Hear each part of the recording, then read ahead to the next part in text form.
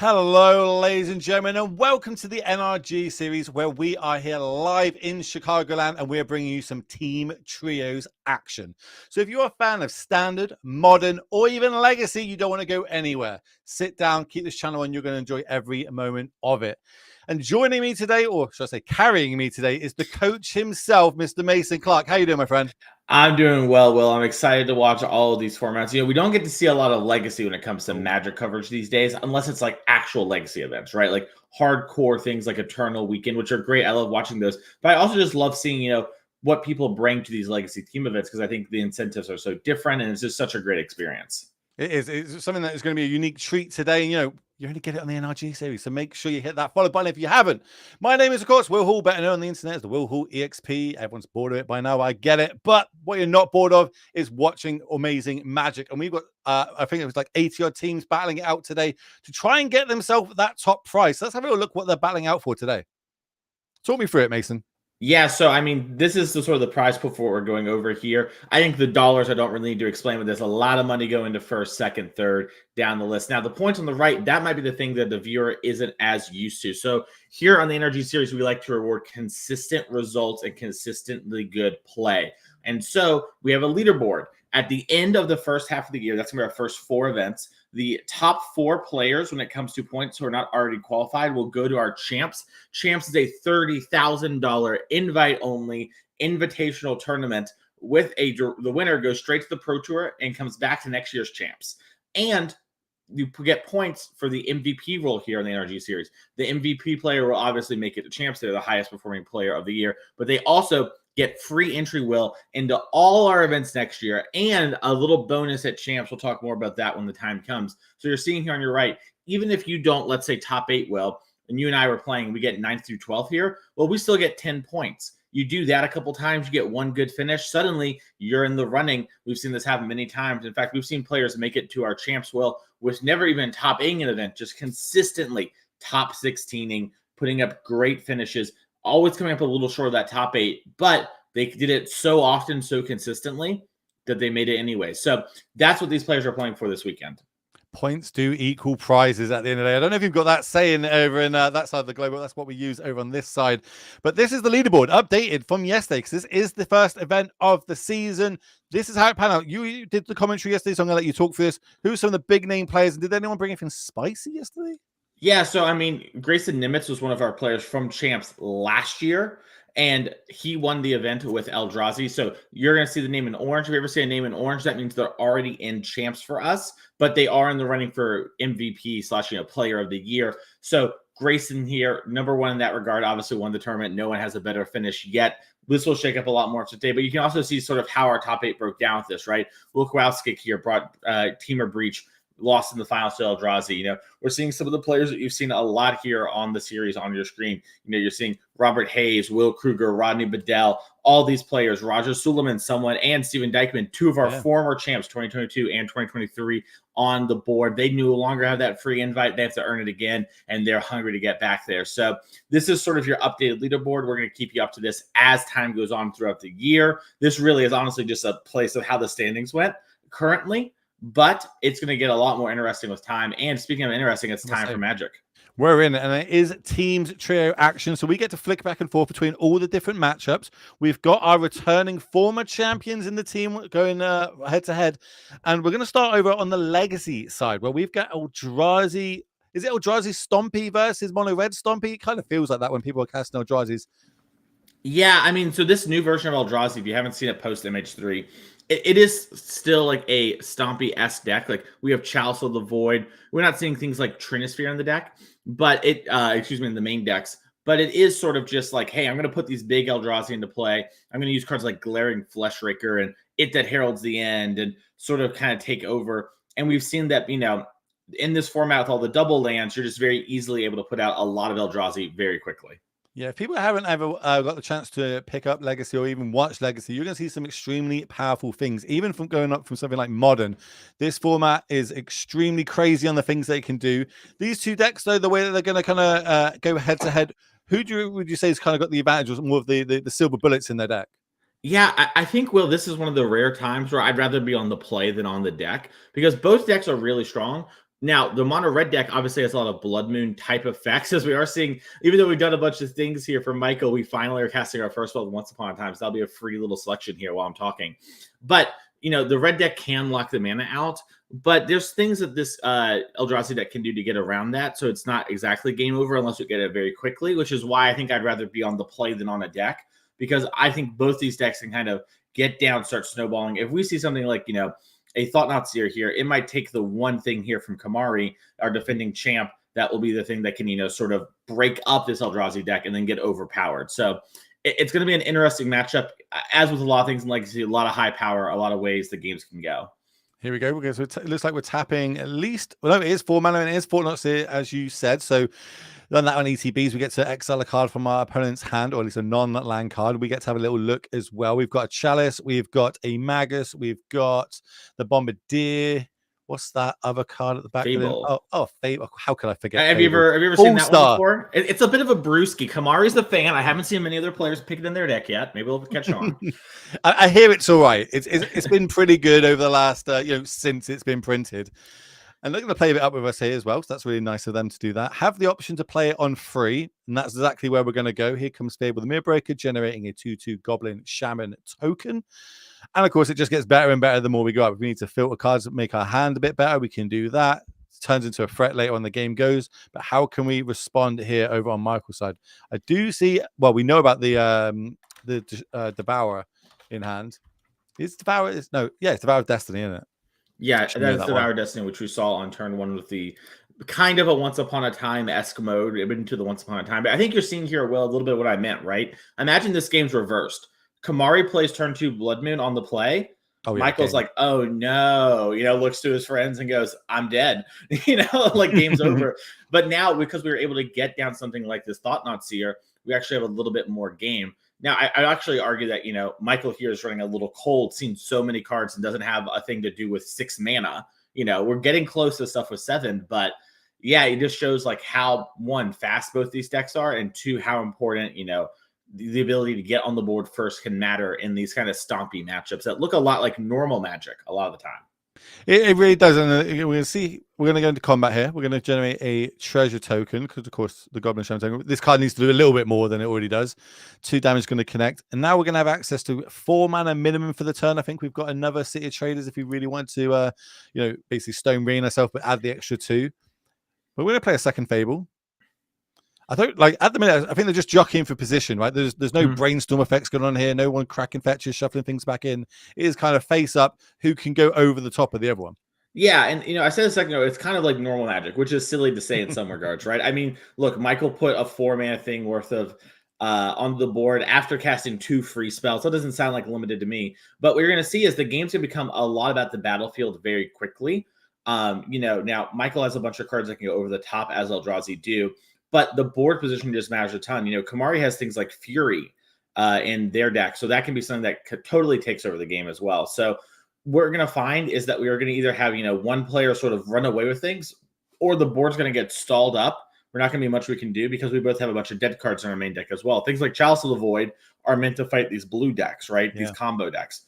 And they're not really good at stopping these 3 decks that are built around 3 and 4 drops. If anything, Michael is the one who can maybe lock Kamari out, but even that is very unlikely to happen in a typical game of Legacy.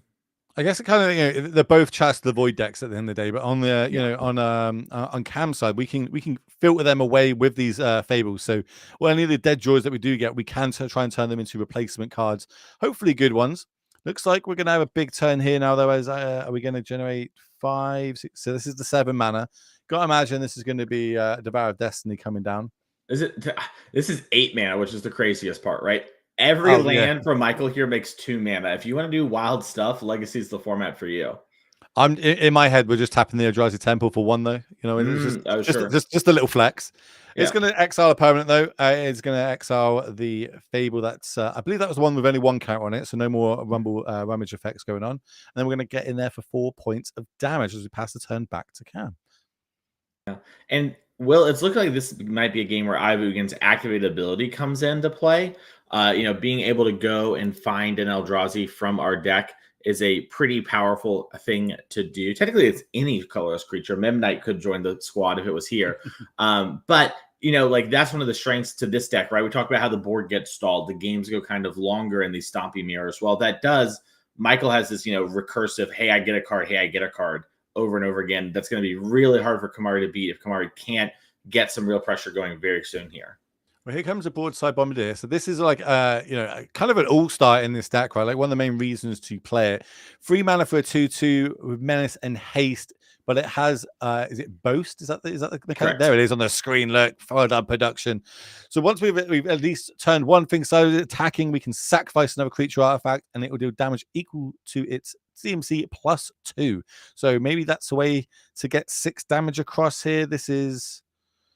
Oh, did we play 2 in the same turn, or am I missing something? Yeah, we did. So we made a copy. The Traders and then the Treasure along with our 1 red land. So now, yeah, these broadside bombardiers are going to make combat a little confusing, and you got to be a little careful about what you get into combat here. You can sacrifice after blocks as well, correct? I believe so, yeah, because the way Boast works is it's like after you've attacked or declared an attack, if I remember correctly. Because I believe the way it works is it's if a creature attacked this turn, and attacking does not involve like having done damage, is my understanding. I could be a little mistaken there, which I think is different than raid, which like you need to cast after combat, which is why it's not just raid. Having a look at the bottom of our screens there, looks like Will's managed to take down the first match with mono red aggro in the standard of the 3. Because remember, we've got standard, modern, and legacy all day here. Now, how do we block? Do we block? We gotta figure that out. By the way, that's huge for the team here on the left, Team Gosling, as they have their name here on Spice Track for us. I guess big Ryan Gosling fan, who isn't?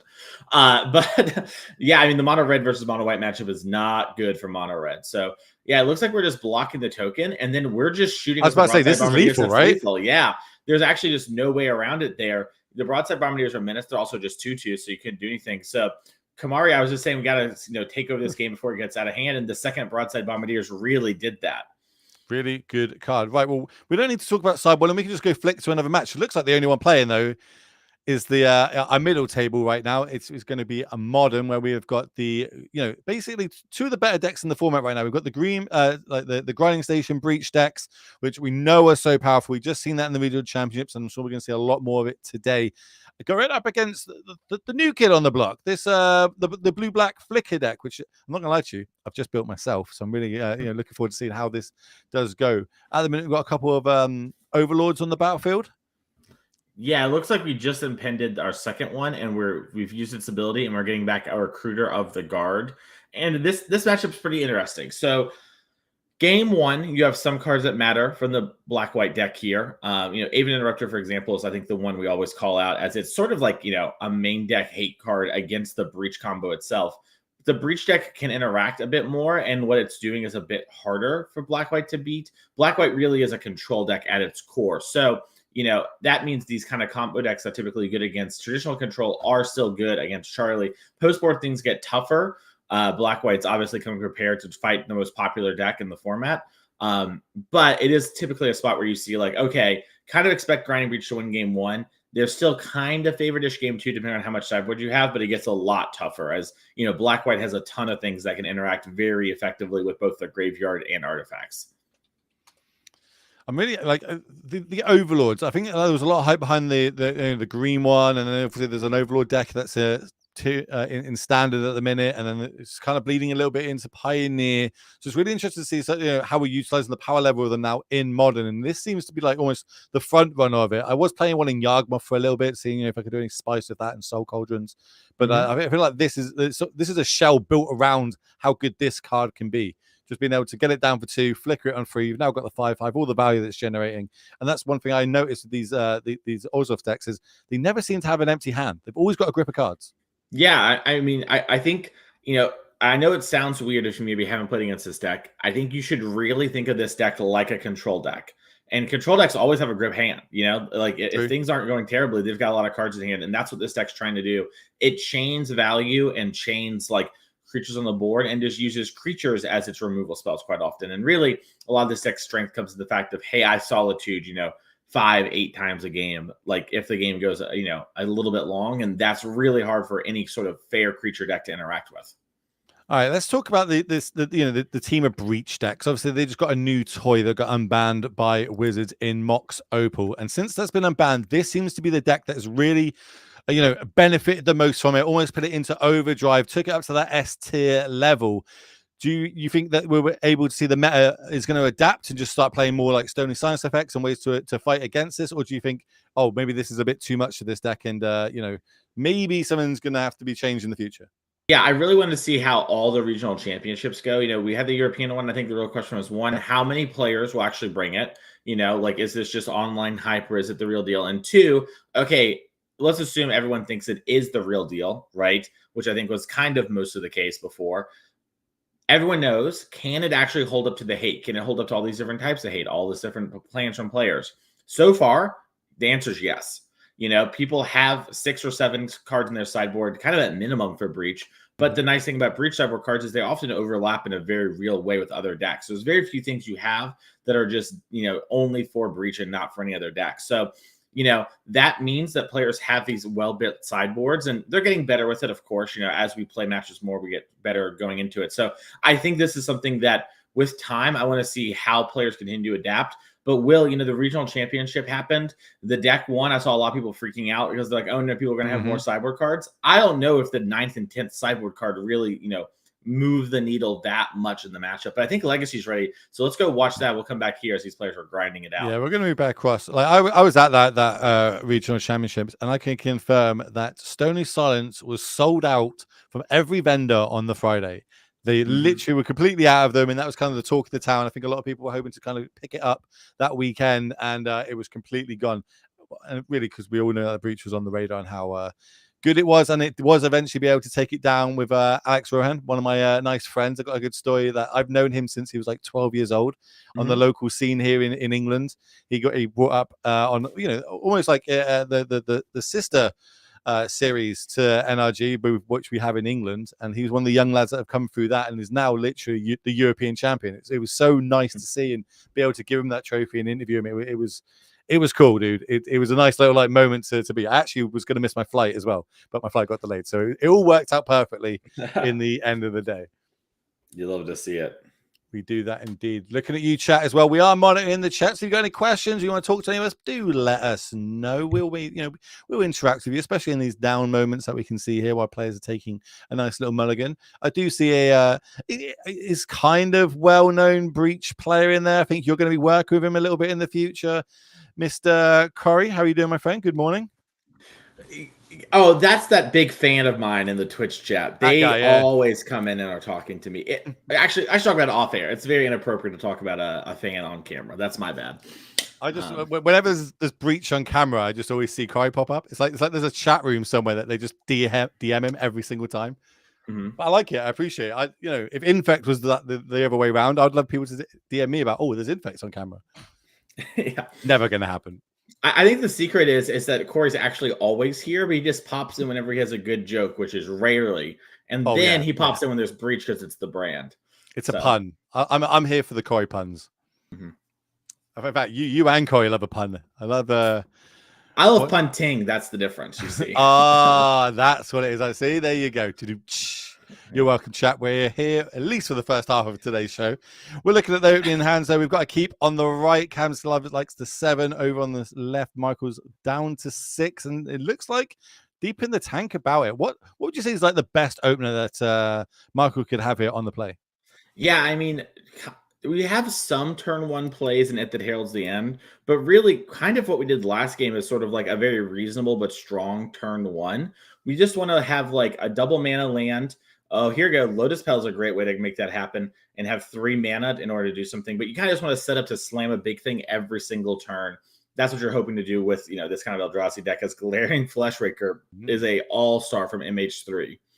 I'm literally looking at this deck list now in front of me. I'm trying to find cards that aren't from MH3. There is a lot of Eldrazi's for MH3 in this deck. There's Thought-Knot Seer is the only creature that isn't from MH3, which makes sense, right? Like standard designed level Eldrazi are just probably not going to hold up to modern levels for the most part anymore. And then we made a lot of very strong Eldrazi in order to, support limited and maybe, make shots in modern. And a lot of these, don't see play in modern because you don't have 16 double mana lands. And, when working on this, I thought kind of was like, should we be thinking about Legacy? And my take was, well, Legacy is all these double lands. It's either, we try and have cool cards in modern and we see if Legacy can handle it, or we don't have cool cards in modern potentially. And, here we are as Blood Moon comes down. I don't see any double lands. I don't see any double lands. I see mountains upon mountains. We might, though, with this on the stack, be able to fire off this Kozilek's command that I see brought to the front of the grip. That will be able to make us a few Eldrazi spawn, which would keep our colorless mana on point, at least for the next couple of spells. And what is that alternate art card? Not even I know that one, and I'm good at the alternate art cards. That's Yavimaya Cradle, I believe. Is that a Cradle? Yeah. You're seeing this one because the deck's green. They used to play Urborg because with Eye of Ugin, it creates 3 mana. It also gives you, 1 land that gives you multiple colored sources in case you draw your few colored spells. And this Kozilek's command is actually going to be pretty huge because even though it's only for 1, the Glaring Flesh Taker will trigger. Whenever you cast a colorless spell, we make a Scion. And whenever another colorless creature enters the battlefield, each opponent takes 1 damage, pardon me. And so that's going to mean 2 damage here for Kamari and 2 mana for Michael, which is important because we need specifically colorless pips here to cast a lot of our spells. So this might help us, sowing Micro Spawn this turn into doing something else in the next turn after we grab our waste. Each opponent bit is also a key bit of text, right? For when we used to have the 1 ring floating around in modern, this was a way to get around it. And there is the 1 rings in this mono red Stompy deck. That's the way for it to refill its hand. I believe there is 1 in hand as well for Cam. So if potentially we've got a quick Accelerant, another Chrome Mox, which is about to get a reprint, come down as well as a land, we might be able to deploy it as early as next turn. Yeah, so one of the interesting things here, I thought this deck had a waste and a forest. It does not have a forest. So I actually don't think we're going to be able to cast the Micro Spawn. That is my mistake. But we do have the wasted hand, Will. There we go. We have the Lotus Petal. Okay, there was a way to make it my mistake. Yes. So, okay, we've got some stuff going here. But we drew the waste. So we just have our basic, quote unquote, under the Blood Moon. Would you say that this is like one of the resilient parts of these Eldrazi decks? We see them becoming more and more popular, especially in Legacy in the last 6 or so months, coming to the forefront. Everyone thinks Mono Red Stompy is kind of the deck to do this, to beat things. It's very aggressive, able to lock out our opponents and finish the game early. Are we kind of seeing that change now on Eldrazi Stompy by playing things like these Lotus Petals to get around that, or has it always been? I know we're all about just hitting fast mana on the battlefield and going as big as we can. Yeah, I think both are just a matter of which way do you think this sort of fast disruptive strategy is best for what's going on, right? In my mind, these are decks that are brothers, right? They came up in the same family. They do a lot of the similar things, but they're different people. They have a little bit of different flavor to them. And I think that's what you're kind of seeing here is hey, there's a lot of game plans that look very similar as, oh, baby, hello. The Wastegate Battle Mage comes down, destroying that Blood Moon. That's a great one there for Michael. It's also a really good answer for the 1 ring as well. If we say, and I'm going to keep mentioning the 1 ring here, it's just because I feel like this is going to be a 1 ring game if we get another couple of turns or not. And we only just escaped that over in Modern and Legacy. We've got a few more answers to it, but here comes the waste. Yeah, it's interesting. You can Devourer of Destiny. To answer the 1 ring, but besides that, it's just the Battle Mage here in the main deck. There isn't a ton. We didn't go over sideboards, but we do have things like Null Rod in our sideboard that could potentially have come in here. So, and there's Disruptor Flute. So there are a couple things that can fight the 1 ring, but there isn't a ton. And with the Yavimaya Cradle here, I think we're going to see Michael actually blow up one of Kamari's lands and then search his deck for another one. I've been on the receiving end of this effect multiple times. I'm not a fan of it. Not gonna lie to you. It's not good when it's happening to me. Yeah. We're gonna leave Cam with 1 land here, and we get to go and 2 up. Potentially another one of these dual lands or these 2-man lands moving forward. Could get a city, could go for Eldrazi Temple, could even go for Eye of Ugin now that we've got no more cards in hand. Yeah, I think there's maybe some confusion about Kamari started to search the deck but paid 6. I don't really understand what's happening here. My guess is that maybe players think they've missed the ability. I don't know exactly how this one works, but I'll say this. I like the fact that Michael went after the City of Traders, because City of Traders, you might think, well, Will, that land blows itself up when you play another land. I'll blow up the other one. Kamari has to play a land. I'm going to lose all the mana. Get got, game over. But Michael very astutely thinking about the One Ring, like you mentioned. So even though we won't blow up as many lands as we potentially could, we are going to have our opponent not be able to easily put the One Ring into play next turn. And let's be honest, the One Ring is going to most likely find you more land drops. So playing around that, especially with some pressure on board, great play from Michael. While this judge call is going on, I want to check in on the modern game real quick, because I don't like judge calls. It bores me in real life. It bores me here. I was going to go for that line there. So we Stone Rain, go two up our own land. We can then find a wasteland and completely take them off mana for the whole turn. But joining into this is another game that looks a little bit one-sided. Game 1 as well, remember? Yeah, so we're coming in. I think we're coming in on the winning turn here potentially for Adam, because we just killed the Aven Interrupter, which had plotted a Underworld Breach. Remember, Aven Interrupter says cards in exile and cards in graveyard. It has that little extra point, to give it a little extra value. And that means Underworld Breach costs 2 mana to escape every single card. And with a graveyard like this, I can't imagine Adam won't be able to win the game unless all these stations are gone. Does look like one got exiled potentially from that Emperor of Bones in play. It looks like there's still all the win conditions in the deck. And it does look like, talk me through that win condition. Like, people might be, might just be tuning in now for the first time. This might be the first time they're seeing Breach Golf. What is the win con? How are they going to achieve this win? Yeah, so what we're going to do is we're going to get the card Grinding Station to play, which is a very normal and intuitive Magic card. We can pull that one up on screen for you potentially. The long story short on Grinding Station is you sack an artifact and you mill a player for 3 cards. So we're going to mill ourselves, Will. And we're going to play all of our graveyard. Now, Adam here is playing Grape Shot over the commonly played Thassa's Oracle. If you played CDH, you know Thassa's Oracle. No cards in deck. You cast this card. You win the game. It technically can win a little sooner, but most of the time with this deck, you're going to have no cards in deck because Station costs 3 to mill yourself. Then you're skipping a card just 3. We do that over and over and we win the game. Grape Shot, what we're going to end up doing is we're going to cast a bunch of spells. Then we're going to Grape Shot you. And we're just going to sort of storm count, and, pick apart Charlie. This is a card that players have really liked as a backup win condition, because you can just play it on turn 2 or 3, Will, and, kill an Ocelot Pride, right? If I go something like Opal, play this Grape Shot, I might kill your Pride and the token it made. I might kill your Johnny. So while it isn't as deterministic as Thassa's Oracle, a lot of the time it is. I would argue the big reason to play a Thassa's Oracle is actually for an event like the regional championship coming up in Portland, where you're more likely to actually play against someone's brew and some sort of weird deck. The example I love to give is Heliod Combo. Think about Heliod Combo in Modern right now. If you gain infinite life, you actually beat all the top decks. No top deck can beat that unless they have Thassa's Oracle in their deck, but people are playing Grape Shot, right? So in this situation, Adam wouldn't be able to actually win the game. Adam would need to, deck the opponent via Grinding Station, which could occur. That is something that you can do, but no traditional means wins. That's where Thassa's Oracle comes up. But you're not going to see as much Heliod Combo in a team tournament environment. In team tournaments, we see a lot more meta decks, and it makes a lot of sense, right? Think of it this way, Will. You, me, and let's say Will Kruger are teaming for an event, and me and Will are playing top-tier meta decks, and you're like, I really want to play my Heliod Combo. I heard this really smart guy on coverage say Infinite Life is unbeatable right now. Well, let's say even if it was a good call, you don't have a very good day with it, right? Now suddenly you feel bad. Maybe you don't want to make your friends put in that weird situation where you played the weird deck and they didn't. So now you're going to see more meta decks in these team environments quite often because people don't want to let their friends down.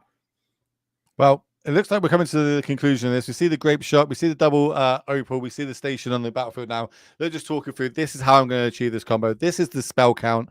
It's all going to go to your face. I'm going to do this twice. I'm going to win this game, take down game number 1. So maybe we can go back to the Legacy, see how that's getting on. It looks like, what do we see? So it looks like we took out the red source and was able, so basically we weren't able to Stone Rain, but we found a wasteland and we used the wasteland to get rid of the red source. And from that, it looks like we've untapped, used City of Traders plus a treasure token, I think it's at the top of the screen, to cast this Fable, which you now see on the battlefield, and we are all caught up. Going to combat. Let's turn everything sideways. What we got on the battlefield? We got a 2/2. We got a 2 you've got a couple of 2/2s actually, a couple of 2/2s and a 3/3. So that's going to be 5 points of damage coming across. Taking out the Flesh Raker, which makes sense. That's the one that can generate a bit of value and get more damage in nice and early. As Fable's going to go up to 2, which means we can discard 2, draw 2, or at least up to. One of them is going to be a Bombardier by the looks of it, and the other maybe the One Ring. I see a couple of Pyroglyphs in the hand. Maybe 3 of them. Has 3 Pyroglyphs in the One Ring was the hand, I think. Like Pyroglyphs is one of these cool cards. I like there's the Pyroglyph. What's the black one called? Necroglyph or something? It's not Necro, because Necro is the MH2 one, and Nether is the real MH3 one. It has something like that. The Black Glyph, you know. The black Glyphs. Basically, I could have a Jund deck of Glyphs, and that's all that really matters. You know what I mean? That'd be pretty sick to see. Here comes the Chrome Moxo. We are going to get rid of one of the Pyroglyphs to go underneath it. So now that can tap for red. That's going to act as our land drop for the turn because we don't have one. But it does give us access to 3 mana. So maybe we'll start dropping these Pyroglyphs, which maybe we can get on the screen for everybody at home to have a little look at as well. Yeah, Pyroglyph, one of the inclusions in the Jund Glyph Commander deck from the MH3 cycle. It basically kind of does what you would think a reddish Glyph would do. It's got the Glyph text, and then it does damage equal to its power to any target. So kind of Flame Concavu-ish meets, Tarmogoyf. And, it's just like, I know this might seem silly, like a 4-mana card in the format of Daze, Dark Ritual, Brainstorm, but in this kind of deck, it's surprisingly good. Yeah, you can get down pretty early, and once it hits the battlefield, it's got a load of effects that you can see there. We can start shooting everything down. We are 1 mana off from getting it down yet, though, so that means we've had to pass the turn back, keeping 2 in hand. Now on the other side, looks like we were able to draw another one of the Battle Mages. I can't quite make up that last card. It might be a Devourer at the back of the hand there. I think it is a Devourer, yeah.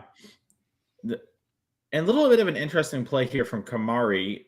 We played the Mox and then passed when we know our opponent has Disenchants. Oof, this is going to be rough. So I'm not sure if we were trying to incite this Battle Mage so that we could maybe Pyrokinesis/Fury it. But that card's under Chrome Mox is gone. There we go. Do you feel like Fury is probably the best top deck we can get at this point to kind of just stabilize the board, stem the bleeding a little bit? Yeah, I think that would probably... We need something. Pyrokinesis is just Fury for the most part. It's like instant speed Fury if players haven't seen that one before. But yeah, I think something like that would be really good. I think we need some way to take over the battlefield. And, that's why I was a little interested in the Mox play there. Especially because we use an MDFC, we could have just played, if you play the Land of the Seer Traders goes away, but you can wait, or you could have done both to put a Glyph into play. It was just a line that I think was maybe trying to incite more Battle Mages to Fury them. But this Fable's flipped now, and it can chump block, so we get a turn. It has to chump block. We are only at 3 life over on Cam's side. Big draw step. Well, Kamari could just want to, go eat. I'm pretty hungry. What if I go get a snack? Over in standard, looks like mono red has been able to defeat the mono white deck. So we get to go across back to a modern and see if they're finishing sideboarding there, going into game number 2, where we've got the Teamer Breach deck up against the Ovzov mid-range deck, the latest spice in the format. Yeah, and I'll say yeah, so I talked about the team environment thing, right? And how you're more likely to see real decks, and it's sometimes you're a little less likely to see sort of more fringer decks. Right now, the mono white Caretaker deck at the start of the format looked to be one of the top decks, kind of fell off. One of its biggest points was that it really beat up on the red deck here. So this is a huge loss for Kamari's team. This was supposed to be like okay, guys, I've got this one, thumbs up, and and one of you win it. But losing to mono red, Will, no slouch, don't get me wrong, was in our finals yesterday, very strong player. But that's still a matchup where traditionally it's like, wow, I feel like, they got away with something there for me to lose this sort of game. Yeah, I'm looking at the deck list now, and it's just so much removal in it. So much removal, so many bodies that come in, life gain. But yeah, no, able to take it down. It is what it is. That just means that the other 2 players in the team need now 1 victory to take it down for them to be able to advance in today's tournament 1-0. Because maybe people haven't played team events, before, you basically get to go with 2 of your best buds. Get to battle out. You can have 1 left of you, 1 right of you. You can talk amongst yourselves. But between the team, you need to have 2 of you be victors overall in your match to advance and get the W. I think we've got both the middle table and the bottom table shuffling up. So maybe we can have a little quick look at an event that we've got coming up next in I don't know which one it is. I've got Madison, Wisconsin. There you go. March I knew I set you up. 16th, 10K standard showdown. You see that mice? It's the card no one can ever beat. And if you tell me you can beat the mice, I don't believe you. Unless you maybe have a pixie on your side. We'll be there Saturday at the 10K showdown. Sunday, we're going to do a 5K Pioneer trial. And here, this is what I got to say about this. Pioneer was getting kind of dope. It was finally maybe hitting a point where it was going to be really exciting. Who knows? Maybe if we kept playing it, we would have figured out some silly stuff. But we've had a couple sets since then, and this will be kind of the first big paper Pioneer tournament. So if you love Pioneer, this is your chance to come out and compete to Madison, Wisconsin. We'll see you there. But also, and just in general, I'm excited to see what are people going to do with Aether Drift. You know, we saw Duskmourn really change Pioneer. Then Foundations came out, had a couple cards players with someone interested in, and then Aether Drift, which you can pick over at NRG.com, get your singles there. There's going to be a lot of interesting cards. Like we saw the new Death Shadow vehicle. Is that something that's going to see play in Pioneer? No one's talking about Pioneer right now because it isn't a competitive format this year when it comes to making it to the Pro Tour, but it's still a format players love with lots of cutthroat and innovation going on. I can't wait to see what happens there. Make sure to follow the Twitch channel. That way you can watch it as well if you're not able to make it out. Will and I will most likely either be here or be there. And for Will, he's going to be here. We got a team event coming up in the end of this season, right? We're all going to go. It's going to be me, you, and Doomwake battling out in one team, giving Norma an absolute headache on trying to find casters for that event. Yeah, you know what it really sounds to me Boom. is like Turn 1 Magus. How do you like those potatoes? Yeah, and this is what I meant earlier, Will. When it came to the who could be most explosive and being on the play? Yeah. I see. They revealed the Devourer Destiny when we were talking. Sorry, I was like, why did we didn't reveal a Devourer? Pardon me.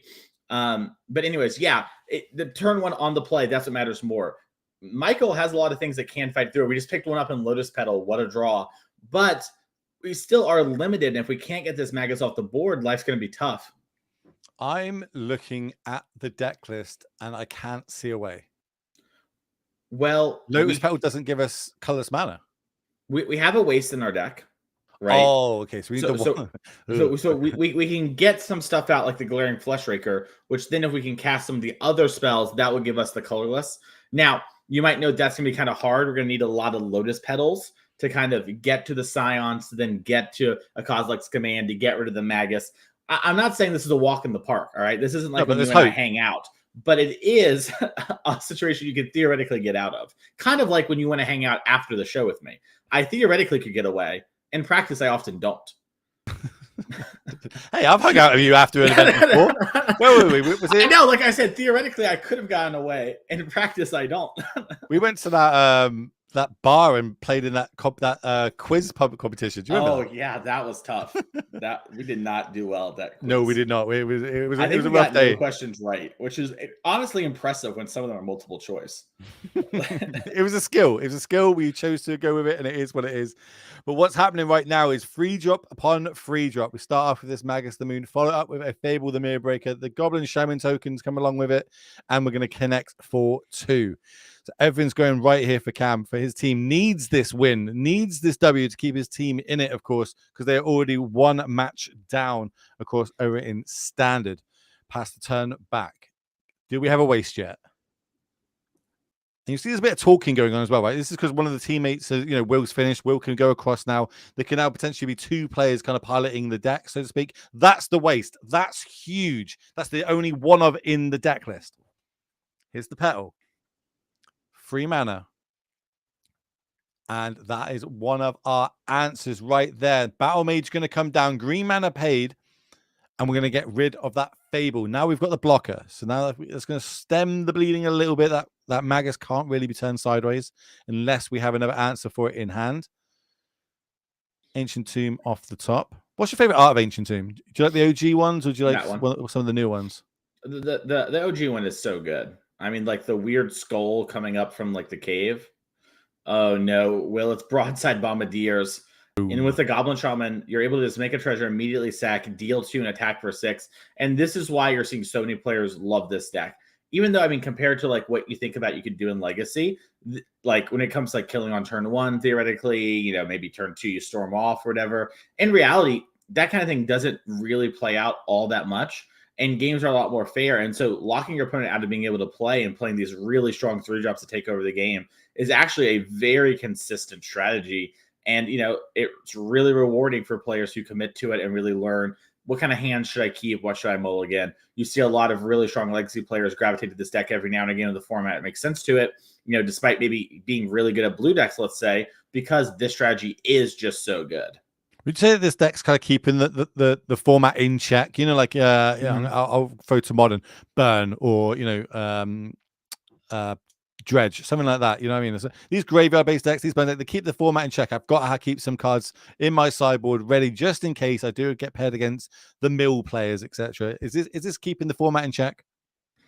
Yeah, I think this deck does a good job of being sort of like the fair, fun police. Like Chalice on 1 keeps a lot of decks honest. Blood Moon makes it so, like if cards like that aren't seeing play, like Blood Moons, you're just not going to see as many basics. Obviously, Wasteland pushes the needle a little bit, but maybe, you want to play a second one because of something like this, right? And if we don't have that kind of pressure, it's probably like a one and done situation for plenty of decks. But we're seeing here too, by the way, Broadside Bombardiers is just so MVP. Good. MVP of this matchup so far. Every single turn now with that Goblin Shaman token, generating a treasure token basically means we get a free shock effect. And unfortunately for Michael, all his creatures he's played so far have 2 toughness. So we're able to get them out of the way, dropping them down to 6, which means lethal plus is on the battlefield right now. Do we have a way to stabilize? Not entirely sure we do. I don't think we do. I think the big problem is all the creatures we can play right now have 2 toughness, which means the broadside plus treasure combo is going to get them. But he also has broadside bombardiers plus like all these creatures. Any one creature we play is actually just still going to die, right? Broadside has menace. Everything else is a 2/2. That's just math. And maybe they forget to attack. Maybe that's the line. Yeah. Turn everything sideways. Damn. Handshake. Okay, that's that one match. That means this game, this entire round 1 is going to come down to our modern seat, where we've got Temur Breach up against the Obzoth mid-range deck. Obzoth mid-range 1 game down. We're able to see the Grinding Station deck kind of go off game 1 with Grape Shot. Now with sideboards, does this game get better or worse for the Obzoth deck? It gets better. Now, part of the problem is, right, the Breach deck also gets the sideboard, and there's only so many cards that can super stop things here from the Orzhov deck. But it's a situation where there were some cards that just, are kind of medium in the black-white deck to begin with, and getting those out of the deck, even for minor upgrades, would be huge. We get some pretty big ones and stuff like Stony Silence, etc. here, as the Ephemerate is going to get that Solitude, which will answer the Tamiyo or the Construct, and go for the Tamiyo. But yeah, I mean, this is one of the things, and we saw this, by the way, when Breach first started popping off with like Jesse Robkin here on the series, Corey Weimaster, Ross Merriam. They were farming the 4-color control players, right? If you try to fight over the battlefield and you try to, play these long games, Breach just excels at playing those kind of games. It is just very good and doesn't really care. And the introduction of Mox Opal means they kill quicker, and it means they're less reliant on having creatures on the battlefield. We used to joke here that like this Breach deck's really good. It's only weak to artifact hate, graveyard hate, enchantment hate, creature hate. And while the creatures can still come up and matter, it's a lot, more of a thing nowadays. As I think we shifting Woodlands to make a copy of the Urza Saga, so that we can now start activating here in a couple turns. And that's like the C plan of this deck. If I can't combo you one way, can't combo you a second way, I'm just going to beat you up with these big construct tokens, because my deck basically consists of multiple artifacts anyway. And at the minute, it's already a 4/4 construct. Yeah, and actually, you're going to see a very sick interaction here. So Flicker Wisp can take care of the construct. You can also get rid of the clue if you wanted to, if you're not really worried about the beatdowns. But we can flicker the dog on the Flicker Wisp.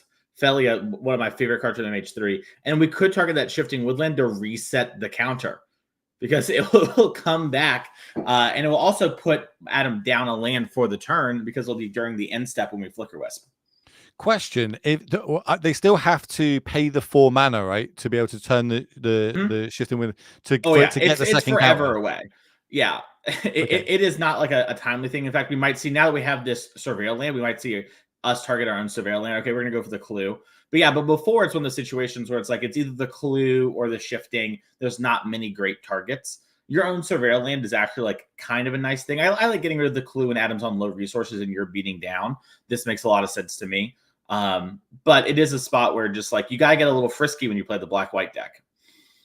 You can't give it these breach decks all the time in the world because they'll just keep setting up, and then out of nowhere you have now just lost the game. We're going to see Unholy Heat though. That's going to take out the Thalia. So that's just make sure we've got Delirium, Planeswalker, Instant Land, Enchantment. Definitely got Delirium in that graveyard. Does leave us with 6 power on the battlefield though, so we'll start by turning that sideways, gaining 3 more life, dropping Adam down to 11, and then Wrath of the Skies for 2. Ugh. Yeah. Get rid of those 2 artifacts. Get a bit of energy for potentially any future Wrath of the Skies shenanigans. Now that definitely came out of the sideboard, right?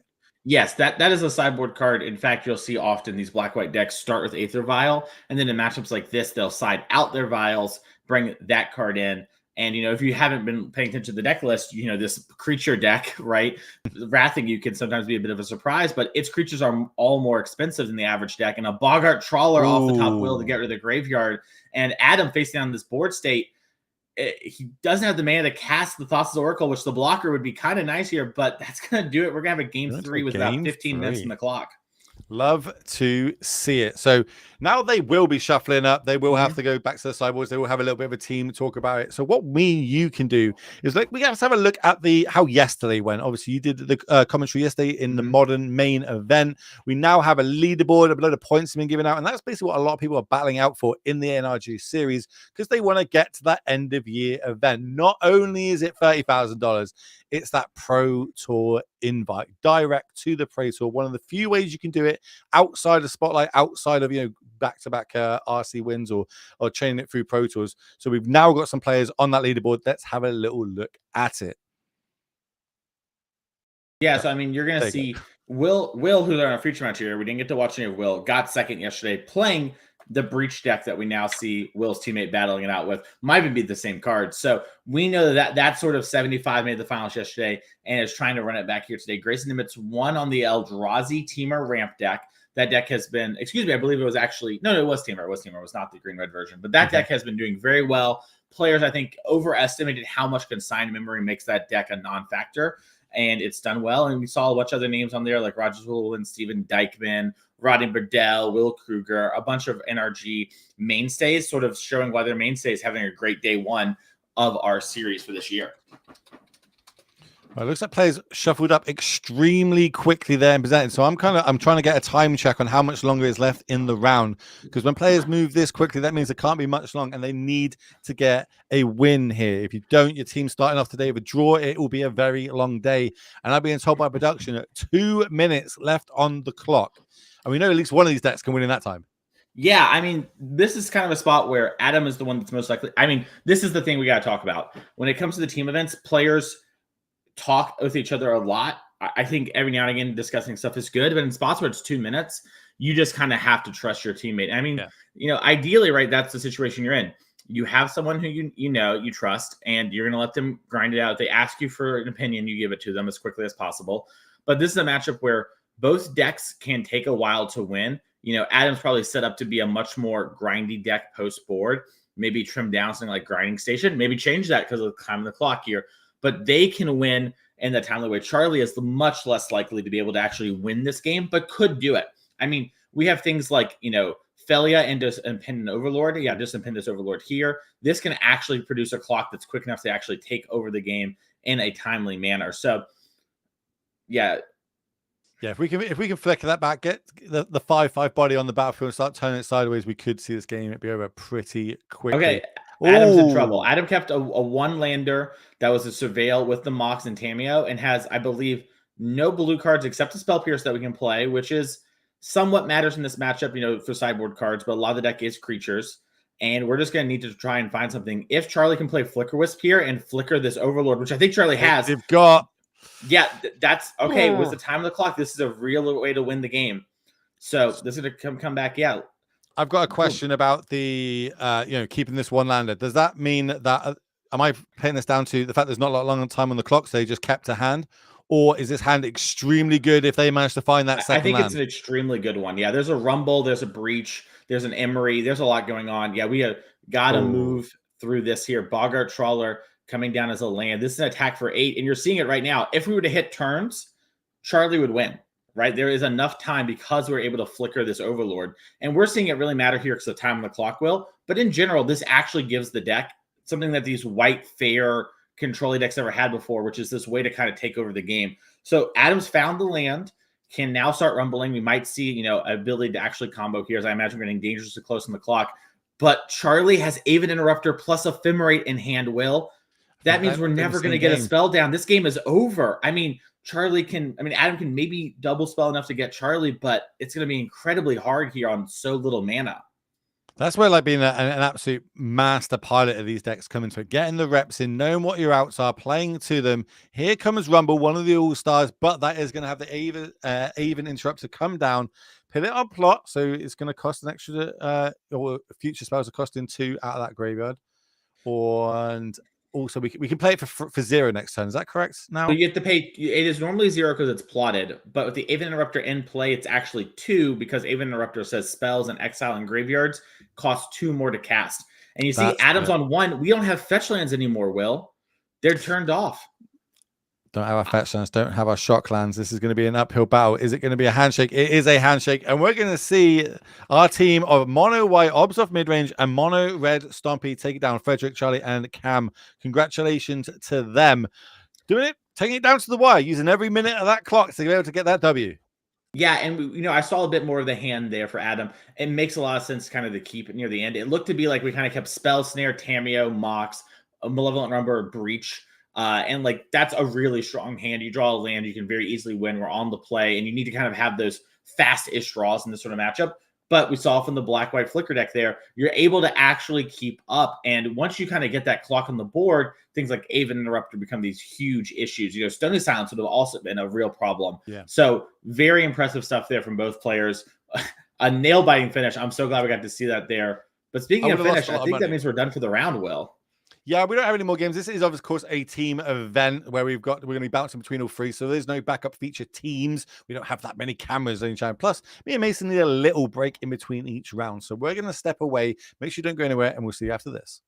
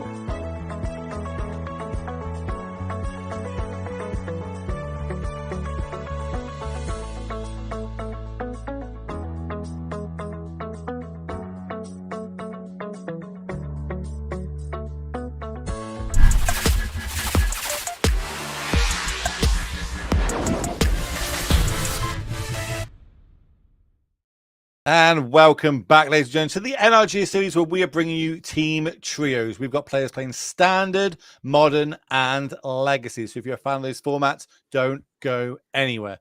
Joining me in the booth, we've got none other than the coach himself, Mason Clark. That was the first round. How do you think it went? Was it pretty good? Do you think we can get a little bit more spice going on in the feature match?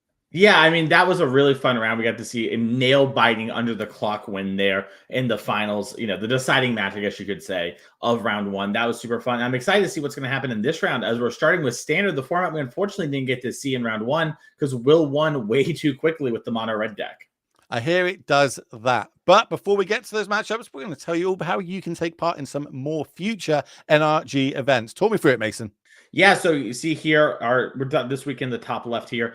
Below that, Madison, Wisconsin, March 15th to 16th. You mentioned it a little bit earlier. We have standard on Saturday, 10K showdown. One of those, you're going to be seeing us at Champs, 5K Pioneer trial on Sunday. If you're a Pioneer lover, we know there's a lot of you out there. We know you're a little under-loved this year when it comes to competitive Magic. Come on out to Wisconsin. Have a good time. Get some cheese. It should be fun. May 10th through 11th, we're back in Chicagoland with a modern showdown on Saturday, standard trial on Sunday, 5K there. And then the 20th to the 29th is going to wrap up part one of season 2025 here with a 10K showdown team event on Sunday and then standard on Saturday. But the team is sealed.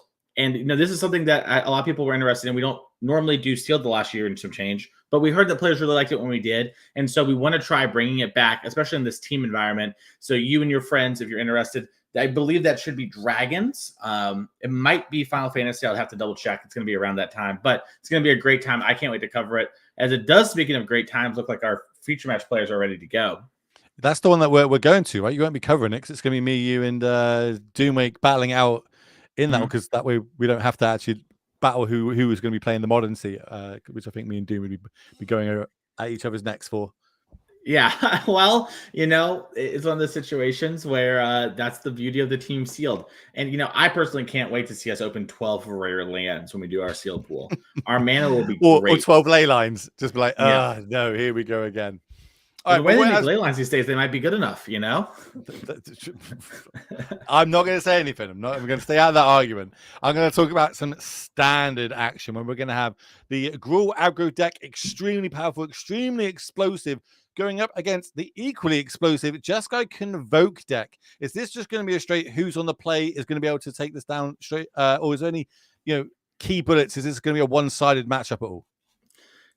It's going to be a very interesting matchup. I mean, so this Gruul aggro deck is able to have really, really fast starts and take over the game. It also can play a little bit of a longer game against more traditional decks. You see that with things like Paw Patch Recruit. Being on the play here, at least I believe that to be the case, matters a ton as you're going to be able to be a bit more aggressive and then stick something like a Screaming Nemesis that might make combat a little harder. Jeskai Convoke is a really powerful deck that sometimes stumbles a little bit in standard. I think is honestly a little bit underplayed. It has a lot of good matchups versus some of the top decks.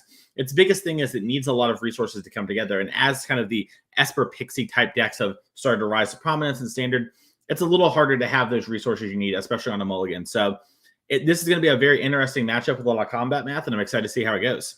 Well, here we go. Turn one, Hide Claw on the battlefield. Obviously, there is a Rakdos Lizards deck floating around for a little while. This was one of the all-stars in it. Good enough to just be a really good one-drop in any mono-red aggro deck you want, as we are turning everything sideways straight away, getting that point of damage in. Then go to blocks. I imagine we're blocking the Lizard there and just getting in 2 points from there's so many mice. This is going to really test my my casting speed, I believe, with the Emberheart Challenger also coming in and getting turned sideways. Back on the other side. Talk to me why we're splashing blue in these decks. Yes, the blue is for things like Spyglass Siren to really just up the ability to have your artifact count for Gleeful Demolition, along with some sideboard cards. In game one, there's things like Mockingbird as well that some players play in high numbers, some play in low numbers. It looks like Nathaniel has one in the deck this weekend from what I can see, at least in hand. So that's going to mean you're able to have more of these creatures come down, which can be pretty impactful, of having just more Emidange Recruiters, more Novice Inspectors, things like that, as, kind of a really strong card in Innkeeper's Town here being played. I say this card is extremely good in this deck, being able to trigger a lot of our creatures with is it Valiant Valiant is the Correct. mechanic I'm thinking of. Valiant. So we get to target it, one of our creatures, every turn of this, put a counter on it, get the trigger as well, gain that incremental value. But in this instance, we're going to put it on the Hired Claw, turn it into a 2/3. So there's no good blocks on the other side of the battlefield. And I think end of turn, we're going to see a recruiter come down and or no, a reinforcement, sorry, and potentially come up our board a little bit more, moving into our turn number 3. Yeah, and you're seeing just this way, both creatures can't be blocked. You push a little bit more damage, and also diversifies, right? Things like Case of the Gateway Express and the Torch the Towers are played in these decks to varying numbers, and that means, by having some of our creatures big in other spots, we might be able to survive, a kill spell and keep the pressure up here. So I really like this play to kind of diversify what's going on. This looks like what we're going to do. Starting off with the Case of the Gateway Express, this is going to do, each creature is going to do 1 point of damage. Which creature are we going to target? Remember, there is 1 mana up.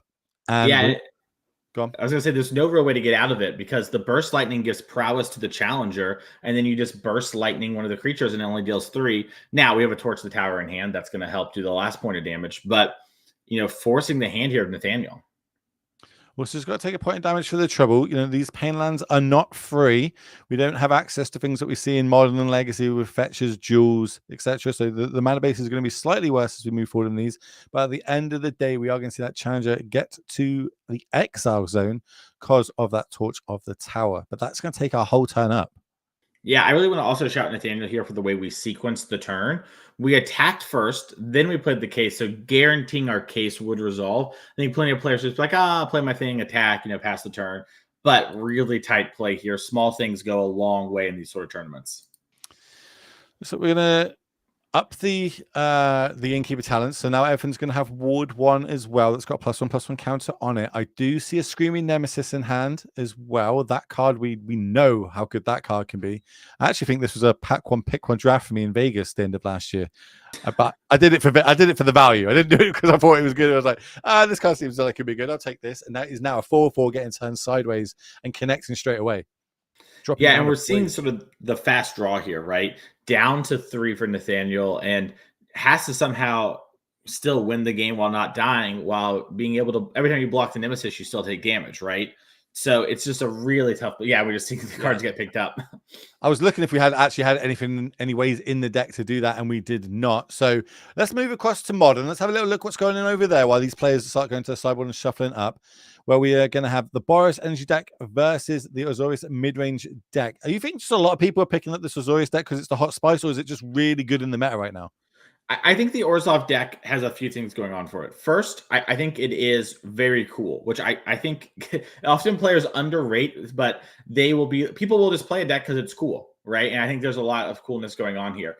It's important to remember that, when Theo first won the challenge with this deck, hard to believe just 4 weeks ago now, Theo tweeted, "Don't play this deck. I don't think it's good." A lot of players said bet, played it, and has been doing really well since then. So, there's been some innovation. The deck's changed for sure. But I think there is just something good going on with this deck. And it's really impressed me. And I think the way to look at this deck, once again, is this is like the controlling deck. This is the solitude role of the format. We don't really have a solitude deck, and we've seen that it's so good against creature decks. And this is a great solitude deck here. So Orzhov Blink, I think, is just nice whenever you're playing traditional games of Magic to varying degrees. I think, its energy matchups a little sketchy game 1, gets better post board. It's not a perfect matchup, but this deck just has a lot of game versus a lot of the decks in the format. It has some struggles for sure, but it's a lot better than I think people give it credit for. Well, I'm jumping on that bandwagon. This is a deck that I've picked up. A lot of my friends have been giving it a bit of hype. So I'm going to give it a little go, see how we get on. It's going to have to be good, though, to get me off Yawgmoth. I really am a Yawgmoth fanboy recently. I enjoy that deck quite a bit. But how are we going to move forward? We know what the Boros deck can do. We know after 3 bans, it is still one of the best decks in the format. So consistent in what it can do. Can have those super explosive starts that are nigh impossible to stop, and still has key cards like we're seeing right now with Ajani. And that's enough to scoop it up and take that game down. So let's move across to Legacy, see how they're getting on, where we're going to have the Reanimator versus Eldrazi. Looks like we have reanimated a big Troll of Khazak Dune. So that's going to be a 5/5 that has to be blocked by 3 or more creatures. And the follow-up is going to be this is the one that the Narrow Goyf. This is the one we were talking about early on when we were trying to name what different Goyfs were. The Borrow Goyf. Borogorf. It's boring in. I actually just picked a couple of these up because I've got a legacy event coming up soon, and this I like to play my Simic colors, and I felt this card looks pretty good. I want to have a little try of it. You know, have a little Death Touch, a little Life Linker, fill my graveyard up a little bit more. It's a pretty cool card. Yeah, this card's great. And it's hard to underrate just Death Touch, Lifelink, pretty big creature with some minor upside. All that stuff matters a ton and really help round the card out. And I think Troll of Khazal-Dûn actually is kind of showing you a very similar thing, right? Hey, I pitched to Grief. Hey, you can reanimate me sometimes. Not the best thing, but you kind of need to do it every now and again. Very similar to Borogorf. It's like, hey, I'm not the best thing in the world, but I'd have enough value, enough synergy with your deck that you should consider playing me. And I think that's so cool. Days. Oof. His days. We are still going to generate an Eldrazi spawn token though, because a color spell was cast. There it is in the battlefield, top of our screen. And then we're going to pass the turn back. What else can we do? There isn't any like super big cards to go over the top. The one difference from the last Eldrazi deck we've seen though is a Sire of the 7 Deaths. Now, Mason, off the top of your head, can you name those 7 abilities? Go. Sire 7 Death is Menace, correct. Haste, Reach, Trample. There's no haste. Well, why isn't there? Why isn't there? Okay. That would be really good. That would be really broken. If you had this massive 7/7 attacking Ward? you again in life. It does have ward, correct. Okay. It was Lifelink and it Vigilance. Does have Lifelink. Strike. Does have Vigilance. Does have First Strike.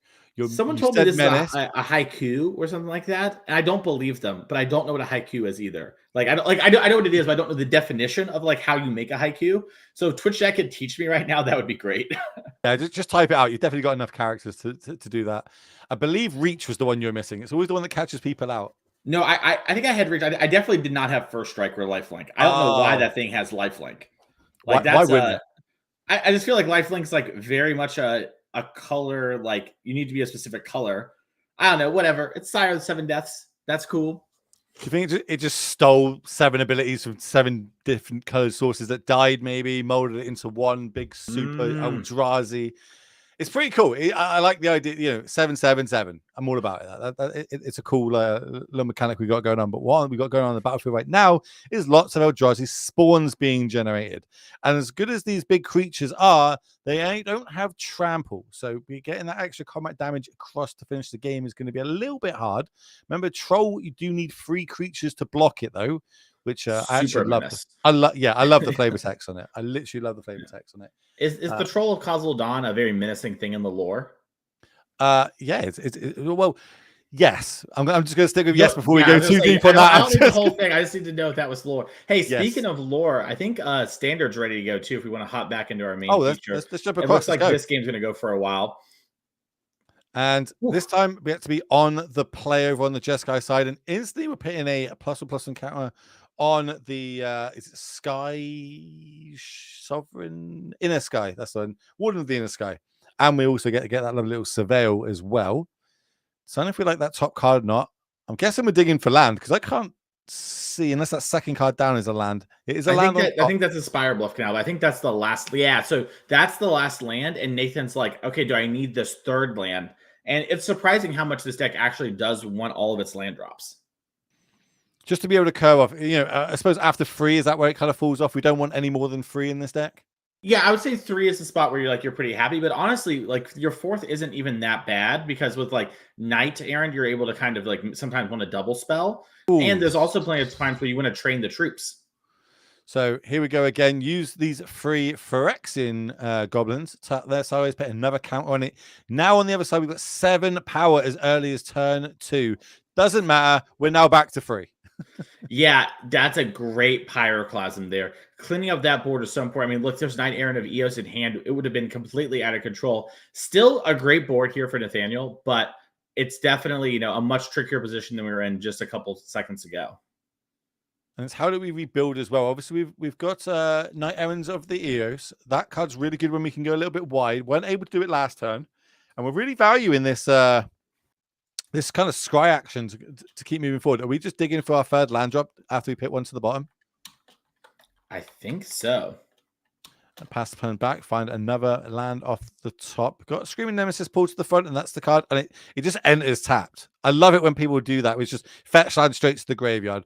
creature in play instantly tapped. We know what we're doing with it, and we're connecting 3 damage to the face. And weirdly, that's the first damage of this match, even though Nathaniel's been putting creature upon creature on the battlefield turn after turn. Passing it back to him. Currently got 2 creatures, now 3 creatures, another treasure. One clue is going to enter the battlefield. And now we're going to enter another creature. That's another Sky Warden, I believe. 1,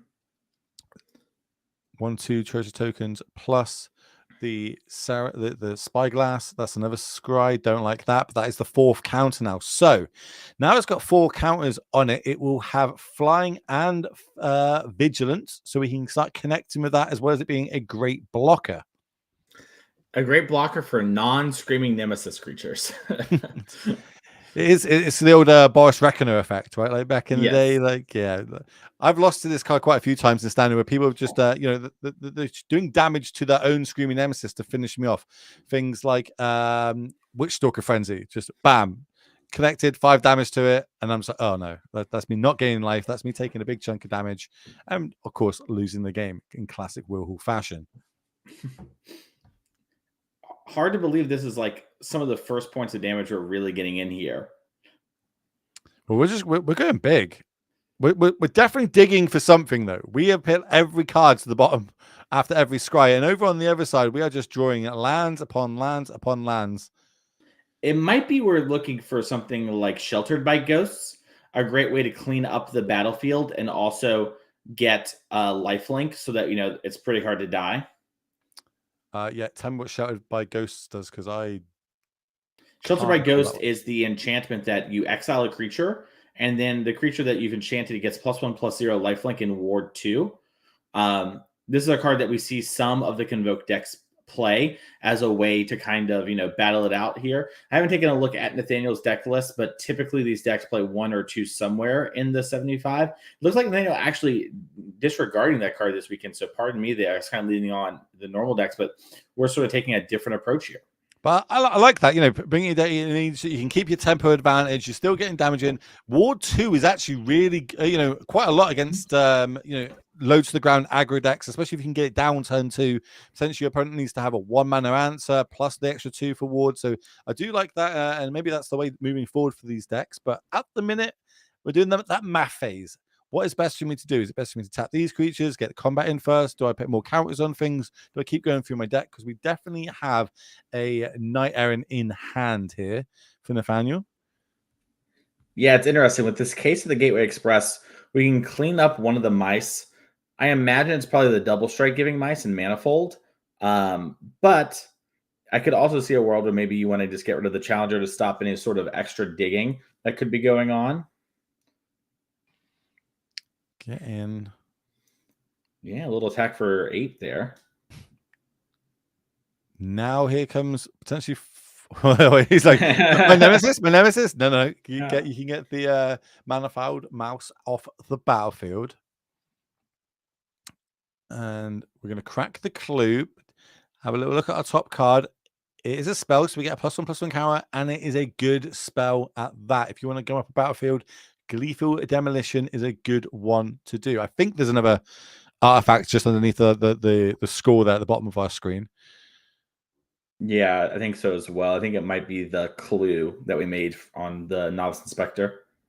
More land, more Screaming Nemesis. Equally as scary. 2 cards left in hand, and I think they're 2 pump spells. So at 10 life, 2 blockers. Everything's got, I think, because the did we manage to solve the case that turn? We did, yeah. We attacked with 3 creatures. Yep. So now everything's got Anthem effects of +1/+0, and yeah, we're turning everything sideways. Yeah, it's funny. The Anthem actually, makes it so we can block one of these Nemesises, but if we do it, it could still do 3 damage to us, which is a pretty funny situation to be in.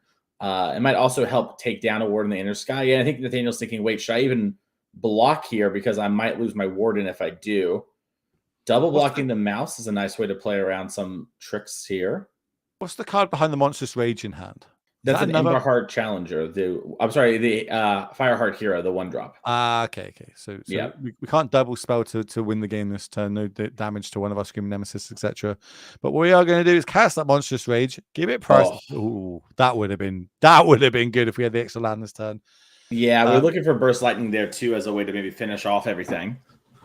So by the time everything's said and done, that is going to be 7 damage coming across. 1 from the Monstrous Rage token, going to go to the graveyard. 6 from the Screaming Nemesis at the top. And the last play, as you said, is that Heartfire Hero. Now, on the backswing, can we go across the line? We've got the Gleeful Demolition, and we have the Ranger Captain in hand. And currently 5 damage on the battlefield. Well, no, actually, everyone's got +1/+0, so it's actually 8 damage on the battlefield. Have we done enough? Are we going to see the Gruul aggro deck take this down? Yeah, it's looking really close. So it's interesting, right? We're in top deck mode here for Gruul. And that means that, you're seeing Nathaniel kind of like flick it. Like, I don't know. Like, I'm trying to think of what can actually win. But we don't have lethal with our attack. Now, we could make an attack and then Gleeful Demolition. We think there's a clue off screen. We're not 100% sure. If there is a clue, you can make 3 1/1s. Those can block the Nemesis, and you'll be at 2 after the triggers, assuming there's nothing else going on. And then 1 from the Emberheart Hero just, attacking. So you can get in a little bit of damage here, but it's going to be hard to actually go the distance. And I'm not really sure what Knight Errant can hit that's actually lethal, because to play it, you need to get rid of a lot of your... Oh, sorry. Yeah, it's actually the case makes it so all the 1/1s are 2/1s, so you can't actually block the Nemesis. Case really coming back to hurt us here. It's actually sort of making us lose the game in a lot of ways. Just the absolute opposite effect of what you want. Yeah, that Pyroclasm is going to go to the graveyard. So they're just going through the... you've got to play the outs, especially when you're there with your oppos as well, with 2 of your friends. You don't want to let them down. You're going to do everything possible to do it. We're going to put our cards on the table face up and be like, right, this is what I got. Hands on head, how can I survive a turn? How can I try and turn this into a W in the face of 2 Screaming Nemesis and that hero, which all just do damage to the face if we are able to block or get them off the battlefield? Real hard situation, and I don't think there's an answer. Yeah, I think we might be on E here, as it were. I don't... Can we talk about something different for a second? What did you call Nathaniel's friends? Oppos? Is that Oppo. It's a military thing. Yeah. So like, it's a military nothing. Yeah. I don't care about that. I was curious if it was a British thing. All right. It looks like we were trying to draw maybe a torch, the tower. It was like, it looked maybe exactly lethal. I'm not exactly sure. Nathaniel played it like that kind of was the top deck, but congratulations there. We have to see if the rest of the team can tighten it up. Well, we're going to go across to Modern then while we wait to see how it folds out for the rest of the 3 matchups. It looks like we've got a Orcish Bowmaster getting ephemerate, some Fatal Push shenanigans going on, and by the time it's all said and done, we're going to just keep pinging things to this Orcish Bowmaster, getting more Orca Mass going on. Definitely. Yeah, it seems like we came in at just the right time to see that get saved from a Thraben charm, it looked like. So, we're kind of in the top decky mode. This is around the time Orzhov midrange really starts taking over. But with Flage tied into Fire's Fury in the graveyard for Kinman, it's going to be hard to win from here. We don't have a way to stop that. I was saying to you in the break that I'm really happy in Modern at the minute, because in 2025 Modern, I've seen in feature matches Timoglyphs, Bobs, Aether Vials, Flicker Wisps. What was the other one I said? I can't remember. There was one other weird card. There was a card that we haven't seen since 2014. Oh, Tasiga. And Tasiga yesterday. Yeah. So, 2014 Magic is making a comeback this year. It only took about 11 years for it to happen, but it's on the radar. Boomers unite. Where are my boomers in chat? It sounds to me like MH3 actually saved Modern in some ways, you could argue. As we're moving to combat here for Kinman. It's got some all right cards, some all right power level in it. And one of them, it looks to be in hand here for Ken on the left of the screen. And I think we're going to see it come back out of the grave. Do you know anything about this card? Is this close to your heart? I think Flage is just a super cool, super fun card for everyone involved.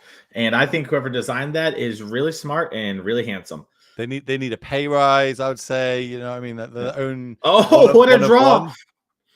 Skyclave Apparition off the top wheel to get rid of that Flage. Lucas needed that. Flage is one of the most important cards in this matchup.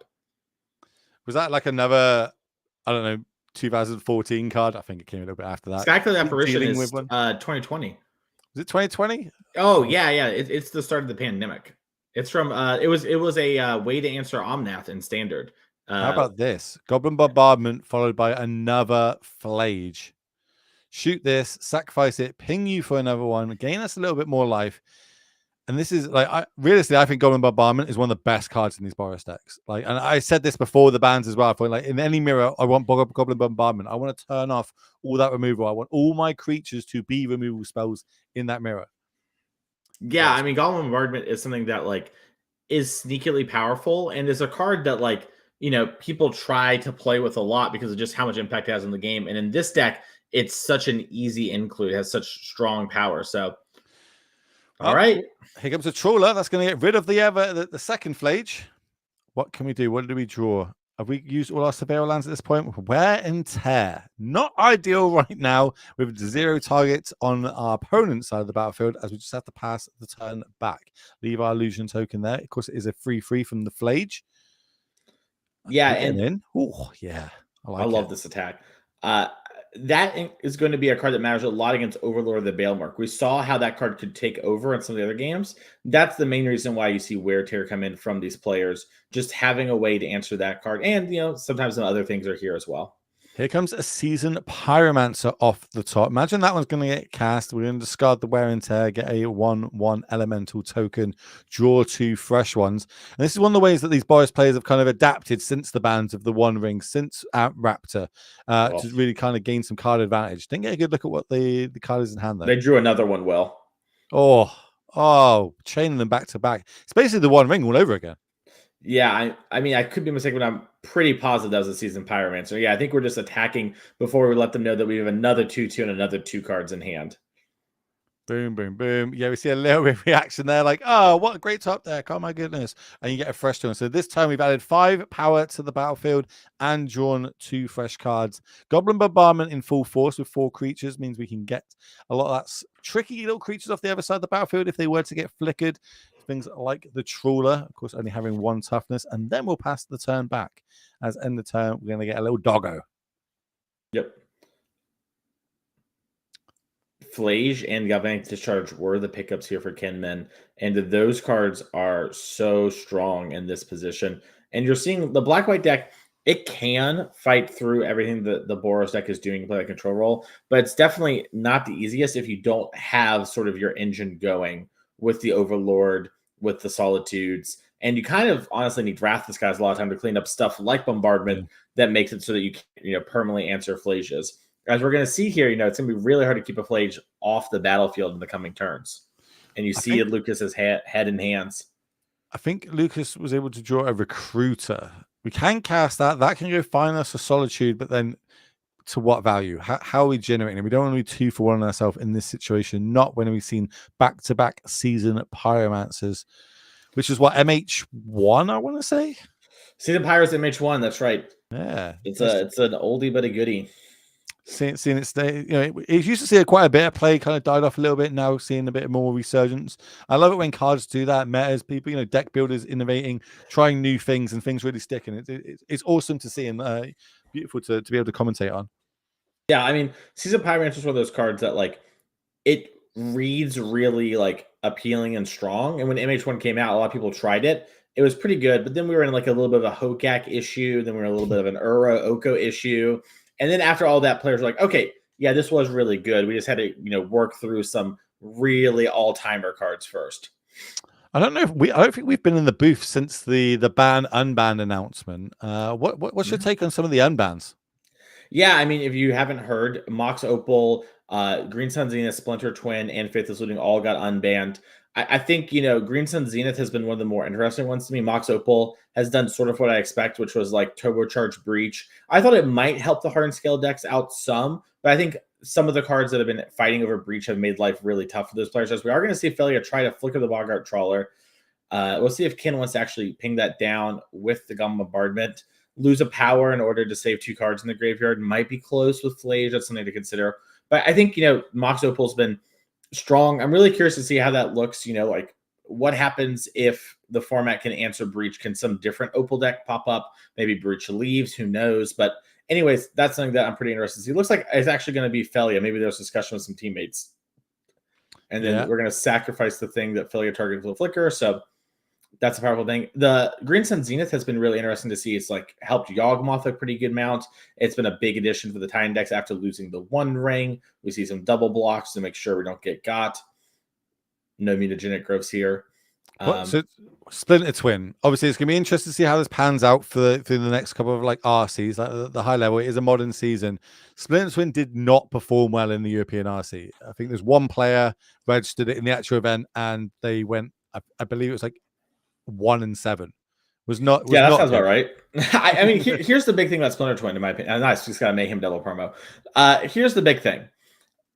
Its strength in the past was it was like, yeah, and we're seeing a win here. That's gonna be a congratulations. The match is over. I believe maybe Brickman won the game, but that's gonna do it. The players are gonna pick up their stuff.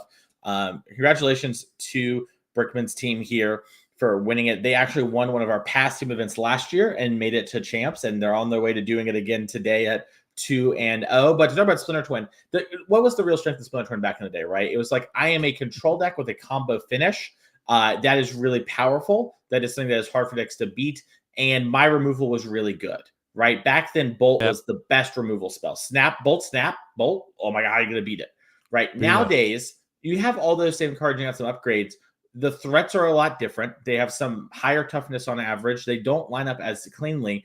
And it really, all those factors are, I think, trumped by the fact that Breach is the exact same thing, but better. You know, Breach plays the combo plus control role in the exact same way Splinter Twin does. If you want to, you can even play Breach more aggressively. We don't see that as much, but you can. And that really puts Splinter Twin in this awkward position of being, hey, I am a worse version of another deck. I have to have a creature in play. I have to resolve this enchantment. My enchantment has to stick around, and I have to do it on turn 4. Where Breach is killing people. We saw Dykeman almost went on turn 1 yesterday, right? Like that is a big difference in speed and the kind of pressure it puts on the format. So while Splinter Twin is a really powerful thing, it would not shock me if Splinter Twin, it like won a challenge the other day, right? It can do that sort of stuff. It is still something though that I think is sort of a worse version of another deck at the moment. And that's kind of a tough place to be. But we are going to try to get an interview with the winners here, which is nice. Yeah, once they get across, we'll move across to that. We're going to keep talking about the bans and bans though, because I mean, it interests me. Like, I don't, obviously we haven't used them all to our advantage. We know that Mox Opal is good. We know Breach.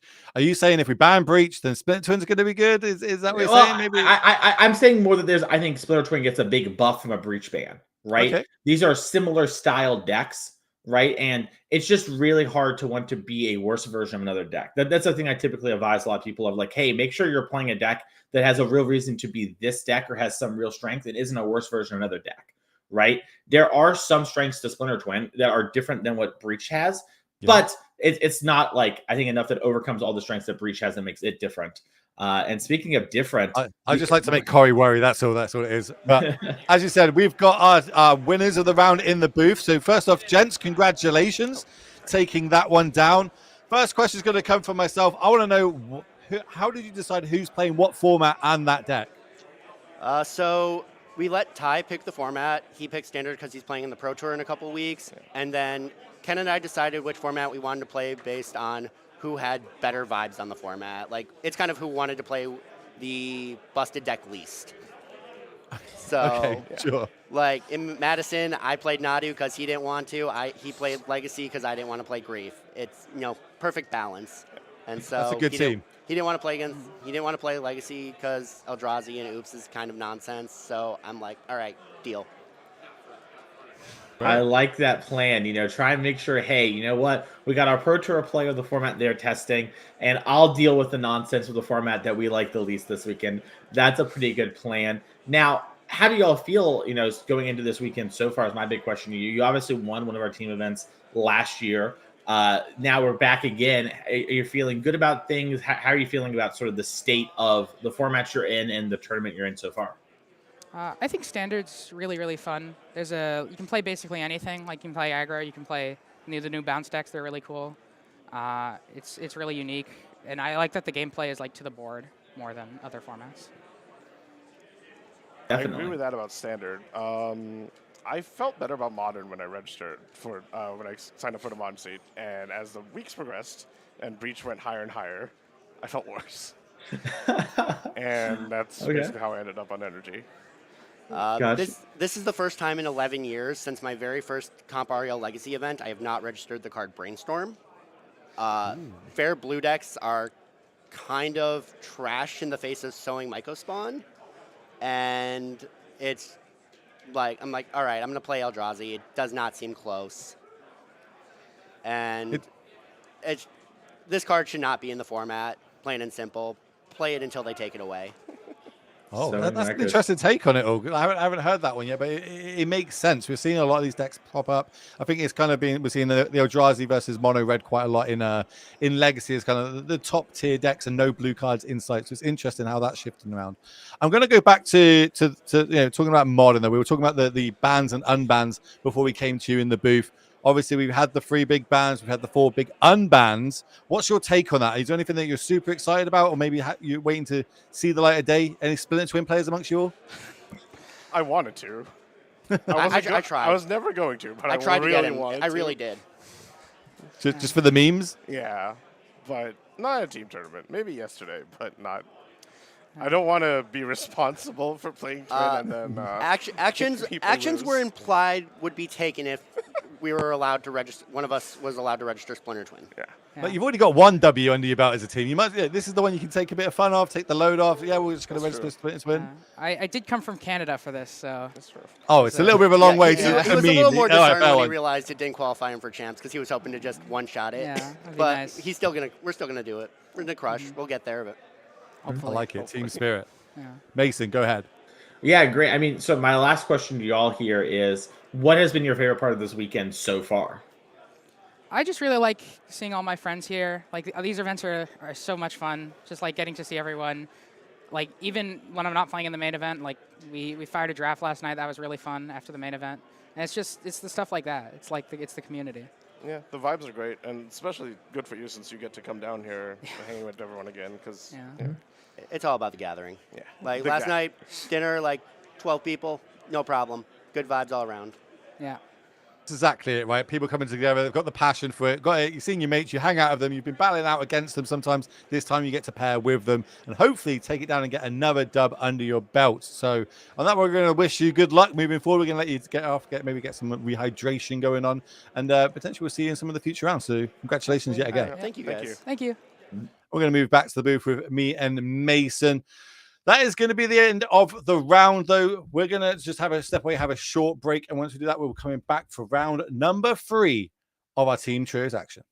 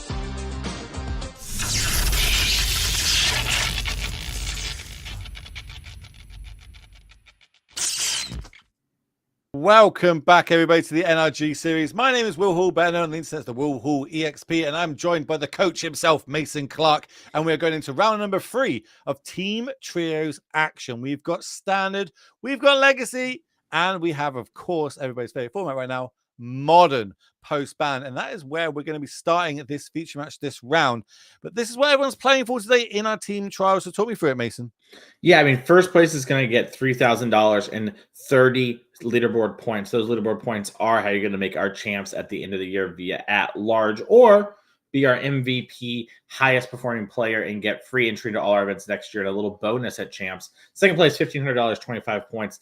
Third through fourth, $1,120. Fifth through eighth, $570 and 15, and then ninth through 12th, $250 and 10 points. And then if you don't make our top 12, don't worry. You still get leaderboard points, which are so important if you're trying to make our champs. We talked about it earlier. Plenty of players have made it via, just grinding out points and getting there. Our player of the year in 2022, Connor Mullally, actually made it by 1 point. He never, ever dropped from an event. He always played it out when he was live for that second point. Got a couple 2-pointers, and end of the day, Will, that won him, free entry for the next year and a little bonus to champ. So you want to make sure you grind it out. As our players, they're going well. They're in the feature match. They're playing. I was waiting for you. I'm like, our players are down. They are starting. They're kicking it off. We have got Amulet Titan versus Teamer Breach. Will versus Dylan. This is pretty explosive start over on the Teamer side. We're seeing a turn 1 Emery come down.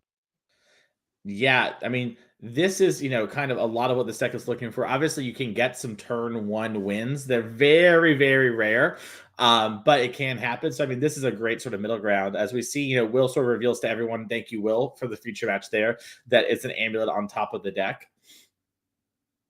We're going to see this Urza Saga go up to 2. And there's not many decks that you lead with Urza Saga. And you really want to have that as a second land, maybe third land, try and generate a bit of value from it. But Amulet's one of these decks that really takes advantage from getting it down early because it kind of acts as the 5th to 8th Amulet on the turn that you want to be able to pop off. Definitely, yeah. And in this situation, right, it's kind of telling Dylan, like, hey, most likely you need to win on your next turn or have some real interaction. Because I have, the threat of 4 mana from a single bounce land. And, we know that, interesting, Will's holding onto the amulet, wants to play around maybe something like Portable Hole. Pretty heads up there from Will Kruger. We can see there's bounce lands in hand. There's like an Arboreal Grazer. Things are going to go wild as it looks like Dylan popped that bobble on the upkeep of Will for the start of the turn when we saw the draw, then popped it again on the end step. So that's why we saw so many cards enter the ham's hand. How can we utilize this card advantage, so to speak, into the W? We're going to start with an Urza Saga of our own. It's going to get the counter added to it. Is it a lore counter? What is the type of counter that gets added to it? I think they're called saga counters. Maybe I'm mistaken. That sounds wrong, but I'll go with saga counter. Why not? Who's going to tell us we're wrong? It's me and you. We got microphones, and there's no one else here. It's fine. Yeah, that card's in Japanese too. You can't read it. You don't know. That is true. There it is on the screen for everybody at home. Lore counter. You were right. Let's go. And of course, I like getting Titus's artwork on there as well. Titus is one of my favorite Magic Gathering artists, and this one just looks absolutely phenomenal. But back to the match, we're going to be casting that tapping Emery, recasting the Bauble from the graveyard, and a little bit more card advantage. Now the card that has been untapped, the talk of the town, is going to be the powerful Mox Opal. That's the Portable Hole that Will was playing around, big brain there. And the last card we're going to see pass for the turn right now is the Rumble, which is going to go find a Lantern. And then we're going to cast it using the Eldrazi Spawn token. A lot of game actions happen there for turn 2. Yeah, and this Soul Guide Lantern actually does matter a decent bit versus the new builds of Amulet. They use their graveyard a lot more. It used to be that, back in the day, this would not be anything. Will would get double Amulet. He'd play a Titan. He'd give the Titan +4/+0. He'd give it double strike, and he'd kill Dylan. That's not the way we play anymore because there's so much good creature removal. You even see Kruger talking to his teammate now, like, yeah, there's the Soul Guide Lantern. I think I can beat it. It's a little tough. It also matters what's in Ham's hand. But, this is a situation where, funny enough, if Kruger just had 2018 Amulet with Urza Saga, he'd win here. Now, that isn't what we have, so we got to, work through it all a little bit. Right, so we find an amulet, we play an amulet from our hand with the 1 mana floating from the Urza Saga. Bounce land, generate 4, Dryad, 1 mana floating. Summers pack. Will's moving so quickly. I feel Yeah, it's it's lethal. So Will actually had the Dryad in hand. That's one of the easy ways to get through this here. So what's going to happen here is I think Will's setting up where Summoner's Pact for the Titan. We're going to grab the Titan. I believe what's going to happen here is we're going to Vesuva copy the Mirror Pool, get a bounce land, generate mana, make a Titan. Then we're going to give both Titans haste. We're going to get Valakut as one of the lands, and we're going to deal 12 damage to the Titans and then a bunch of Valakut triggers. And with Ham at 18, that is probably going to be lethal. We need to see exactly what Kruger goes for. I put a lot of time back in the day. Sometimes you'd have it win the win theoretically, but your hand has the land that you need, and you need to make your first land drop. It looks like so far that isn't the case here for Kruger, as Vesuva is going to come in, Mirror Pool, and Lotus Field. This is why I thank the Magic Online team so much for the F6 button. I am fully F6 in this. If I was like, yep, cool. I'm gonna get a drink. I'll be back in a minute. Tell me when you've won, or if I'm getting another turn. As we are going to see, and we'll go through the motions of what you said, because of course you got to play it out. You got to demonstrate to your opponent that you know what's going on. You can't just go, I've got all these, I'm going to win the game. Like, sure, show me, demonstrate the loop, demonstrate how you were going to kill me. And it is a little bit of a math puzzle through this, the Soul Guide Lantern, as you spoke about, but we're more than capable of being able to do it. One, seasoned vet when it comes to these complicated Titan decks. And here he goes again, copying the Titan. And then that's going to give a bunch of triggers as well. Yeah, it's interesting. So we actually had Will in our round 3 feature yesterday as well. I didn't realize that it was back-to-back round 3s until just now. And you're right, Will used to play Amulet back in 2017, but he was talking about it with us, and it's like he went kind of on an adventure in Magic and started playing a lot more of the like quote-unquote traditional decks, a lot of mid-range interactive piles and a lot of Hammer. And he was saying how he picked this deck back up on Monday. So there's a lot of the deck that he was like, it's like riding a bike. And there's a lot of things where I had to learn, like, okay, what's every iteration of the loop if I start from this point or whatever. And Will is someone who's very smart, very analytical, and is going to figure those sort of things out. So, Will here is sort of, getting back into the swing of things when it comes to this deck, as it looks like he is going straight here for the Hanwar Battlements. I assume, okay, it looks like we're going to lead on the bounce land as the backup land. I assumed we were going to get Valakut, but I guess it just doesn't super matter. Is this pretty much a straight lock right now, or is there actually some sort of complication here, like an interesting kind of sequence that we're going to see pan out, or should we go let's see what's happening in Legacy? I think we should make sure we watch to the end of this just to make sure. There might be something once again that's like in hand that I'm not seeing. In my mind, I thought it was locked up because Will would get Valakut plus the haste land. The Valakut would be in play, and then there would be 6 lands, and we would deal 6 damage plus the 12 from the hasting.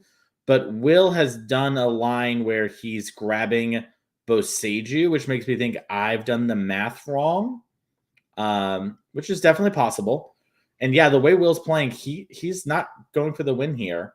So that means we've got to remember we've got a pack trigger and an upkeep, which we're going to have to pay for. So we have to be able to at least produce 4 mana to it being green. Yeah. And Will has a Green Sun Zenith in hand. Is there any? I guess there's always danger Will just loses on the next turn, right? Like, as in, like, untapped, Dylan's just able to combo off. So yeah, pretty interesting how it's going forward here. It looks like this might be the Valakut that you were speaking of. Yeah. Come. No, you're good. I'm trying to think about how we ended up in this position. Oh, we just played Magic cards in a sequence, and that's how we got here. But, great. That's my non-expert opinion. Yeah, maybe there was something where we needed the bounce land to pick up one of the lands, and I messed up the math here, and so we wouldn't have had Valakut trigger. Maybe Valakut was only going to trigger once. I thought Valakut would be triggering twice from the second searching, but we'll have to see here. We're going to crack the bauble end of turn, have a look at what Will's top card is. So we'll be drawing 2 fresh ones in our turn here for Dylan. Will's obviously got that Boseiju in hand that we know about. Does he want to fire it off now and potentially disrupt that top, the draw sequence? Is there any key cards? Do we want to get the Saga off? Do we want to wait? Do we want to save it for potentially a Breach or a Grinding Station? There's 2 cards off the top. Looks like one was a Saga, one was an Opal. Now how are we going to move forward? Because I'm going to go out on a limb here and say we definitely don't get another turn if we pass it back to Will. We're going to go a card deeper. Someone was Find like yourself this. a I miss Tamio. Tom. And we're just going to scoop it up. We are going to see Will take that one down. So we get to hop across to Legacy and have a little look what's going on there, where we've got Nadu Breakfast versus Reanimate. Looks like I can see a Archon of Cruelty on the battlefield. So maybe this game's not going to be around for a little bit longer. I'll eat my words. That's the Swords of Plowshare on the stack. Yeah, there's swords going on here, and Rodney Riddell is someone who has really, done well at a lot of our events and has crushed Legacy fairly consistently here on the NRG series. Has just sort of put up good result after good result every time we have a Legacy. There was a while there where I think Rodney won like 2 of our events in a row and finaled the other one when it came to Legacy. So there's not many people in the room, I'd rather dodge more than Rodney Bedell when it comes to Legacy. That's a good run. I love it when you get specialists in certain archetypes, especially over certain decks. But like, I'm a legacy expert, I'm a modern expert, etc. Opposed to I can play any deck. I know what the meta is like, and I can adapt to it. So we're going to see that, and they decided to come here with the Nadu Breakfast deck. For people that kind of don't know what this isn't just bacon and eggs, right? Like why is it called breakfast, and what's the actual win con of the deck? Yeah, I mean, so basically Nadu has transitioned to only really being legal in Legacy and Vintage when it comes to 60 card formats. And it's doing a great job there of sort of comboing off like we saw in Modern. And there's an old deck called Cephalid Breakfast, which did a very similar thing to Nadu, where you would actually use, I'm forgetting its name now, despite it causing me so much trouble for so long, the 0-mana artifact, the Equipper. You're talking God. about Shuko? Shuko, thank you. Yeah, they were actually playing Shuko before Nadu. So what some players have done is they've picked up this deck, and what happens is they actually would win in a very similar way to Nadu, except they would mill themselves out and play Thassa's Oracle. That was kind of what was going on. So we're seeing basically that deck that already wanted to have Shuko before has just added Nadu and added more of a fair plan. And, there's Nadu that's just value, and there's Nadu that's actually just like full-on combo. And that's what we're seeing here from Rodney Bedell's list. And in a format like Legacy, where realistically the mana base is so easy to splash that third color, you leave yourself a little bit more open to Blood Moons and Wasteland effects. But the upside, the downside is almost non-existent. As we've just seen there, instantly drawn 2 extra cards into the grip. One of them being Force of Will, the other one being, I can't remember the name of that little annoying creature. It's the Illusionist, isn't it? Yes, the Cephalid Illusionist, I believe, which is where the deck got its name of Cephalid. And then decks used to be named after like cereal and stuff. And so the deck was called Cephalid Breakfast. So we here are calling it Nadu Breakfast because it's sort of a Nadu here. But okay, real question that everybody wants to know. What did Mason have for breakfast today? I had a Pop-Tart. Pop-Tart and coffee. That is the most American thing I've heard today. I wish I had more time to cook real food. I overslept a little bit. I'll be real. I had like 7 minutes when I woke up between, needing to be here for our check-in for production. And so I just didn't have time to cook. It's fine. I'll let you tell the truth. I appreciate, Pop-Tarts are a thing. It's almost like a delicacy for you, I imagine, on that side. But that you can't be a full English. That's what I'm saying. I'm throwing it out there. Don't come at me, chat. Back to the match. We got the attack trigger here from the Archon. That means that they're going to have to sacrifice a creature or planeswalker, discard a card, and lose 3 life points. And then once it connects, they're going to lose another 5. On the other side, they're going to gain 3. They're going to draw a card, and basically feel in a really good place, especially with this Ponder. Yeah, it's Ponder, isn't that art? We get to look at the top 3. We find ourselves a Fort Seize as well. This is a pretty good spot to potentially try and get 2 cards out of the hand and force the Force of Will to be played. And is that a load of Entombs in hand? I think that's 3 Entombs I see in the grip. Yeah, it does look like Entomb, Brazen Borrower, and then some other card there is the last one. So a lot of options available here for Sam. Do you feel like we're probably looking for something like a Brainstorm here, so we could pick a couple copies away, somehow shuffle our deck, stop that, or is it just being able to put loads of big fatties in our graveyard? So potentially our future unearth effects or our reanimate spells are going to be super powerful moving forward. Yeah, I imagine my guess here in the way this Ponder is going is there's one card that's really good and probably some cards that aren't very good.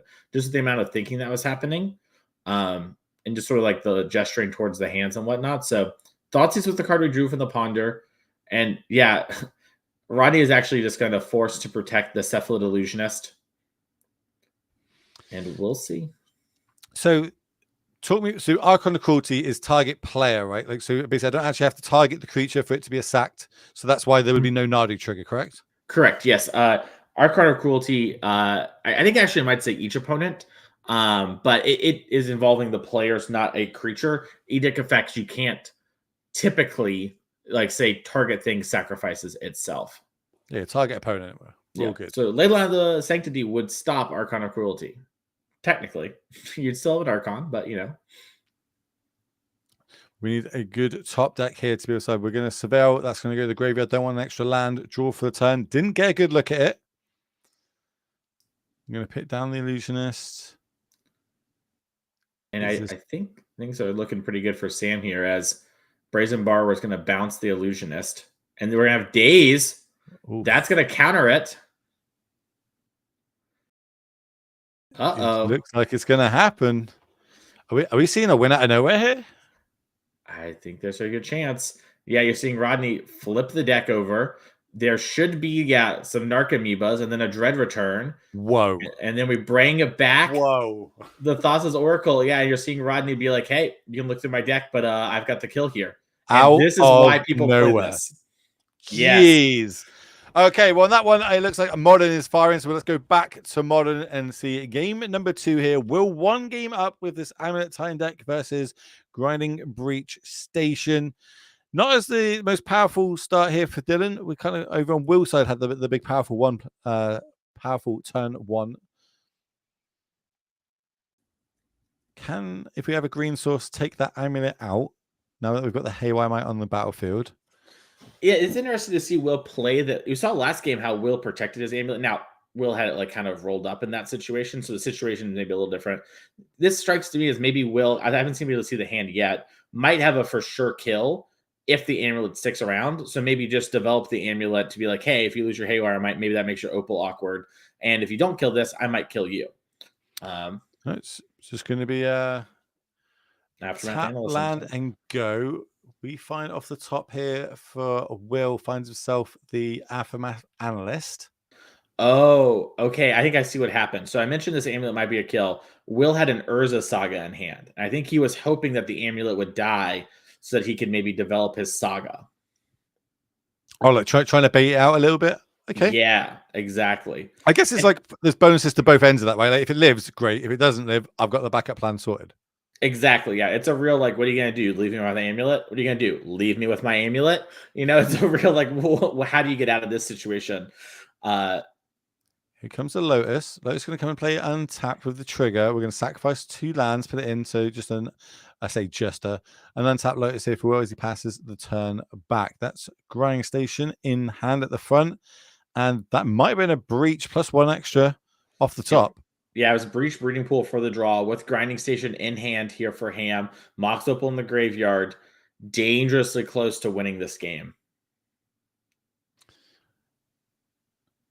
So I was kind of thinking about it. Like this is a turn. Like, when you know that you've kind of got it, locked up potentially in the next 2 turns, you want to try and make sure you do everything you can to not mess it up. Make sure you can play around everything that you can play around. The things you can't play around, don't be concerned about them. But Will does have 3 mana up, does have access to his sideboard now, because this is a sideboarded matchup, and has things like Besage You in the main, has Collector Oofs, Force of Vigors, quite a few good like silver bullets to this deck. Yeah, so there's a lot of strong cards for Will. We know, hey, it's oops, all lands in hand. But Ham can win, but like you just said, if any of those, like, things like Besage or Force of Vigor in the way, Ham will be really far behind. Also has like Ottawa Haywire Might available as ways to interact. So could just see, like a development of Mox Opal. But I think what's going to happen is here, we're going to lead on Station. Then we're going to buy back the Opal, then play our land for turn, then play Underworld Breach. And I think Ham's just like, hey, it's getting worse for me. You have so much mana. I can't afford to play around things like Force of Vigor. And if I do make you Force of Vigor, you're on 1 card left in hand. It's going to be kind of hard, I imagine, for you to beat me. So with that bauble on the stack, we're going to sacrifice it after we've floated some mana. Then we're going to mill ourselves free. So we've got 1 mana in the pool, which I'm going to go on a limb and say is red. That's our land drop for the turn, as you said. And then the follow-up card is going to be Breach, the namesake card of the deck. And talk me through the combo, Mason. Yeah, so what's going to happen here is Breach will mill us 3 cards, and then we will, use those 3 cards to escape. We're going to use Opal over and over and over again. And then typically the way we win here is Thassa's Oracle. There is some grape shot stuff that's happening. You have to mill your whole deck. So Will gets to know every card that isn't in Dylan's hand. And so that's what you're seeing right now is Will saying, hey, let me look at your deck and then I'll concede because it will all be in the graveyard. Otherwise, Ham has to go like mill 3, escape 3, play flip mana. The players don't want to deal with that. So instead of, spending that time, Will's just saying, okay, how did you sideboard for me? We see the Jace, Wielder of Mysteries. We see the Thassa's Oracle. That's something that you do in order to play around stuff like Surgical Extraction, post-board games here. So Will's just taking a second to be like, okay, is there anything I need to be worried about here in game number 2? And how many stations do you have? Which can be sort of a big thing, right? If you see 2 stations in the graveyard, Will might want to fight over an Emery in a situation where maybe Will normally wouldn't, as a random example. Right, well, we're going to move across to Legacy as they're going to finish shuffling up. And I want to talk about that. So we've just seen 2 matchups, both been finished by their opponents basically going, you can look through my deck. What sort of things as a player am I looking for? Like that one for Will is post-sideboard, so he's able to look at the sideboard. But like on the other side, am I looking for what Spicer is? Am I allowed to take notes of it? Do you take mental notes of it? Or do you kind of just, like, what do you do when you're looking through someone's deck? What's the advantage you're going to try and gain? Yeah, so the biggest thing is I'm fairly familiar with most stock decks of most stock builds of like all the commonly played decks. So I'm really personally often looking for what did you like sideboard out? How are you trying to play the game? I couldn't already tell, especially if maybe there was a fast win. I'm trying to see what are you doing differently, right? Lots of times in Magic, there's like 57-ish cards locked in the main deck of these constructed decks at the highest level. And then the sideboards can be fairly flexible. So I'm looking to see sort of what's going on there to get an idea of what I'm playing on. So you notice Will kind of flick to the front, Pithy Needle, flicked, how many Unholy Heats do you have? And that's another big thing, right? What cards do you have that actually interact with me? So, in the case of Will, things that can interact with my lands, things that can stop my Titans. I want to know about those so that, once again, let's say you rumble and you mill over 2 Unholy Heats. Well, that might be all your Unholy Heats, right? Obviously, there are some cards in hand Kruger doesn't know, so maybe there's one there, but you can know with pretty high confidence that that's the case. And that information can be huge here as we do see Fetch, Surveil even hitting the Legacy format. Yeah, it's so key, right? Like this mechanic, these lands making an impact in anything that's realistically got fetch lands in. Very beautiful deck, I must add here. It looks like it is fully foiled with the old school OG type arts. That's the Judge promo ones I think we see in the graveyard right now. Yeah, I think all we're missing are Underground Seas when it comes to fully foil. We got to get some of those. maybe Wizards will print them for us one day. One day. Put a good word in, and it's just going to be an island and pass the turn. Is this typically what we see for Legacy or from these kind of decks? Are they jockeying for position right now, or is it more, turn ones are always now Surveil lands? I would say, with this Reanimator deck, it looks like we're taking a much slower position, like shoot the Sheriffs in the hand for Sam, right? We're trying to be a bit more controlling and set something up. So I think Sam maybe kept a hand that's like fairly good at interacting, trying to stop the Nadu deck from doing its thing, and then has this sort of, like, hey, if I hit an Archon or something, I'll put it into play. So sort of, kind of trying to ride the middle here. I would say most Legacy decks, I think things change a lot, and there's a lot of different Legacy decks. It's typically much more like, you want to try and get your thing done. But when you can have really strong starts or really versatile starts like this, it can be really rewarding.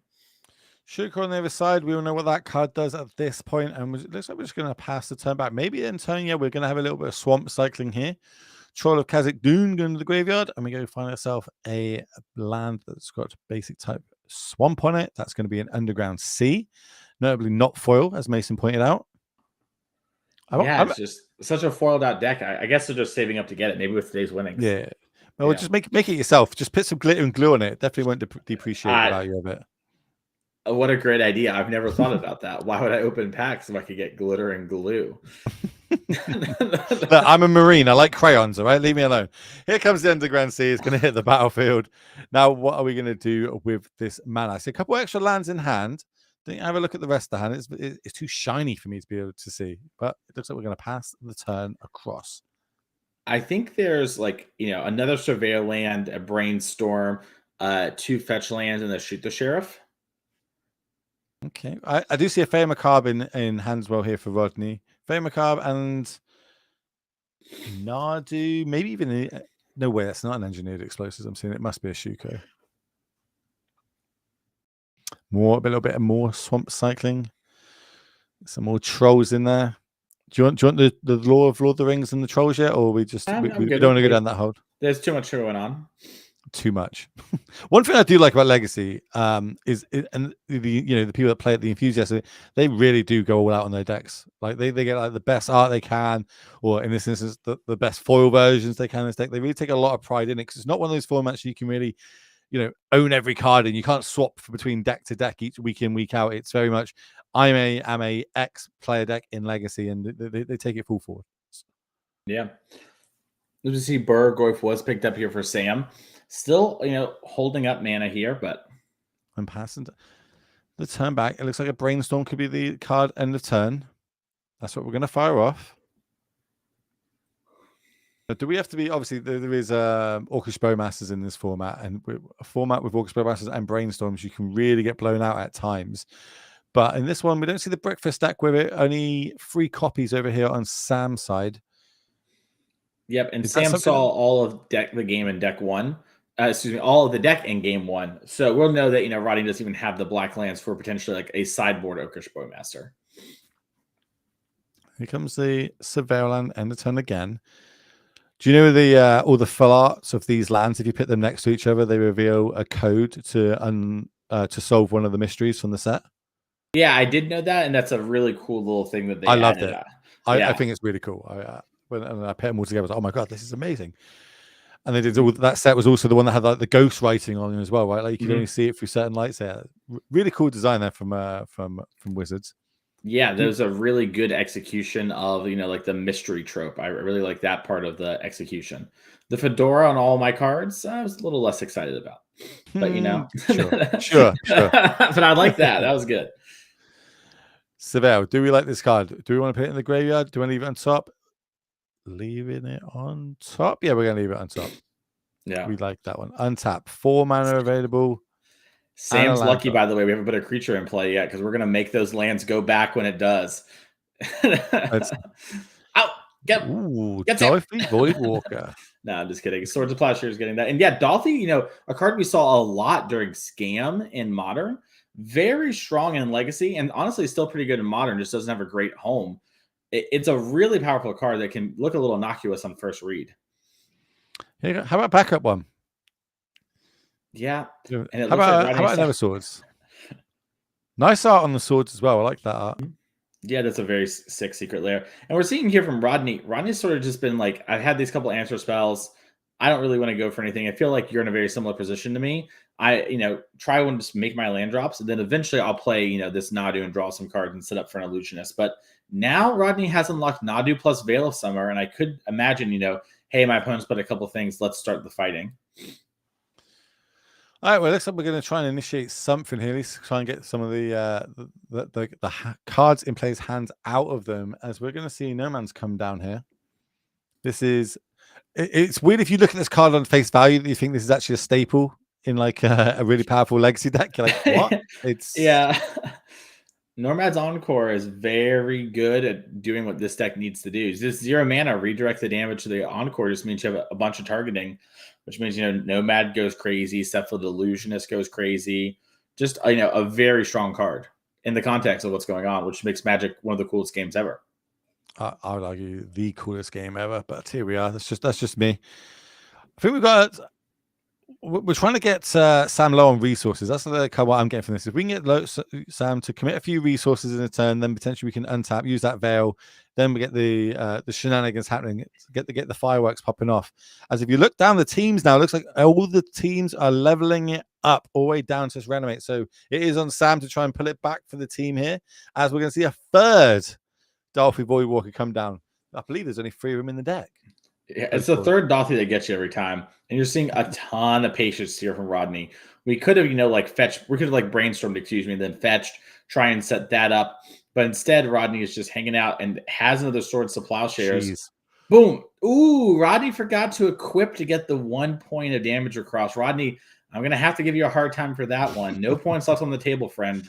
Look back. If it comes down to that one last point, I'll be like, all right, fair one. You got to grow and learn from that one, friend, and that's okay. It's an opportunity. Fortseas off the top. Might want to start off with that. Potentially going to eat the Veil on the other side, though. So here it is. Target you. Yeah, and you see Rodney asking, just double checking, because in this deck, sometimes you do Thoughtseize yourself to get something like an Archon in the graveyard. So Rodney just making sure that's the case. But yeah, Veil of Summer coming down in response. I have seen a few people like, you know, put Fortseas down to cast it. The opponent just reveals their hand. They're like, no, I'm targeting myself. Like, oh, okay. Yeah. Sorry. A very Vendilion Click moment for those who are around for that card. You know, need to see who we're targeting. That's the next card on the list to see in 2025. I haven't seen that card since 2014, so you know that'd be huge. Here's a Drown in the Locks. We're going to try and cast that to counter the Veil of Summer. Yeah. And I think what was happening there is we were saying like, hey, these cards are all in the graveyard, correct? We're just double checking that there is a bunch of cards in yard. I don't think Rodney has a way to decrease the graveyard by, you know, down to 0, but I guess Endurance would be the way to do it if there was one. So have a little look at the sideboard. There are no Endurances. There's 2 Fey Macabre, which in this instance I don't think would actually work either if we would target ourselves with both of them, nor would I think that's the Macabre would go to the yard is the problem. Yeah. Reduce it by 1 each time. Not going to happen. We're going to brainstorm though, or as I would like to call it, Orchestrate Master Check, and it's going to resolve. 3 more cards going to go to the grip, 2 more on top. What do we want to hide from this Fortseas? It looks like Nadu was pretty quickly picked. That makes a lot of sense to me. That card's really strong. And then Narcomoeba was the other one, it looked like. And I guess that's because you want the Narcomoebas in the deck. So even though Cephalid Illusionist is in hand, and that's a card that can, you know, win the game, you can't without that. And maybe there's some fear from Rodney that like Reanimate's going to bring back something that could be an issue, or maybe like another Dothy Voidwalker type card. Remember, Rodney doesn't have open deck list for this event. We know there's only so many Dothys in the deck. Rodney could be like, well, maybe there's a 4th. You know, I got to be careful. All right, well, we're going to get rid of the comma piece here. Write down what we've got in the hand, and it'd be cool. You can take your turn. Are we fetching? Do we want to put those cards back in our deck? We know the second one down is probably the Fey Macabre. Nadu was the top card. That's the one we hid. Now, the shields are, I say down. They're not down. As down as they get in Legacy, you know. Yeah, we've had a few resources used in this instance. Do we go for it? And it looks like we're tapping lands. The teaser of us right now. Speaking of going for it, Dylan Ham defeats Will Kruger in our modern feature match. So we're going to stick with this one until it's done. But it looks like because of the time that we're going on there, it's probably a very fast grinding breach start there. So, you know, Amulet Titan, powerful deck, but something that, you know, still can get got, as we are going to see. Shoot the Sheriff before the Nadu comes down, so no triggers are going to happen. That's 1 less creature for the Shuko to be equipped to, 2 less triggers that can go on the stack.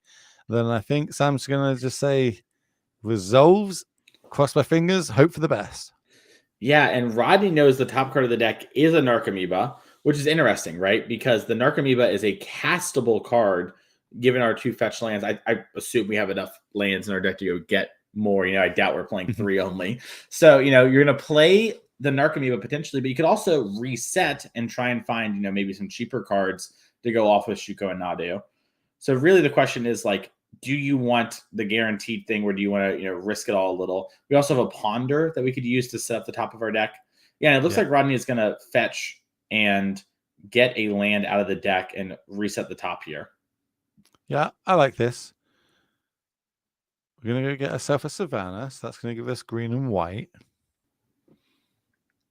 But that doesn't cast the Ponder. So we're just doing this basically to shuffle in the Narcomoeba.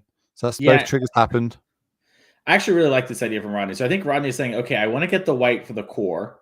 I know I want that thing. And then if I hit land, I can just fetch an island, or I'll hit an island, and then I'll cast Ponder and try and find an actual thing to cast with Nadu. It's these small little interactions that I think, like, you know, as a modern player, we just crack our fetches like almost willy-nilly. Like, we're like, oh, I've got a fetch, crack it, go get my land. In Legacy, it's really vital knowing when to and when not to, what to leave up, and how to use that to your advantage when you've got cards like Brainstorm, etc. All right, we have to take the shuffle. It was Force Thassa's Oracle. It was a creature, but not one we could cast. All right, so blind flip. Yeah, you're seeing this here from Rodney. Shuffling up and hoping to hit a 1 mana creature. Hiding it from us here in the booth. All right, Roddy didn't flip it over very quickly. Makes me think it's a card that maybe needs a little finesse to play. And yeah, it's not it. And we'll have to see what Sam can do. Now, we saw this before. Rodney got, a couple of triggers of Nadu off, nothing crazy. And then Sam put an Archon in and still lost the game. So a lot of pressure on Sam here to, both answer this Nadu, but also, start working towards a winning position. I see double Troll of Khazak Dune in the hand. I see the Brazen Burrow, and it looks like at the sideboard we've got the Burrogoyf. A lot of Goyfs, in fact, in this stream so far. Yeah, it's a ton of Burrogoyfs. And it makes a little bit of sense too, right? Like, it is a powerful threat that enables your thing, like your synergies or whatever, and just sort of plays pretty well into these fair post-board games. So it makes sense that this card's, kind of become a staple of modern. I'm sorry, we have legacy. And honestly, it probably would be a big part of modern too if it was legal. Agree. 3 mana for the Death Touch Lifelinker, has power equal to the number of card types among cards in all graveyards, and its toughness +1. Whenever it deals combat damage to a player, you may mill that many cards. If you do, you may put a creature card from among them into your hand. So really cool card. That's the combo off the top. Got the backup. It looks like we got the handshake and the team. Rodney's going to be able to take down. So it's all going to come down to standard, where we're going to have to go on. No, so I was going to say, it's going to come all down to standard, and we're actually going to go jump in. Piper Pal on your left, someone you've seen dominate our events in the past, versus Miguel Chavez on the right. And looks like we're in a really interesting board state here, Will. So we've got what? Gruul aggro, which we saw on the early rounds. We know how explosive that can be. We know how much damage that can put on the stack. But it's going up against, are we calling this the Fairies deck? Like, I've heard some names, or is this just straight like a Dimir controller? No, this is just Dimir self-bounce. This deck is no Esper with Nurturing Pixies. This is sort of riding the line between, hey, I have Pixies type stuff in my deck, but I also just have, a very normal-ish, like, Dimir type draws with Kaito and stuff like that, which I should say leans more into that sort of thing, right? Like having the mid-rangey type draws we've seen from the past. All right, what have we got going on right now? We've got Nowhere to Run cast, and then Resolves looks like it is now targeting the Dryad at the top of the screen. But on the battlefield, we've got 2 Paw Patch Recruiters, so we get to like target different things and pay +1+ counters. Whenever a creature you control becomes a target of a spell or ability an opponent controls, pay a +1+ count on target creature you control other than that creature. So we're able to potentially float a few more counters around as we pass the turn back. It looks like a lot of resources have been had. This is only with the second card in hand, so maybe it's not going too well for Gruul here. Yeah, we have a good battlefield presence. A couple Flood Pit Drowners in this town ain't big enough. This town, a great way to answer something like, a creature token. Let's see if we've got any creature lands in here. We do. We've got a Restless Ridgeline, which can turn itself into a 3/4 and buff another creature by giving it +2/+0 and untapping it. So potentially that's a way to sneak in a little bit extra damage if needs be. What was the old Gruul land? I can't remember what it was called. Raging Ravine. How could I forget Raging Ravine? How could you forget Raging What Ravine? a card! I even cast. I played with that a lot as well. Yeah, Restless Ridgeline, very nice too for triggering Valiant in these decks, and huge in like sort of situations where you flood out in the mirror and combat gets tricky. Great way to attack, get your big creature in, and then have it back on defense. Just a really nice creature land. I really like this one. And you're seeing Piper see the animation, has the Flood Pit Drowner, so we could tap the Restless Ridgeline. But if we do, and we give it a stun counter, then the Paw Patch Recruit will trigger because we've targeted a creature, and that would give a +1 counter to another creature. Really tough spot here for Piper. It's like 6 of one, half dozen of another, which is like the less of 2 evils in this instance. Or do we even need to? Can we take this hit? We're at 15 life, so a relatively healthy life total right now. But do we want to get the 2/1 down? Do we want to be able to block and duties and kind of freeze one of these creatures for a turn? Yeah, there's a lot of different ways to go about this here. And I think part of what's happening here is I think Piper maybe has the read that there's a a Monstrous Rage in hand. And is saying like, hey, if I go for this Ridgeline, I think we're just going to get monstrous raged. So maybe I just have to this town and big enough, but then also which one am I bouncing? And if I'm not doing that, am I also maybe letting myself get, like potentially hit? Do I want to play this post combat as like, post attackers as a potential blocker? That line's a little worse here, but it's really hard to know. It's also hard to know I'm not exactly sure what the copy token is a copy of. And I think that matters a lot in this situation too, as to like what Piper might be thinking about. I imagine that's a Paw Patch Recruit's Offspring token, given like the Gruul deck's commonness, which means there's 2 counters if we target this ridge line, which means there's long-term, pretty big implications here for the triggers. And yeah, you're seeing it. Yeah, here comes the Drowner coming down now. So that is going to target the creature land here, trying to tap it down the Restless Ridge line, which now is going to start triggering the Patchwork Recruiter. So we can start putting some counters on to potentially either our copy or itself. We can also tap this for mana in response if needs be. So starting off with putting the plus one plus carrot on the copy, and the fact that both of them are getting them kind of says that copy is another recruiter from the Offspring. Mm-hmm. And green dice representing the stun counter here. Looks like we didn't float any mana though, so that means potentially we could be dodging a monstrous rage. Yeah, it's definitely possible that we just actually don't want to rage, and so we're trying to sell the bluff that we don't actually have rage. Might also just been verbally said that I float the mana. Yeah. That looks like exactly what it is. Yeah, that's something that makes a lot of sense. But also, too, like if you don't think you want to cast it this turn and hold it, I do think there's something to be said about just like, yeah, let it happen. And a player like Piper is going to pick up on that. And especially if you do it right away, Piper will be like, oh, maybe it was, Witchstalker Frenzy, where Burst Lightning that made you think about combat a little bit more. Starts playing around a different card than gets got on the next turn. But you know what? Just hit an extra 3 is not bad at all with so much damage coming across the board here. I believe this is 11 points if I've added it all up correct. Which if we take it all, that'll be dropping down to 4 life points. But yeah, I think we might be going on chump block and duty here. We're just going to go in front of the copy, which remember is a 1/1 plus the 1/1 counter plus the roll, which gives it +1/+. So it's actually a 3-powered creature. So there'll be no trading. It's just chump blocking going on there. And we'll be taking the hit from the other Patchwork, which is 1, 2, 3, 4, 5, 6, 7, 8 damage. Quite a lot. Yeah, and there's trample too because of the rolls, right? And these cards just have trample. So that Flip It Drowner was literally a 1-point block. Piper playing on a razor's edge here. And I think maybe part of what was being considered last turn too was like, okay, like all the implications of like, okay, if Monstrous Rage get cast here, et cetera, but also, do I want to Flood Pit Drowner to spin away a creature? Because you can Flood Pit, use its activated ability to shuffle both creatures into the deck. That would be a way to get this Paw Patch Recruit off the board, and maybe was sort of possibly the hope, or I should say it's part of a bigger consideration than not hitting the ridge line. Since hitting the ridge line does seem sort of like you answered this, it solves the problem for 2 turns. Yes, there's a bunch of counters moving around, but there's always going to be that. So I think that might have been what's on Piper's mind, but I think they've got double Drowner in hand, so can kind of live through this turn. But the problem is with it targeting means that Patchwork recruiters are going to go into overdrive if we have to cast both of these to survive. Yeah, but I think Piper might be able to win this game here if we don't activate the creature land in response. It's all lands in hand for Gruul, except for a Witchstalker Frenzy. And so now, yeah, Piper can put a sun counter on each of these and then shuffle them back into the deck. Or this town ain't big enough, the token creature, and then that will die. So yeah, we're going into overdrive, but we might also just lose our whole board this turn. Okay.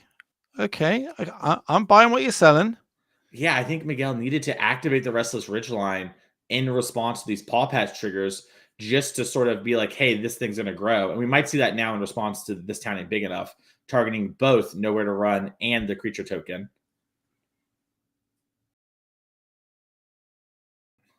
So remembering our triggers, putting a bunch of, well, it looked like we're putting extra counters on there. I think they're talking amongst the teams because remember, this is a team event. So you can talk amongst your teammates, especially once they finish their matchups, on how to go through this one. Especially when it's coming down, looks like to a knife's edge here on who's going to be able to take this one down and which team is going to be able to advance to a 3-0 record. Out of the 7 that we've got programmed for you today before we come to the top 8. Yeah. Get that one up on the screen. Yeah, I'm really curious. I think maybe what's happening, and the reason we didn't activate the creature land, right? Because that seems like a pretty reasonable thing to do here. Is we maybe just want to hard cast the Witchstalker Frenzy on that Flood Pit Drowner so it can't shuffle our Paw Patch Recruit away. And instead of saving the Witchstalker Frenzy for later, it looks like there's maybe a question happening right now about this town is big enough and sort of what happens if one of the things is gone, et cetera, et cetera. We'll let the judge handle that, and we'll give you the ruling as what's coming on when that matters. It might also be a situation of potentially backing up. The player started to put the counter on, but maybe wants to respond. We'll have to see exactly what happens here. But yeah, I mean, these standard games are really interesting and do a lot of like minor nuance. And it's just so cool to see standard be such an interactive and big part of Magic again. Both those things are big in my mind. Sometimes you have standard formats that aren't super interactive. And even these decks, with like Pixie, which runs you out of resources fairly lowly, and Gruul that kills you very quickly. This game still have a lot of play to them and a lot of tension.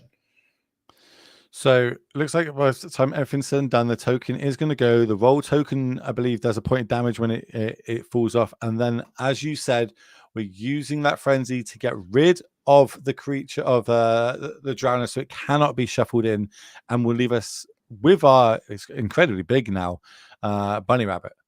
Yeah, so it wasn't the wicked roll, so there's no damage that's lost. It's Monstrous Rage. So that's the trample. Why do I think they all did that? I don't know. It's probably because you only played with the wicked token, to be honest. Yeah, fair one. that's it's a lot modern. So bring back the evoke deck. We don't call it the other way. It's evoke. It's cheers Wizards for putting that one in my head. But how can we move forward here? Looking for some more threats. We do have the Restless Ridgeline, and that looks like how we might fire it up. 4 mana to activate. Yeah, there's a lot of trickiness can kind of happen here. So one thing to note is if Piper were to preemptively play the Flood Pit Drowner like on the Paw Patch Recruit, obviously it would give a counter, which is bad, but also this creature land would untap, which would remove the stun counter. So it looks like Piper's trying to, ride the line here, go low, and then maybe tap down the Paw Patch post-combat. We'll have to see exactly what's going on. We can use Nowhere to Run to just reduce the power of the land to 0, meaning we take no damage. And then because Paw Patch Recruit can never target the thing that is being targeted. And then use Flood Pit Drowner to spin away. So we're going to put the stun counter. We're doing what you said, exactly what you said here. Oh no, I thought. Oh, so yeah, we're we're just putting a stun counter on it and then jumping it. We're stun countering, then we're gonna block, let damage happen, and then we're gonna Nowhere to Run the creature land. So now that it's dead, so it will take combat damage. So Piper's giving up on the idea right now of spinning away the recruit, and is actually just answering this creature land, and is I think hoping to draw stuff like Kaito to just chain tap it down. If Piper top decks a Kaito here, we can just keep this Paw Patch Recruit tapped probably for the rest of this game. This game, is not going super long either way and most outcomes. And the follow-up is going to be a hero. So we are going to give it, that means, we've got no more cards left in hand. We're living off the top of our deck. We're going to get some triggers. Yeah, and it looks like this is in response to the Heartfire Hero, so it's not going to be able to get a counter. Makes sense. Big draw step. All right, this spell. Fear of Isolation. We can use that to pick up the Nowhere to Run, kill this Heartfire Hero, and pop our map. I mean, this is how Piper needs to get out of this game, and you're seeing why a lot of players are liking these bounce decks. They are very good at sort of, using a lot of resources, climbing out of the hole. It's Soulstone Sanctuary. If you're going to draw a land, that's a great one. That's another one that can be on blocking duty later on if needs be. Yep. And we're seeing here just a main phase activation of this just to make sure we don't get got by anything. Just get the Heartfire Hero out of the way. It could go sideways. It's definitely not free to do. Looks like maybe Piper's actually thinking about not doing it. Talking about the Rockface Village in play. That's a way to grow the hero. You can respond to that, of course, but... So yeah, we're going to give it -3/-3. Means we take no damage, no shenanigans from any protection spells that potentially could be in the list. So both players top deck in here. Yep. I think Emberheart Challenger is the real punish here. That's the one that Piper's really hoping to dodge by not playing this Nowhere to Run on Miguel's turn. And that's Manifold. Nice. All right. Okay. That we're going to make 2 copies. Offspring is going to come along. So this is the one that can give our mice double strike or trample. So again, a really quick way of closing out the game. I think we're just having a little read to see how big is my creature right now. Yeah. I think they were seeing how big it is, and also how does Paw Pet recruit? Kaito's drawn. Kaito off the top. That was the card Piper wanted. She was hoping to dodge 1 turn of creatures, get a land there. I think Piper would have easily won this game, but we're going to keep battling it out here as Piper can attack with the Fear, put a Kaito into play, replay the Fear, can use stun counters as well. Oh, it's dangerously close here for Piper. She's so close to pulling out of this. So the fact you're pointing to it, points out like, oh, maybe you definitely drawn a bounce spell of some description. Arguably the best one we could draw. So we can get 2 points of damage in. Part of the problem here, and this is why players love Paw Patch Recruit so much in this matchup, is will we do all this, but the recruit grows the mice, and these mice can get double strike. So they're going to kind of burst through here, and they have a chance to kill Piper, especially with that Rock Face Village, or potentially kill the Kaito, if not her.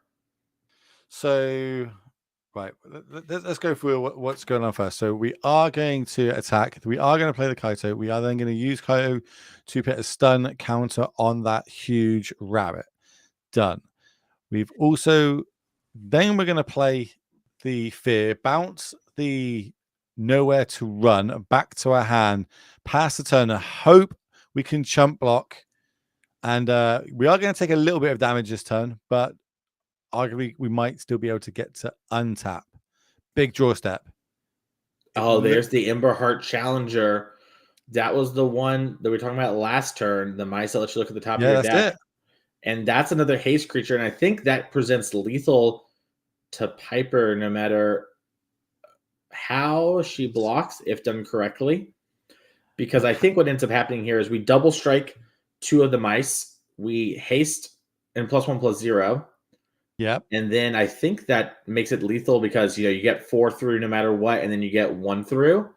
I guess actually you just have 2, 2, 2, and 2 of them have double strike. That works. And wow, what a game. That was, yeah. I was say you just give the challenger double strike and trample, right? Plus the extra counters, plus the triggers. It's probably going to be enough to get across the line. So congrats to that team for taking that one down, because that was it was a bit of a nail biter. I love it when we get to see, Team Magic, one player wins, another player wins, and it comes down to that last one. All 3 players huddled around, trying to work out how they can pull that W out and get further on in this competition, because we've got 7 rounds of it today. So if you're a fan of Standard, if you're a fan of Legacy, you're a fan of Modern, you want to be here right now on this channel. I didn't get a look. Was that a break production, or was that going to happen? As a break. Time off. We'll see y'all very soon. All right, let's go.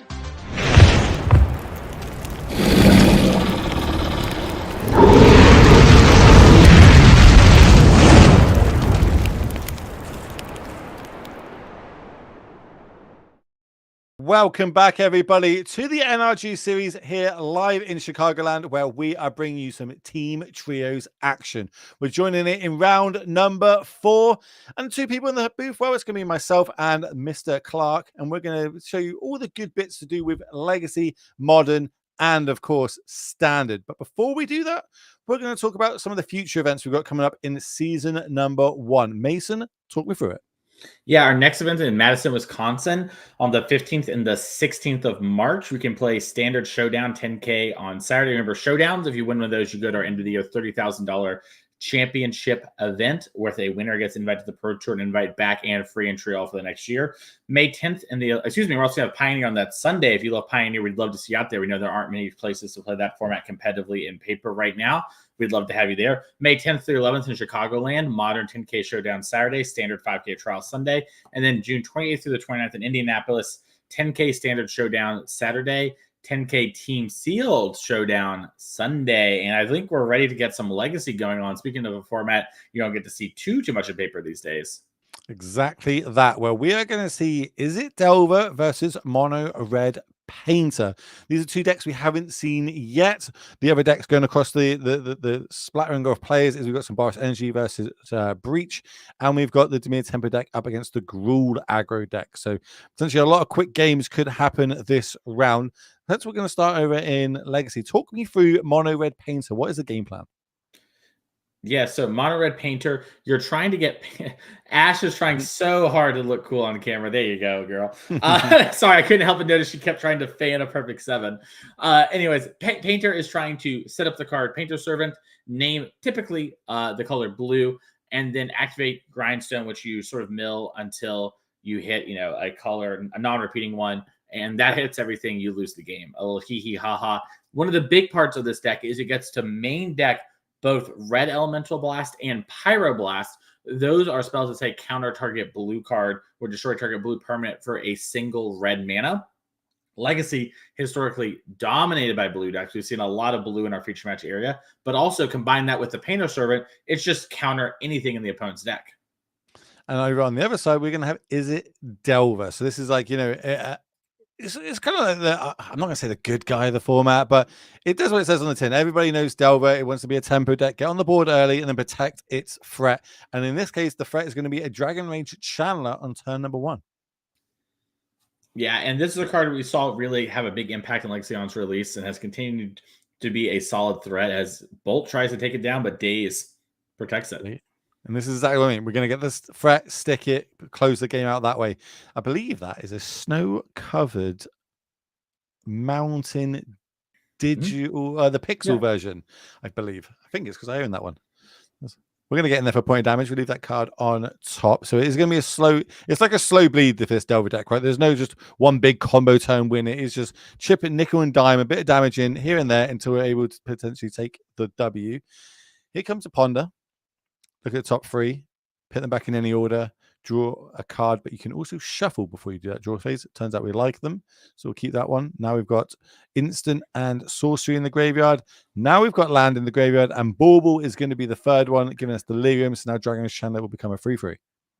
Yeah, maybe a minor misstep here from Ashlyn, not using this Ponder in the main phase. Thinking it might be really hard to get Delirium, but sort of hit runner perfects. As Ancient Tomb. For the namesake card of the deck, Painter Servant is going to come down, and you got to imagine the color named is going to be blue for the reasons that you said earlier on. Main deck, Red Elemental Blasts and Pyroblasts. Pass the turn back. Do see a Red Elemental Blast in hand. Yeah, I think that the One Ring and some lands. Urza Saga, a couple. How do I want to go forward? We have to attack. Delirium is on. It is a 3/3 flyer now. We'll take that damage, drop down to 14. Let's paint it Servant on the screen. I don't feel like enough Scarecrows get printed anymore in Magic. Yeah, I'm trying to think of the last Scarecrow that's a true Scarecrow, not just, like a Changeling. I think there was one in Bloomborough, but I might be mistaken. There was like a mascot recently that was actually a Scarecrow, if I remember correctly. I was thinking, isn't the one that like you can basically go and I'm being told Dustmore had a few. Some that like go fix your mana or something like that. Go find a X mana, put it on top of your decks type effect. But yeah, Scarecrow's like you'll guess with colors and mana and Magic, kind of a weird lore thing. No, it's not weird though, or is a Saga. it is not weird indeed. It is very, very good. But here comes another Goyf. We should have a Goyf count on this stream so far because we've seen so many each round now. Pyro Goyf coming down. 4 mana threat is like every other Goyf. It is going to be XX plus 1 on the toughness, but its power is equal to the number, or power and toughness equal to the number of cards in all graveyards or creature type. Sorry, and then when it attacks, or another one. How to pronounce the creature type of this? Lurgoyf? Lurgoyf. And it's the battlefield, and your control deals damage equal to the power to any target. So it can really close out the game quickly in this instance, and it works a lot in your favor when your opponent's trying to get Delirium on. Definitely. And you see Ashlyn here taking a read of Pyrogoyf. She was playing a lot of Magic, but actually took the last year to go do some other stuff and is getting back on the grind here. So maybe hasn't even seen, the Pyrogoyf before, but knows that that's something we have to answer. So cast Brainstorm Response, like the first card left on top, didn't surveil it away. Imagine stepping away from Magic for a year. What a year to have stepped away from, come back and be like, what are these MH3 cards? What's this Flage thing? What's this the one what? Yeah. Crazy. Well, definitely a situation where, I think Ashlyn knew the main ones, but I think it's the stuff like this that really blows her mind. She sees 6, for example, in Modern, and it's like, what's going on here? Stifle. Ooh, okay. Severe trigger, and we're going to, I believe we're stifling the Pyrogoyf's effect to be able to do damage here. I believe so as well. Pass the turn back. Wasteland. Off the top, that's going to be a nice answer to potentially that Urza's Saga if you want to fire it off. Do see another Dragon Age Channeler, so that's an extra way of adding pressure to the battlefield. We'll start off with getting some damage in first. It's going to go down to 9. Second Darcy's going to come down. Then we're going to get upon a double Surveil triggers. And it's really like good at sculpting the hand here, right? Like this is like one of the advantages of now having Dragon Age Channeler over potentially a forgot the word of it, Delver. Delver of Secrets. Yeah, I mean, Delver of Secrets is, not a weak Magic card by any means, but Dragon Age Channeler, very easy to hit that Delver of Secrets stat line, and that extra selection matters so much in matchups where you only have certain cards that really interact, right? Like this Painter deck, it's weak to some of the stuff that the other decks you play against are, but not all the same cards. So having that little bit of extra, like, okay, this is like maybe a one of that's here for most of the matchups, not good against you, or maybe I find that one of that's great for this matchup. Getting that little extra selection is so big. We got the option of land, force negation, and force of will. Looks like we're going to stack it with double counterspell on top. Nope, we're going to shovel it. We don't want any of them. If we're not looking for protection magic, what are we looking for in this deck? I think Ash is trying to find bolts. Oh, it's just ways to close the game out? Yeah, I think she had a moment of, I'm going to try and control this, and then realized, wait, this Pyrogoyf is going to kill all my stuff. You're working towards like winning. I need to just actually, I think, get this game over with. Picked up another Wasteland. Mm-hmm. Not exactly the greatest thing for killing the game, but, if we can slow the game down enough, that might give us the draw steps to find the bolts. Okay, talk me through that one then. So if we're like kind of pivot into trying to close the game out as quick as we can, we took out the Ancient Tomb, which we know, yes, it's a powerful land. It can produce 2 colorless mana, but also comes with the cost of 2 life. Would you take the Saga out there, or do you think the Tomb is the line? I think Ash realizes she's in a bit of an awkward position here and a bit behind. I think is hoping that Edward here doesn't have a land so that we're basically killing the Saga as well. Right? A situation of, hey, if I kill this Tomb, you can't Saga me, hopefully. And also, Saga, if we use this card, yeah, it puts a lot of power into play pretty quickly, but we know we have the other Wasteland to answer it. And if you're just using your turn making those constructs, I think I can beat that. Ash is really worried about bigger plays here, and this other Saga is a big problem. So this turn we can attack with the... Oh, we're not attacking the... Why would we not attack there? Is there a reason that I'm missing? I'm not exactly sure. Maybe it isn't big enough to actually kill one of the Goyfs, which is not kill the Darcy. I think it is. Sorry, it's whenever it attacks, and not when. Yeah, sorry. For some reason, I thought it triggered when it attacked as well. It's got to do damage, right? I think. Yeah. This creature could we have not used the Pyroblasts, got rid of the blocker attacks? I don't know. It didn't pan out that way. It's whenever it or another Lurgrave enters, it triggers, right? That's the only time it does that. For some reason, I thought it was on attack as well. Well, we found the lightning bolt. We were able to get the damage in, protect our threats, take the game down. So Ashley's going to be able to take that one down for the team. We're going to move across to standard, though, where looks like the Gruul aggro deck was able to take down game number 1, as they're now going to go into game number 2. Gruul aggro deck we've seen already today, super powerful. Lots of players picking it up. What do you think the reason for that is? In my opinion, Gruul is one of the best decks in Standard. I mean, Esper Pixie is also really great. Hard to argue it maybe isn't one of the, if not the best deck. But Gruul has a lot going for it. One, it's brutally efficient. It's a deck full of cheap and powerful cards that actually grind a lot better than I think the Dimir Tempo does on average. Dimir Tempo has cards that make it go way over the top when it comes to card advantage. But this deck, nickel and dimes players really effectively and just generates a lot of, passive card advantage via pressure or just hard card advantage with cards like Questing Druid, right? Innkeeper's Talent protecting my guys, giving me toughness and power in the form of counters. That counts. And so I think you're seeing players really value the efficiency and the ability to go long and kind of have a game versus everyone. And, it's also just a deck that is very appealing. It has a lot of free wins, and that's something that players really tend to gravitate towards. May French tends to gravitate towards Dimir Tempo decks. We saw her last year in our championship play this deck and play a lot of other mid-range decks. In Modern, we see her play a lot of things like either the best deck in the case of like Breach or some of these grindier decks. And this is a deck she has been a big fan of when it comes to Dimir Tempo. We saw her put up a top 16 in the Atlanta Spotlight Series playing this deck, and, has sort of been advocating for it for a while. Even if she maybe doesn't think it's the best thing, it's something that she really likes and thinks has a lot more game than maybe the average person. And how much emphasis do you put on that? Yes, you can pick up the best deck in the format, but you still need to know how to play it. But being able to play something that the insides out, when to turn the corner in certain situations, how to get the most out of every single card, which really puts the emphasis on learning your deck in a format. How key and important do you pit that when you're coaching a player? You'd be like, okay, we're playing this deck, you're going to learn every interaction of it, or you go, we're going to pick up the best deck on that week.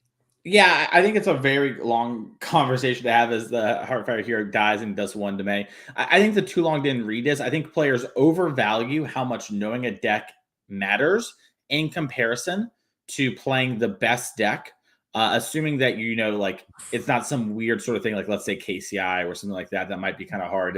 Aiden has missed a land drop. So we can go more into that maybe after this round. But my too long didn't read this. I think people overvalue it.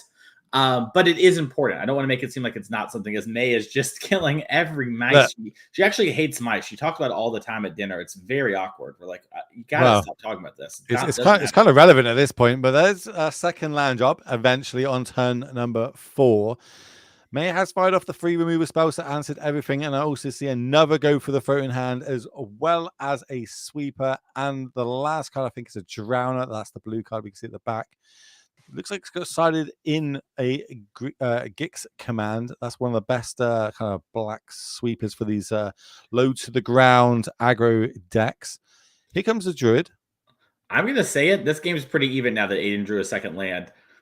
May's still ahead. She has more mana and more powerful cards available to her, but Alden, had actually drawn a land there, I would have felt like this game is a lot closer than maybe it looks. The Soulstone Sanctuary getting activated definitely gives May a clock finally that can kind of take over the game, but we have a lot of really strong cards in hand here. Oh, this is me and my inexperience of it. Clearly, this is why they pick me with smart people like you. I didn't realize that it stays a 3/3.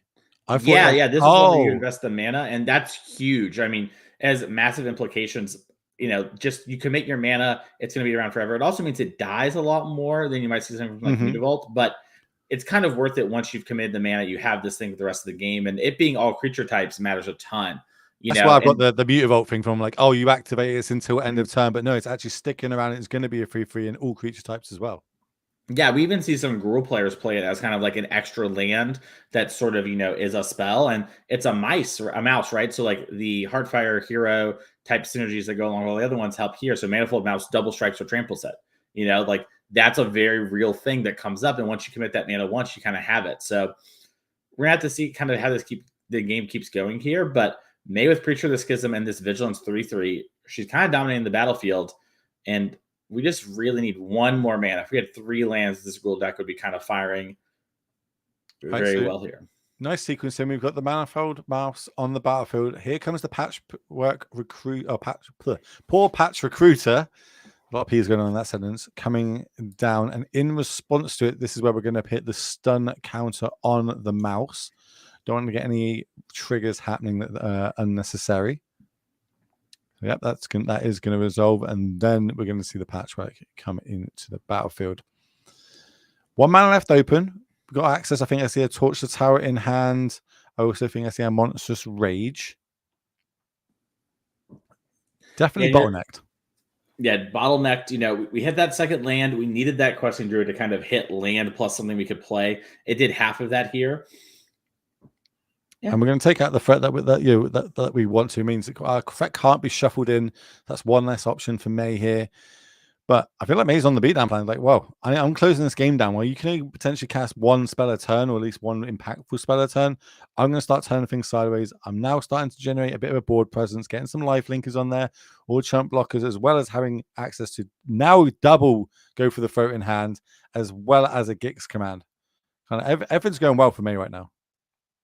Yeah, I mean, got a lot of free time, and now is still like not hitting like a land patch and just being able to continuously use all these resources. It's really pulling her so far ahead. It's going to be pretty hard for our hero here on Gruul to actually get back into this game at this point, especially with missing on the land there.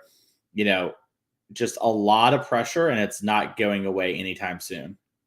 Tessa Tance was the draw. Not exactly what we want right now.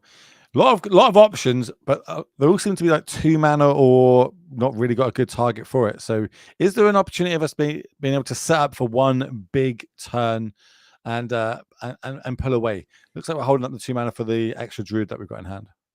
Yeah, I mean, you can do a lot of damage with this deck, right? Like you Monstrous Rage double strike, that's 10 damage. In a lot of situations, it would only be 8 right now. But obviously that's half of May's life total. So I think we're a little far from actually being able to win out of nowhere, but it's not such an unlikely thing for this deck to be able to do something like that. May bunch of cast spells in hand. She's ready for it if any shenanigans was to happen. So I think we'll be able to close this one down and level it up and to get us to a game number 3. Here it comes, end of turn. We're going to cast Seek the Beast. Exile top 2. We can play at the end of our next turn. Kill spell while you're tapped out, because we could be playing around things like Snakeskin Veil, which there are a number of copies here in the deck for Alden. Land drop for turn. Now we're facing lethal. 1, 2, 3, 4, 5, 6, 7 on the battlefield. We know this game is over because of the Anoint in hand and the inability to put up enough counter pressure. Yeah, and now the player does as well. So let's go check on Legacies. I think it started back up again here, and we'll try and see how May French can handle game number 3 in the future. As we come back to a very weird game. Wow, it looks a little one-sided right now. There's a lot of permanents on the battlefield. Leyline of the Void at the top. So that's one way of stopping the Delirium going on. It's also a way to stop any sort of Delver shenanigans, which could, when I say Delve, I mean that as in the mechanic Delve for Murktide Regents. Is there any other sort of graveyard shenanigans going on? I'm having a little look through the deck. It doesn't look... Oh, there's one Mystical Sanctuary as well. So that's like the graveyard bit kind of turned off. Do you think that's a good reason to bring in Leyline of the Void, or is this paying into the Painter's sort of game plan at all? Yeah, I think we see Consign here on the One Ring massive. I think this game's actually deceptively close. Ash's threats are turned off for the most part, but I think it was an Ulrod. She has a lot of game still here and has been picking away at these Urza Sagas. And sometimes you have these all-in burst hands. And if you don't have a kill, you're kind of down a lot of resources to hopefully stop your opponent. Well, Ashland's deck plays way better off the top and in these sort of situations than the Painter deck does. So as long as you can dodge, like a Pyrogoyf type card, which obviously is going to not be as impactful given the Leyline of the Void, but if you can keep, the game relatively simple, she probably has the time to sculpt together a real draw. And this is a spot where Delver of Secrets proper really shines in comparison to the DRC like we talked about in game number 1. There's the grindstone. That would have been the win right there on the spot, right? Yeah, if there wasn't this null rod in play, it would be over, and you see, just why like that card is coming in against these decks. So how can we get that null rod off the battlefield? I say we over on Edward's side. I'm looking at the deck. So let's say everything's is now a blue permanent. Would a red elemental blast be able to get it off the battlefield?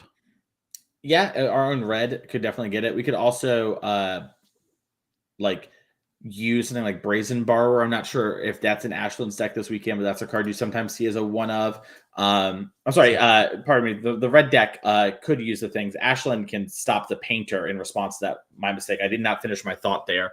As it actually looks I kind of got what you meant weirdly as well. Yeah. I left the word out, which is critical to not doing commentary. But by God, I took a risk. It didn't pay off. Well, we were talking about it before. We're both dyslexics in the booth. It's fine. We don't know words. Words aren't our friends. But yeah, here we are as commentators. Here is a beautiful looking saga, I must say. It is everybody's favorite fable of the Mirror Breaker, but it's going to go to the graveyard and get caught with a daze. It always feels good when you get to daze something that your opponent spent the whole turn doing. Yep. And you see this here, Ashland just ripped a ponder it was set up earlier with the DRC Surveil, and now gets to sort of look through and be like, okay, what do I want to do here? Found a daze on top, pretty tempting. A lot of Edward's deck is around 3-ish mana, at least for the cards you care about right now. But also, you kind of have to work towards actually winning this game in a timely way. And yeah, you see her shuffle it away. Also, a bit Force of Will in the graveyard. This is my inexperience with Legacy, I guess. Then I feel like I've got my threat. I want to protect it. That Force of Will plus a blue card in my hand stops the next relevant card that Edward would end up playing. Yeah, the problem is that this DRC was like not under a Leyline of the Void. I think your line makes a lot of sense, right? It'd be like, let's say a 6-turn clock, that's like at least a lot more defensible. Currently, Ashland's on a 16-turn clock, which is a significant difference. True that. I also see that there is a Force of Will in hand as well here. So here we go. We're on a 15-turn clock. 1 mana away from being able to actually hardcast that Force. That's a Fury and a Painter. Oh, okay. I feel like I know the answer to this question, but I'm going to ask it out loud anyway, just because. So if Painter is named blue, can we ditch a card from our hand to cast the Fury? Yeah, I believe it adds an additional color, if I remember correctly. I need to read Painter again off the top of my head. I don't know if it says like override. All cards that aren't in play and spells or permanents are the chosen color in addition to their other colors. So yeah, you can evoke a Fury if you have a red card in hand and the Painter in play. Here's a hardcast Force of Will. Now, I'm here to ask the dumb questions. That is literally my job.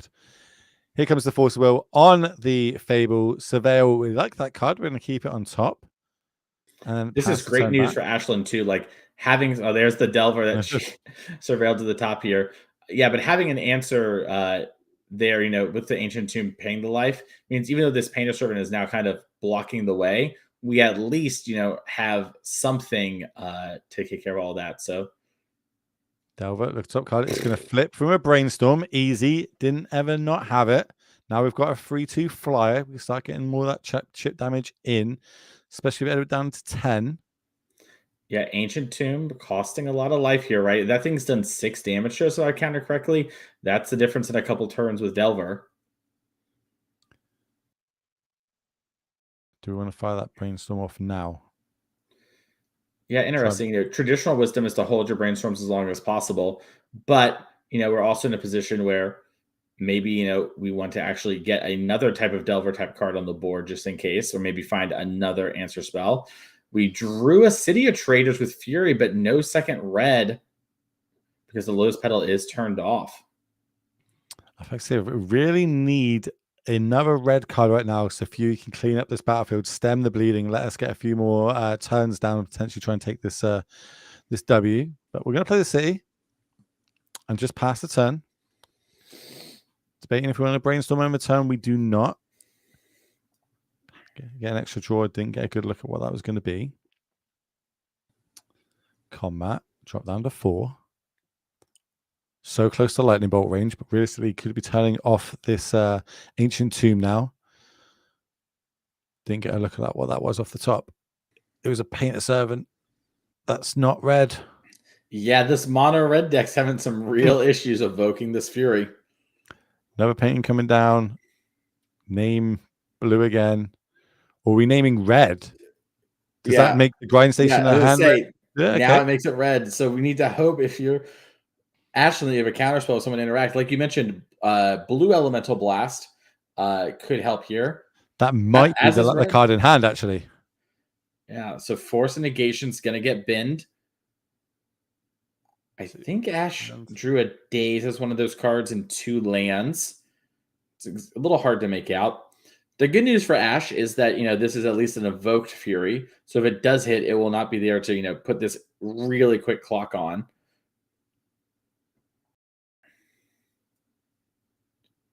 We need 4 dazes to get through all the mana up for Edward. Not likely given we've already used one. Would be great news for Edward. We would get to DQ Ashlyn for cheating, which would mean he would get the win. I love all these little iterations of Legacy. Like there's so many micro decisions. So, daze, return the island, surveil, hit the sanctuary in the graveyard. I'll pay the 1.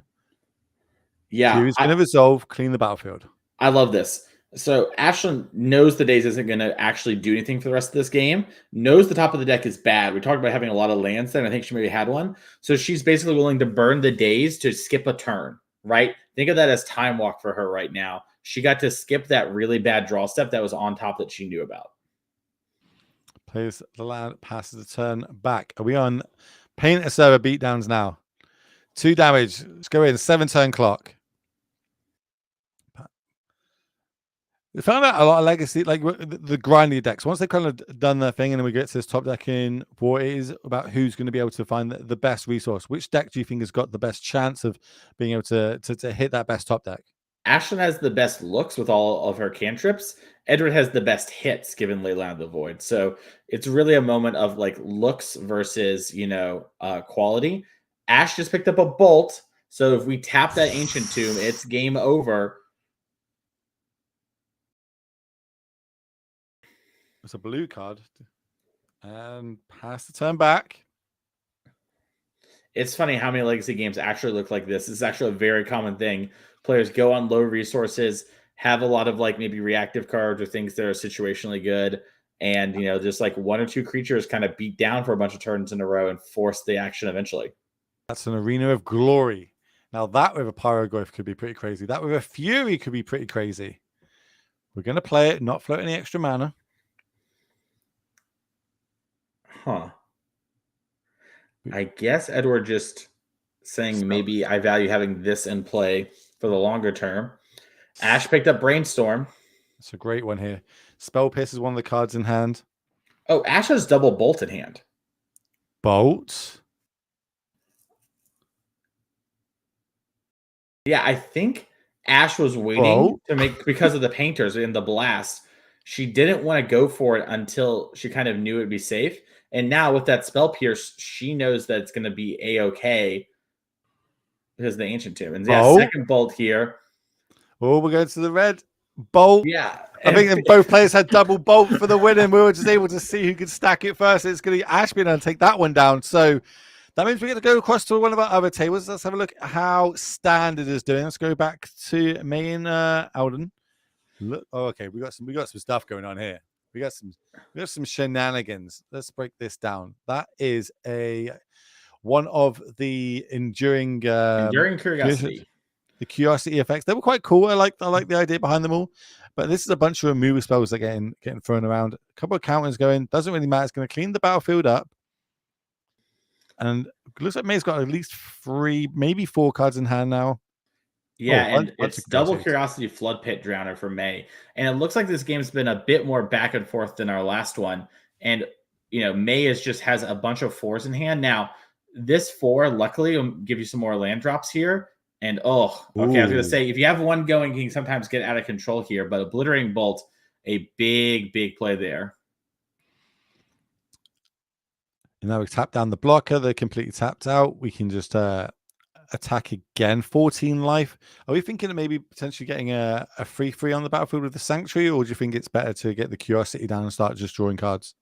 I think there's a real argument to both. I think there's even an argument to not even playing the Curiosity and seeing if like you can get, Alden to attack. But I like playing the Curiosity here, sort of get your card in, get a little bit of damage, and now you have another one coming. And so you really just want to make all your land drops here while you try to find some way to interact.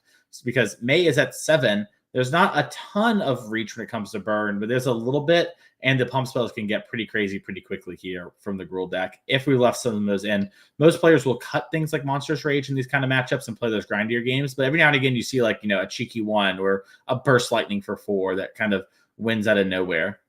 Why do you think, or what's the reason behind that? Why are they cutting these like the 1 mana cheap sort of removal pump effects? Yeah, I think it's because of the removal. We saw in game 2 there from May, she spent her first 5 turns just playing a kill spell every turn. You just don't want to have a card like that in your deck when your opponent is boarding in so much removal, at least not in high volumes. That's typically not going to be a great plan unless you have a bunch of either creatures with some sort of pseudo protection, or you're bringing in cards like Snakescale of your own. But then you're trying to create an A plus B plus C to maybe win. It's kind of an awkward spot. Well, we were able to find a Manifold Mouse, so this is going to generate the offspring. So we've now got 2 copies, potentially 2 blockers, or we're going to keep it around. We've got our life total at 12. It doesn't look like we can die in 1 hit, so maybe we want to try and make May think of the backswing that could happen. I'm sure May's fully aware of what this could happen with that top 16 finish as you spoke about. Yeah, May grinds this deck all the time, just jams a bunch of challenges with Dimir. She's played this matchup a ton. She's probably hyper aware too of like that Restless Ridgeline, untapping one of these mice to make combat a little trickier, and also giving a +2/+0 if it gets double strike trample is going to be a ton and is threatening her. So it looks like she's wanting to value the Soulstone here. So we're going to get in there for 5. I think we've seen double block. I'm not even sure I like double block there, but I think that we might be talking to our teammate about like what we have here. I doubt we're going to see a double block.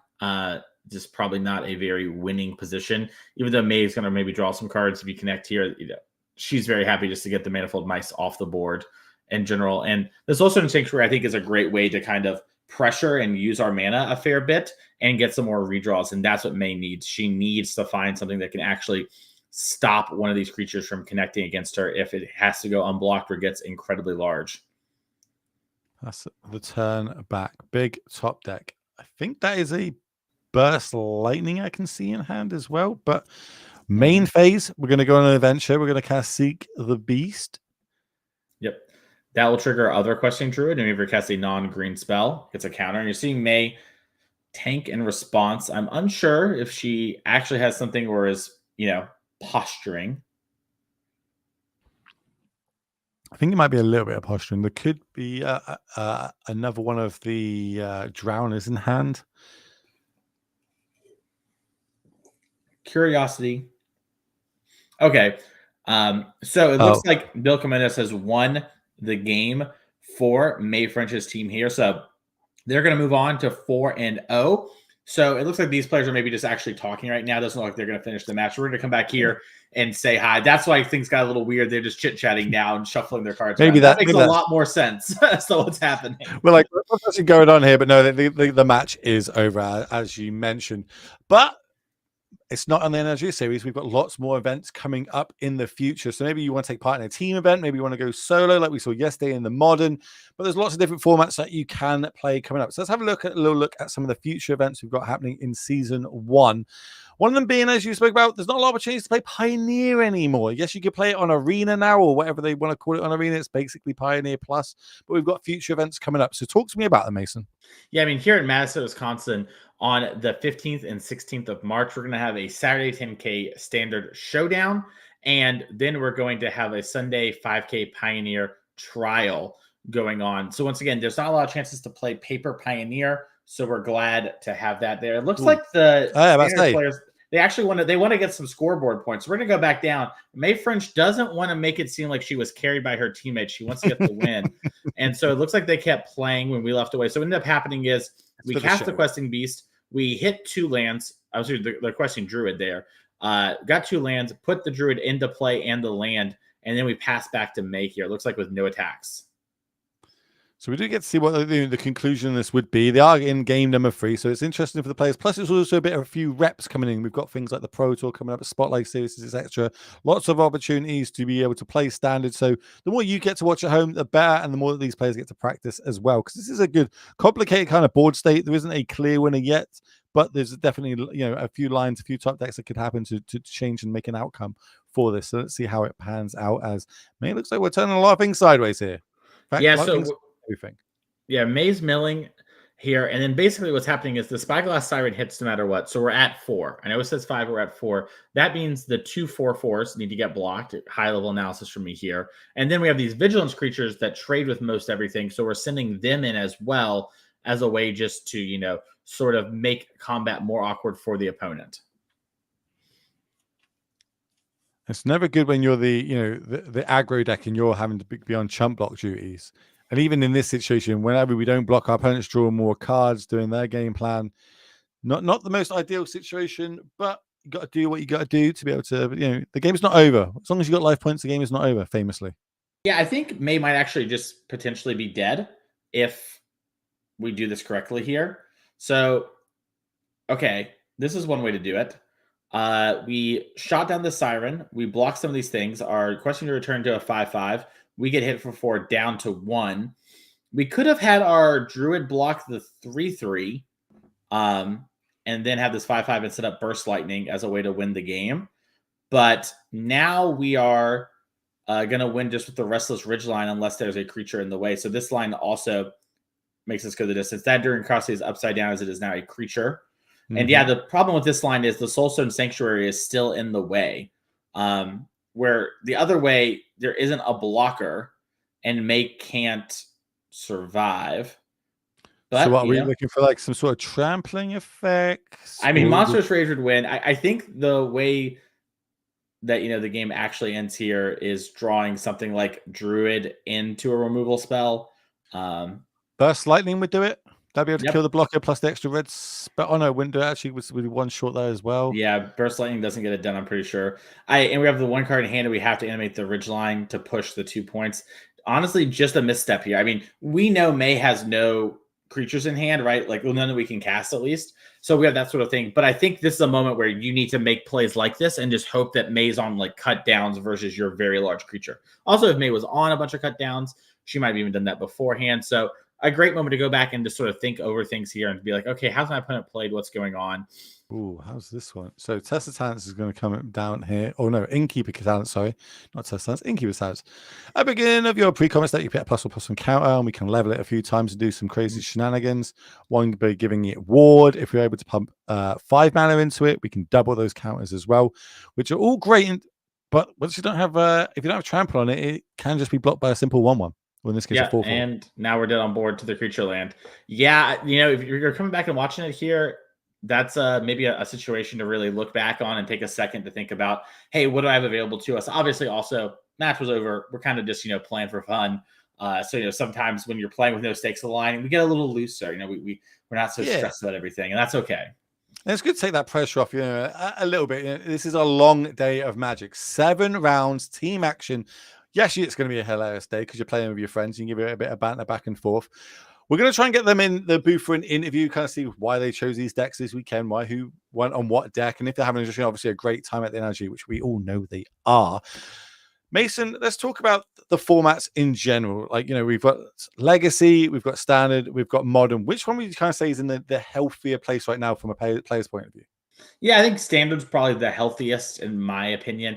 It sort of has the most amount of like diverse decks when it comes to sort of its available card pool, if that makes sense. Obviously, Legacy has the most decks and has the most things going on, but I know some players feel a little weird about things, and we're still kind of feeling things out after the BNR, right? Like we heard earlier from Brickman, there's a lot of distaste for Eldrazi and that kind of thing. So I think it really depends on sort of what you like about Magic. I love Modern. It's one of my favorites. And I think it has a lot of great things going on. And, despite the top 4-ish decks sort of putting a lot of pressure on other things, I think there's still a lot happening there. And Standard has, been very fast and quick in the games. And I think that's not something that's for everyone, right? And I think that's one of the great things is all these formats are kind of in playable positions. Hey, you hate Eldrazi, right? Like we heard Brickman mention. Well, maybe you want to go play Standard or Modern. So a lot of places to go. And theoretically, there's Pioneer. But you know what? None of that matters is our winning team is here to talk to us. So let's go down and talk to May French's team, which is, I believe, the name on Spice Rack. So I think that's a fair way to call it. Congratulations, everyone, on winning your round. How are you feeling? We're good. Good. Yeah. I mean, winning's good, right? I think. Sometimes, yeah. I guess. Confirmed. Okay. Confirmed winning is good. All right, I'm going to kick it off. I'm going to ask you, how did we come up with who was on what format and what deck? How did you decide that as a team? So Ash is washed, so she's on Legacy. Don't worry, we mentioned that on coverage. I was make sure to bring it up. I was aware. I watched her play Modern yesterday, and it was probably one of the worst experiences of my life. Yeah, the new cards are like Yu-Gi-Oh cards. They're too complicated. They have way too much text. I can't figure them out. Yeah, Bill's only been prepping for the RC, so he's on Modern, and then I get the Standard seat because I'm apparently good at that format. Yeah. Do you guys watch me read a card I've never seen before, then stifle it? That's the most washed boomer thing I could possibly imagine. We were talking about that because Mason said that you took a little bit of a gap in Magic and you just come back to it. And I was like, imagine to pick any year to go out of Magic, coming back after we've had MH3 come out must be an absolute, your mind must be blown looking at some of these cards and the power level of them. How are you finding that? Kozilek's command is a little bit pushed. Yeah.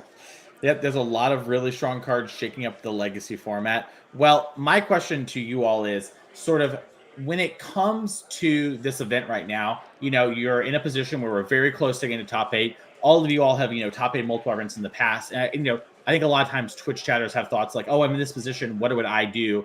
So how do you all handle, you're playing a bunch of winning ends back to back to back. Theoretically, that's not advice here. We'll make that very clear. So how do you all handle sort of that pressure, especially because let's be honest, we just saw the way May French talked to your other teammate there, especially for you, Bill. You're going to get dunked on if you lose. How do you handle having such a toxic teammate in that environment? Well, I mean, the real thing is I have a flight that's booked, so eventually I might have to leave them. So Bill's throwing? Whatever. We're just here for the vibes. Great. Well, we'd love to hear it. Yeah, and that's one of the things that we've been speaking to a lot of the players so far this weekend, and they're saying how are you enjoying the NRG? And it's the gathering part. That's the bit they're actually really enjoying. Right, people are coming from all around the country, from different countries as well, meeting up, being able to play multiple different formats with your friends. But realistically, is that going back out in the evening, meeting people that you haven't ever met before, or are coming back to Magic after having a little bit of a break to it? What do you think are your best experiences so far this weekend at the NRG? People who say the Magic is about the gathering are the people who didn't do well in the tournament. Magic is me. about winning. That is me. I feel targeted right now.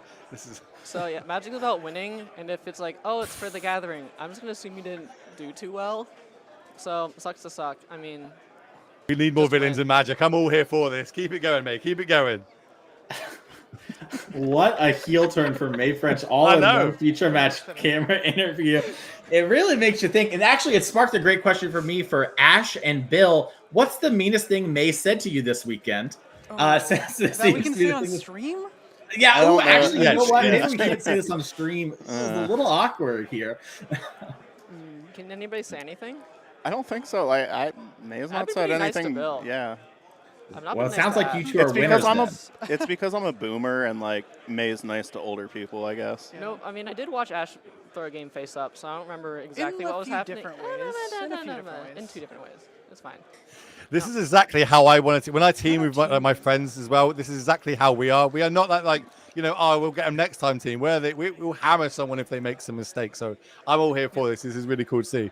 So we're going to let you get off and maybe, build some more bridges or break them. Up to you. We're going to let you, celebrate the rest of this victory. And good luck in the rest of the tournament. Maybe we'll see you in today's top 8. Yeah. Good luck, friends. I'll talk to you later. You might not see me. I might be on a flight someplace, but you might see them. Also, Mason cool glasses, by the way. Thank you. Thank you for the glasses compliment. They are very cool. Oh my goodness! Hold on, I've got glasses somewhere. Where's my? I just got. So it turns out my eyesight was really bad. Will I thought a lot of things I thought were normal when people are far away. It turns out people can see stuff that's kind of far away and can read cards. I always thought it was crazy when people could read a card from like on a team event from like I'm in this seat and you're the seat next to them. I'm like, dang, that person has good eyesight. Turns out I had bad eyesight, but I'll tell you who isn't bad. The record of the team we just saw there. Maybe the potential of the heel turn for May French when it comes to the NRG series. We'll have to see how that goes.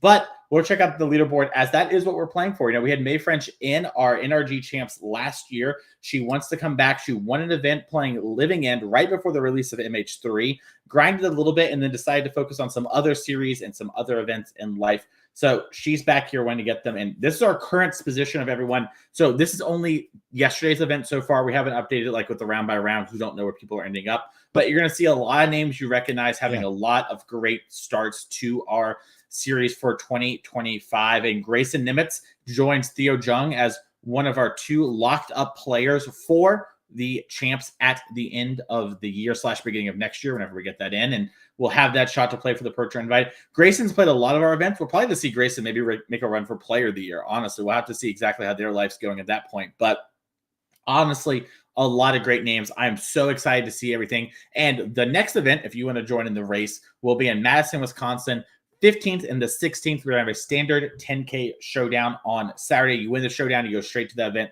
with Grayson and Theo. Join them there. And then Sunday, 5K Pioneer Trial. I've said it a lot. I'll say it again. We understand there's not a lot of time to play Paper Pioneer for high stakes. We're giving you that opportunity. We'd love to see you in Madison, Wisconsin, March 15th through the 16th.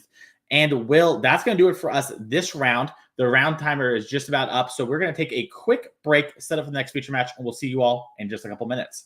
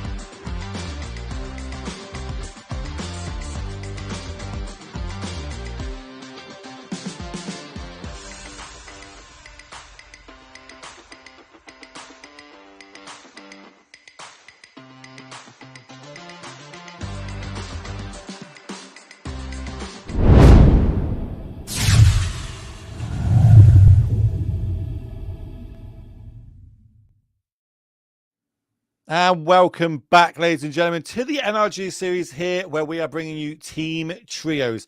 And for one last time today, I'm going to say the words. My name is Will Hall, better known on the internet as the Will Hall EXP. And I'm joined by the coach himself, Mason Clark. And we're going into round number 5. This is where we start getting to that winning in territory. So our feature match this round is going to be table 1. And the winners of it, not officially, but should be able to double ID and lock ourselves into today's top 8. Before we get to that, though, let's talk a little bit about a spicy little event we got coming up, Value Vintage. Talk to me about this, Mason. Yeah, so I mean, it kind of is what it says. This is the vintage format with all the same legalities, but with a twist. Your deck can only cost $30. So the QR code on the screen, if you want to get a little snippet of that real quick, we'll give you all the details. But basically, yeah, it's all on the panel. You play vintage legality, so everything that's basically legal in Magic, very few things not. $30 is the most your deck can cost. Side events at all events for the coming year. It's a format that's been getting pretty popular, has a lot of variety going on, has natural metagame shifts. As theoretically, if this format gets popular, a card will go up in price because players will have the demand for it if it has low printings. So you know what? Value Vintage, very cool, very interesting format. Sort of, all of the pizzazz of Vintage with, being cheaper than even most popper decks. But we'll talk more about value vintage in the coming weeks and events, because we are going to our feature match area where, our undefeated team, we have May French's team back at it again. We're going to check on Bill Caminos this round, who we did not see last playing the grinding breach deck. Looks to be taking a mulligan. And they're going to be going up against Eldrazi Ramp here, going up against Adam Saba. How does this normally pan out? I feel like if we can get an early Karn down, we might be pretty favored. If not, it might be a bit of a hard day at the office. Yeah, that is sort of exactly how this went before the addition of Karn, right? Like, this deck lost the One Ring. Players tried some stuff. Basically, landed on Karn needs to be it, because one, it gives you, a lot of ability to answer some problems you normally couldn't with a deck like this. But the biggest thing being that stony silence effect from Karn being massive, in combination with the ability to immediately grab something like a Tormod script. And this is a big thing in this sort of matchup is the first hate piece is very beatable for Breach. The second one's kind of an issue. The third one typically is the one that does them in. Karn's 2 immediately. Have the stony silence effect, you get a Tormod script, pass the turn, put your opponent in a very awkward position. All right, well, we're going to start off with the powerful land from MH3. Ugin's Labyrinth is going to come down. That's going to use a 7-mana spell in the form of Wellbreaker to produce 2 extra mana. And then that's going to let us get a Talisman down. So pretty good, ideal start for the Eldrazi Ramp deck, doing what it wants to do, and that is Ramp. Over on the other side, as the Saga is going to come down, we're going to cast a Rumble, and we get a little look at a Bauble. We got the Thassa's Oracle in there as well, and the Tamiyo. Now, Thassa's Oracle being one of these cards, how important is that do we have to take it? Because potentially, if a Karn was to come down and exile it with a Crypt, does that mean that our win con has gone out the deck? Yeah, look, I mean, some players use different things to win. This deck theoretically has a Lightning Bolt, so we could breach and bolt a lot. That is not an easy way to win, especially if there was a Karn coming down. So yeah, you're seeing Bill here be like, hey, I could get this Tamiyo. It's kind of fine. I could get this Bauble. It's kind of fine. But this Oracle, I only really want on the turn I'm winning, but I can't afford to lose it like you brought up there, Will, in game number 1. Post-board, typically you're going to see Jace, Wielder of Mysteries. That's going to put you in a position where you're going to be able to fight through maybe something like that, but not here for Bill. Here comes the Eldrazi Temple, and we did pick up Karn for the turn. Might be the play for the turn. Looks like we're kind of silent. Nope, we are going to play the powerful Planeswalker. It's going to come down with 5 loyalty. Pretty much going to just there's nothing to tick it up on, really. Yeah, so nothing to tick. Go on. I was going to say, sometimes you tick up just to kind of like get it out of creature range, even if you have no targets here. But on this empty-ish board, this is sort of the worst case scenario for Bill, especially on turn number 2. So what? We're taking it down. What sort of silver bullets are we going to find? Do you like a Chalice on 0? Do you like a Torment Script? Or do you want to try and set up for, maybe start Stone Raining or the Brainstone effect? I like the Tormod script here on 0 because, like I said at the beginning of this match, it creates a double whammy for trying to combo. And then next turn, we can go get something like the Stone Brain and just name Underworld Breach. And Bill will basically have an incredibly hard time to get out from underneath that. And you're going to see now there's a lot of pressure on Bill to win this turn. This is why these decks added Karn. I mean, imagine if we were doing this and playing a Sowing Myco Spawn, right? Like that was our only real 4. Bill could maybe even win this turn, right? So a huge difference in sort of how the games play with and without Karn. And that addition has changed things a lot. And you're seeing, Bill just has to pass the turn, knows that we might just need to be playing Urza Saga Value Town to win this game because the Stone Brain is very likely to come down and very likely to name Underworld Breach. Well, that playing to our advantage because we do have 3 Urza Sagas, 2 in play, 1 in the hand. So maybe it is just going to be a construct battle and try and go above and bigger than this Eldrazi Ramp deck, which is a task because it does have some big creatures in it. Things like Wellbreaker, Null Drifter, and of course, Emrakul, the Promised End, is floating around in these decks. Really easy to start turning on with the addition of green now and casting Rumbles, getting extra cards in our graveyard, different types. And one way we can also just ramp to it and cast it the old-fashioned way is with this card here that we see, Sowing Myco Spawn, coming down right now. Yeah, this card's a beating. So we've actually been able to kick it, which means Adam here will be able to blow up one of Bill's lands. So there's 2 ways to go about this. You could blow up that land, which immediately stops the pop. You could also have gone after the first saga and getting the second saga, the one on chapter 1. That would give 1 activation, and then the other saga will pop. It has to maybe lose the Scion to make another token. But you're seeing Adam here prioritize not letting Bill search and maybe set up something there for later turns here. And we still get a land from our deck. Makes sense. And what sort of like, do we have any utility lands in here? Sometimes we see Paducah Bog. Yep, there is a Paducah Bog in here. There's one Cavern of Souls. Or are we just going to keep trying to advance our mana state? Do you think we want to go for temples or even a Sanctum of Ugin we've seen kind of cropping up a little bit more now? Yeah, I mean, I think there's a couple things. We've even seen with some players use Ghost Quarter in their deck, and that would be something that'd be very strong here against this Urza Saga, for example. But it looks like we did go for the Bajuka Bog just to add another layer of protection, maybe stop some value breaching here. If Adam is doing this, obviously we're not going for any sort of grinding station type names or anything along those lines when it comes to a Stonebrain activation. We might even see just a Karn value wish here for some big card that can maybe take over the game. We'll have to see exactly how it goes. Cityscape Leveler has been one of the default ones. Yep. Walking Blist in the past is a totally reasonable card. Haywire Mite's totally fine. Stonebrain, I do think, is the best name. Right, question. What is the card you name Stonebrain, though? Because obviously there's multiple different ways that this deck can win. If you take out, say, Grinding Station, there's other ways for them to win. What is the namesake card you usually or you personally name with Stonebrain?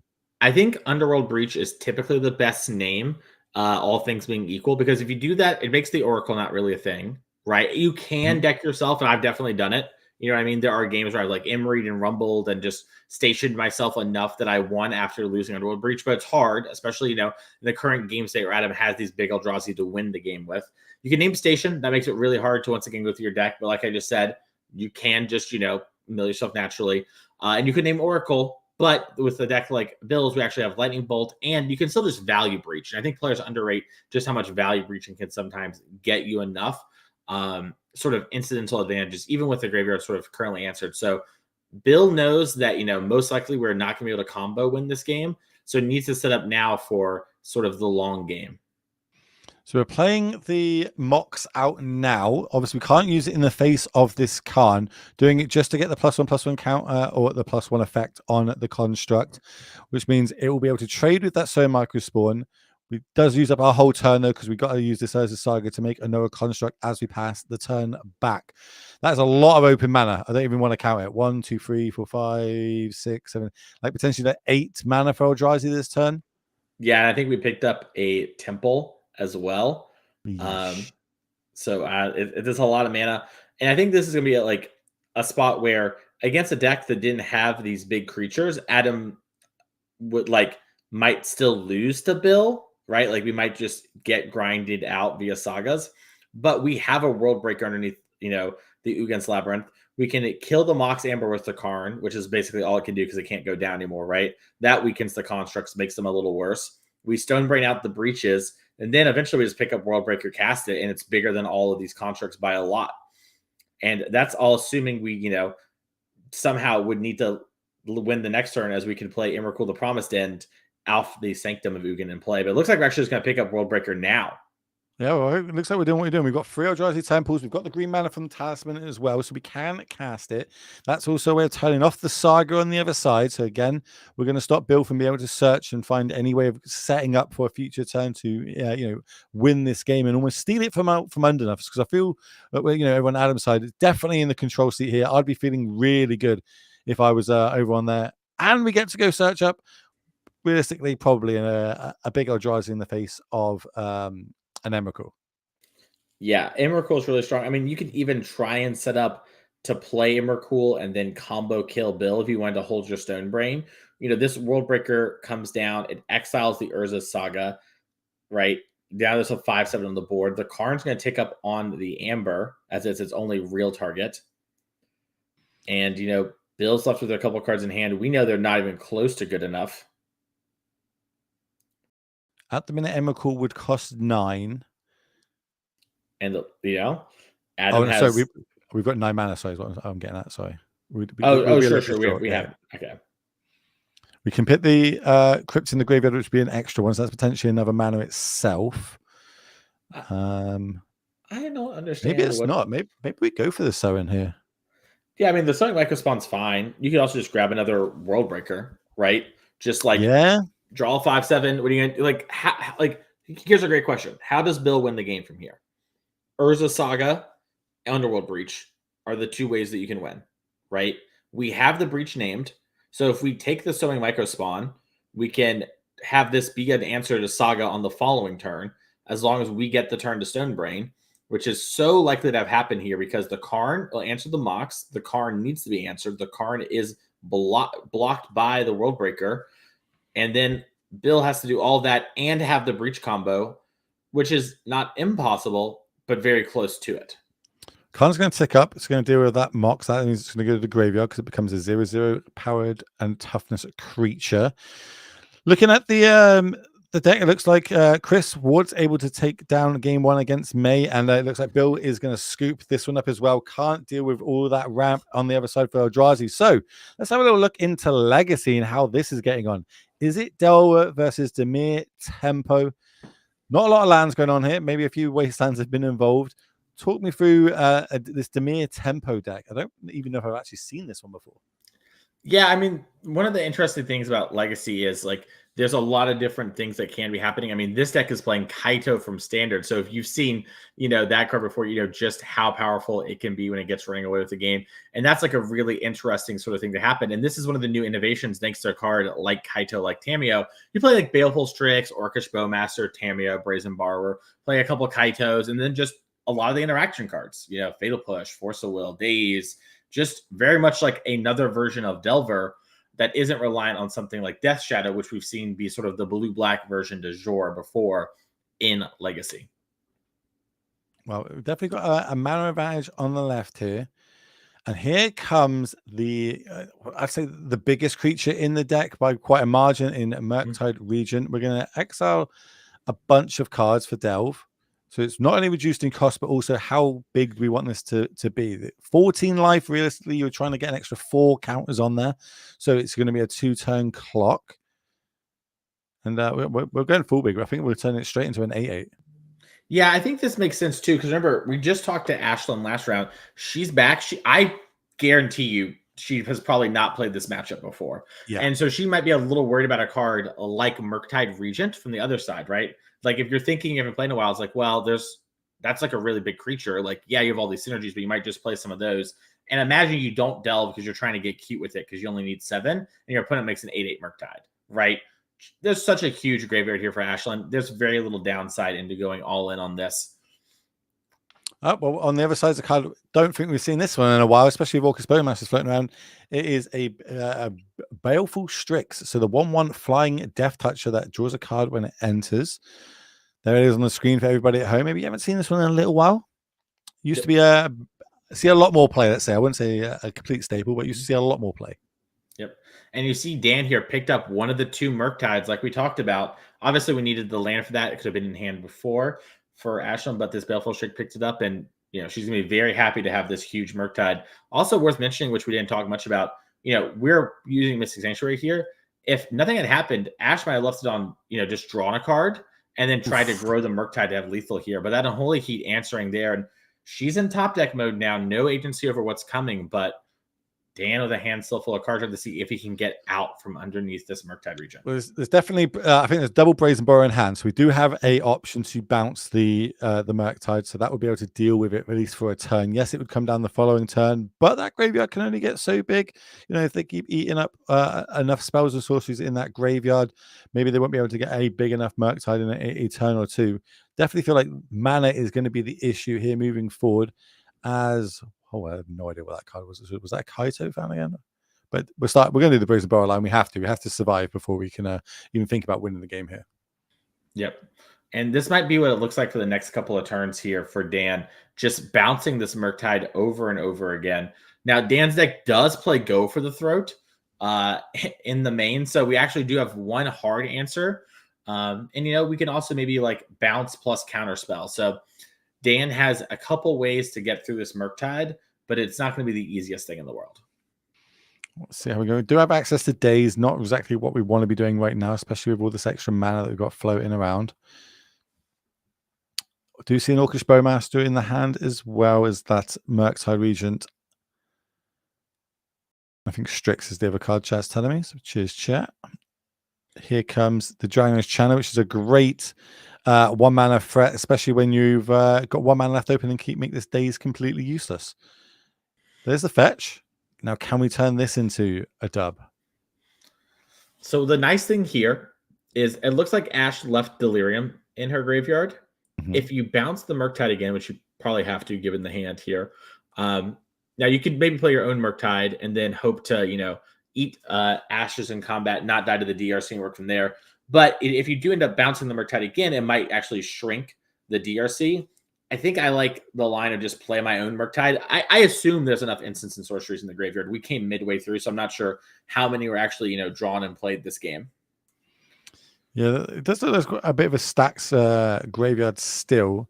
I'm agreeing with you here. I feel like if I can get my one down, it makes combat really rough here for Ash. Like, do you want to sacrifice one of your creatures in combat to get a little bit of chip damage in? Yes, it would get down within bolt range, so that gives you an extra out as well. Dan's having a look at that graveyard though. Puts 5 spells to one side, and is going to do it. So I'm being told that Modern is ready. Let's just stay here for just a little bit longer, see how this pans out, see what the top deck is going to be here for Ash. Yes, I mean, this is a very interesting spot. Ash needs a good draw here. The DRC has to attack it for Delirium, which I believe we are delirious. And then the Murktide will get eaten. Dan will fall to 2. And then it's a matter of can Dan get back in this game. Now, second Murktide would get there. You delve enough. Getting that block there. Take 3. And Wasteland. All right. So we are within lightning bolt range. We are only, you're allowed to use one more fetch line basically over on Dan's side. I'm going to go out on a limb and say there's no life gain in this deck. Wise beyond your years. That's maybe we should swap roles. Maybe I'll go expert role for insight, intelligence like that. The Demir deck doesn't have a life gain element to it. Yeah, at least on the main. We'll have to check the sideboard. But yeah, you see Dan's flick this Baleful Strix to the front of his hand, trying to figure out what we can do here. Hon, is there any crazy lines where we can win here? Remember, any cards we exile from our own graveyard would grow our own Murktide. It is 8 power. If we can exile 2 more cards, that would make it 10 power and a lethal threat. I think that is what Dan's thinking as well. So we're going to grab the Undercity Sewer and try and find something. I think, Dan, also worth noting, by going down to 1, you can't force a will, right? I think that was maybe a big part of what Dan was thinking about too, was like, okay, do I need to top deck a force? Because if I do, this Murktide will eat the DRC in combat. I'll force the top deck and just hope that Ash draws something that doesn't matter in the next draw step. As we see Dan taking a look at Ash's graveyard, seeing, okay, you've worked through this, you've worked through that. All right, how many bolts have you seen? What am I supposed to play around? Let's take a little surveil action. Couldn't quite make that card out. Might be a force. Force, very awkward here. You don't have the life. There's no Barrogoyfs in the main deck of this one here. The fact that they're tanking makes me think maybe it's not a force in this instance, because with 1 life, nowhere near enough mana to hard cast it. No other spells in their hand that require a blue card to ditch it. Yeah. That's a wasteland. Is it a wasteland? Okay. Yep. Not ideal here. A lot better for us though is getting another C. That costs 0 life to be able to add another mana. Now do we we get in and bounce, right? Yeah, as I say, I think Dan's getting in, and we're just going to see the main phase bounce, which will force the chump block from Ashland and give you a chance to get the kill spell. Oh, and you're seeing Dan cancel the line, maybe is wanting to wait later. No real advantage to waiting outside of. I'd be bouncing now, and I've got a Bowmaster. Oof. Okay, maybe a potential bit of missequencing here. Not doing this first. We picked up Go for the Throat. All right. Lightning Bolt off the top. Lightning Bolt will be huge. All the redraws are huge. The more looks at Lightning Bolt, and no, Ash is pick it up. Oh my goodness. Right. That was a close. tight one. Yeah, it really looked like Ash was in a controlling position, but able to get there down that big Murktide, the line you spoke about, just getting that on the battlefield, outgrowing the other one, making it so it's awkward, because of course we knew that the Dragon Nation had to attack, so the combat math was going to be a bit awkward there. Able to take it down. Let's move back to Modern here, where we've still got the Grind and Breach station going up against Eldrazi Ramp. Eldrazi Ramp is 1 game up, and it looks like we're going to turn number 3 right now. Yeah, it looks like we've had a bit of a slower game. It looks like Emery got played, maybe got answered there. And then now Bojuka Bog's going to clean up the graveyard. So, hey, we didn't miss much. We're coming into the game with, some lands in play. I do like that we're seeing a lot more Bojuka Bogs floating around in this format at the minute. Everyone's come in with Grinding Breaches, got a targets on the back. We're all fully aware what this deck can do. We know how powerful it can be. And just being able to have like a tutorable way to exile a graveyard, as well as, of course, having Khans, etc. I think it's a really cool way that people are going about tackling this meta that we're currently in. Definitely. And we're seeing Bill here, with kind of a much slower approach to this game. I think we're going about the Utopia Spool on the stack. Do we want to presage you the land that it is targeting so that it gets fizzled? That makes a decent amount of sense. Looks like there's also someone to name Cavern. To get a Boseiju on Cavern due to the consign in hand, just to make sure the actual body part of the Eldrazi gets countered as well. That is, not always the most important part, but typically is pretty huge. Like we saw last game, right? If Worldbreaker had just blown up the land and not been around, well, it would have been a very different game. So Bill just wanting to fight over that, and it's okay with Adam sort of being up a mana in exchange to maybe have, consigns be a real quote-unquote card in this game. So we're going to go find ourselves and probably a Surveil land. Or no, we're going to get a shotgun, get the red mana. What is the red mana for in this deck? It is for the... Let's return. That's the big one. That's how you stomp on all those energy decks. You like cats? No, you don't. I haven't you doing the coverage yesterday, which was modern. Did you see much energy floating around? Is it it feels like there's a decent amount of energy. It did well. They had 2 players in the top 4 play energy. Now they lost to Breach and Eldrazi, but energy is still very popular, still very good. It is definitely a deck you can't sleep on. I'm going to throw it out there. I feel like, and this is hard for me to say, I feel like I'm in that point of my Magic career now in Modern where I actually might have to start buying some Ugin Labyrinths. That really hurts to say it out loud, but I think I might be in that sort of territory in Modern now where I'm like, maybe I need to actually start picking up this Eldrazi deck, because every time I see it, it does look like it's performing extremely well. Plus, I get to cast Emrakul's. Yeah, I love Emrakul. The Promised End. I don't know if you noticed, it's behind me here. I see it. I see it. Yeah. I like it. Eldritch Moon. What's that? What's that? What? Oh, Eldritch Moon. Moon, and then this one is... Well, it's Eldritch Moon, and then Shadows over Innistrad is the prelude set to it. Excuse me. I enjoyed that. That was all the Emerge Eldrazi's and stuff, wasn't it? Yeah. Right after Battlefield Zendikar. Whoa, Emrakul got away. What could all these spaghetti things be on Innistrad? Hee. Right. Anyway, back to the match. I think we drew a Khan for the turn. We have access to 4 mana. We know how well that went game number 1, but there is 1 blue mana up on the other side. And of course, this is a post-cyborg game. And we know at home, because we can see the hands, that there is a consigned to memory in that, which would be a nice, clean, cheap, easy answer to that Khan if it was to be cast. And I think Adam knows too, right? Bill was deliberating over, like, what do I get, the 2 mana or the can't be countered land? It doesn't take a lot to think about what counter spell would Bill bring in against me. If you play Eldrazi, Consigned to Memory is a card you are, very much aware of. Looks like we're going to go for 6, and we're going to try and get some trigger out of it anyway. We're going to counter both of those triggers, not only the creature, but the trigger to go 2-up a land effect with that consign, and the Eldrazi Spawn token, which is the 2nd mana we need for that. So now completely tapped out. How can we turn this with another Breach off the top? This is an incorrect game state. We only had 2 mana, so we can't stop the search, the blow up, and the creature. Well, it was only was it 6 mana? Yeah, it was only 6 mana. 1, 2, 3, 4, 5, 6, and Summoning Microspawn cost 6, and there was only 2 mana for the consign because it was tapped out. It wasn't kicked though, right? It was kicked. There's 6 mana tapped from Adam. Oh yeah. Yeah, maybe we should. We should get a judge over there. Maybe there's another spawn underneath that spawn token. That's something that could maybe have happened. We joined this game midway through, but Bill can't counter 3 things with 2. It's hard math to do for sure. I know I've been there before, and it's a very easy mistake to make. Right? You're so used to consign stopping everything, and I believe it's different modes on the kicker. I might be mistaken. Maybe the kicker, joins it. Let's have a look at Legacy while they kind of sort this one out, because it looks like Standard is over. I'm going to say Villain. didn't win that one. May was not able to take it down, going up against the Dimir control deck over on Chris Ward's side. So we're going to pop back into Legacy.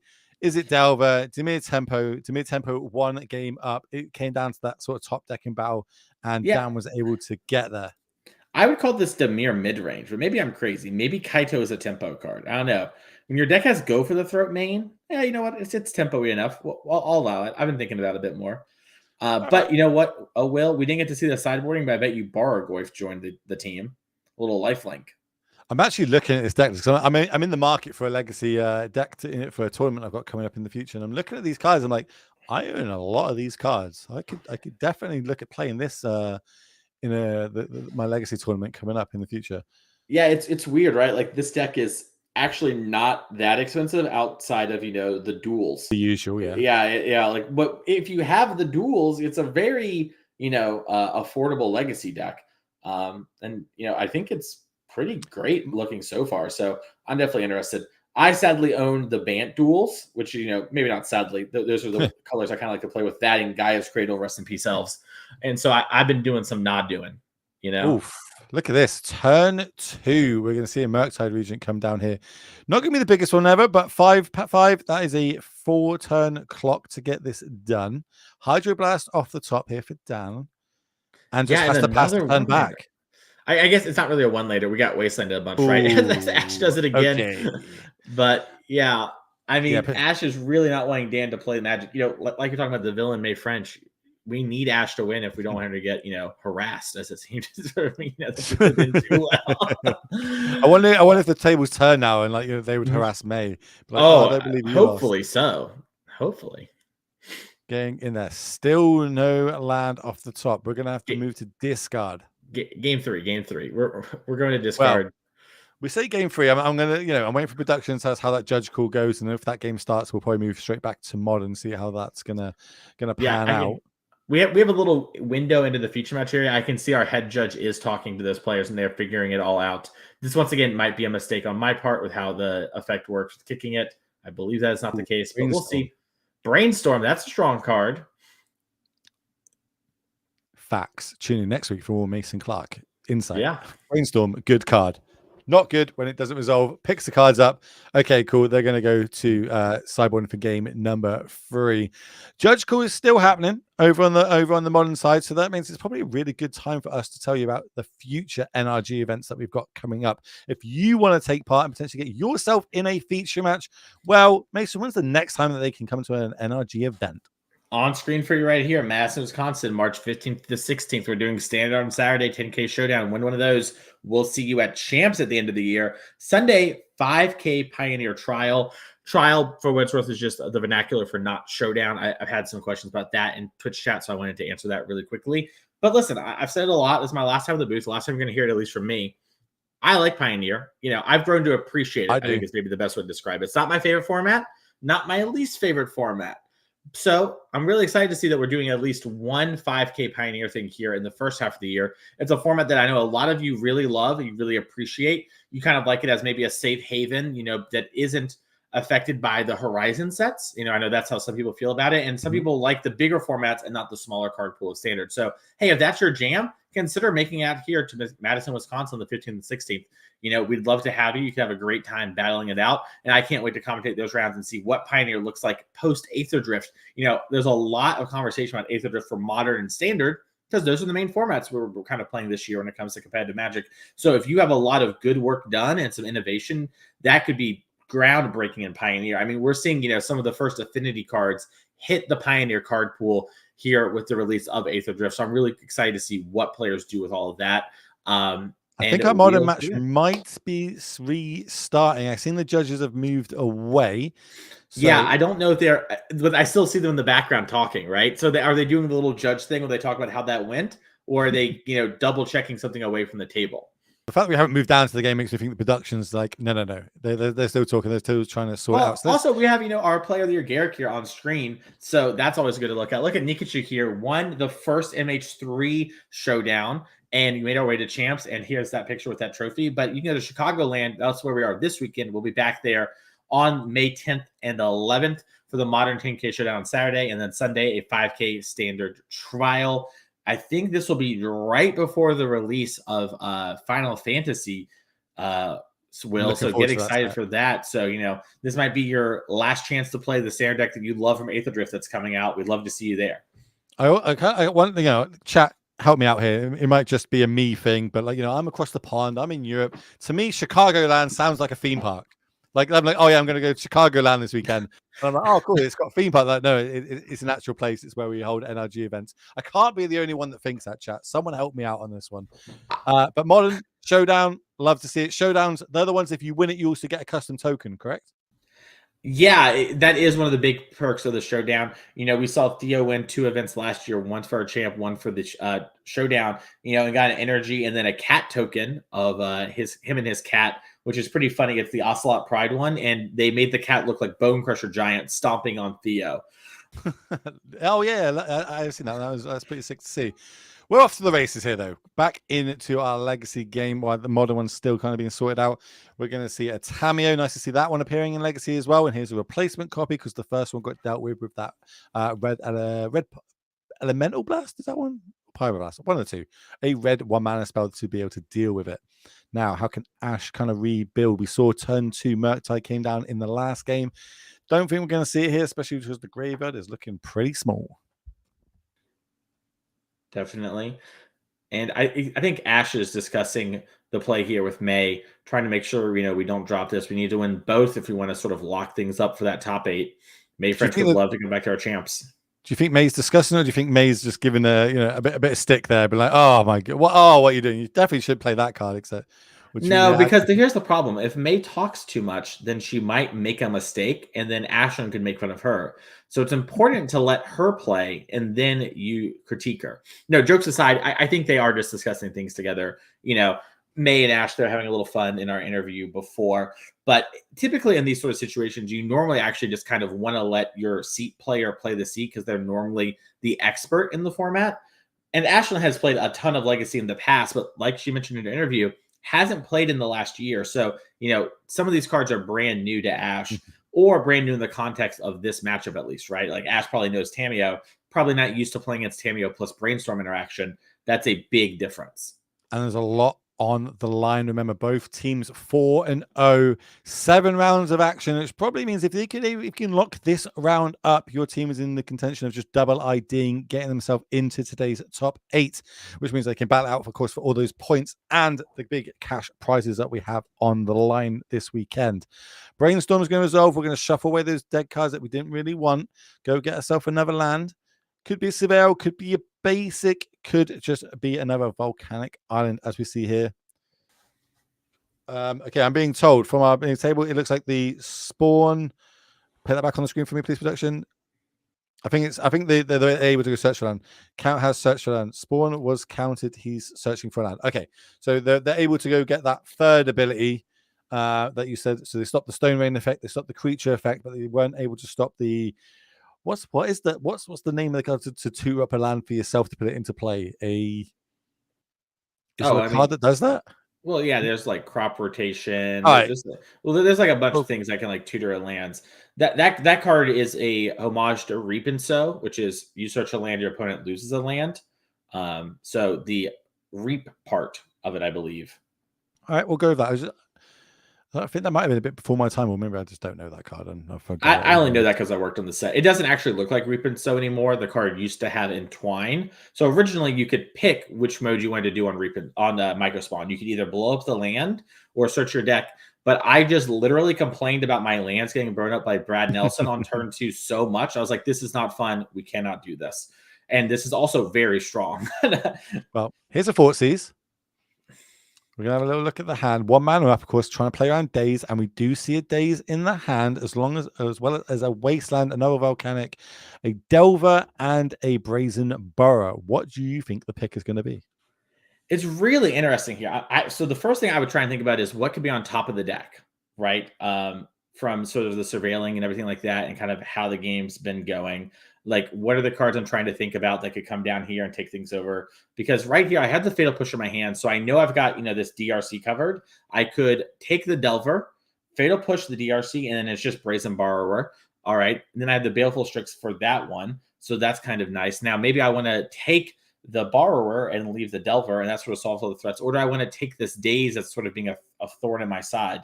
I think given the amount of lands Dan has in hand, Daze isn't something that I'd be personally really interested in. Maybe if I had a Brainstorm and I was going to flip my Tamiyo right away, I could see taking Daze. I imagine this is a spot where Brazen Borrower just being the most flexible of all the cards will be taken, and Dan seems to agree, with the Fatal Push in hand here to sort of take care of this DRC and play through the Daze. Nice clean turn there. And then just to finish it all off, you get to attack with your Tamiyo. Make a clue token. And of course, Tamiyo is so easy to flip into the Planeswalker side, especially in Legacy when we've got access to, Brainstorm. Yeah, Brainstorm. This is a card that just, was not balanced with Brainstorm in mind, right? Like if Brainstorm was a big part of Modern, maybe this card would be different, right? But it's not a card there. So Tamiyo really gets to kind of run away with things here. And that's, one of the cool things is we're going to see Murktide come on down. That's a hard one to kill. Dan has a Baleful Strix, but Ash has something to say about that typically. So we're in ourselves for kind of a very interesting game. I'm glad we got to see this one from start to finish. Let's go. It's a big top deck needed. Something that's good at interacting. Another Strix. It's double Strix could be pretty good. We know about that Daze though, so we do have to play around it. Yeah, and honestly, a lot of ways Dan kind of wants to play around it anyways, right? Play the first Strix. Maybe Ashland offers the Delver trade. You take the trade depending on kind of what you draw. Oh, Thoughtseize. Yeah, big draw there. But I was going to say, like maybe she takes the trade or whatever, where fights over this Baleful Strix, and then you have the second one to sort of lock it up. Because your life total is high enough as Dan right now to not be in too much trouble, especially with the Tamiyo can always jump under the bus as well. And if the Daze was in hand, we could just play the other Strix here and of course draw the third card for the turn, flick. Yeah, we can just pop the clue though too. I think we're going to see Dan attack, create a clue, and then pop in the middle of combat. And then that will give us a flip Tamiyo. We can tick up, it's all open information here. Both players know all the cards. Basically, do we want to use the rest of our turn to get that Daze out of hand, or do we want to do, as you said here, attack, generate the clue before combat damage is going to happen? We're going to crack the clue, draw a card. That's going to flip the Tamiyo because it's the third card drawn for the turn. Now, yeah, and I think I like this play a lot more. Listen, every land we draw basically counters the Daze to an extent, right? We're sort of just playing down a land. Now, multiple Dazes, sometimes you get got, but also if Ash has a lot of cards in hand, Dan can always lead on the Thoughtseize to answer it. So I like this here from Dan, sort of force the initiative, make Ash have to flip this Delver, where this Tamiyo is going to most likely be pretty safe, because a lot of the draws that don't flip Delver also mean you're not clearing the Baleful Strix, which means the Murktide's not connecting. There's the flip side of Tamiyo. Of course, we're going to take it up straight away, so tagging creatures will get -1 or -0. That's the unknown card we didn't know about. Now we're going to play it. Dragon Age Channel on the battlefield. No attacks into the face of course, that Death Touch flyer. Ooh, there's the Borogoyf. That's like, what, the 17th Goyf we've seen now so far on this coverage. But I'll take it. So many Goyfs. But yeah, we're seeing here too, Ash has no cards in graveyard. This Tamiyo plus is very huge. And Dan sort of has a ton of resources to work with here. Can ponder, try to figure things out, can lead on a Baleful Strix, see a card, see what we want to do from there. Maybe even leave up our mana, leave up the clue. Has go for the throws and out to this Murktide, can then pick that up. Has access to all the cards in the graveyard. Yeah, it looks like Dan wants to just get this Fatal Push. Which one are we going after here? Dragon Age Channel. I suppose that makes sense because, future surveils and we can see things like this. This is going to force the Daze out of hand more, I believe, to get the surveil 1, because we need to find something. We need to find it quickly to be able to not fall too far behind in this. Dan will pay the extra 1. So Fatal Push will resolve and put that Dragon Age Channel in the graveyard. Follow-up is going to be another Strix. That's going to draw us a land. Little delta from MH3 there. And yeah, listen, Ash has a clean draw. We got rid of that land, which, Ash decided to use the Daze to sort of try and flip the Delver. I think that makes a lot of sense. Dan's clearly playing with the Daze in mind. You could try to hamstring the mana, but I think it's just not likely to really get anywhere quickly. So really heads up play of like, hey, I need to flip this Delver and push. And this is all before the second Strix hit the battlefield. So. And then we're going to end our turn on a ponder. Top 3, put them back in any order, draw a card, have the ability to shuffle if we don't like any of them. Turns out we do. That is Nice little go for. I think that's the Warhammer. Yeah, the Warhammer one. I was telling you before this. I've got into my Warhammer recently. Yeah. Here comes the flip. Here's the Stifle. Stifle might be one of my favorite cards in Legacy. Like when I play Legacy, I want to play Stifles, I want to play Wastelands, I want to play Uros, I want to play River Balloon Commands. Like that's my style of playing Legacy. I really enjoy just making sure my opponent can't really interact their game plan. As here comes the go for the throat. Into the Burrogoyf. Boom, Burrogoyf. Impact. Yeah, and if you haven't seen much Legacy, you might be like, why isn't Ash playing this Wasteland going after the land? One, there's a lot of lands here for Dan. Even though Dan used all the mana that turn, it's not going to be hugely impactful like as in the other games. And Brainstorm matters a lot. And we're going to see Ash just concede. She's too far behind, picks up a Force of Will, but the current board state is just too big to take advantage of. So congratulations to the team of Chris, Dan, and Adam. Looks like we're going to maybe see if these players like to finish their match for the sake of playing, and we'll commentate that right here. But why not? You know what I mean? You got like 6 minutes left of the round. Get your camera time. You know, both your friends have finished, so that you're the only one that's going to be on the camera right now. And we're going through a couple of different lines. What's happening in this one? Emrakul has come down. I believe this is probably the turn that's being cast. So Adam will get to basically use Bill's turn and try and do some damage, should we say? I think we just saw the end of Adam taking Bill's turn. Oh, okay. That was why we did a bunch of sacrificing the stuff with the station and targeting Adam. I think that was sort of the idea. Now this Jace on 7 loyalty, we are dangerously close to potentially ultimating. I'm about to try and find the ultimate. I don't even know. It's draw 7 cards. If there are no cards left in your deck, win the game. Yeah, we're going to see a little deck count here. Oh, so Bill kind of knows it's more than 7. Start to get the feel for it. I'm interested, how much more than 7 is it? Like, could we fetch Surveil, get there exactly? Also, worth noting, you might just be able to make some weird stuff come together with a plus on the Jace. All right, it looks like there's no breaches left in the deck, but there is a Shifting Woodlands. I don't know if there are any left in the yard. They might have got Stone Brained this game. Do you see Stone Brain at the bottom left or bottom right of our screen, just off there on some sort of one of the old pro player tokens? Yeah, I wonder, is that our sideboard or is that part of the graveyard or it's part of the exile, excuse me. All right, looks like Jay's going to take up. Tick up, mill, and then draw. Hey, why am I... Did we forget to draw there? No. Well, we did. We just... Emery. Okay. A bit more milling. 1, 2, 3, and 4. Okay. So it's worth remembering that Bill cannot Woodlands a Jace because Jace will die to state-based action. So it's not like that's the case. Yeah, you're going to see Bill actually scoop it up to the Emrakul. We are seeing the team of Chris, Adam, and Dan taking it down a nice clean sweep, winning all their games and advancing themselves to a 5-0 record, which, if you do the math, is pretty much a lock to get in today's top 8. So congratulations to them. But Mason, that's the end of round number 5, which means that is the end of me and you on this broadcast today, my friend. It's been a pleasure as always. Any last words to the beautiful people out there on Twitch land and YouTube? Hey, make sure to keep following the channel and watch the rest of today. We got a lot more magic coming to you. Make sure that pay attention, and maybe Madison's something you want to do with the upcoming events. We'll see you there. And make sure to always keep supporting Paper Magic. It's one of the most fun things in the world. I'm glad we're able to help bring this to you all at your homes. And have a great weekend. I feel so inspired and inspiration, and that one from me, from Mason. We'll see you next time. Keep watching the rest of Magic. We're going to be up with Corbin and Drake are going to be taking over. So have a good evening.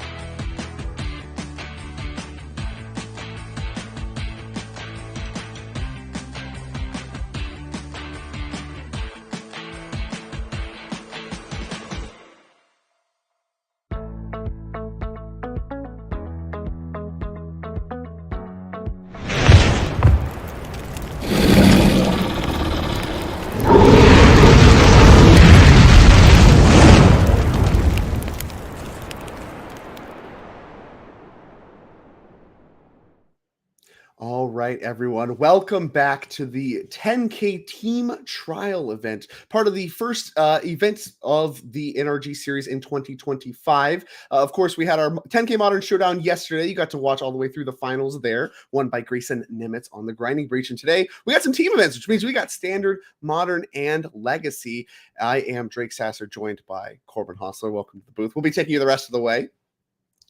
And before we dive into the match, and of course my favorite format, Legacy, which we're going to be seeing quite a bit of through the rest of the show, we got to talk a little bit about what these players are playing for. If you're not necessarily familiar with the events and what we got going on now, the showdowns, of course, those are the events that qualify you for directly to the NRG Championship. But the rest of these events, these trial events, they still have massive prize pools. You still have $10,000 in the line, and as you can see, first place $3,000 per team, and then 30 points per player. So the points get distributed a little bit more. I guess gratuitously, is that the word? And then second place, you got $1,500, 25 points for each player, and of course fall off from there. We can show a little bit now that we have had a single event in the belt. We actually have a leaderboard, which looks a lot like the standings from yesterday based on the points breakdown, because it is, of course, the only event for the 2025 NRG series. So Grayson Nimitz, you can see there, qualified, punched his ticket with his take on, sorry, it was not Grinding Breach. I think I said Grinding Breach. I misspoke. Eldrazi Ramp is what he won with. He beat Grinding Breach in the finals in the hands of Will Kowalczyk, which you can see, and seat number 2, who did not manage to qualify for the champs yet. Hopefully we'll be seeing more of him through the rest of the series. And of course, a lot of star-studded names throughout the rest of the leaderboard already, but Grayson Nimitz off to the races, having won already. So congratulations to him. We'll be seeing more of him, but it is time for my favorite format, Legacy. We're going to be looking at some Team Riddell versus Cephalid Breakfast. We got Ben Unger on your left, Cliff Boyardee on your right, and already you see some surveil actions from a meticulous archive and a nice turn 1 Delver start. And, well, turn 1 Dragon's Rage Chandler, but a nice turn 1 for the Delver deck. Well, we are off to the races. I am excited to be here with you for the rest of the way, Drake. And Legacy is a good place for us to kick things off, huh? Sure is. And I actually misspoke again. The looks like the bottom is not correct. Our little thing, because I mean, Cephalid Breakfast, I don't think plays Dragon Rage Chandler, right? So we got to get those names swapped around. We'll get that updated here for you in just a moment. But Prismatic Ending on Dragon's Rage Chandler, a nice little exchanging of resources. I mean, these are 2 classic decks, right? Cephalid Breakfast has been around as long as I've been playing Legacy. It still maintains those like breakfast cereal naming conventions that all those decks used to have. And of course, Delver has been the face of Legacy for decades, and maybe only now just falling off. Oh gosh, you said decades, and I just instantly, I just got a few more gray hairs. I've already got plenty, but I got a few more when you said decades on Delver. I remember playing it in Standard. Oh no. In Standard, huh? I played through that Standard too. Come on now. I do remember playing it in Standard with Vapor Snag. It was great. But yeah, I guess it's close to it anyway. It's pretty old. So Cephalid Breakfast, though, like as someone who has had a hand in naming decks over the years and what decks can't be named and what they cannot be named, Cephalid Breakfast, I am very glad it exists as a deck name. It would never, ever be allowed to be a deck name today, and I would be one of the people who makes it not a deck name. However, I'm glad it is, because it's an amazing deck that has really come back into prominence over the last few years, I guess, right? Or even more recently than that. It really spent a long time as not a deck in Legacy, but it's got such a powerful engine that it's built around to combo that once the shell and the metagame sort of reformed around it, Cephalid Breakfast right back on camera at 4-1, heading towards the top 8 here, possibly. Yeah, I mean, this is a great spot. And of course, we are in the penultimate round. This is number 6 of 7 right now. 2 5-0 teams. As here comes a very important wasteland to take care of this Urza Saga. One of the big pickups, you know, we talked about Cephalid Breakfast, the deck that's been around for a long time. Gotten a lot of very good pickups over the recent years, especially from the Modern Horizon set. Urza Saga, one of them. Another one, maybe a questionably bannable, the Nadu Winged Wisdom. We got 4 copies of those in Cliff Boyardee's deck. And Delver, we know what it's been doing. A little bit less on the upgrade recent upgrades rather, and you know, still good, still powerful, and deploying a mediocrely sized, I'll say, Murktide Regent, not the super sized Murktide Regent you're used to seeing. Only a 4/4 is this one, but still very quick. And bigger than the construct is really the equation of the battlefield right now. As Swords to Plowshares looks like we're wasting no time on that one. Get it out of the way. Yeah, the greatest trick deck builders ever pulled was getting you to call it a Delver deck instead of a Daze deck. because essentially come on. it lasts forever because of days. That's what the shell jeez. always is, whether it's a Delver or a Dragon's Rage Channeler, as we see Ben pick up one of those and deploy it as well, or whatever the other one drop of the day is. Days is the backbone of the Delver decks. Come on, we're talking about a deck with Brainstorm, Wasteland. Like they're just gonna act like these cards are zeros. It's all Force of Will. Yeah, these don't matter. It's all days. They call it a Brainstorm days. deck. What's the problem?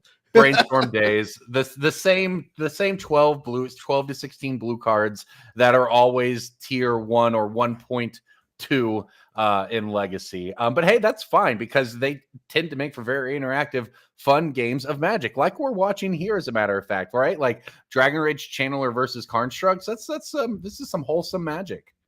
Yeah, interesting too, like the ways that these two decks are attacking the format, right? You're talking about a deck that played Prismatic Ending and Source of Plowshares, very much looking to leverage those powerful 1-mana white cards to answer things on the board, whereas the Delver deck, like you just called out, very traditionally looks to answer things before they hit play, sometimes at mana or card disadvantage over time. And use the word tempo. I know that's supposed to be a bad word, but really it is kind of emblematic of exactly what tempo's about. You're buying yourself a little bit of value now, but it could be a problem.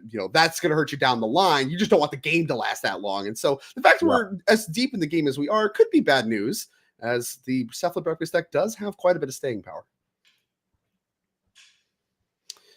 Looks like a couple reactive spells. In fact, a pair of days over there in Ben's hand that he could hardcast right now and don't need to pay alternate costs.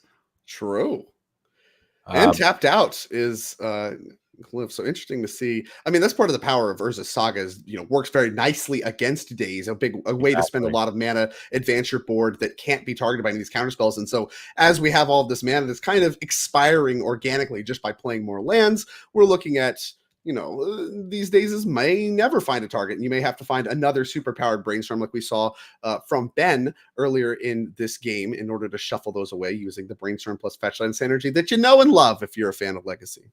Yeah, and that looks like that's a new card, right? Is that a Questing Druid in hand as well for Ben? Sure. Yeah, two of them. Well, you had two of them in the deck. I think there's only one in hand. Yeah, I can't see the other card. 2 Dazes, a Questing Druid, and X. Not clear what X is, but we're fetching now. Yeah, definitely access to a lot of cards coming up on this next turn for Ben if he wants it. To try to power, maybe try to get working on the Delirium for that Dragon's Rage Channeler.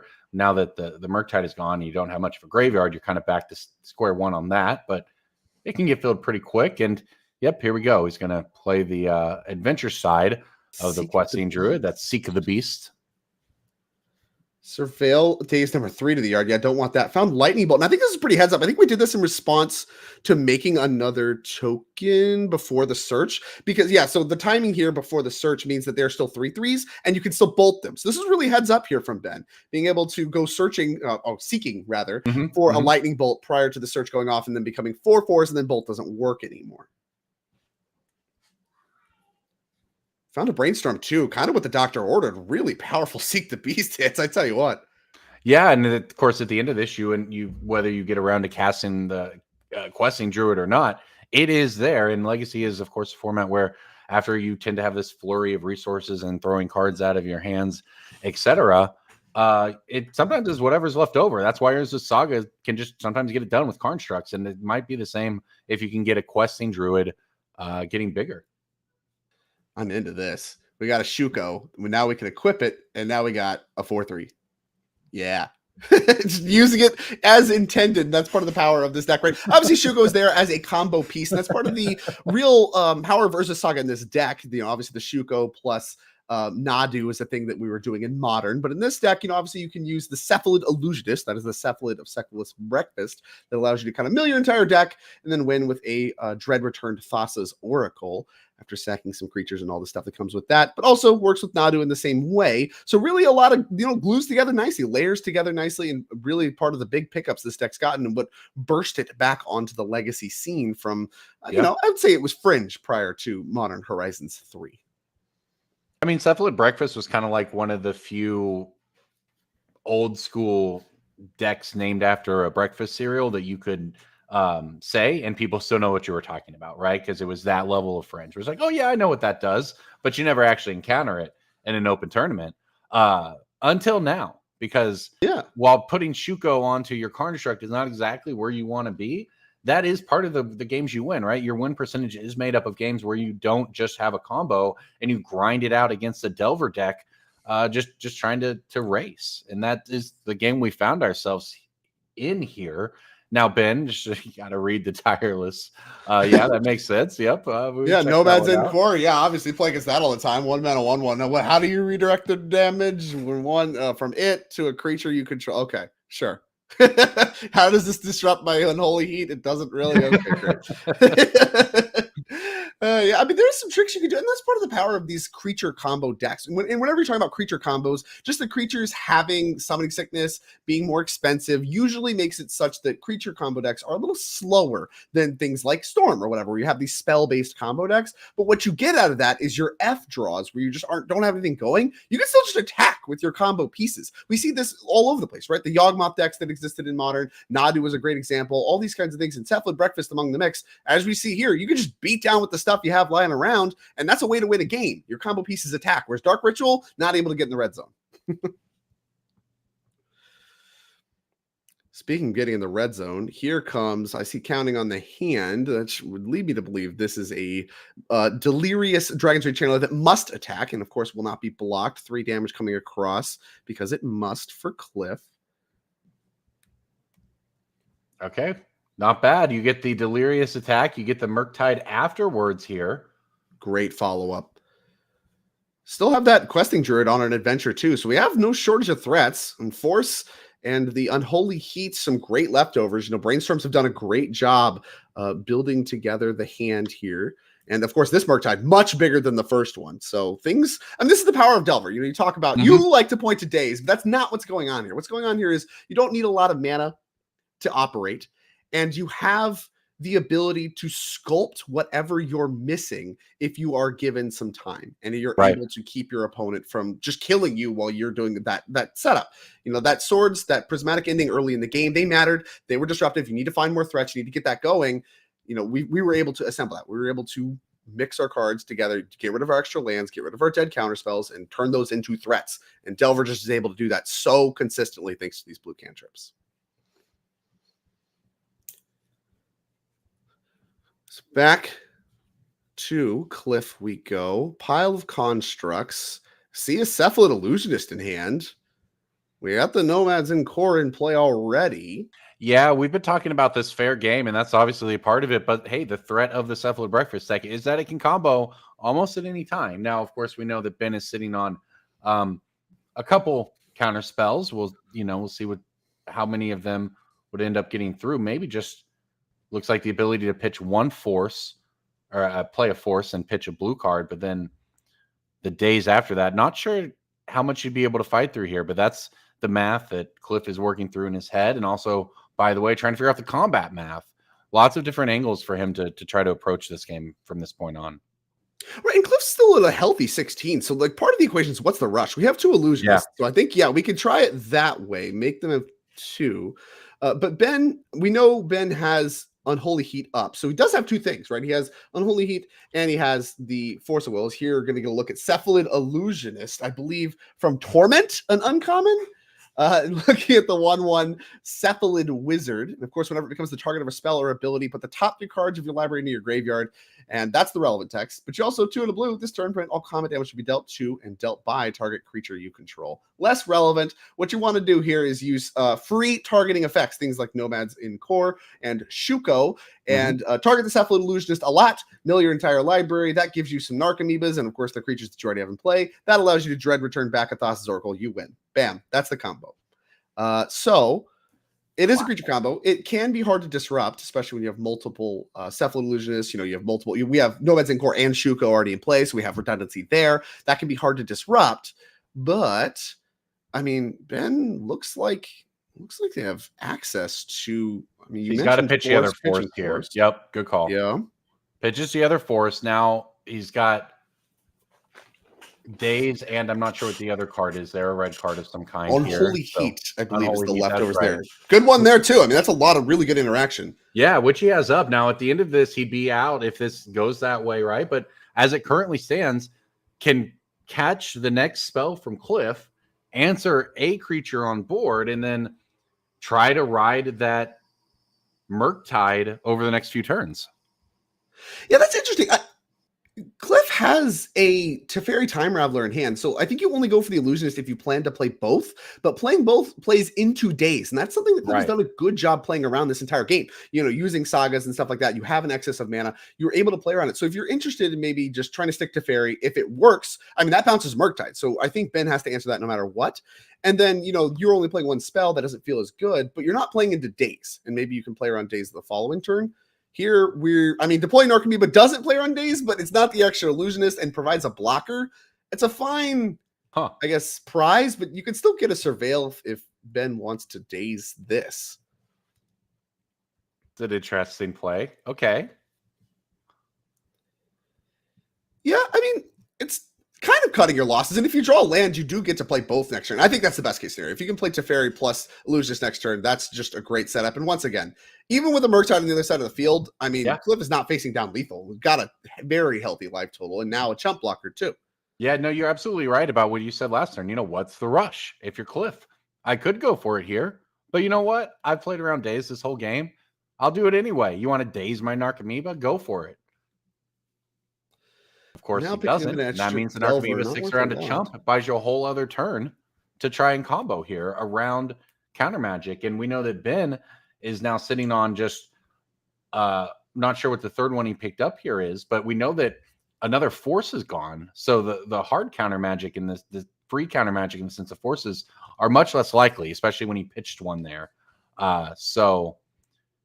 Okay. And the pitch matters right here, right? Like you chose to keep the Daze instead of the extra force, which wouldn't have had targets. And obviously you could have dazed the Narcomoeba, but chose not to, whatever. But now that you've drawn an extra blue card, you know, that Delver doesn't have a ton of text. Like the two creatures in play are really threatening in the game already. You kind of want to just hold it. I don't even know if you want to deploy this, but if you're holding it, then you'd much rather have a force you could pitch it. Exactly. So it comes at a real cost. You know, which blue card to keep was not trivial. I think keeping Daze is very likely correct. But now it's a little awkward. You're going to pass to your opponent that has 4 mana. You're sitting on a Daze and a Delver that aren't really that great with what's going on. Looks like, we're actually just going to deploy everything and try to go wide around what's in play. Well, that's fine. Makes sense to me. I like what Cliff did there on that turn, right? He went for that first Cephalid. It gets forced, but at that point, if you're bid, you have to make the call right there. Do I hold the Daze for this 2 mana that Cliff has open after this, or do I keep a force that I absolutely cannot cast and then lose if they just go for another Cephalid, right? So that was a really difficult spot. And like you said, I think it's the right choice, but it's one that now doesn't work out. And it doesn't work out because Cliff did a great job of playing around it. Yeah, now I don't know that he can cover this Unholy Heat. We'll have to see if he does have a plan for that. I know he picked up, he has the Teferi, and I think he picked up a Brainstorm, which could be a pretty important player here if the Unholy Heat is disruptive to the combo. But I think because of Nomads in core, you can go off. Like with Shuko, I think Unholy Heat stops it. Right. But with Nomads in core, I think you can just keep targeting it more. Like, here we go. 0 mana. This is the current text, I hope. The next 1 damage will be dealt to target. Yeah, this is instant speed. So if you go to Unholy Heat, the Cephalid Illusionist, you could just keep targeting it on top of that. And then the removal spell doesn't work. So then the question is, after everything's settled and you have Narcomoebas, you have so many creatures. I don't think you could even stop the Dread Return sacrifice count. So this whole Unholy Heat might be blank. And this is really the masterclass of this deck put together here by Cliff, really covering against everything. I mentioned, I don't know if this Unholy Heat does anything. It looks like it doesn't, based on my expert analysis that I just assembled. Yeah, I mean, this was well done, well navigated here by Cliff, who probably has some number of reps on Cephalid breakfast, if I had to guess. Yeah, you named it, right? You do your combo, you get it sounds simple in practice or in theory, right? But in practice, when you start talking around all the cards you're going to play around over multiple turns, you can see this game could have gone very differently if Cliff had made a few different choices. But instead, it looks like both players just here thinking about it, been realizing that, okay, I don't really think this is gonna do anything now. So I guess we'll see what happens. And now Cliff's trying to work through what can go wrong if I just go for it here. Yeah, I think Cliff might be kind of sniffing out what's going on, that at least a removal spell's involved. I don't know, necessarily what goes wrong casting this Brainstorm versus not. You still can pay for days, so I think you're safe there. It's probably fine. And obviously, if you mill your entire library, then you can't cast the Brainstorm anymore at that point. So it's not getting any better. I don't think 2 removal spells work. I would be shocked to see a pass of the turn here. I think going for the combo, like I said, it looks like everything can happen at instant speed. So I think you're safe against any kind of onboard removal spells. So I think we're going to see some milling happen here. And here we go. 3 cards milled. One at a time. I think you have to do it one at a time because the Narcomoebas, you have to put them on the stack and then they come back or whatever. All right, we've got Ben checking out that card. I'm actually not familiar with what that one is offhand either, so maybe That's a Dread Return. That is a new art for Dread Return. Okay, sure. Yeah, I'm not familiar with that art. It's, again, classic Dread Returns, what I'd be looking for, but that's the key card here in the combo. And here come the Narcomoebas. Yeah, I think we have an Narcomoeba in hand. Only 2 on the list, so only 1 more coming, and there it is. Oh, okay. But you only need 3 creatures. The point of this is you only need 3 creatures. Most of the time you get 2 out of the box with Nomads and Core and Cephalid Illusionist. So only one of the Narcomoebas anyway. In this case, we have Constructs too. So we have plenty of fuel to sacrifice 3 creatures to Dread Return and, of course, target the Thassa's Oracle. Yeah, so I think we're stacking our creatures in such a way that we actually get to keep our creatures around. Now, I don't really know what we're playing around by doing it this way. There might be some graveyard hate or something. I mean, this is still game 1, so you don't have to worry about any kind of sideboard cards. But I'm sure, Cliff's mechanics, someone very proficient with Legacy. I mean, I think we've seen Cliff play a lot of Reanimator in the past. Does like the combo blue style decks, of which, and of course, this is one. Very different look from Reanimator, but a lot of the same overall concepts at play. Yeah. Well, hey, we want to welcome in the raid from Doomwake. Devin, thank you for sending them this way. Thank you for, of course, all that you do for the series. And welcome in, everybody, if you're joining us. I'm Corbin Hostler. I've got Drake Sasser with me. We are checking out Legacy here in the Team Trios round 6 of the NRG Championship Series. Deep in game 1 here, Ben and Cliff trying to make it a clean sweep for his team of Travis Williams and Fletcher Johnson, going up a game on Ben and his teammates Jake Conan and Harrison Canfer.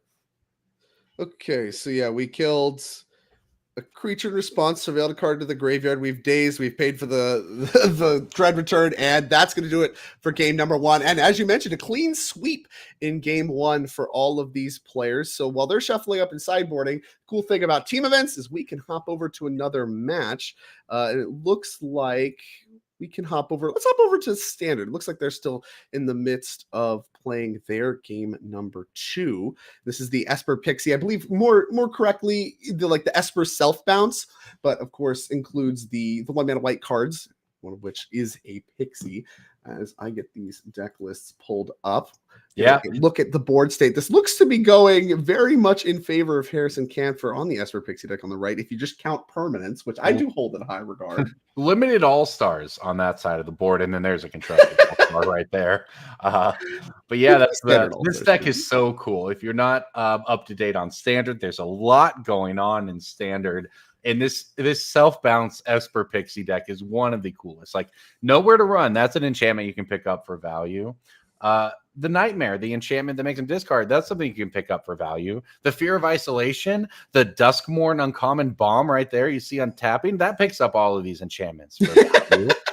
It's all of the above out of this deck. And then now, obviously, on the Gruul aggro deck, Travis Williams, it doesn't need a lot of mana to function, but it does typically need more than 2 at this point of the game. So while this is, maybe less of a, we'll see how things play out here, but maybe not a super competitive game, it is definitely a showcase of the Esper Pixie deck. You see all the value it can generate right there on the board. Well, I mean, the Gruul aggro deck is known for being able to produce a lot of direct damage out of nowhere, thanks to all of your pump spells, and of course the ability to sacrifice your creature, deal a bunch of damage through that, the Heartfire hero dying and things of that nature. So, as long as there's spells in hand, I don't want to count the Gruul aggro deck out yet. I was very impressed watching Theo Jung win the NRG championship with his take on the Gruul aggro deck. And it looks like these kind of self-bounce, kind of recursive engine decks have been kind of the answer, the developmental answer of the Standard format to these Gruul aggro decks. This theoretically, I would imagine, is at least a fine matchup. as you know, Camphor is already down a game, but clearly has adjusted, got a fear isolation in play, laying some smackdowns. Yeah, and there you go. Pixie is a nice draw here because it allows you to pick up whatever it is you choose to want to pick up. Yep. With nowhere to run. And yeah, we spotted I think there was a Monstrous Rage in Travis's hand. So that is sort of the card that always leads to the really insane starts out of, or insane turns out of the Gruul aggro deck is how much damage you can start stacking up with Monstrous Rage. But nowhere to run is just such a clean answer, a good answer. The Pixie gives you a blocker, and you're just getting kind of ground out of cards. If you're Travis, even despite being short on lands, you're just going to be down on cards at the end of all of it too, because of the removal spells getting rebought. Yeah, I mean, that's a big part of the problem. I wouldn't call Travis out of this quite yet. Now, the Nurturing Pixie was a really problematic draw. This is something that obviously gave a body, a flying body, and an additional removal spell. But once again, like I said, multiple spells in the end. Here comes the Monstrous Rage. Yeah, I mean, this could be a big hit here. He recognizes his opportunity here, says, okay, if we don't have a blocker, I'm going to get in the damage while I can. So one Monstrous Rage goes through, and he's thinking about a second one here. He's not going to be able to play. I think that's a 3-drop in his hand, but holds on to the second. The Name of City is what that one looked like to me. A card out of the sideboard. Got 3 of those in the sideboard. I'd imagine for the grindy matchups. So believes that looking to grind against this deck, believing that the coming out the gates hard not going to work, which makes sense, right? Like I said, we just talked about really one of the things that the self-bounce decks are looking to do in this matchup is just recur, like nowhere to run. Just keep blowing up the creatures over and over and over again. And so having just another threat that doesn't die to a -3/-3 effect, that's a pretty good card to pick up if you can cast it, which is currently obviously the issue. Torch the Tower, I think, was the pickup for Travis. That slows down the clock against him a little bit, along with the Monstrous Rage. Harrison just turned both of those cards sideways instantly and now just takes the damage, I think. So, yeah, you're right about Travis maybe being able to find a line into this. If Harrison whiffs on another draw or two, the combat math could start looking pretty good for Travis. Yeah, Camphor's done a good job. I mean, these flyers obviously hard to block, so you can't really plan to assemble any kinds of blocks. The only question is, with the Torch the Tower pickup, like we said, can we swing the race any? You can get rid of either blocker or, well, either of Harrison's creatures with the Torch Tower, right? Because you could sacrifice the roll token. The roll, yeah. The Monstrous Rage will then replace the roll, giving you another trigger. I mean, this is he's counting it up right here, right? Seeing how low he thinks he could get Harrison. I don't know if it's going to be quite enough, though, on this turn. But this game right in the balance, very much so, because we see 2 turns for at least if you're Harrison, you think that's your clock on Travis. And if you're Travis, you're just trying to assemble, 2 or 3 spells here every time you get no block. So here we go. Upkeep, Torch the Tower. Upkeep, Torch. So that was a hit for 3. I believe Harrison down to 7, if I can read the life pad correctly, which means that 7 to 8, we just picked off the Pixie with the Torch the Tower, which makes sense, right? Like you don't have to sacrifice the roll, and it's the same power that you're removing, both 2-power creatures. And that looks like a brick from Camphor, at least one. I mean, that's a lot of mana in play, and none of them really any kinds of utility lands or anything going on of that nature. So, I mean, Restless Anchorage, only 2 copies of those in the deck. I don't see one in play, so yeah, just non-ability based lands. Here comes another crunch for 3. No blocks. Could play Sentinel the Nameless City. Finally found land number 3. Doesn't block though, so I don't know that it actually does. Here we go. We're still in combat. All right, that's 2 more to 5. That would put Camphor to 1 and then activate. Oh, wow. The last card is Nowhere to Run. Okay. He was holding it just face down forever, and it kind of made sense with the way he was attacking, but hey, he did not flash that one to the camera, so that was a surprise to all of us, that Nowhere to Run, that looks like it keeps him alive in the game just to draw Darkslick Shores. Yeah, that's tough. Another land draw there is brutal, and now, I mean, I don't even know that a chump block does anything for you. I mean, you're just bleeding. Yeah, here comes the Sentinel as well. Yep, got a block. Don't really have a choice. Die otherwise. Well, and now the Sentinel of the Nameless City does have text. It looked like Harrison had control of this game, but just too many lands in the last 4 or 5 draws there, including this final turn.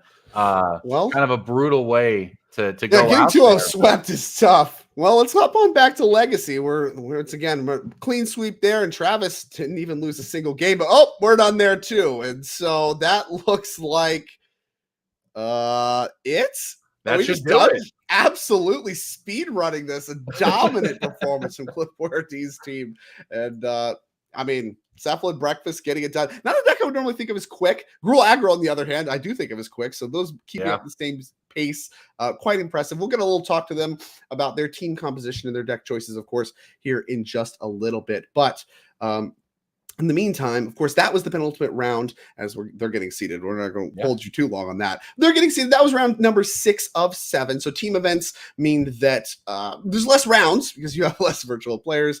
And, this will be the second to last round of Swiss. We'll have the last round of Swiss coming up. Then, of course, we're going to play out the top 8 through the rest of today. Crown not 1, not 2, but 3 champions. And, of course, like I said, we're going to be mostly focusing, I think, on Legacy throughout the rest of the day. Legacy, of course, my favorite format. Very happy to be able to show that on the NRG series. And, of course, if you like these kinds of events, you like Legacy, well, I don't know that we have more of it going on for the rest of the season, but we do have plenty of other events featuring a lot of other formats. In March, we'll be heading over to Madison, Wisconsin for a 10K standard showdown and a 5K Pioneer trial. So Pioneer not featured in our team trios, going to get a little bit of love in Madison. After that, we'll be heading back to Chicagoland for a 10K modern showdown, and the second one of the season there, and a 5K standard trial. And then the capstone, my favorite event of our season 1 stops in Indianapolis, 10K standard showdown, and our limited debut for this year, 10K team sealed showdown. That'll be a pretty sweet event. And of course, we'll crown 3 champions, 3 players into the NRG championship as a result. So if you're interested in any of these events, make sure you make it out, get that time off, head out, and of course, assemble your team if you're looking to do some sealed gaming. Let's head on over to the leaderboard as well. We've had 1 event thus far, the showdown yesterday. I got to cast that with Doomwake, kind enough to rate us a little bit earlier, where we got to see our first look at Modern with Twin and Green Sun Zenith and all that fun stuff. And more importantly, Mox Opal, which shockingly did not win the first event. Grayson Nemitz got it done. Eldrazi Ramp now leading the pack. Current player of the year if things were to end after 1 event, but there's a lot more events coming. And some of these players, I know Cliffmore D among the mix, we see in all of our events. So we're going to be seeing quite a bit of them as they are getting seated. We're going to get to talk to them, talk to their team, talk about their preparation for this event. The leaderboard, I think, is such a, obviously we're just getting going on the season, but I think that's what really makes this series so much fun to jump into, especially at the beginning of the season. You watch the NRG Championship a couple months ago, you see, hey, I want to make it there. Well, now's your chance because you can get onto that leaderboard with just 1 weekend, and it can get you can qualify with a 1 shot if you can pop and then win a big event. So, all right, let's got them seated. Hello, is this team Handhold wins? Is that how I see this? Are we team Handhold? Team Handhold. No. This is team 9th. 9th. Yep. 9th Oh place. dear. Cliff is displaying wrong on my screen then. Well, congratulations, team 9th, on your win. Talk to me a little bit about your team, your preparation. Cliff Brady, you're someone that we have seen before quite a bit on this series. And obviously you got your jacket here today. Talk to me about the team you came up with and how you decided who's going to play what. So I knew I'd have Fletcher on my team. That was locked. And we scoured the internet for our 3rd player. We picked up Travis, a very good player. Thank you. We just decided to play our decks that are good in all the formats. And here we are. Well, it's working out so far. You did certainly look good in that last round across all 3 formats, right? Oh, yeah. Yeah, and talk to me a little bit about, I mean, obviously you said you just played the best deck in the format. Was that just literally, I mean, your decision-making? Like I said, I spoke a little bit. I've seen you play Reanimator. Obviously Blue Combo is your thing. Picking up the Cephalid Breakfast deck, is that what you believe is the best deck? Do you believe you have the set of the best decks in all 3 formats? So I used to play Breakfast all the time back before the NRG series. I picked up Blue-Black because the Frog was really good. And then once the Frog was gone, I was like, I don't want to play it anymore. I thought that Delver had a resurgence, so Breakfast was a natural fit to slide in and beat the Delver decks. Travis has been on practicing the Gruul deck for a while, so that was perfect pick for the standard deck, and obviously the Breach deck has just been tearing it up, so we got Fletcher on that. Yeah, I was going to say, talk to me about the modern prep, Fletcher. You know, were you, as soon as Box Up was unbanned, you see the breach, you're just about that, no questions asked? I mean, didn't win yesterday. I mean, I don't know if that's, deterministic on anything, but just know your modern prep was just breach the whole time? So, like right when stuff got unbanned, I really, really wanted to believe that Phoenix was going to be an actual good deck. Yeah. But my cousin told me, oh, since like Faithless Looting and Opal are going to get unbanned, I should just get a bunch of breach stuff. And I still don't have a bunch of breach stuff because that is way too much money.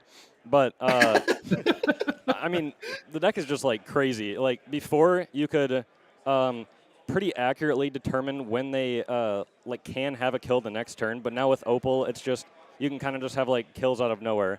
And I'm not sure if you guys like saw my games, but my game 1 I won on a mold of 4 on the play, and then game 2 I saga'd on turn 1 and then started like making tokens on 2.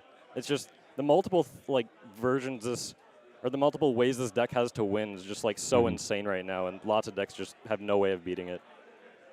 Yeah, we've seen that play out, very realistically throughout this. Just can't cover every angle in the sideboards. And yeah, I mean, a mold of 4, being able to blow the doors off this extremely powerful modern format, incredible. I mean, we were focusing mostly on Legacy. I'll say that. We don't get to see as much Legacy these days as we used to, so that's going to be kind of the focus going forward. So got to see quite a bit of Cliff masterfully navigating some stuff, and even some Gruul aggros. Congratulations to both of you guys, and of course your entire team. You're situated very well. Any final shout out you want to say? Anything else you got? The floor is yours. Well, I want to shout out my boy Jordan Litsky for talking through the Gruul list with me over the past week. We came to some pretty good conclusions about how to play the deck, how to sideboard, and all that.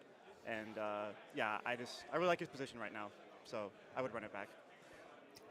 Yeah, and that dominating performance, I think, certainly demonstrates how powerful it really is. I think it's quite powerful. I liked it a lot when we saw Theo Jung win with it, and it doesn't look to be stopped by any little pixies or anything of that nature. All right. Well, thank you all. Congratulations, 9th place. I hope you do not get 9th place at this event. I hope you do not win next round. And we'll be seeing more of you in the rest of the tournament, I'm sure. Thank you all, and good luck. Thank you. Thank you. Hey, that's not a joke, Drake. People do draw themselves into 9th sometimes. You got to be on the lookout for that. Yeah, I hear it called tournament math quite often. And, it is kind of a meme. Cliff especially had kind of a string of heartbreakers. I think that's where the name comes from. I probably should have pieced that together more than the display that was going on over here for me, is because he just had a ton of 9th place heartbreaking finishes. And I don't even know if that was drawing into 9th place. I think it was like multiple, like just winning and hoping, and then you get 9th. And I'm not sure which is worse, but I'm pretty sure it's drawing into 9th. Yeah, they both sting. Sting. Nobody. I mean, the only thing feels worse than 9th is probably 2nd. 2nd hurts, I think, the most. Confirmed. Well, either way, that's going to do it here for round number 6. That was a really quick match, so I think we're going to have quite a bit of time prior to actually getting round number 7, the final round of Swiss, and then of course proceeding into our top 8. So great time for those of you that have been watching all day, watching Magic. Go get a snack. You have some time to use the bathroom and all that stuff, and of course you have time to follow and subscribe to remove ads and get some sweet emotes. So thank you all for joining us. We're gonna have a lot more, like I said, a lot more Legacy, and of course the other formats as well here on the NRG series. But for the time being, we're going to be cutting to a break that might be a little bit longer than average, but don't go anywhere. Stay glued to your screen as soon as you get back with snacks. We'll see you soon.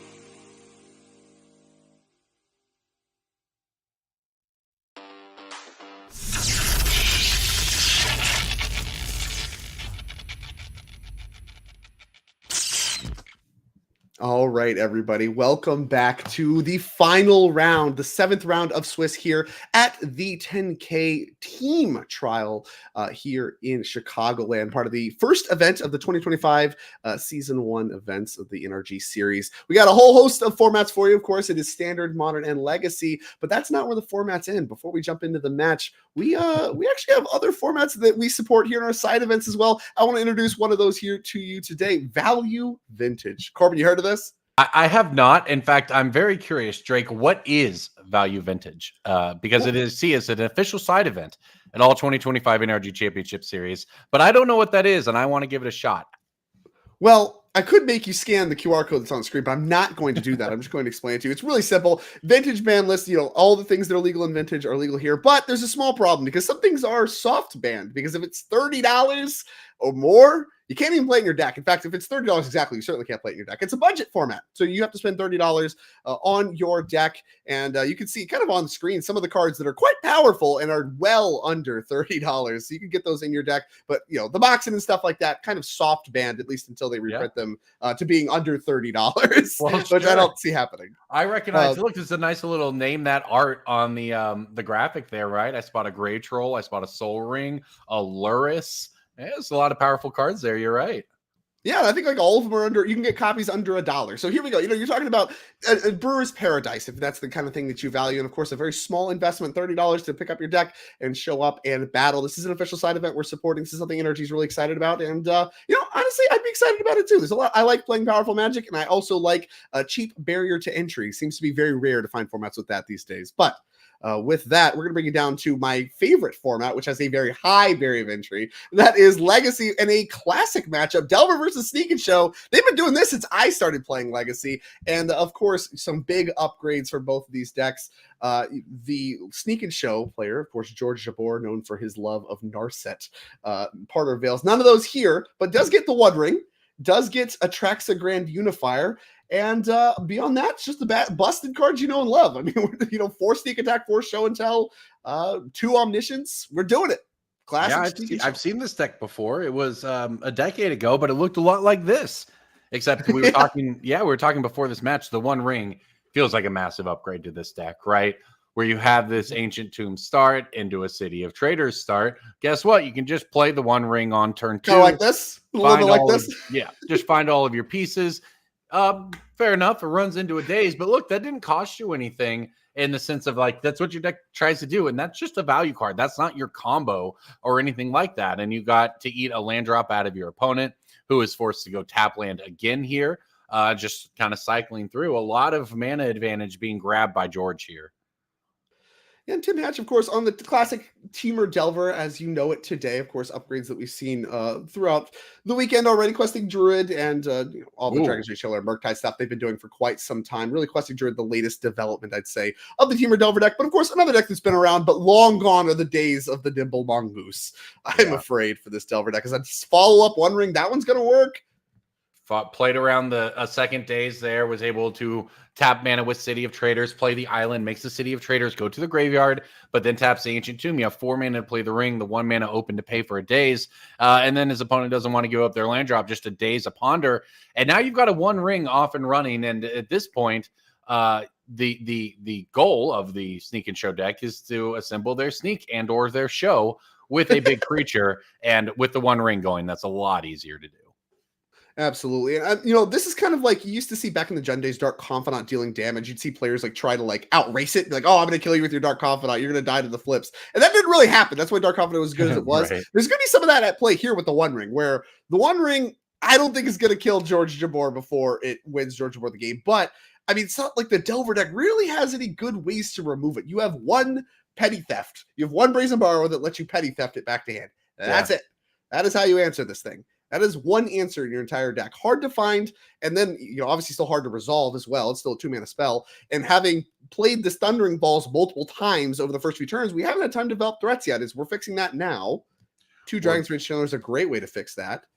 That's the big deal, though. Online. He needed a huge Dragon Rage Channeler turn almost specifically, because even playing a Delver or something there is almost just guaranteed to be too slow at this point. But going tap land 2 turns in a row, having a daze heavy hand and not a threat heavy hand for your turn 1, turn 2 plays did not work out well for Tim here at all. Now that said, he does now have Delirium, I would assume. Yeah, we got those. Artifact, Instant Sorcery, Lands. We do have Delirium. So he's got threats. He's got threats now. Right. So now the question is, will these Dragon's Rage channelers get George Jabor dead before he assembles all of his combo pieces from the One Ring? Now, obviously, the One Ring, I think, is very much what George Jabor's hand was doing. We kept a turn 2 One Ring and a turn 3 One Ring. It's probably the case that we don't have everything. Oh, well, I lied. We have it all. We don't even have to tap the One Ring yet. We just have Show and Tell right now. What's up? He didn't even go digging here, and I was going to say maybe we want to think about the extra life, et cetera, et cetera. No, maybe we just had it all. And that's the power of this deck, right? You can mulligan low, and if you just have your 2 lands show and tell, and here's Emrakul, big Emrakul. Yeah, so we don't even need to tap the One Ring. It was all just force bait the entire time, I guess. We have the first one, maybe just an excellent hand here from George Jabor. And hey, what a time to get it! Round 7 of the Team Trios event. Your team playing for a shot in the top 8. What a good time for your deck to come through for you. I love this so much. The Show and Tell just naked Emrakul is like one of the most likely ones to get blown out back in the day when people do crazy stuff like Gilded Drake or whatever, anything to try to like blow it. Bencher Shaper Savant. Yeah. You can put that in play and bounce it back to hand. It was the one that that's why you started playing Omniscience, right? People started playing these like goofy permanents. Caracas was common. That's probably the most common one. That would like blow you out for just putting a naked Emrakul in. So you started playing things like Omniscience to really guarantee it. Here, nope, we just got a naked Emrakul, and that's usually going to be good enough against Delver if we can't assemble a kill right now. We're going to try to do that with Lightning Bolt as the start. Yeah, people are more playing Lightning Bolts in Legacy these days than their one-off Emrakul answers, So this Emrakul very well might go the distance. That said, this might be a whole bunch of burn here. Yeah, we just bolted now. That's 12. We have an attack for 6. We have another bolt. We block 1, take 6. Yeah, that puts us to 9. How many permanents can Tim make this turn? Right. That's the next question. Yeah. We have another bolt. We have 5 permanents. That's not great. You're just going to lose a life from the ring. Yeah, but you can't take 2 hits from Emrakul. And obviously, George, very smart not tapping Ancient Tomb last turn. Yes. Makes you wonder, would the daze have been lethal? Because if we had dazed the Show and Tell last turn, George Jabor would have had to tap the Ancient Tomb, been 2 points lower. Is that going to matter? Maybe not. Well, I think at that point, Tim may not. Well, maybe, yeah. As I say, he may not have been able to deploy all the same threats. I have to back up too far to really remember it. But this is a situation here. George is at 6. Look, I've beaten Emrakuls in Legacy. It's possible if he can get up to 7 permanents here. You can take an Emrakul hit, go to 3, have a 3-power creature to swing back to put George down to 3, and then have a Lightning Bolt land drop to finish it off. That's kind of like the things that might happen. It obviously looks like that is not what's going to happen here, though. So we have a Seek the Beast. And so, okay, we can lose all our permanents. We can Seek the Beast in response to the Annihilator. We can also Bolt in response to Annihilator. Just try to find a land. Okay. We're going to daze our own bolt. Okay. Yeah. Daze your own bolt so that you can pick up a land to have a land drop. You get to bolt. You get a surveil trigger out of that to actually try to set up your next draw, which is, I assume, looking for another lightning bolt because now you have a red source in your hand. And it looks like we... That's the line. I mean, if you're Tim, this is the only possibility you have to try to beat this Emrakul. And it's there. Look, I've been in this situation. You stay down Emrakul, you have no permanents, but you can still win the game. It is not impossible. And he found the line that at least maximizes his opportunity to top deck into it. Yeah, I mean, has the land, just needs to find the bolt, graveyard both cards, so it's a blind draw coming. And notably, casting this Brainstorm here, obviously you want counter magic, but Force was not good enough because you would die to the One Ring trigger. That's right. Force of Will, paying a life would not get you there because you would then die in your upkeep. Absolutely right. And now we're just storming off over here, making a bunch. Yeah, I don't know. We got land, Lotus Petal. Are we asking if we played a land? We definitely didn't play a land this turn. So we got City of Traders goes to the graveyard. That island was in play. Oh, it was untapped. I see the problem. Yeah, that should be tapped for the Brainstorm. And then Oh. we drew Brainstorm. We don't know Lotus Petals in the Delver deck, so that's it. Gonna concede to the Emrakul hit. And Good George try. Moore, I mean, Function wins that game at 1. Excellent good life try. total management. Yeah. Good try and honestly, well played by both ends, right? We watched him try to find the one line he could against George, but we also watched George very carefully manage his life total, both with that Ancient Tomb and with that one ring that did resolve, so that you end that game on exactly the life total you are allowed to end that game on. So very nicely done by him. Now we jump over into Standard, and we're deep into it over here. I see Merfolk in play, so that's a good start with the Floodplitch Drowner getting things going. Yeah, this Beza card, I know this one's pretty powerful. I don't know that I'm as familiar with this mono white kind of token control strategy that we have going on here. Very interesting. Yeah, this is one of Sunfall clean all this up quite nicely, assuming it does happen, and it is going to happen. There's a look at Beza. Wall of text on this thing. Great for catching up. Part of the control strategy, of course. You saw it had multiple tokens, of course. Can catch you up on cards and life as well. Kind of a riff on timely reinforcements. One of the first to do it. Right. Big fan of that card, am I. But Beza, a much more powerful variant in today's. It looks like we have an impending Overlord as well. Kind of off screen a little bit. That one is going to be a great way to follow up this Sunfall. And obviously you have the Incubator token as well. This might be really, really bad news here for Samuel Clayton. Yeah, Clayton got a grip of cards as well. This mono white deck was pretty popular when Bloomborough came out, and then right after Standard Rotation. Like, this was one of the decks before the World Championship that people were really into.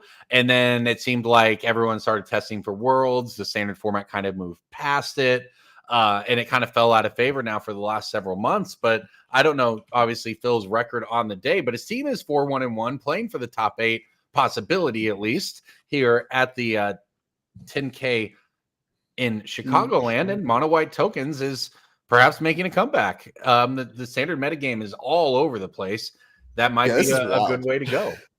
I'm into this, though. And long game one here. I mean, you see both other matches have already finished game number 1. We're deep in the trenches of this game. So obviously a control strategy. I mean, it says mono white token, but I think this deck is labeled as a control deck as well. And you certainly see that. I mean, you have your sweepers, you have your get lost, you have your removal, a lot of stuff to buy time. And of course, winning with just the inevitability of cards. Only 12 creatures. They're all 4 of. It's 4 Beza, Bounding Spring, 4 Enduring Innocence, and 4 Overlord of the Mistmoors. So these are cards that are in their own ways very sweeper resilient. So clearly this is, a deck looking to play a very long game and just kind of grind out the opponents. I'm sure mostly targeted at the Gruul aggro decks, but I think it's going to be well set up in these Dimir self-bounce decks as well. Yeah, now, Caretaker's Talon is where this deck can go really hard because whenever one or more tokens you control enter, you draw. Then you can, of course, later on pump all of your tokens with it. Caretaker's Talon is what can really get to the end game and just turn Carrot Cake into something threatening. And you get to play all these fountain ports and all these just value lands along with sweepers. And sweepers are in a very good spot in Standard when your opponents are playing Gruul and they're playing Esper self-bounce value. You can just clear it all out with a Sunfall. And then any small token you make over the course of the game is going to get pumped up by your talents and just get there.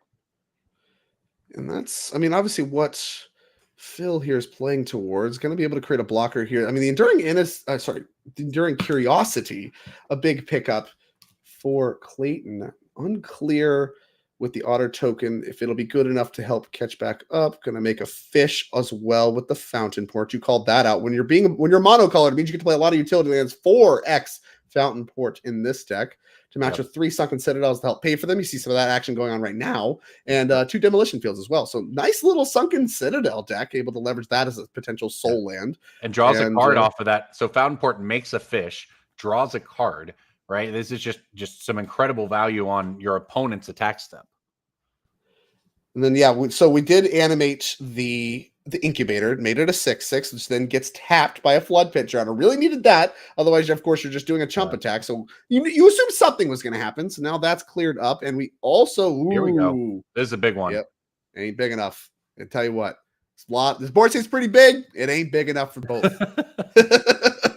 We'll have to catch the second talent. This is the card that is really, it's a runaway together with a kicker if you want to look at it that way. The and that was a card that did see some standard play. And this is definitely seeing standard play all over the place. This town ain't big enough. For 5 mana, you get to bounce 2 of your opponent's things when that's the point of the game at. I want to end it. But a lot of the times you bounce one of your own cards for value, and you bounce your opponent's tempo play. Like, for instance, you can get rid of this 6/6 token at some point with this town ain't big enough while resetting one of your own ETB or flash creatures. And here, obviously, we were looking to push damage, so we did actually bounce the fish token to push the damage thanks to the otter, which does have prowess tokens, prowess triggers. They're not tokens; they are triggers. And obviously, the enduring curiosity as well, as there seems to be a judge call. So we're going to cut back to our legacy match that way we can keep the magic going despite the judge call. But it looks like we're kind of mounting a defense there.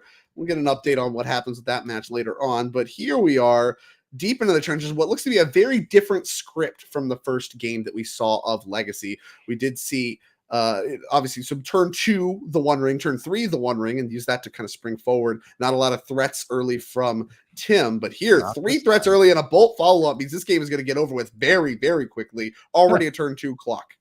So it looks like no Delirium quite yet, and doesn't actually make Delirium. Okay, so it's brutal, but it could be worse. Now, we did see, I don't know if George boards this in, but he does have access to sweepers in his sideboard. Yeah, got a couple Brotherhood's ends, it looks like, among other... Well, the Red Blast for sure. I mean, those hit everything you want, and obviously... Here we go. Got the defense grid as well. So yeah, it was just a question for the judge. So they're going to get with Legacy. We'll get that standard match after this. We'll get to the standard match quick enough. This looks like it's going to end quite quickly. As here's a Seek the Beast that's going to cost 2 Surveil triggers in response to defense grid. So I mean, defense grid alarm bell should be going off. That's not a card that players pass the turn after casting all too often. Yeah, defense grid makes things cast more on your opponent's turn, which is a pretty good way to slam it down and prevent counter magic, like say Force of Will, from wrecking your day. So if George is able to survive a turn, which he looks like he's able to, even if we get Delirium made here, that would be 9-12 with the bolt. So very nearly lethal, I guess, but maybe George will get a window here. All right, but the Red Blast will definitely help. Okay, yeah, that gives you some extra time. And the Ponders do help enable Delirium, but with the Delver down, that should be enough to stymie the clock, and then you get to untap, assuming nothing, your mana doesn't get messed with in any way. You'll be able to untap with all of your mana and then an active defense grid, and with not even 3 mana yet, and certainly not after casting Ponder, you have to imagine the shields are going to be down for Tim Hatch, and you'll be in the clear to cast whatever you want.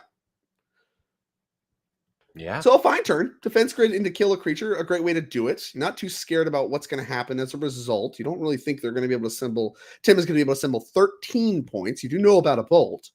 Now, it does matter. So this is the thing, right? With sneak attack, you can theoretically end the game on the spot. With show and tell, just putting an Emrakul into play, for instance, and you're at 3, 4, 5, 6 life, you are not safe. You are not safe because you can get hit by a lightning bolt into creatures. So this game, even if George is able to put together Emrakul next turn, maybe in a different spot than we were in game 1 with that. Yeah, in my experience, actually, a lot of times, in most decks, right, you want the Emrakul, right? That cleans up the board state. That makes it to where nothing can really happen. But most of my experience playing Sneak and Show against Delver, honestly, on both sides, is you actually want the big lifelinker. Back when they played Grizzlebrand, you always just wanted Grizzlebrand. You didn't even activate it. They can't beat a 7/7 lifelinker most of the time. Just put it in play, don't activate it. Atraxa is the new lifelinker, but that one does die to like Pyroblast and stuff like that. So easier for the Delver decks of today to kill, as there does go the City of Traders. That could be problematic.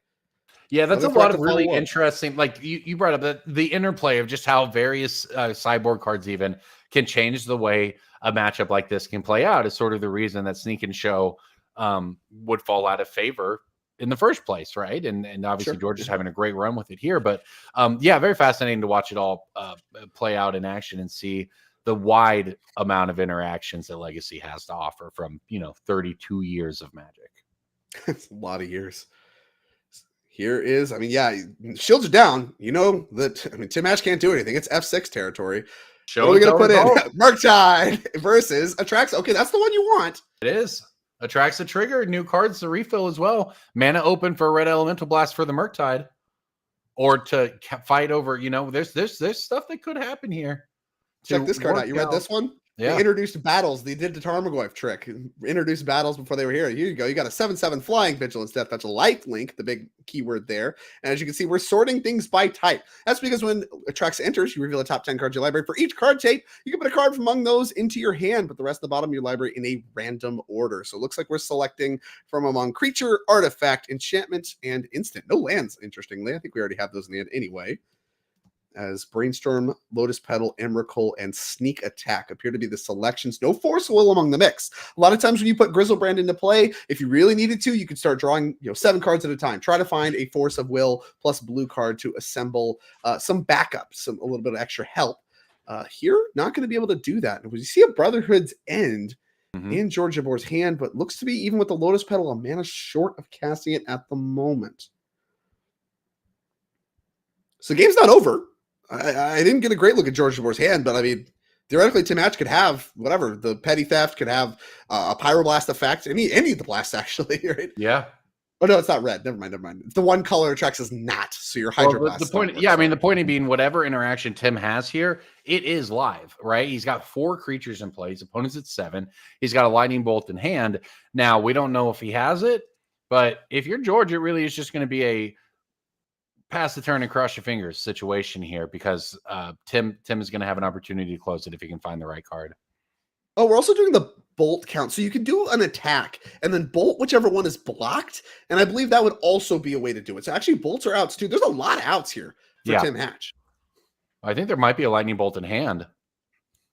Is that the one from earlier? Oh yeah, we might just be dead. So we have Delirium. Everything has to attack. Yeah, if the bolt is in hand, you come in for 6, 7, 8. You got the lethal here. Bolt our own creature. It looks, well.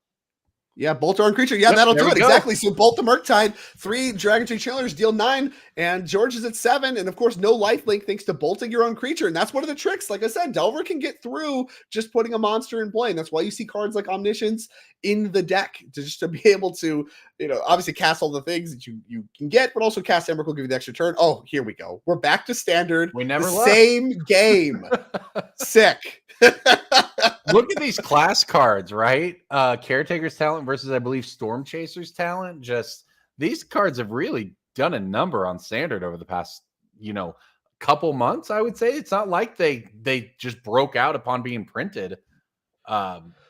Well, they're pretty strong, right? All the talents, I think, I've seen some play across the board somewhere. I mean, the black talent we saw in Sacrifice decks, we've seen Innkeeper's Talent all over the place in standard. These talent cards are pretty good as it happens. And Storm Chaser's Talent, like you said, you nailed that one, among the mix as well. Big attack here.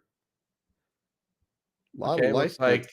Like a town. This town ain't big enough. I spot as along with that cut down, which will get rid of 1 creature here. So 20 life, if the life totals are to be believed here for Samuel Clayton. So you've got room to work with. But as we mentioned earlier, all the card draw from the mono white decks, why you call it a mono white control deck, at least there's full script over there for Phil. 7 cards in hand, I think. Like, what are you supposed to do in the long game here when you're using cut downs on tokens?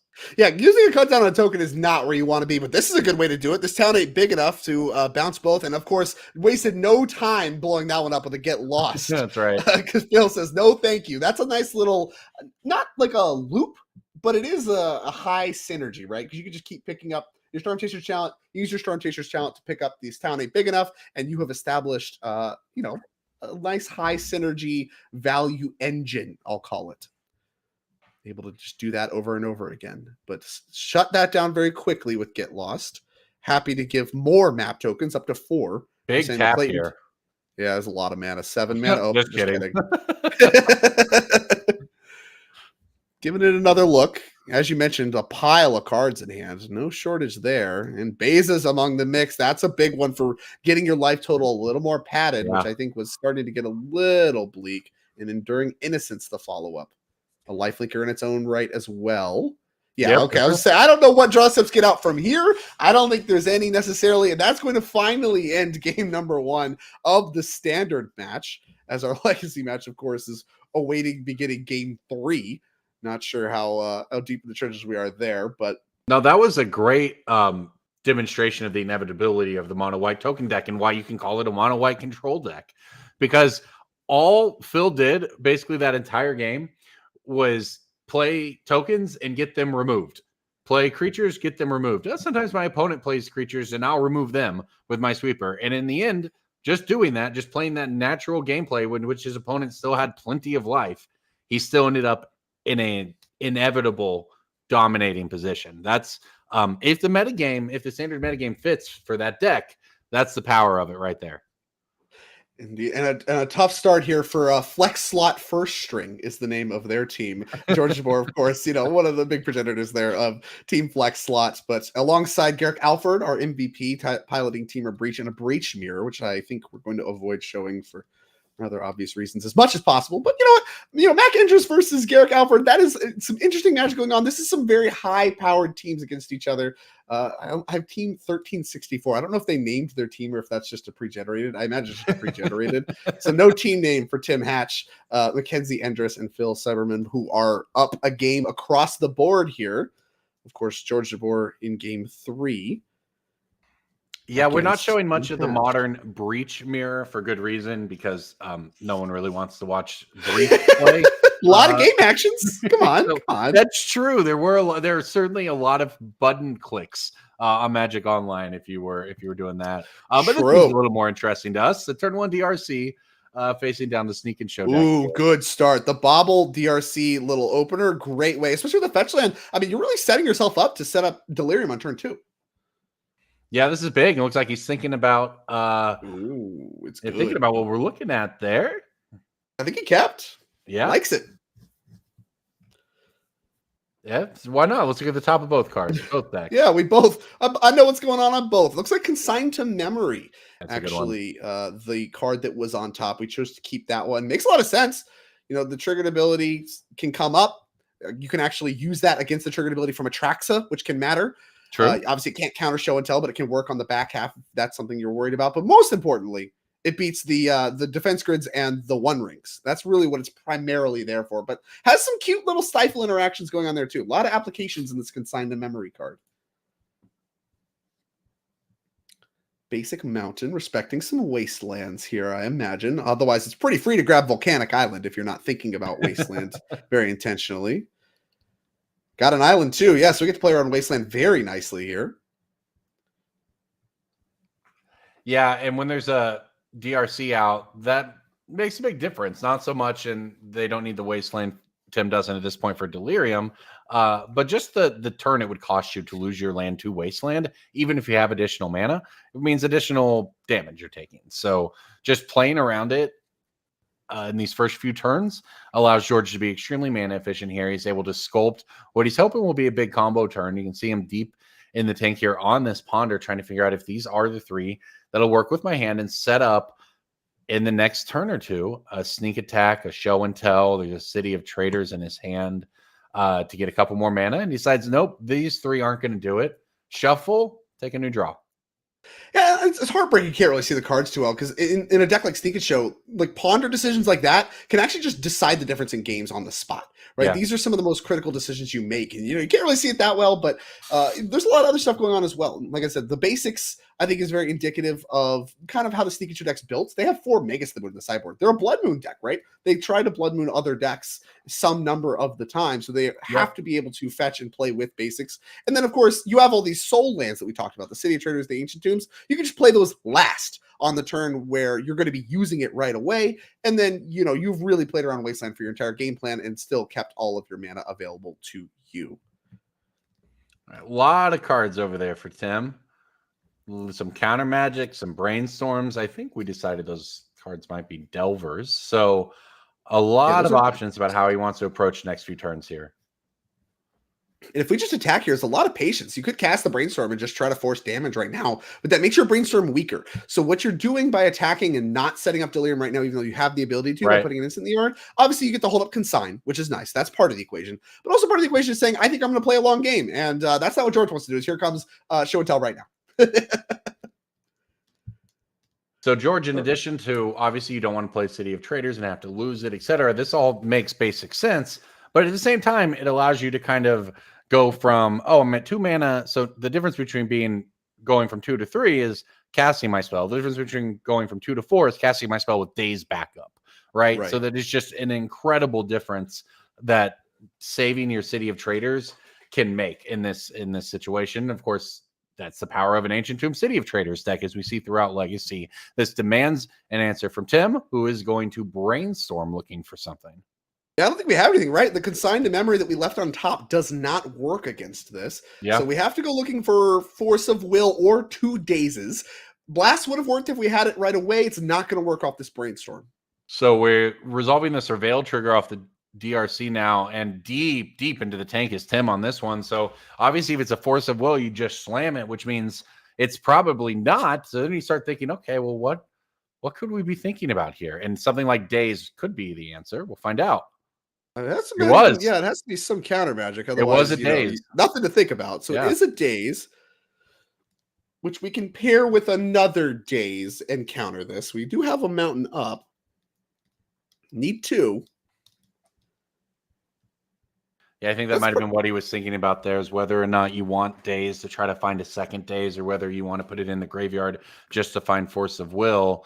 Now, obviously, he may just have something else in hand, but he's spending a lot of time thinking about this, realizes how big of a moment this is. This is game 3, the last round of Swiss, possible top 8 berth here in Chicagoland on the line for the 10K Team Trio NRG Trials. So, decision made by Tim. Here we go. Yeah, all right. Yeah, I mean, that's the brainstorm. That's your spell. We have a Daze. Do we have another Daze? I think it's a Delver, consigned to memory. I can't see that middle card. It's a Murktide Regent. Okay. Interesting. Well, here's a Traxa. Now with the consigned to memory no longer up, we cannot consign the trigger. So that trigger is going to happen.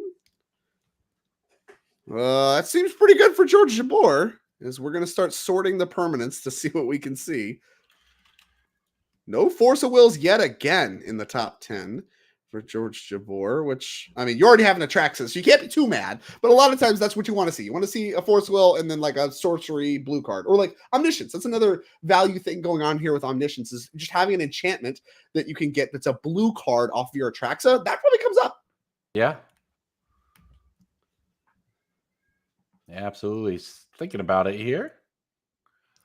So now that this is resolved, of course, it's going to flip back. If you're George, cool, I did my thing. Great. Now I'm trying to figure out how I can lose in this spot. And that's why he's spending time thinking what he wants to take here. If you're Tim, all of a sudden your answers to the resolved Atraxa become much, much less, if not 0.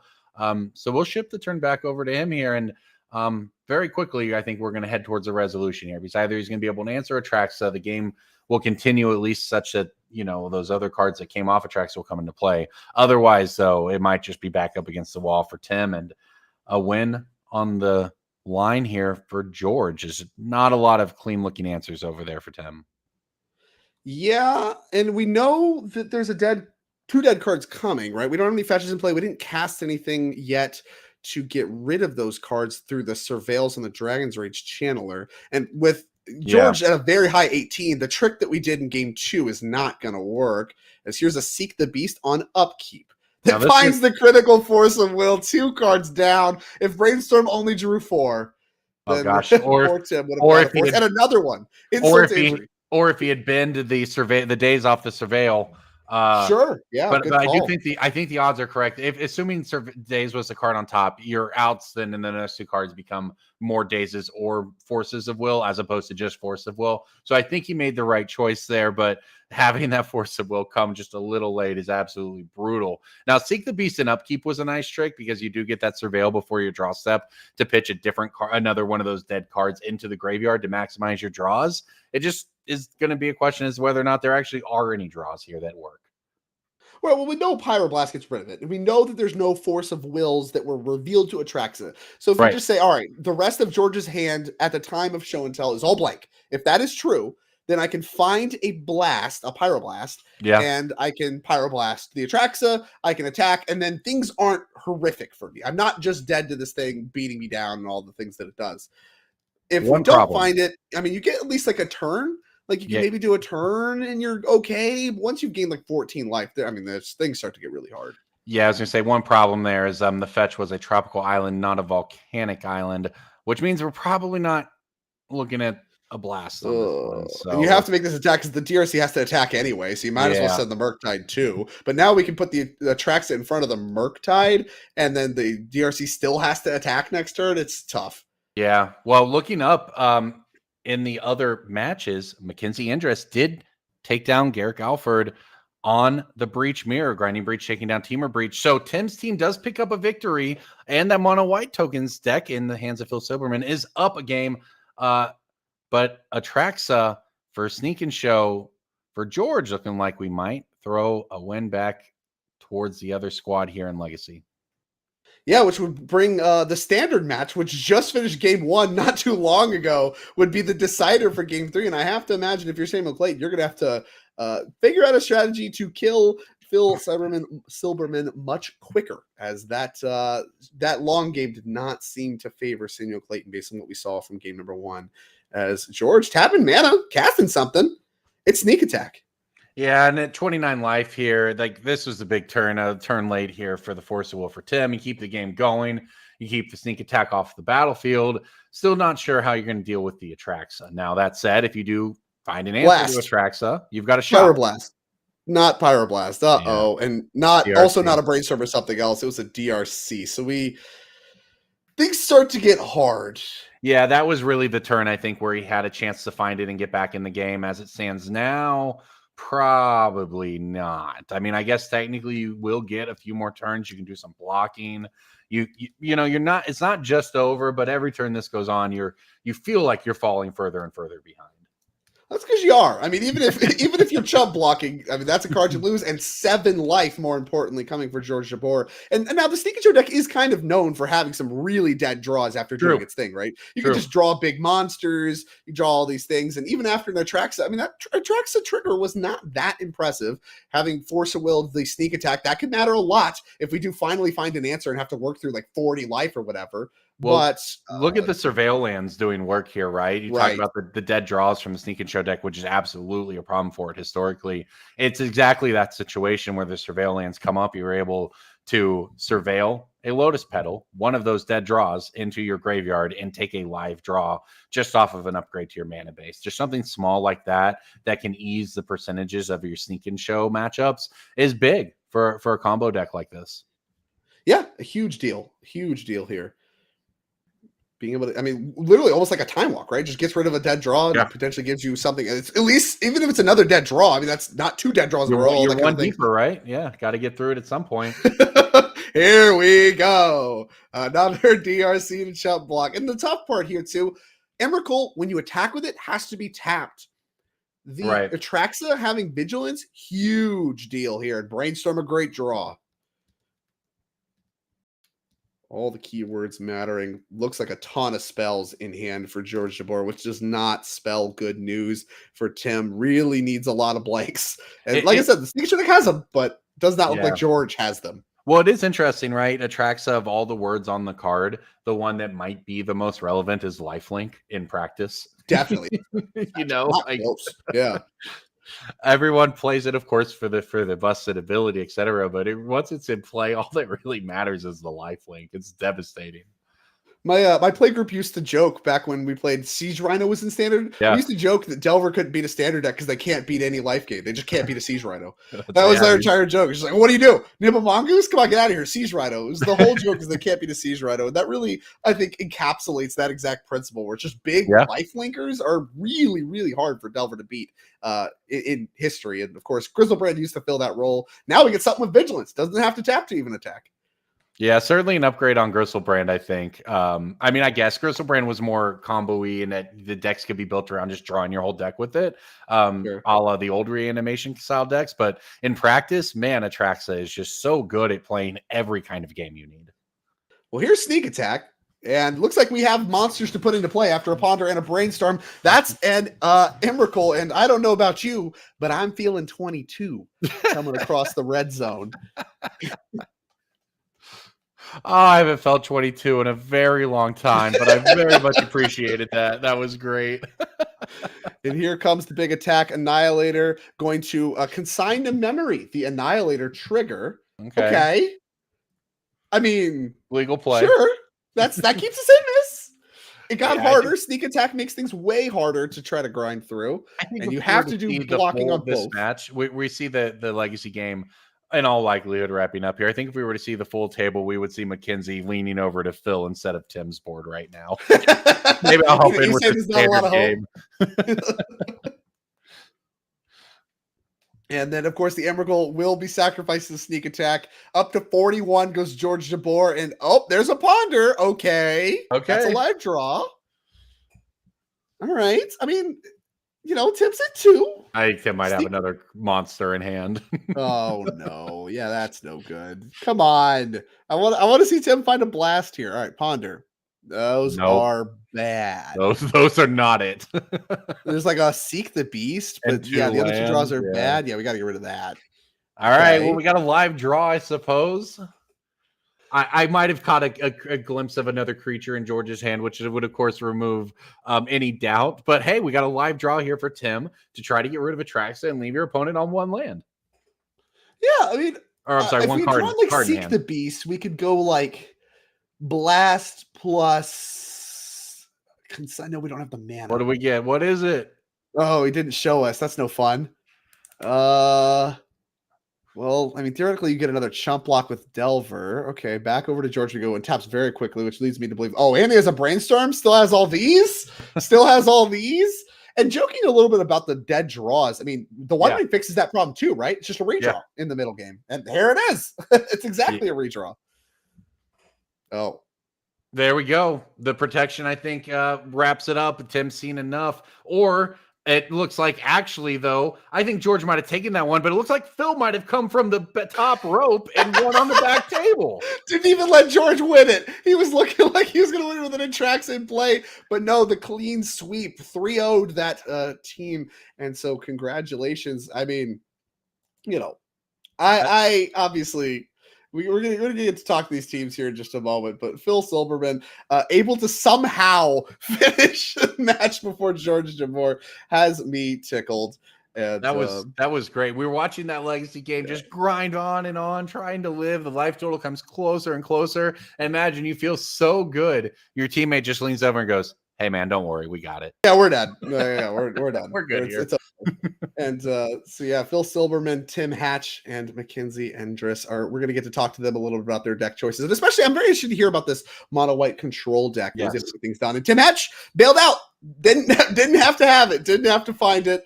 Got bailed out. So of course, Team Flex Slot first string taking the L there. And of course, our MVP from the 2024 season, Garrett Alford, falling among the mix as well. And that's got a bite for George Jabor, being like, I was going to win this one. Nope.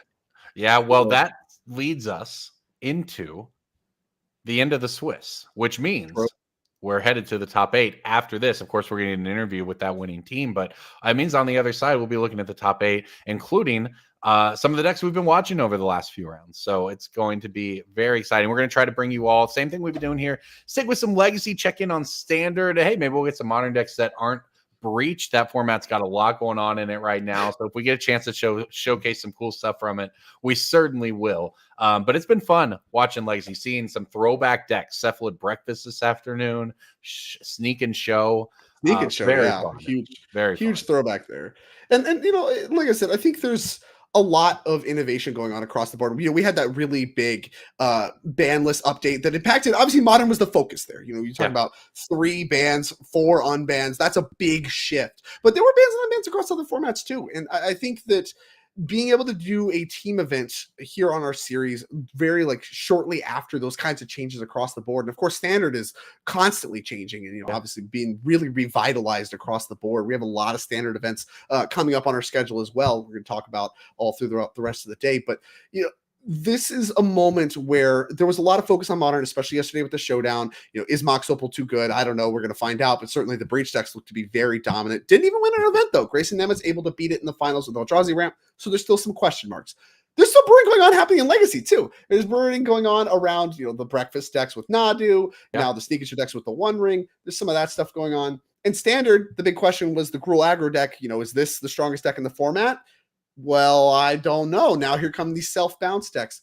a lot of innovation going on, and being able to showcase all of that in small doses across the board in this team event is what it's about. And like I said, I'm interested to hear the process, what I like talking to these players about. It's really one of the questions I always ask is, hey, what's your process? What did you go through? Because that gives a lot of insight, not just to what's going on in the formats, but how these teams approach the formats. And speaking of, congratulations on your victory.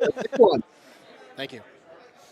Tim Hatch, we were watching a lot of your legacy game, got bailed out a little bit there. Talk to me a little bit about your process against Sneak and Show, and of course selecting Delver for the event. It was still anyone's game, all right.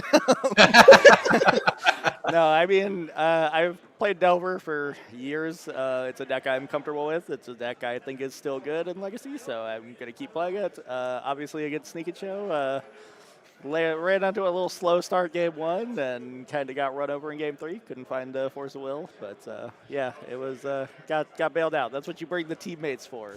So speaking of, let's go on just down the line. So back interest, we didn't really get to watch your Breach mirror, but paired up against or paired against Garrick Alford, I mean, that's a very competent pilot. How do you feel about your mirror? How do you feel about selecting Breach for the event? Talk to me about your deck choice and the match you played. Yeah, I lost the die roll and I was kind of worried.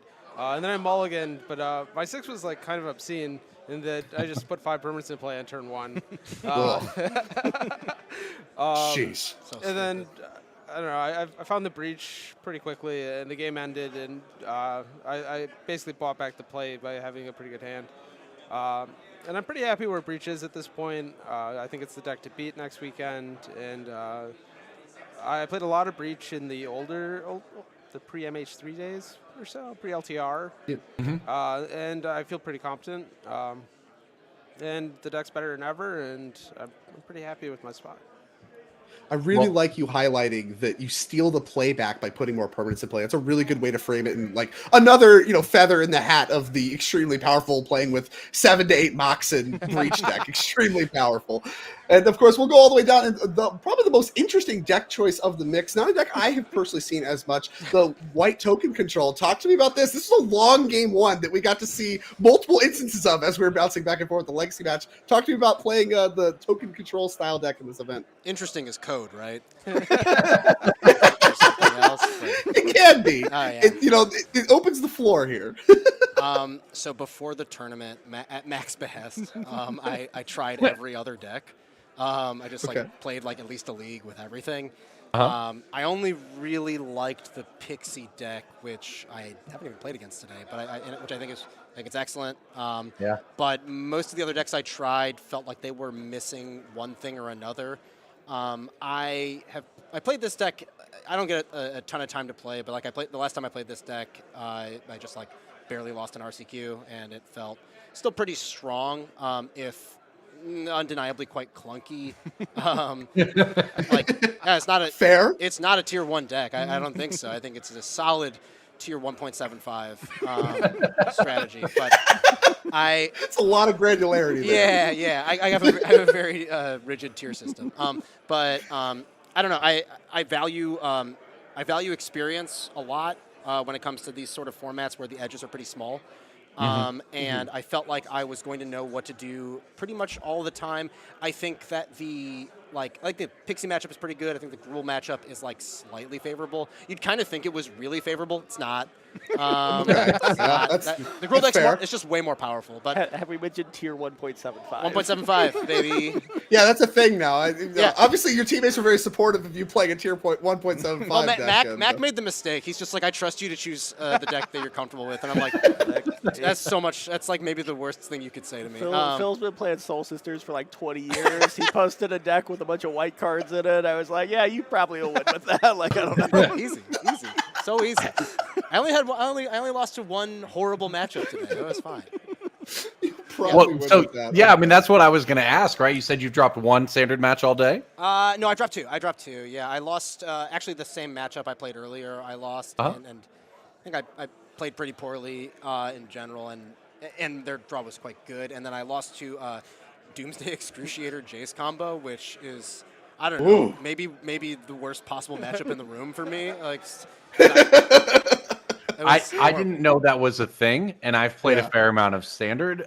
So that sounds awesome. I mean, frankly. it's not very cool. especially since you're on the other side of it. Now. Yeah, I mean, and like if I was playing a different deck, I'd be okay with it. But yeah, he's smashed me. Tier 1.5, maybe you could Oh, yeah. battle it, not 1.5. Okay, yeah, well, that's interesting. Well, congratulations. Obviously, your team's record better than X and 2, so getting a little upgrade thanks to the teammates. And of course, Tim, you got to leverage the teammate broken. So once again, congratulations. I think you guys are basically a lock for the top 8. So we'll be seeing more of you guys. The floor is yours. Anything final you want to say before you go and prepare for the top 8? Shout out to Harrison Fang for not being able to be here, so that meant I could play. That's it. That's it. Incredible. Perfect. A perfect send-off. Congratulations. We'll see you guys in the top 8. Thank you. Thank you. Good luck, you guys.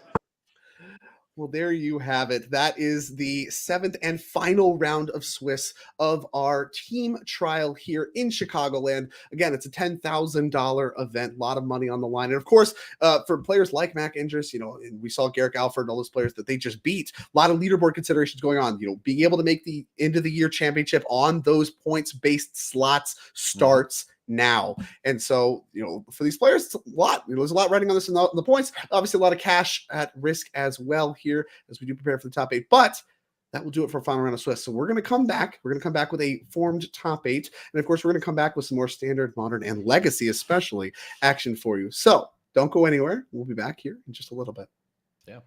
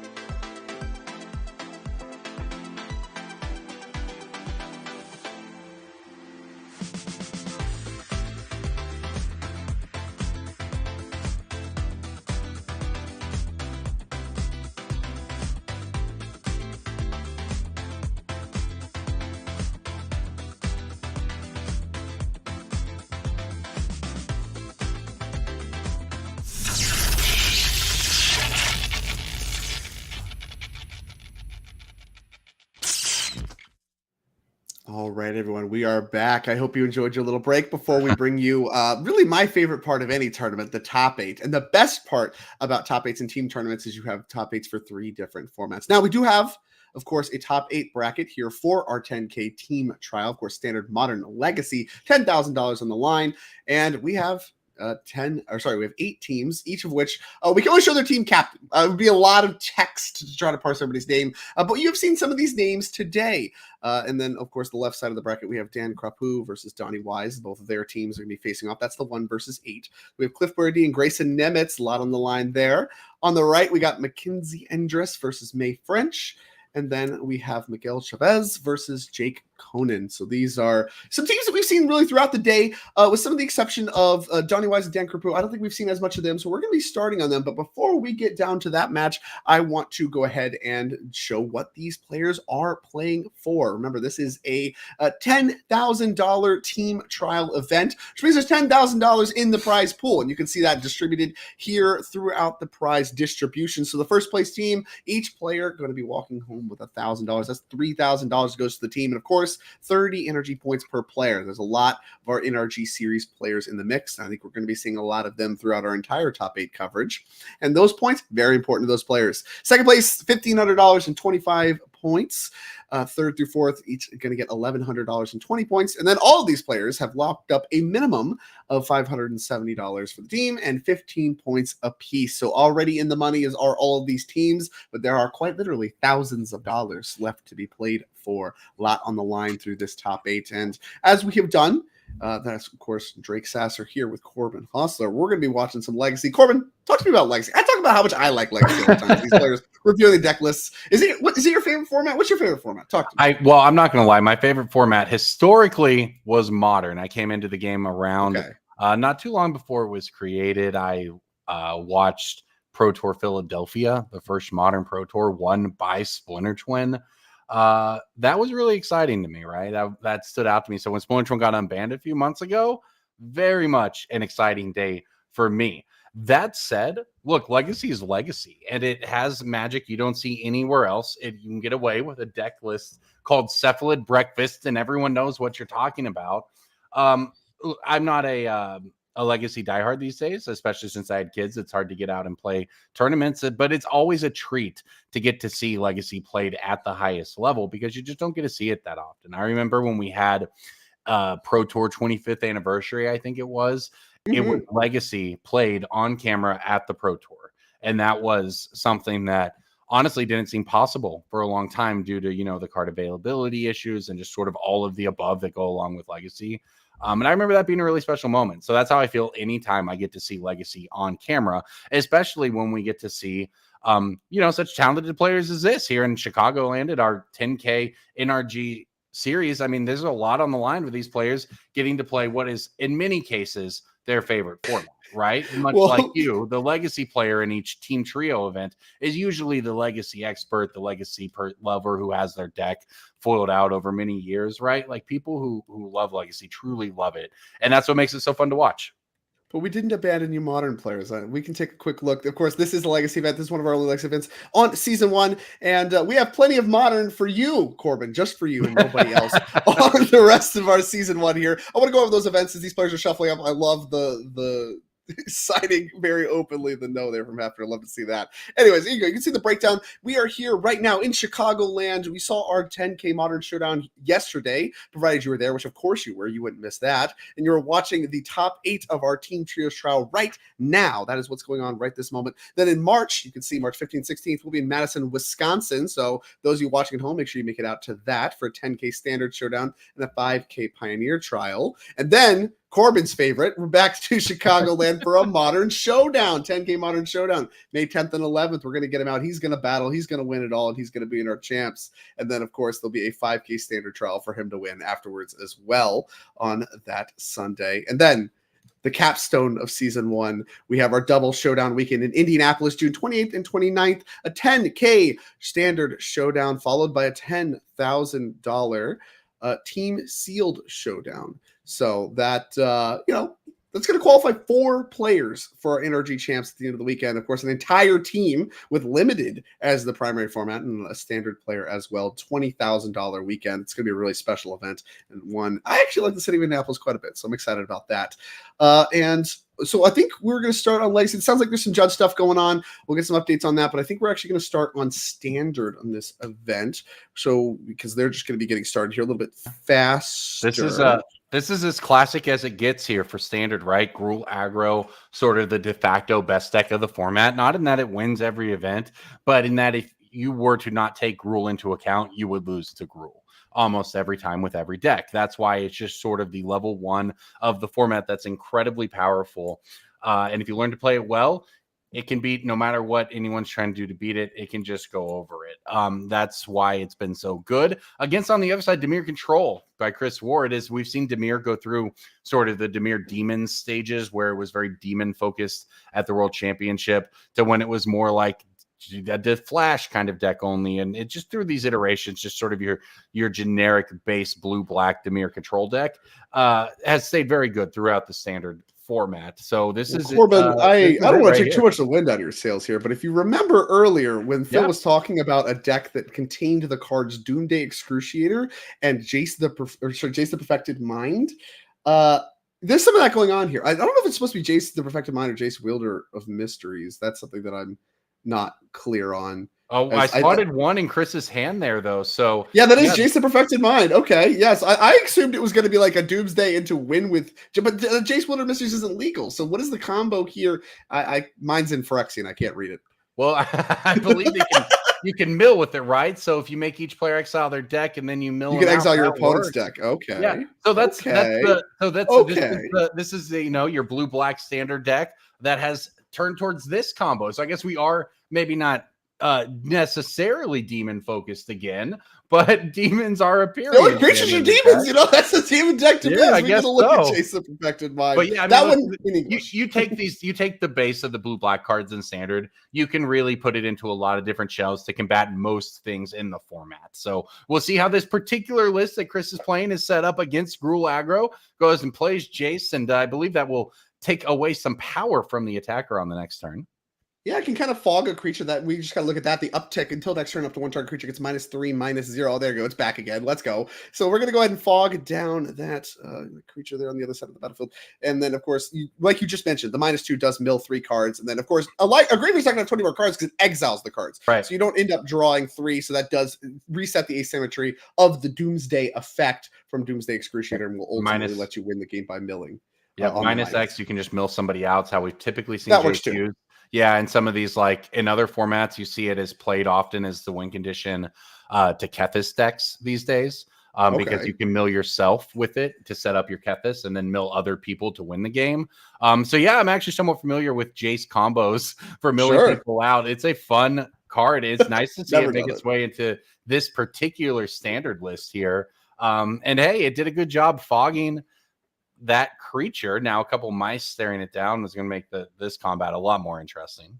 Yeah, so we got Emberheart Challenger on the other side of the field. That was the one that was go ahead and got Meister last turn. So even with 1 prowess trigger, it's not going to be able to battle in and do any damage. So it didn't really do a lot there. Although here is Innkeeper's Talent to help the pair of Hired Claws here maybe get a little bit bigger. Although it takes time to do that. And we are building up to casting the Doomsday Excruciator. And maybe we could get to a spot where that just doesn't matter. So you get a look at the very powerful. You mentioned the talents being a big fixture of standard.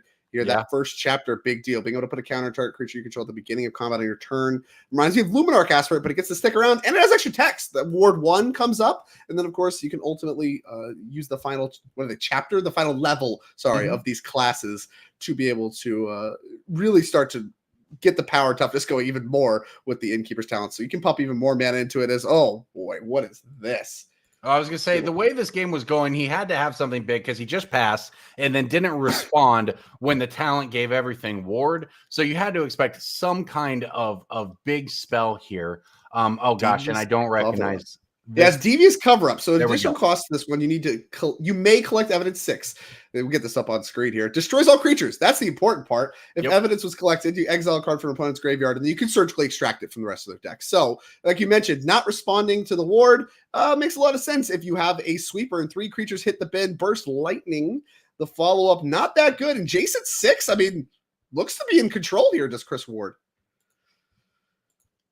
Yeah, the burst lightning to the face, not to the planeswalker. I guess it makes sense if the follow-up is going to be Screaming Nemesis. Now, most of the removal that will come out of Chris is just going to kill it, not deal damage to it. So you're unlikely to get the trigger off that Screaming Nemesis. We got a reader. Doomsday Excruciator is in play.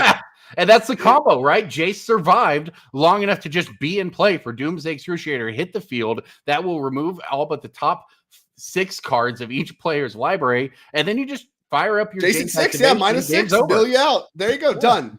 That's game 1. So let's pop over to Legacy. I guess they're ready to go now. Standard's already done with game 1. I've never seen this deck before, and it is incredible. That Doomsday Excruciator Jace combination looks to be getting a lot more than just mono white players, as Gruul Aggro going to be felled in game number 1. Chris Ward, the only player finished as Legacy players getting started. Basic Island in the face of the Dimir Tempo deck. Some respect to the Wasteland capabilities. Now, Dimir Tempo deck that just took a hit.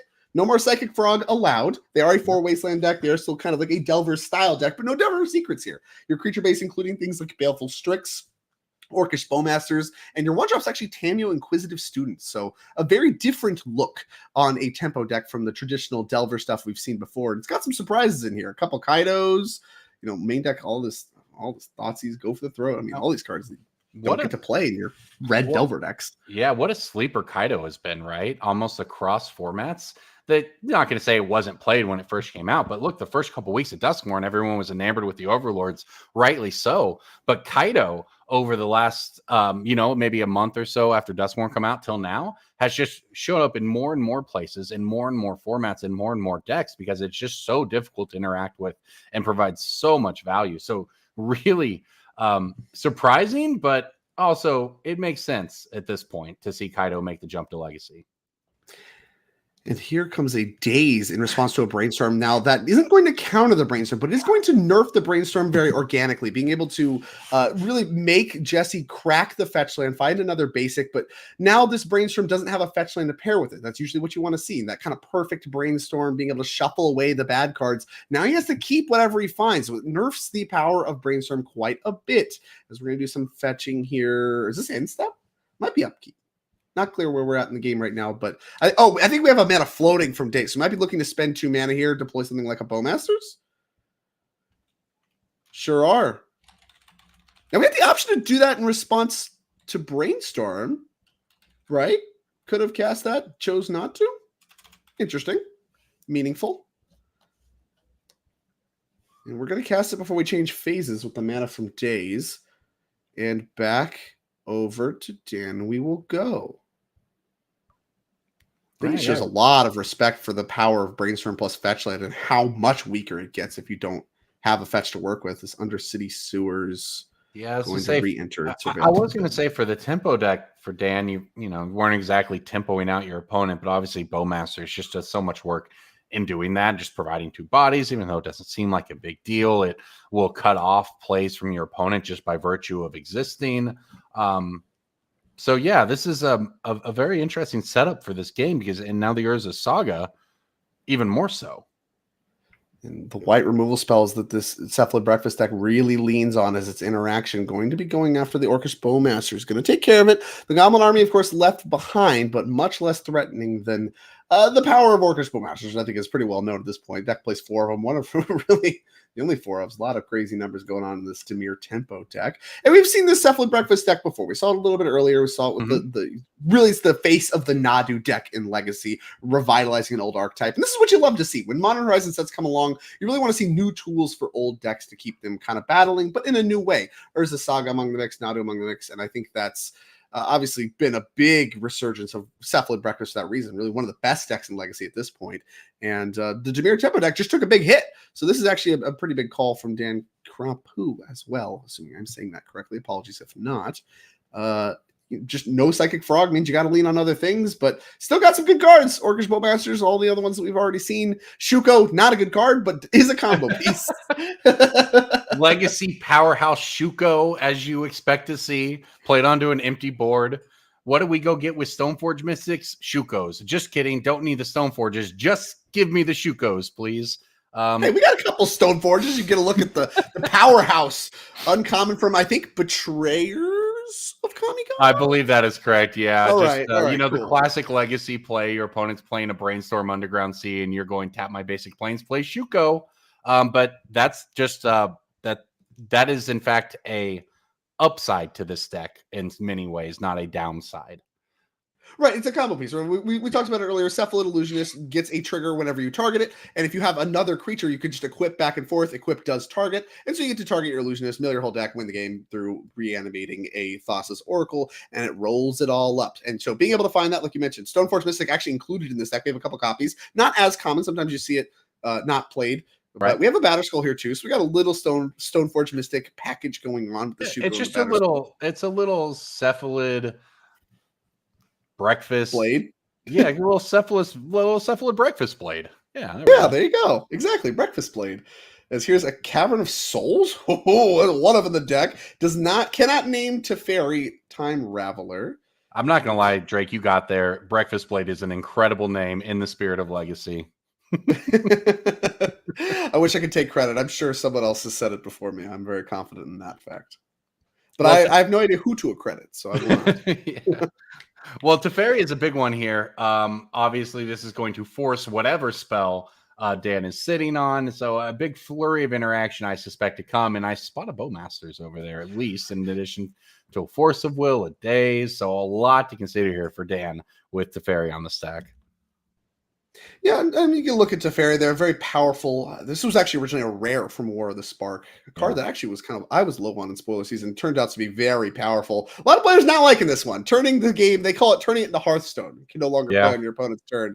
I want to play Magic, not Hearthstone. Is a common and phrase static abilities on Planeswalkers are just miserable in practice. You always forget about. Always forget about them. Especially if they're extremely powerful, which of course Teferi Time Ravelers is. And of course, why not? He cycles too. Also, you can draw a card, interact with the board, does it all as Planeswalkers are wont to do. So here comes Orcish Bowmasters #2, which is going to grow the Orc army and deal a point of damage. Wow. And we're wasting no time. Get that out of here. All right, no Teferi, no Bowmasters. No one gets anything. Shuko versus army. I think I'll take the side of the army in that one-on-one. I think there's... Yeah, I mean, I guess Jesse's down to 12. It's now it's a 2-power clock now. And a bunch of Murktides is the backup. That's a great follow-up. If we're going to be using Swords to Plowshares on Orcish Bowmasters, well, you can't really catch the Murktide Regents with any of the other removal. Like we've seen Prismatic Endings and stuff of that nature be played as well. That doesn't really work against the Murktide Regent. So the Murktide Regent follow-up after you just saw a bunch of Swords to Plowshares used is a great one because it's going to threaten in this game very quickly. With Jesse already down to 10, that Murktide already a 6/6 can grow with a second Murktide as well. We've seen Cephalid Breakfast combo out of nowhere before. That's probably what we're going to need. Is that a third sword? Oh my God. Well, I was just saying, it feels like if he has two, he probably doesn't have a third. Well, egg on my face. He does, in fact, have the third Swords to Plowshares. Okay. Well, that's been a lot of interaction. Jesse's burned through a lot of cards here, and they haven't been combo cards. Here in game one, they've been, obviously Shuko, but they've just been sort of filler cards, right? We've seen Brainstorm, Removal. We've seen Teferi. Something's hiding out in his deck here, and let's see what those last couple of cards in hand are going to get him towards. This has been a fascinating game to watch play out, and here we go, a Cephalid. Well, Cephalid Illusionist isn't actually that great here, right? You can equip once, get Blood Mill 3 trigger, and if you hit Narcomoeba, then you can combo. But we actually have a response. Well, I guess you can bait out Removal. Fatal Push. Fatal Push, yep, all right. Which will trigger it again, so that's 2 mills. Yeah, I was about to say, you could combo if you hit a Narcomoeba, but if you don't, it doesn't do anything. And so, yeah, we went ahead and Fatal Push that. I think the last card in hand's a Tundra, and I really want to highlight how smart the dazing of that Brainstorm earlier in the game was. Right. Jesse's hand was good here, right? The 3 Swords to Plowshares all found targets. Yeah. But it's not great, and he has some leftovers he doesn't want. Imagine how different that is if he got to have a perfect Brainstorm earlier, fetch away the bad cards, and not have to redraw them. And maybe that Tundra in hand is one of them, right? Doesn't really want 5 lands that badly. Yeah, I do think it's possible they missed the mill there, assuming we are, correctly reading Illusionist. There should have been 2 triggers. Required? Yeah, that's to say. I don't know. So, but. Oh, yeah. How about that? Becomes the target of a spell or ability, mill 3 cards. So I assume he went to equip Shuko, and then Fatal Push would trigger it again. Yeah, I should have milled 3 more cards. I mean, it's not like he has any information. It's 3 random cards. Well, I guess if anything, it might be good for him, right? Because there's a Narcomoeba he well, can that's hit. what I say. Hitting Narcomoebas is quite relevant here. So, but regardless, here we go. Moving into another turn. Jesse down to either 6 or 8 life here, depending on whether we get there. And okay, we've got the combo piece. Nomads in core. Equipped to Shuko versus. Well, we can trade the Orc Army. We have a 2/1 now. Yeah, and I guess the Murktide is not, as big as it could be. We'll see what happens here. Last card is a Baleful Strix for Dan. That's a redraw. Okay. And Ponder's a good redraw. That's a good one to find. And a Fatal Push. 3 spells. Oh. Yeah, that's just lethal. The Fatal Push is just lethal, right? Yes, Fatal Push, I think, can hit the Encore. And then we figure out how much damage we're at after that, too. 6. So, Jesse to 2. All right. Doesn't quite get there, so probably just going to hold it in hand. But now, hey, you have at least a piece of interaction. Although, as we discovered earlier, you can't always beat the combo with instant speed interaction because they can just target repeatedly. Although, you can't do that with Shuko. And another dead draw off the top. And Dan Grapu going to win this game number 1 against the Breakfast Blade style deck. Yeah, I mean, really, like I said, a lot of those dead draws, I mean, you can say, oh, I just got unlucky. But really, I think there's some amount of that. Not all of it, but some amount of that comes from that impact from that early days, making sure that Jesse couldn't really set up. Not a play I think a lot of players would have made. Dan really heads up, played it, and is rewarded with a victory, slogging through all of those sorts of plowshares that were very, very timely. So, yeah, I mean, that's going to finish game number 1. Let's hop back to standard. We got shuffling going on across the board. So maybe we can take a peek in at the modern, which appears to be still in game number 1, if our graphic is to be believed. Yeah, Boros Energy versus Eldrazi Ramp. That's the face of new modern, too. They're shuffling, too. Everybody's shuffling. We'll have to get an update on who picked up that one. But right now, Dan and Chris picking up a game. Their team is looking good, although Bob was able to fight back. Bob Culp on Boros Energy was able to take that first game over Adam Saba. So, okay, here we are. It looks like all 3 games heading into, or all 3 matches, I should say, heading into game 2. Yeah, nice little lining that up. And, of course, Dan and his team, we got to see Chris and Dan both win their game 1s. And at this point, well, I mean, take a look at Cyborg here real quick at the standard side of things. I don't know how much hate, if you could even call it that, was packed here for this Doomsday Excruciator Jace combo. I mean, the power of Jace being able to fog down a creature packed up by the black removal that is very well known across the board in the Dimir mid-range and control style setups seem to be doing a pretty good job at stopping the aggressive force. But can you beat a long game then? I don't know. Let's see. What do we have? Torch the Tower. Questing Druid is another way to try to grind through some black removal spells. Nothing explicitly screams hate for this control matchup to me. And in general, aggro decks are usually pretty good against control decks, but that equation changes when the control decks have a combo they can just win out of nowhere with. Yeah, absolutely. Because this looks like a pretty good hand here for Donnie, right? We've got lands, we've got a couple creatures. I think we have at least 1 Monstrous Rage. You kind of look like you've got the tools you want, but it definitely adds another angle to things when you're not worried about, you can play your grindy cards and then they can just tap out and kill you like we saw in the last game. So it definitely adds another sort of line to the matchup. And there we go. Inti runs into removal and Jace onto a naked board. How good is this if you're Chris?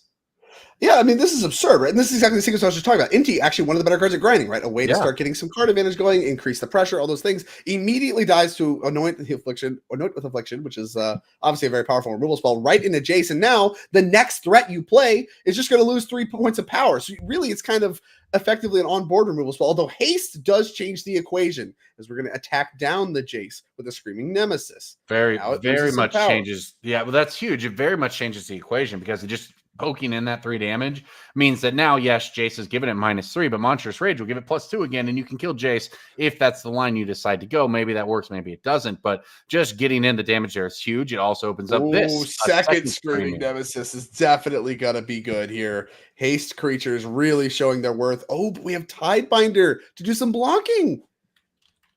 Okay, Tishana's Tidebinder coming down. That one threatens to block, and now... is there any tricks we want to use is the question for Donnie Wise. Looks like the answer is yes. It's Monstrous Rage. Going to trample through.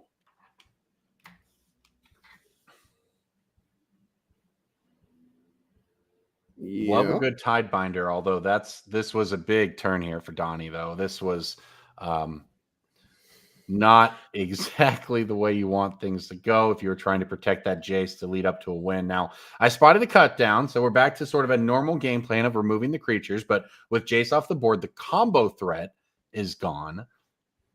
Yeah, that's the big thing, right? Is having a planeswalker and removing creatures is very different from having nothing else going on and just removing creatures, because I mean, really, it's just your top decks versus theirs, and you have to line your removal up versus their threats. Harder to do, especially when you have Innkeeper's Talent here being added to the board. I see Questing Druid in hand. I mean, this has just been a great follow-up to what was kind of a problematic early sequence. The Infliction on Jace was good, but Donnie did a great job having those Screaming Nemesis answers dialed up, did a good job sequencing his pump spells and things like that. And now the Innkeeper's Talent going to do a good job getting this game over with very quickly. As here comes the Shark.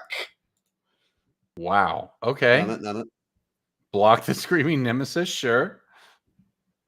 Look at the 4/4. It'll of course win the combat, but that it will create a Screaming Nemesis trigger, which it looks like is used. Well, it just traded with the Nemesis, right? Because of that roll. So it also has Death Touch. Yeah, it's a 4/4 blue and black shark with Death Touch. So it doesn't even matter how big it is. It's going to trade. But yeah, there you go. Well, I was trying to figure out if it was going to live past the Nemesis there, but no, the Nemesis takes it out, and that means the trigger from the Nemesis gets the point back at Chris's face as well.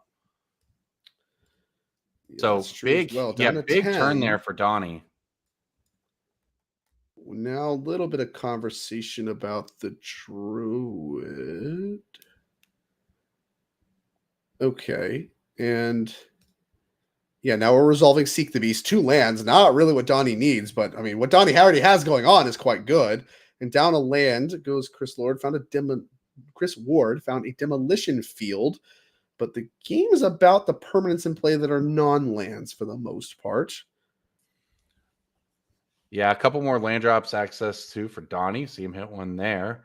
What's the follow-up, though? Because this has been an extremely well played, and having the right cards in the right moments from Donnie here to get over the hump of that early start. But can he close it out? Because we are talking about a Dimir control deck with a grip of cards, at least one removal spell in hand for Chris, although I think it might be a cut down that actually can't hit the Screaming Nemesis. But can Donnie find a way to close this out before Chris can turn the corner? Well, it looked like he was in good shape to do it. I mean, Innkeeper's Talent still in play would lead you to believe the answer is yes. You can add Questing Druid to the mix as well. But what we saw game 1 was that devious cover-up, very timely from Chris, and really flipped the script for what was going on. But even at that time, he already had a Jason play, and that's really what allowed him to slam the door in the game after the fact. Right now, even a devious cover-up begins to fix the problems, but doesn't fix all of them. Yeah, I think... There we go. There's the cut down. That does find a target. Deadly cover up is that's a really good board wipe. That's what I was going to say, though. The Screaming Nemesis play around that very well as well, right? You wipe the board with your deadly cover up, and then Screaming Nemesis just screams on in there. It's just done so much work in this one for Donnie, and that's a handshake. A handshake. Was that game 3? I think we might have. I'll be honest with you. I think that game 1, we saw him flash Excruciator. I think it's possible he was flashing an Excruciator while scooping his cards, because he also was on the play that game, Chris was. So it was either a game 3 and we missed something, or we missed something in that first game. Well, either way, the graphic is updated. We'll get an update if that match actually is in fact over, or it could just be a game 2 handshake. Maybe some we could be a game 2 handshake. I'm not sure. But let's come back to Legacy noted, here. Take a look at their game 2. Yeah, someone asked in chat too. Chris was on the play for that one, so maybe we just missed something. Regardless, they're headed. Yeah, okay. Donnie takes that one 2-1. Okay, so they actually just went so fast they finished game 2 before we even realized it. That's insane. No, fair enough. Okay, well, that changes the landscape here quite a bit. I mean, Bob Colt potentially 1 game away from winning this. Of course, if he does win a second game over Adam Saba on the Eldrazi ramp side of things. But of course, the hope to battle back here. You need a 2-0 from Adam Saba, and Dan Krapu's got to win another one. And the legacy players are shuffling up for their game number 2. We're going to get to see, some quick Magic being played here. Normally, I don't want to jinx anything here, so knock on wood ahead of time. Normally, when I play team events, Magic kind of goes slow. There's a lot of conversation. There's a lot of, hey, what should I do? Try to keep this hand, like all that kind of stuff. These teams, I tell you what, they're professional. They get in their lane, like, don't bother me. I'm going to be blading. And I like that. I like that style of team Magic. When I play team events, I'm like, all right, I'll ask you if I need help. Otherwise, don't talk to me. I'm going to figure this out.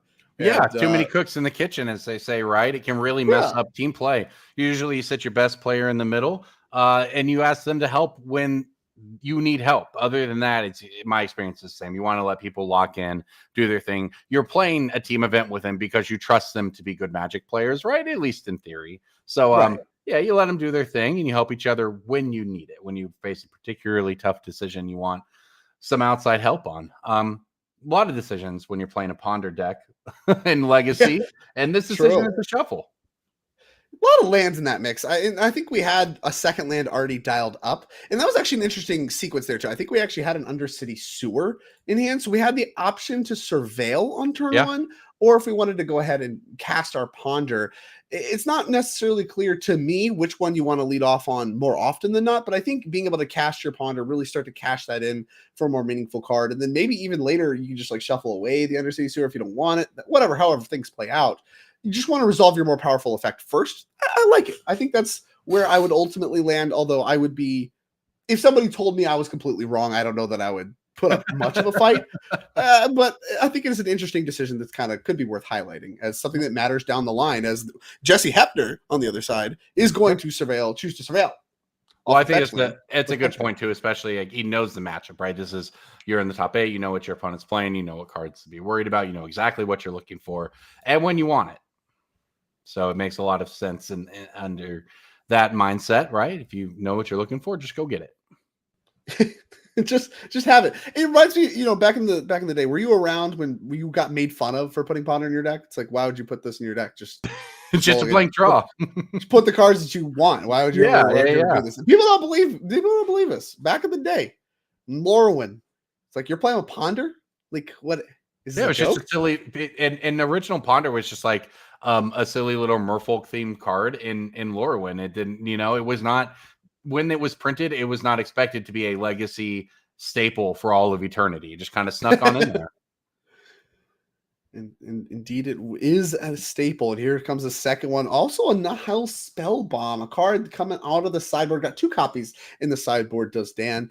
And obviously we have a graveyard combo deck. Makes a lot of sense that you'd want a Nihil Spellbomb, but it can be awkward because the Illusionist combo happens in chunks. Yeah. So there's a chance that on the last mill, you hit both the Dread Return and the Thassa's Oracle, and then your Nihil Spellbomb kind of can be awkward. Although I think it does still work because you can catch the Dread Return on the stack targeting the Thassa's Oracle. That can get weird. But if it's in hand, whatever. You can just build a whole library and your Thassa's Oracle's in hand, you cast that out of hand.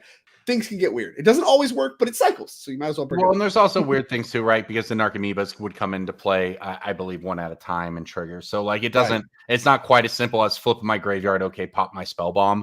There's slightly more interplay to it than that, but it's absolutely a piece that you want here against the deck. And that is why we might see some of these secondary game plans sort of come up out of Jesse's deck here. And here we go. We're tapping out for a 3-drop. That's a Cryptic Coat? That's my guess. Yeah, we got 1 Cryptic Coat this time. I was looking for that. I figured it'd be the main deck, but you're a Stoneforge Mystic deck. No, this one's out of the sideboard. So we're going to go ahead. Oh, here we go. This is where rare from Murders at Karlov Manor. We're going to Cloak. Top card there. Played this card a little bit Vintage Cube. Kind of makes it like a little True Name Nemesis. +1/+0, so that's a 3/2. Can't be blocked. And you can pay 1 in a blue and return it to your hand. Kind of like the Batterskull trick. Bring it back, reset it, get another creature. Very powerful grinding option. And Ward 2, certainly not irrelevant. A little cloak ability coming in here. Makes things a little more difficult. There's a Wasteland. Yeah, Hefner, obviously having the cost of fetching a Surveil land is that they can be wastelanded. Jesse's done a good job fetching basics with the rest of the fetch lands. But, if you want the selection, you got to expose yourself to wasteland. So did so, but got to cast a 3-drop prior. And that's pretty good spot to be, as here comes Orcish Bowmaster. Maybe not. Brainstorm in response. At least get that out of the hand. Don't want to get that caught after Bowmaster resolves. That's no good. Yeah, all right. Very interesting back and forth here. I feel like if you're Dan, you've got what you want here, right? You've now deployed a Bowmaster. You've got your spell bomb for some interaction up. You've put up some pieces. You just got to worry about this clock in the air. Meanwhile, if you're Jesse, you've got a lot of what could be bad draws against and you're just trying to find your way out. So the real question is, Jesse, is if you end up committing trying to find a combo line here, or if you get if you're just going to be all in on this cloak, right? And sort of the fair game plan, and we're going to swords away the Bowmasters. Jesse has wasted no time. I don't even know if the trigger resolved yet. He wastes no time. Starts to plowshare these Bowmasters. Absolutely not, says Jesse Hefner. And notably, Dan Kerper has been very patient with a Force of Will in hand. He sure is. Very clearly respecting the combo, I think. A lot of problematic things have happened. Been very patient, saying, hey, life totals are still high. I have a lot of time. I don't want to die to the combo, even though I have the Hell Spellbomb. I know that may not be good enough. Not choosing to fire off the Force yet. Also has a Murktide Regent as a follow-up threat. So, like you said, a lot of things coming up Dan's way here. I don't know that you could really be in a better spot. Yeah, and his team needs it, right? Remember, over in that first table in Standard, Donnie Wise defeated Chris Ward 2-1, Gruul versus Demir, which means his team only needs one more win to advance to the top 4 here at the 10K Team Trios Trial in Chicagoland NRG Championship Series. This is a huge Legacy match. We've loved getting to watch Legacy throughout the day, and this is peak Legacy gameplay right now. We're throwing around Force of Wills and Swords to Plowshares and Wastelands and Cryptic Coats, but hey, this is peak Legacy gameplay. It is peak Legacy gameplay. Prismatic Ending going after the Orcish army. So a little respect to the ability to race there, I think, from Jesse, and of course, still kind of stuck on the 2 lands, did get wastelanded, this low resource game plan, part of what Demir Tempo style decks are trying to do, kind of the classic Delver strategy, get everybody low on resources, and my spells are cheaper than yours, so I'm going to win the battle if that's the case. Tamio pick up a nice pickup as well. I mean, really, the Cryptic Coat's really the only problem right now for Dan. Everything else really coming up his way. Yeah, a lot of removal spells coming out of Jesse. We've seen actually throughout the day with the Swords of Plowshares. Now I believe that's a Prismatic Ending that comes in, and it's just kind of a stream of just threatening enough threats from Dan to demand removal. And Tamio has a very high upside if he can get it going here. Yeah, now I wonder how much, if we knew there was a Tamio coming, would we have used the Prismatic Ending last turn? Not clear. But wow. Yeah, of course we would. I have another Swords to Plowshares. Jesse very good at drawing the white removal spells. I'll say that. Oh, and a Ponder follow-up. This is just, it feels like Jesse is constantly on just 1 or 2 cards in hand, but they usually seem to be pretty good cards. Now, that said, all the removal in the world didn't work out for him in the first game, but that said, this position looks a little different here. I mean, the Cryptic Coat's not the biggest threat ever, but Dan is down to 12. Dan is running low on cards. If you're able to pick off that Tamio, you might assume that he's not just sitting on everything he could want. So yeah, I mean, if you're Jesse, you feel like you got a good shot where you're at right now. Although shuffling off the Ponder, just take a random one off the top. Yeah, take a random card. Oh, here we go. We're going to special cut. Yeah, basically the same kind of script as game 1. A lot of white removal spells, but I have to say, I think the equipment diff going to be a big deal here. Shuko, much worse than Cryptic Coat if you only have an equipment on play. I know which one I'd rather have. That's right, yeah. Well, here's Ponder number 3 for Dan, and this one actually matters a lot more for just the selection. Also, that Murktide Regent that we know is still in hand. Some Brainstorms can help with that as well. I believe we have a Polluted Delta to even be a perfect Brainstorm. So this is a nice Ponder. Can't imagine shuffling this one from the spot. Who knows? Maybe Dan wants to try to get the pressure started a little faster. Or wants to find an answer to Cryptic Coat. I mean, maybe he just feels the pressure from the Cryptic Coat beatdowns. Yeah, if you're able to answer, I guess if you were able to answer the creature, the cryptic code is attached to it. It is pretty time consuming and mana consuming for Jesse to pick it up and replay it. So it would buy you a ton of time. Looks like he did opt to keep them and drew a brainstorm. And now we're going to cast the brainstorm. Now this is actually peak legacy gameplay. Cantrip and cantrip into cantrip. Talk to me. I love it. Absolutely love it. And it's nice too when you cantrip into cantrip because the cantrip goes faster the second time because you know the cards you're drawing. It's true. You know exactly what's coming off that brainstorm. That's for sure. We'll see if he has the fetch here. I don't. That's a polluted delta, right? The untapped thing there. I think that's the new art polluted delta from the. Oh, great! Yes, he's got one in play already. So his hand is push. It looked like. Okay, so he's gonna have. The fatal push won't be able to pay the ward this turn, but that is an answer to the next creature coming from Jesse, or I suppose the cryptic code creature eventually. Well, yeah, I mean, he can't recast cryptic code. He can pick it up, but it costs 3 mana to recast. So you can even just do that, or we could go this direction, like I said, and just Murktide win the race. I mean, this is a big Murktide, and I mean, golly, what are you supposed to do if Jesse has another white removal spell? But he doesn't. He has Force of Will instead.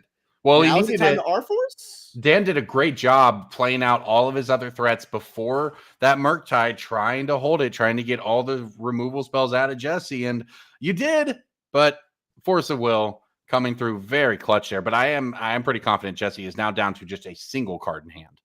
Right, just a single card. The Force of Will, finally, the trigger's pulled on that. Dan really valuing trying to flip the script, win the race, and the 7/7 Murktide is a great way to do just that.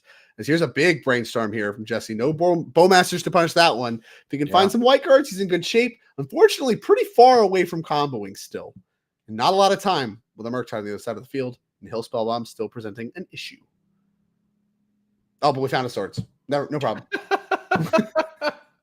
Well, back and forth we go. Cryptic Coat Beatdown is live again. 8 more life. It's got a lot more work to do. Thanks to Swords to Plowshare. That's true. Up to 14 goes Dan. Oh, this Cryptic Coat's going to have done like 30 damage. By well, the this time is wild because I believe that Donnie is on no cards in hand. It's Force the Will Fatal Push for Dan plus the Spell Bomb. And now we're going to read what Cloak does. He's a nod of the head. Okay, so if I kill this, you just pick it up and replay it. Great. Well, that actually works. You can Fatal Push, pay the ward, and then you can try to like play land number 5 and hard cast Force of Will on the way back down. That's true. It's well, look, it buys you so much time. Well, you're gonna need it. Is it time to cycle the Spell Bomb? That's what I would want to think it could about be. right now. It very much feels like that's the part of the game we might be at, but he's going to go ahead and say, all right, I've got at least one more turn to try to hold off on it. Land. There's land number 5. All right, so that counters the Cryptic Code on the way back down. That's what he needed, actually, to hard cast this Force. That was huge. Oh, yeah, here we go. 5 mana cancel. Just the most powerful format in Magic doing what it does. Playing 5 mana for cancel. What a fun sequence everything in this game has been, right? Just back and forth, 2 players who know what they're doing. They're doing it very well, just ripping some straight fire off the top of the deck to answer each other's creatures. And now both players just essentially on nothing. Yeah, top deck war. Let's see what Dan finds in the top deck. Oh, the rub on the mat. I love it. Oh, land's no good. Do we have another Undercity Sewers to find? Nope, only one in the deck. I don't think we want to play that, and he does not. Over to Jesse. Okay. That's a good one. Nadu. Okay. What do we have to answer? Oh, Brainstorm. Perfect. Fetch land in hand. So this is huge for Dan here. Baleful Strix, plus Fatal Push, Strix Fatal and Push. Push. We both answer this, right? Yeah, we got a lot of answers. So what do you do here? You can put something back, keep the Baleful Strix, draw it with the Baleful Strix, fetch if you want. But just we can turn on Revolt with the Spell Bomb and keep all of it if we want. Yeah, it looks like that's actually what we're going to do. So yeah, you can crack the Spell Bomb. That turns on Revolt. Then you can draw a card. And now you have Revolt, so you can Fatal Push the Nadu. That will actually trigger the Nadu, kind of doing as it's supposed to do. Found a land. Oh, there you go. Okay. We got any Surveil lands left for Jesse? I don't think so. One Hedge Maze. He's checking that now, I think. The Hedge Maze was wastelanded earlier in this game. There you go. You use the Baleful Strix to draw your fetch, and you have it up. This is really well done by Dan here, trying to set himself up. But a Ponder for nice Jesse. Back and forth. This top deck war is crazy. Yeah, dude. This is real good. This has been wild. Both players just coming up with cards out of nowhere thanks to these incredibly powerful legacy cantrips. Now, Jesse is pretty deep in the tank, but you know what? He chooses to keep these with Ponder. And it's a Stoneforge. Okay, and that shuffles. Oh, the cute. He found the batter skull, so he gets to take that from the top, put it right in his hand. I love it. Oh, eat man. that up. No cephalids this time. May interest you in some Stoneblade, though. It's time for the blade. You mess with the cephalid, you get the blade. And not really a blade anymore. No swords. It's just no swords. No swords. swords. It's more of a siege weapon than anything. No. Really. Well, to be fair, there are swords in his deck. Okay, that's fair. Are there? To plowshares. To plowshares. Oh, come on. That's not a sword. Get out of here. Wasteland, your white source. Kill the Stoneforge. Attack for 1. Beatdowns. So now Batterskull can't be cast. Now it can be cast, assuming we have targets for these. A lot of Wastelands flying around. True. I can't imagine we're out of fetch targets yet. No, he is. He's summoned through the deck checking, though. Okay, yeah, we got 2 Tundras. And here comes 5 mana Batterskull. Oh, yeah. This is a cube match. That is an absolute bomb on this board. Absolutely. I mean, it doesn't work. Oh, here we go. We're going to look at it. We've seen this one before. 5 mana artifact, a mythic from New Phyrexia. Heard of that? Living weapon. Makes a germ when it enters. Gives +4/+4 vigilance and lifelink. And it's even better with Umezawa's Jitte. You can pay 3 to return it to hand, give it some little bit of some removal spell dodging abilities. But now, it connects. I mean, the nice thing about the Baleful Strix is it'll eat the token and it will continue to buy you more time for him to pick up the Batterskull and replay the Batterskull. But now there's also counters on the Jit. I think this is Jesse working towards a fair victory here, but still, I guess, a long way to go. Yeah, pick up the Batterskull. I mean, the Jitte counters are going to matter a lot, right? Like, pick up the Batterskull, even if this gets countered or whatever, which it will. We see 2 Force of Wills. Those are 5 mana cancels. We're about to pay full retail on like 3 of your 4 forces in your deck. Ooh, Stoneforge is a nice pickup. Because now you can get the Batterskull in uncounterably if you wait a turn. And if it doesn't get countered... Or if it does get countered, then you maybe have cleared the way for Batterskull in the following turn. Yeah, or if all right, here we go. Hard pass, Force of Will number 2 this game. Any follow-up for Jesse? Don't really need one. I mean, Batterskull in the following turn should be good in his eyes, although we do know about another Force of Will hard cast that can happen. So does Dan. Yeah, back we go. What is this match? This is crazy. Here comes Batterskull. Here comes another Force. 15 mana has been paid for Force of Wills these games. Uncommon number for sure. And do we have another follow-up? No, it's in core. That's a big one. That's a creature you can strap that Jit to. Yes. Snuff out in hand, Tameo in hand, Bowmaster's in hand for Dan. We're not done here yet, though. Oh, that's good. Yeah, that can actually pick off the Nomads right away. And then we can pick off... okay. Get him out of here! Trade it all off, I love man. how Jesse just doesn't even let the Bowmasters stick around for a moment. Tameo into swords instantly onto the next turn. What is happening? Speed legacy even. Wasteland I think that's a cavern maybe. Whatever. Wasteland your land. Gosh. Okay, the top deck war continues. Wasteland your cavern. No uncounterable stuff for you. Okay. I don't even know what that was naming. What threats do we have left? Oh, another Nomads. Equip Jit. Here we go. Spellbomb. Okay, that's a redraw. And we have Snuff out to answer the Nomads, so we're still in top deck mode that we know. You can pay full retail for your Snuff out, too. Full retail everything. Yeah, and you'll need to with that Jit threatening to pick up counters. But here we go. Big Ponder for Jesse. What a great legacy match. Yeah, this game has been awesome. And really, I mean, I think kind of showcases exactly what is so fun about Legacy. You know, when everybody's super, I guess no one is. You just go back and forth until the dust settles. And they've been on, and it's not like in Standard you can go back and forth, right? But it's because you have a billion options of things to do. And it's not that you don't in Legacy, but you're always on just 1 or 2 cards, 1 or 2 mana. And it's always just so tight and satisfying to watch play out. 4 mana Snuff out. Oh, no free spells, Teferi. man. No free spells in this one. Teferi's a good follow-up. Just uptick and pass the turn. Bouncing the spell bomb doesn't really go your way. You don't really need the card quite yet. You'd rather bounce like a big threat like a Murktide or something if that were to come down. Yeah, and Dan's got to be, I don't know about necessarily running out of threats. It doesn't take much, but maybe a Bowmaster sometimes in the game. But the number of threats is certainly getting much lower in each deck. And right now that Jit just looks, I mean, I don't know about dominating because it has no counters, but it's just such an ever-present threat just by existing on the board. Here comes a Ponder follow-up. Good follow-up. These Ponders off the top have been timely. Looks like a pretty bad Ponder. Fatal Push and some lands, I think. Yeah, very thin deck for Dan left. Yeah, there just can't be a lot of gas left in there.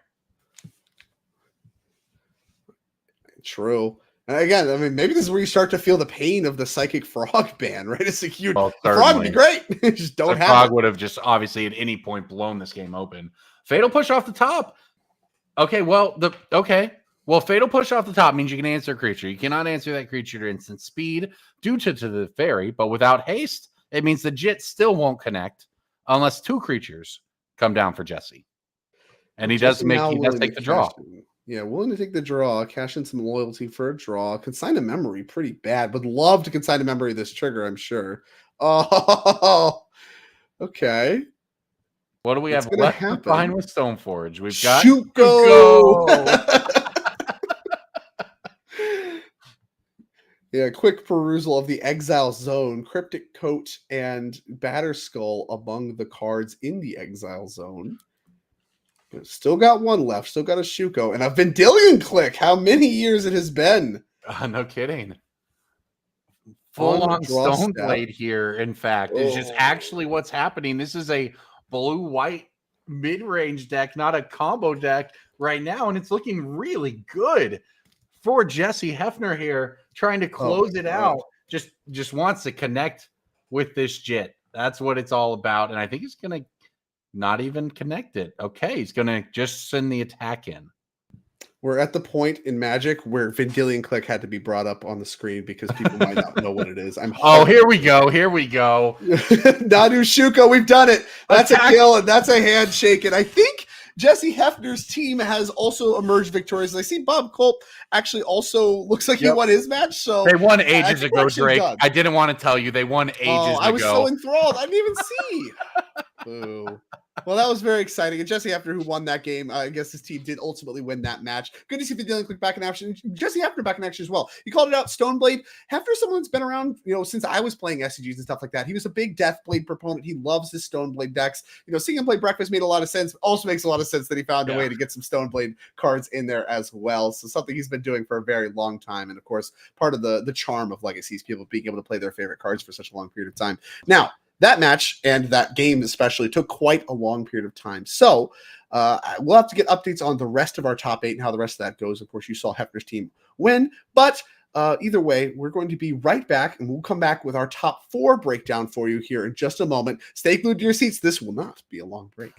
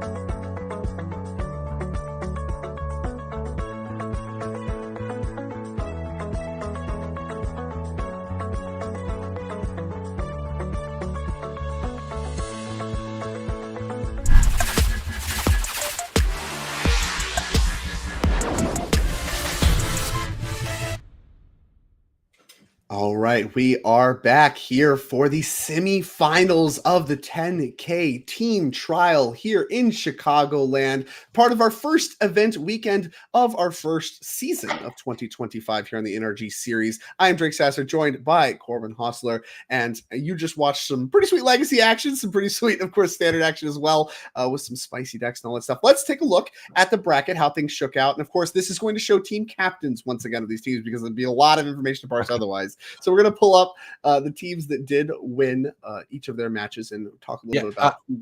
I want to give a shout out to the event photographer here who had 24 humans they had to corral. As someone who's been in that situation many times, A+ work. We had a great turnaround for the top 8. Yeah, awesome. Extremely quickly done. And here we go. We got it updated by who lost. So I like this actually quite a bit. So we watched Donnie Wise fell Dan's team. And then, of course, for leaderboard considerations, this is a big one. Grayson Nemitz, our victor from yesterday, felled in the top 8 by Cliff Boyardee, who's advancing to the semifinals. We're going to get to see, I think, some of them later on.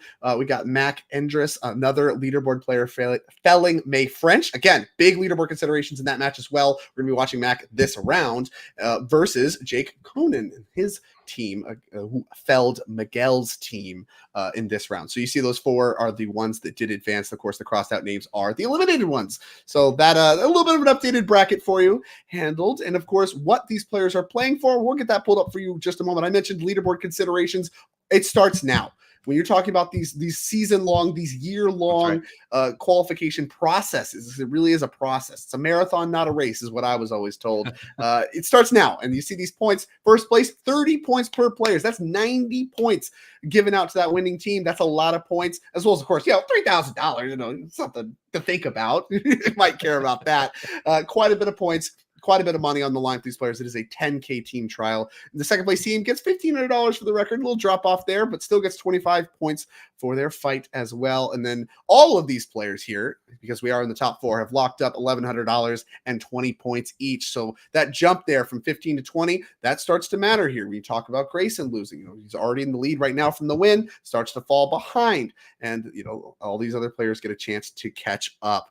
Now, yesterday we talked just a moment ago about Grayson Nemitz winning. When he won, that means he's going to get himself an Inkland Customs token. That's something I really want to highlight here. Again, Inkland Customs does great work. You can see all the some showdown winners from last year and last season, of course. And we saw them in our NRG championship as well. Of course, won by Theo Jung on the far right there. All these tokens, you can get them at inklandcustoms.com. You can check them out. Of course, they're given out at these events as well. We use them on camera. They're awesome tokens. They're great. Another trophy to add to the trophy case alongside the actual trophy you get for winning. And Grayson Nemitz is going to have one of those coming his way as well. So a little bit of sweet stuff going on there. And of course, a lot on the line for these players. As I mentioned, that they're playing for, these points matter a lot for the leaderboard players, as well as just a pile of cash. With that, let's get on. Look, if you'd want a token made if you won an event. Oh yeah, right? The cash goes, it disappears into a bank account. You go get a nice dinner, you buy food for the car, everything you're supposed to do. But the token lasts forever. And these players are just a few wins away from trying to etch their names into the NRG history books as well, as we head down to the match, starting on Legacy, as we have been doing today. Ben Unger and Tim Hatch, 2 players we've watched before in a Teamer Delver mirror. Yeah, Teamer Delver. Delver, we talked about being one of the best decks in Legacy for such a long time and really kind of fell off through kind of the rise of the Dimir decks. We talk about Grief, you talk about Psychic Frog, these incredibly powerful black spells that were added to Legacy. And of course, some of those still around. We've seen Orcish Bowmasters in action and all these, various stuff out and all these crazy black cards that exist in the Legacy format. Well, now with the recent banning of Psychic Frog and Vexing Bauble to some extent, we have moved back over to Delver being one of the best decks. And I'll tell you what, I am a happy man when Delver is one of the best things going on in Legacy. So Delver mirrors, I think, became more rare recently, certainly than they've been in Legacy's history. And now we get to watch some of that action. And one of my favorite staples of it, turn 1, no play, or rather no commit to the board other than a land. We cast Preordained, and then just get Wastelanded because you didn't commit to the board. That's something you do a lot of the time if your opponent doesn't play a creature turn 1. You don't want to be Wastelanding from behind. But if all they did was cantrip, go ahead and Wasteland away. And no permanence as we start turn 2 for Tim Hatch, finds a Volcanic Island.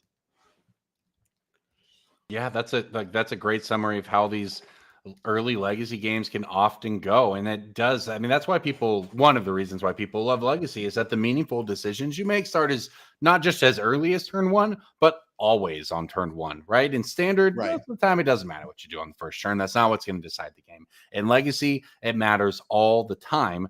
And here we are. This is not turn 1, despite the 1 land in play for each player. Turn 2, and a halfway there on Delirium, Dragon Rage Channeler in play for Tim. The threats begin. Absolutely. And this could be a big one here. Finding and having access to a basic island in your Delver deck, big deal. Or just talking about how the Wastelands can really extend to the early game. You can end up in like turn 3, 4, 5, where there's only 1 land to play for both players, from Wastelands, Dazes, and what have you. If you can get a basic, that's a land with some staying power. And you see all the blue cards in Ben Unger's hand. That's really going to mean that he can cast these spells that he has access to, and more blue cards on top as well. But needs a second land, I think, after using that Wasteland. This is really the only land we have access to. So going to shuffle those spells away. Yeah, instant shuffle there for Ben makes sense. We'll try to catch a glimpse of the rest of his hand and see how desperately he needs that second land. But he certainly hoped to find one in that top 3. But there we go. Fetch land off the top. Never didn't have it. And there's the Wasteland. See, this island already mattering. Just drew a Wasteland. Would love to use it. Can't. Yeah, because how big would it be here, right? If that was, you think, I can fetch, I can get whatever I want. I'm going to go get my Underground Sea. It's a great card. It's worth a lot of money. And then it just gets Wasteland and your opponent has a Darcy and you just die wishing you had a basic island that you could have found on the floor of the convention center, So nice play there by Ben. Well, much nicer island than what you would, I think, find on the floor of the convention center on average. But yeah, I mean, very heads-up play there from Ben Unger and getting rewarded literally immediately as we got some surveil action before the Brainstorm. We already have a fetch land dialed up to the perfect Brainstorm. Has access to multiple forces. Unger not interested in fighting over this. And usually you don't see Brainstorms fought over too commonly, but it's not impossible. I've seen it done. Some Brainstorms matter more than others. This one, you're not too far behind, and you're not, or rather, I guess, far enough ahead that you think Brainstorm's the only way back in. You want to be a little more conservative with your forces here. Yeah, and Ben lets us resolve it, but for Tim, a lot of choices there, right? I saw a Daze in hand, a Force of Will in hand, a Bobble in hand to help you with that, and this will not quite get in there. I think we're still at 3 on the Darcy, so we'll see what he follows this up with, but yeah, I mean, this is a really big turn, even though he's only going to end up spending 2 mana at the end of it. A lot is happening right now. And what counterspells he chooses to prioritize passing the turn is also going to be key. Like both players sitting on free counter magic on 1 mana threats. It's all just about the mana advantage right now, which, as small as it is, has been Tim spending more mana than Ben.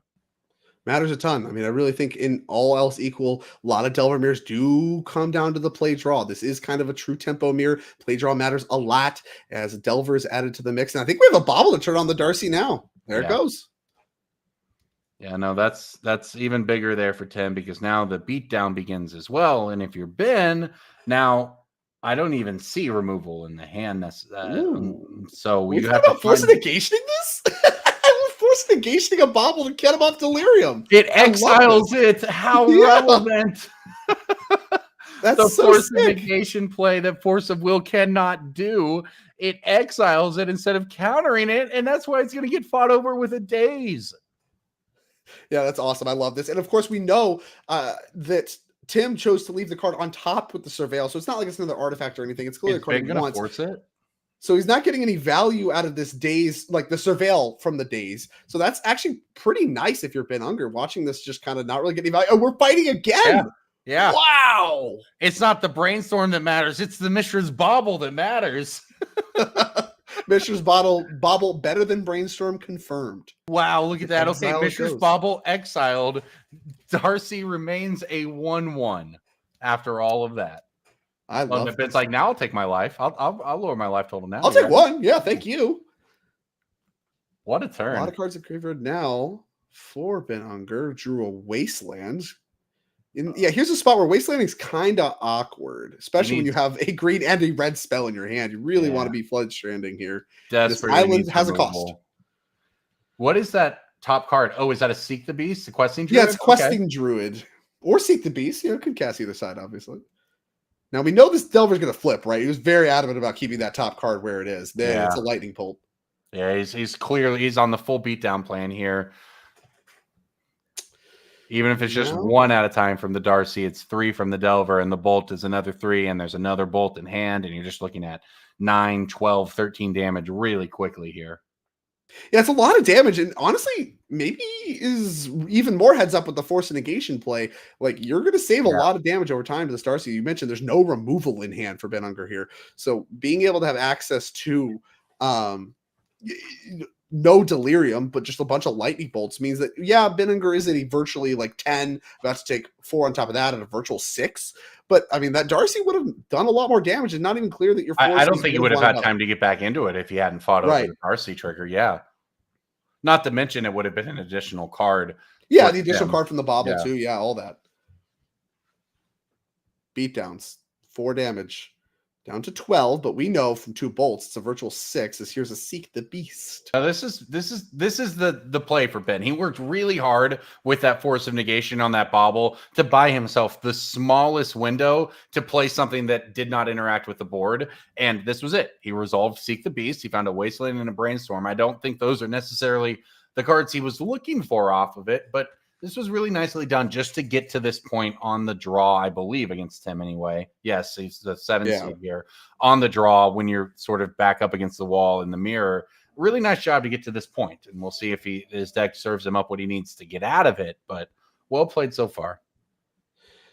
A nice spot here, but kind of awkward with the way the spells have lined up. You really want to cast this Murktide Regent you drew because you want to be able to block some of these bozos attacking across, but you also want to get the value out of this Wasteland and this Brainstorm, especially the Brainstorm, and you can't play, you want to be able to do it all. You want to be able to do Murktide plus Dragon's Rage Channeler, get some blockers going, all that kind of stuff, and really start to stabilize this board, but you want those cards. You want to be able to catch up on card advantage. You did do a double force play, and even though you were on the draw, so you're already up a card kind of virtually, like I said, you went down 2, and the exchanging resources does matter, even though this can be a very traditional tempo style mirror. Card advantage does matter. Here's the first Lightning Bolt. Pew! More surveil triggers as well. Oh, creature found. Yeah. That's Delirium. And now Ben might be just, I mean, not just dead, Ben's we know we have 9? blockers. Facing down 9? Yeah, not great. Yeah, need a blocker. This is a good blocker. Murktide Regent going to be a 6/6. Can't double bolt decks. We chose to go face, which I think was right. Yeah. Just, yeah. But the Dragon Rage has to attack into this. That starts to make things maybe a little awkward. You can't just posture and try to wait for a better spot. Daze the pickup. Awkward. All right, 9 life, a virtual 3 for Ben, given that we know about 1 bolt in hand, but that's a very big 3 life right now. And after all the resource trading, exchanging, it is Tim who is just on 1 land in play. All right, Bolt. That Murktide Regent's such a clutch draw, and you're going to Bolt face here to get some value out of the Dragon's Rage Channeler before it has to chump attack into this Murktide Regent. And down to 6 goes Ben Unger. This Murktide Regent holding down the 4. It's going to be able to line up a block against the Delver. You, of course, want to block that one because the Dragon's Rage Channeler is going to, you don't get the option to wait. It's going to run face first into the Murktide next turn, which, of course, you want to cut your losses, attack with both. That opens up the ability to block with the non-Dragon's Rage Channeler creature, and then you lose all your creatures over time. Okay, it's 3 life pickup too. Oh wow, 3 life for Ben, but another Wasteland just means 1 permanent for Tim. What a game! Like all. This is what I'm talking about. The Delver is, what turn is this? 5, 4, yeah. 6? Who knows? You named it like you said it. There were like 4 lands in play when you said it, and now one player has none. What a game. All right, so another Dragon Rage Channeler will hit the board here, but this one from Ben after he instead opts this turn to Lightning Bolt the other one to leave Tim Hatch on a full 0 permanents on turn 6.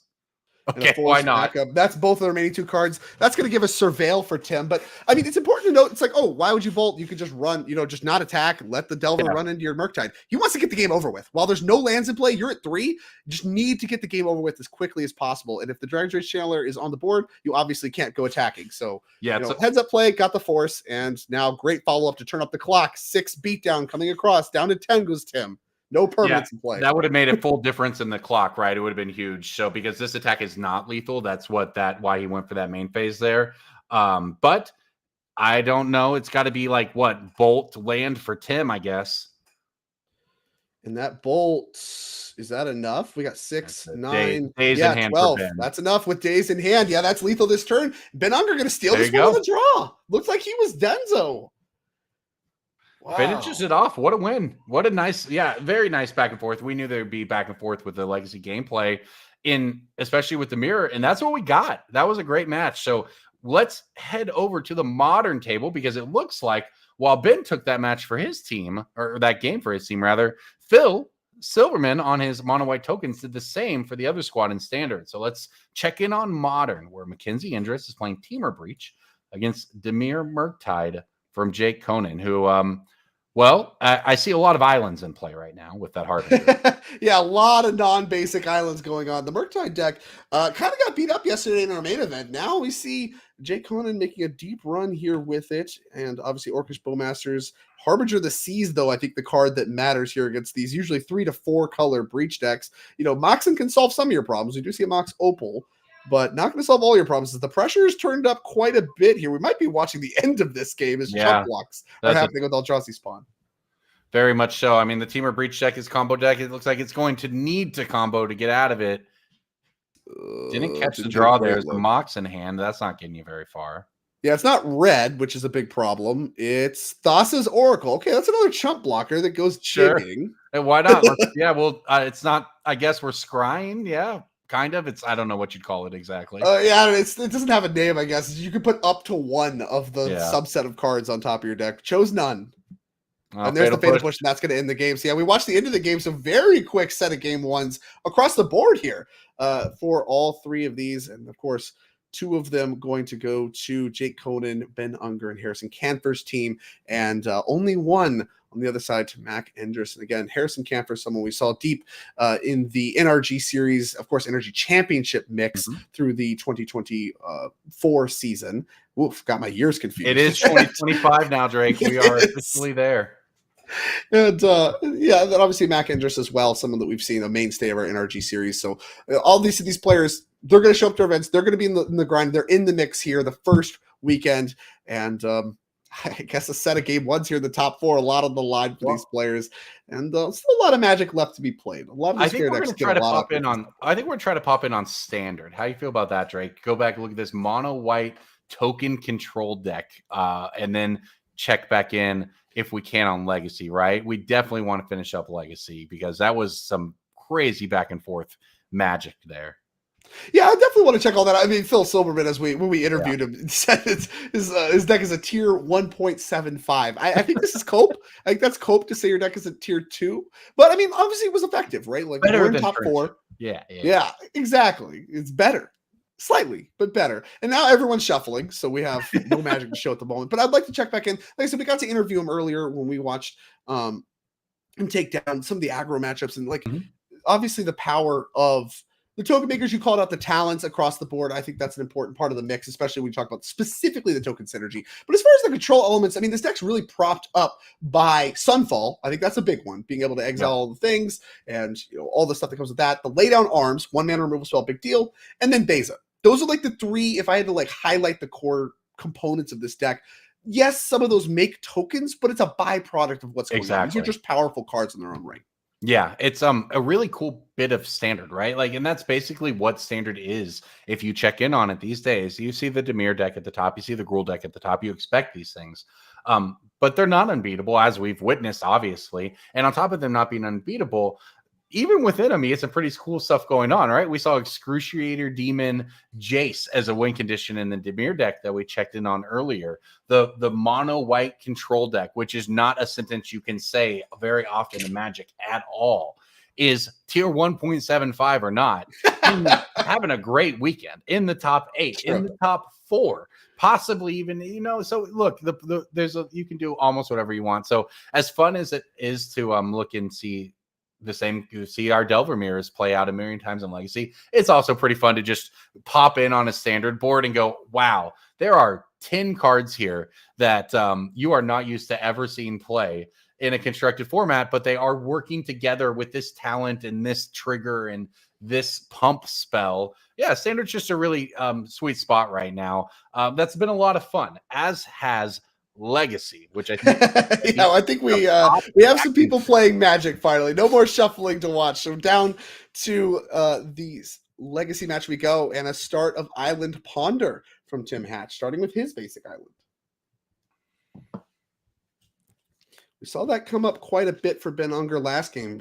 Really instrumental in his ability to stabilize on the draw. Has his island as well. Basic Island City here for both players, starting with a Delver and a Bobble. A little bit stronger for turn one, I'd argue.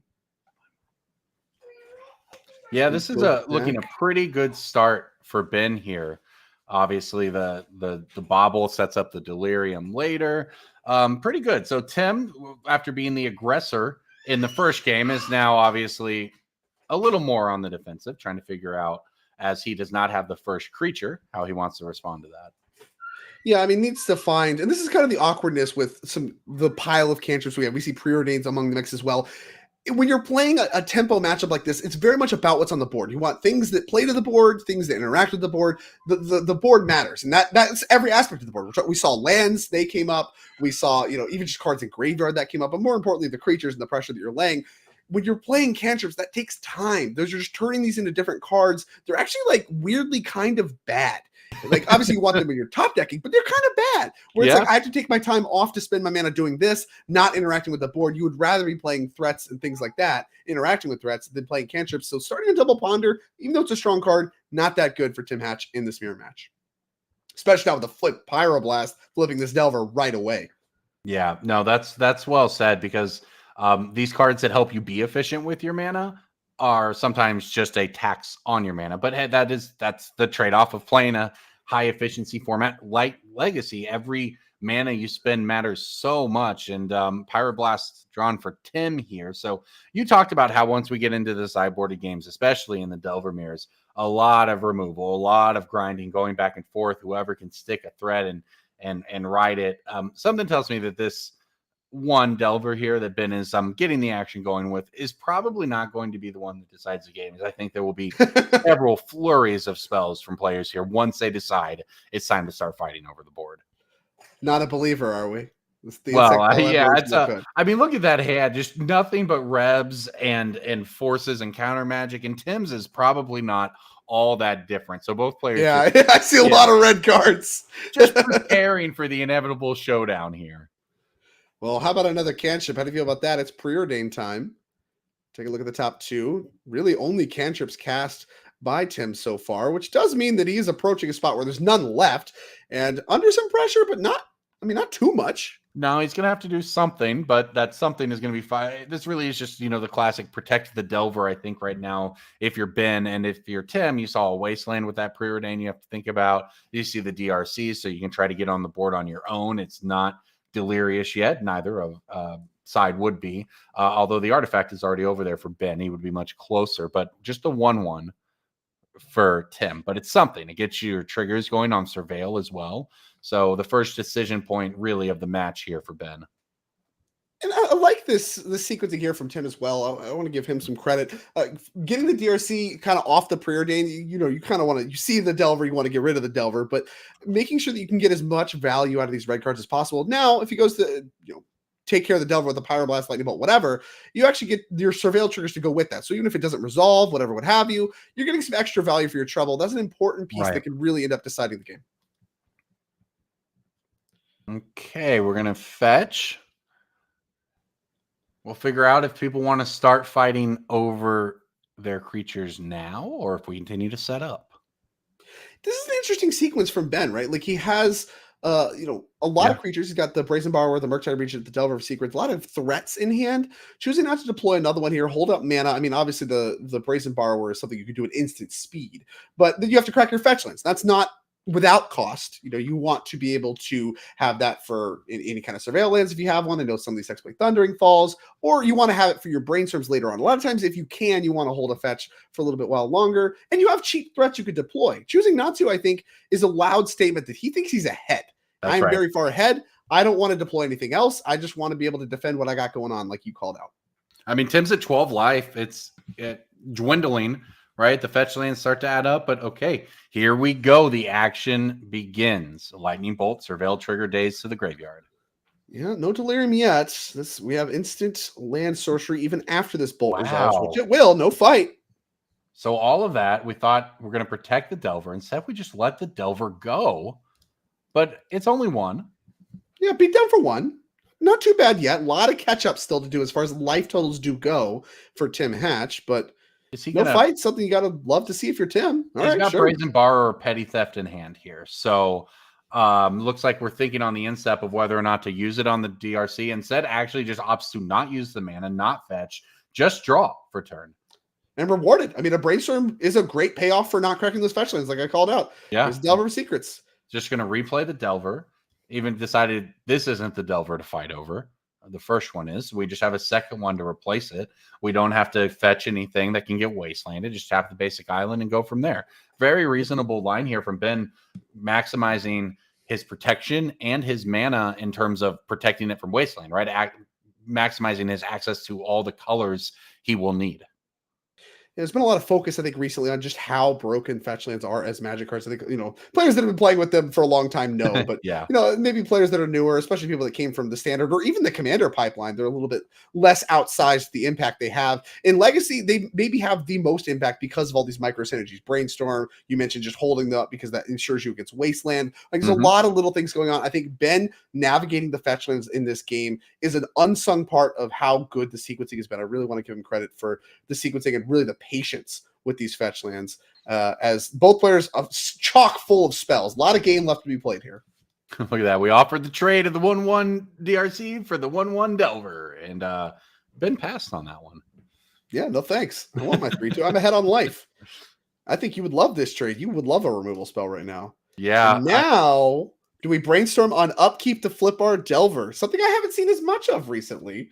It's I a don't big actually choice. hate it here. He's thinking about it. He certainly pulled it to the front and is thinking about it, because what is the value of flipping your Delver right now? It's very high. It makes it exactly a 4-turn clock on 10's 12-point life total. And that said, if you think you're going to brainstorm anyway, maybe you do it, but maybe you just ride the lightning. All right, we took a look, and we can choose to fetch it away if we want. We chose not to. It's another fetch land. All right, you don't hate that. Yeah, you probably don't hate that. And unlike the other two, that one can has the ability to fetch. I'm not sure the basic situation, but it is a different basic fetchable option.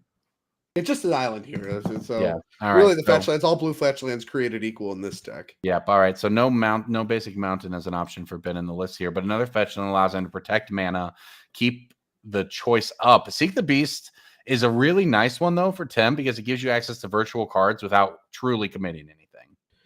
It's awkward, too. If you try to counter this, like, it's attempting to counter this, right? Because not only do you get to Seek the Beast, but you also get the Questing Druid later if you think this game's going to go long, which I think it will. But if you put it in the graveyard, you turn on Delirium. So that's just awkward. Well, now here's a Mishra's Bauble off the Seek the Beast, which is probably one of the best cards you can hit. Just free to deploy, no cost, and turns on Delirium. Yeah, and no Force of Negation in sight this time. Yeah, that's the great thing. That Seek the Beast was near perfect. I mean, Tim didn't have any lands in hand, so having an extra land, especially a fetch land, plus Bauble, gets everything going as far as the hand goes. I think we're going to start to see some sparks fly as far as multiple threats, maybe a big counterspell fight. But right now, just kind of chipping away at the life totals are these 1-mana creatures that these Delver decks are known for. A lot of patience from both players. You're right about that, man. If I was playing this game, I would have pulled the trigger on one of those lightning bolts approximately 6 turns ago, but that's why I'm not a Delver player. It takes a lot. It does take a lot of patience. There's a lot of opportunity for mistakes, and Delver is extremely good at punishing mistakes. I mean, as a lot of tempo decks are, like, right? Yeah. If you and not even always mistakes, just stumbles. Like if you miss a land drop, if you whatever, tap your creatures in the wrong way, make a bad attack, like you get instantly punished. That's part of why Delver has had the staying power it has had in Legacy for as long as it has had its reign. All right, so here comes Tim with the Murktide. We're going to get the action going, and if you're Ben, immediately the option I'm considering is you held on to that Petty Theft off of your Brazen Borrower to not bounce the DRC earlier for tempo, and you might get rewarded with that by being able to bounce the Murktide now. But that requires you to, start fetching and start the process rolling down the hill of maybe Wasteland turns on, maybe counterspells start going. Like this game is about to turn, and I think it's probably because of this Murktide. Yeah, there's a big sub game here, right? Murktide is very easy to answer in the cyborg games when you pick up all of your red blasts. Yeah. So you have access to red blast that can kill it once it's in play. You also have, of course, have the petty thefts and stuff. And there's tension between your Murktide regents in the delve and being able to grow it versus your Dragon's Rage channel that you want to keep delirium for. So you have a little bit of this tension with the graveyard, a lot of stress on that. And I think really Tim did a great job. He's very methodical about the cards he exiled. I think that's really heads up, keeping a maximum amount of instants and sorceries for later Murktides while still maintaining delirium. No, that's exactly well said, because that's sort of like the draw to the petty theft, is that you can still cast a Brazen Borrower later and reset the counters on the Murktide versus rebbing it when you can use that for more options later. And that is actually what happens here, is he goes for the petty theft on it and the fight begins. Yeah, I'm not surprised to see a fight over this. I think that, Murktide Regent is one of the best cards for catching up, as we saw from game number 1 and closing the game. And of course, that's going to draw out a Pyroblast, which is really one of the best sideboard options in the Delver Mirror. So this is really, that's a big indication from Tim, like, hey, I'm really relying on this Murktide Regent. I care a lot about this. I'm going to fire off one of my Pyroblasts. And I think Ben Unger, fetching a response here, intends to fight as well. Yep, this is all these cards are about to get burned out of each player's hand as we work our way through the counter magic and removal spells. This is the turn. The Murktide triggered all of this action when Tim Hatch decided to go for it here. He is slightly behind in life, but has been getting in there with the DRC. So, all right, Ben, what is the next step here on Tim's end step? And I do want to go back to choosing not to brainstorm on that upkeep. Not saying it was right or wrong or anything of that nature. I'm just saying the script, you just called out life totals. I think that's really smart. The script of this game starts to change as the life totals start to equalize. And with the Delver being a much weaker threat than the Dragon's Rage Channel over the last few turns, it has allowed Tim to catch up on life total, which has changed the dynamic of this game quite a bit. Here's the bobble draw. We're glad we remembered that after all this action. No kidding. Pyroblast. So that actually worked out decently for Ben, though, right? Because, or at least, the Murktide, the counter spell goes off on the Petty Theft Brazen Borrower. That's gone now, but he is still able to get rid of the Murktide. He's able to transform his Delver here. 13 to 11. We've got a 3-power race. We sure do. And a Pyroblast pickup is huge. Now, awkward because it doesn't hit Dragon's Rage Channel. You might want another Lightning Bolt or whatever, but we have cantrips and stuff. We can find it. And I think Ben also might have his own Murktide. So Ben set up quite nicely here with that draw to be able to play and protect all manner of threats. We'll see how he chooses to sequence here. Not sure if it's brainstorm time yet. Typically with the card brainstorm in a matchup that is considered quote unquote fair, like this one, you want to wait as long as you can. You want as much information before casting brainstorm as possible to make it as powerful as possible. But the question is, are we running out of time? Is time now? Yeah, Ben's got a ton of cards in hand still, right? So maybe this seems like the opportunity, right? Tim started the action. He went for it. He resolved one. It went away. What that did result, though, is in him tapping his mana down a little bit, even though both players have access to 4 mana. So if you're Ben, this is the window for you to try to fight back. So you have a bunch of cards in hand. You deploy your own. Okay. It's still big enough to get outside bolt range. That's the rule of the testament. As long as you can get a single instant or sorcery underneath it, it's usually kind of worth playing. But if it's not even, if it's just a 3/3, that's not good enough. Your Murktide gets better than that. So I really kind of the minimum Murktide you're willing to cast here in the Delver deck is cast here for Ben. And I think that kind of indicates like, hey, I know that you have to answer this because you're losing the race, but I really, at the end of the day, I don't expect this thing to stay around too long. Yeah. It also blocks, and it forces it, right? Because the Dragon Rage Channeler has to attack into it. It's big enough to eat it. Therefore, Tim is forced in his pre-combat main phase to remove it. And that's when you want spells to be cast if you're Ben, right? Is then you want your opponent to be playing instants in their main phase. Like, for instance, this Petty Theft that they're attempting on the Murktide is Tim. So now there's a revealed Pyroblast. So, Tim knows that there's an answer already. It's not the question of, is it just going to resolve? It's a question of what can I do about this Pyroblast that I know is coming. So here we go. Pyroblast on the Petty Theft. No fight. That just happens. Brazen Borrower hits a graveyard. Another red mana being tapped. I think it's Pyroblast number 2. The same kind of sequence, right? Going after the Murktide region here. And we will see if Ben has a second way to protect it. Interesting. Graveyarding Brainstorm there. Doesn't now get in the spot. Daze is starting to become live for both players here, right? If they have to fetch away their last fetch land to cast a spell, and Okay, wow. Brainstorm getting pitched to Forcible here to fight over this. So big commitment from Ben. Yeah, a huge deal there. That's the brainstorm obviously was worth quite a lot at this stage of the game. So clearly, Ben obviously knew that there was going to be some fight. And now at this stage, it's like, okay, if you're committing all of this, you're willing to commit 2 spells your entire turn to get rid of this Murktide Regent. You really need it gone. I really want your Dragon's Rage Channeler to have to chump attack into my Murktide Regent. So I'm going to make you use everything you got. Now, the question is, what does Tim got? What's it looks like it worked. It looks like it might have worked. It's a Daze in hand, a Ponder in hand, and another card there for Tim. But you have to imagine if it either won that fight or got rid of the Murktide, it would have done so. So if Ben's able to just eat the DRC with the Murktide, he looks to be in a pretty dominating spot in this game, and it appears that that's what's happening. Yeah, it does happen. Now, if the last card is Murktide Regent, that's really, like I said, this is the one card that does a good job catching you up because it blocks everything. It's just the biggest thing on the battlefield all the time. And with all these Pyroblasts finally gone, it might be good enough. Now, is Ben's last card a final Pyroblast? If so, that spells very, very bad news for Tim Hatch. Yeah, I didn't catch Ben's last card, and I also didn't catch Tim's last card, so it could very well be a Murktide, and I think you might be right. Perfect follow-up to all of this for him. Yeah, great sequencing there. Card to answer your Murktide, card to answer your Murktide. None of that worked. Fine. Here's my Murktide. Great sequence to respond to Murktide. Really kind of what you have to do. Great job navigating with Tim. Now, we do know, like I said, Pyroblast, this is why it's one of the best cards in the sideboard. It just is removal spells. It's counter spells. It does everything you want it to do. The only downside is it costs mana, which, woe is me. It costs mana. Most spells do. And yeah, there's another blast in the chamber. That might just be the ace in the hole. I don't think Tim can cover that. And he's got Surveil as well. He's going to get a Surveil trigger to set up his next turn. If this resolves, right? But that Daze isn't doing anything for Tim. That's for sure at this point. And the Ponder, he had no mana to cast. So it is shields down for Ben, is able to use the Pyroblast to kill the Murktide. He's able to get a Surveil trigger, but it clears the way for his own Murktide, right? That's 7 damage coming through here. Tim's at 8 life.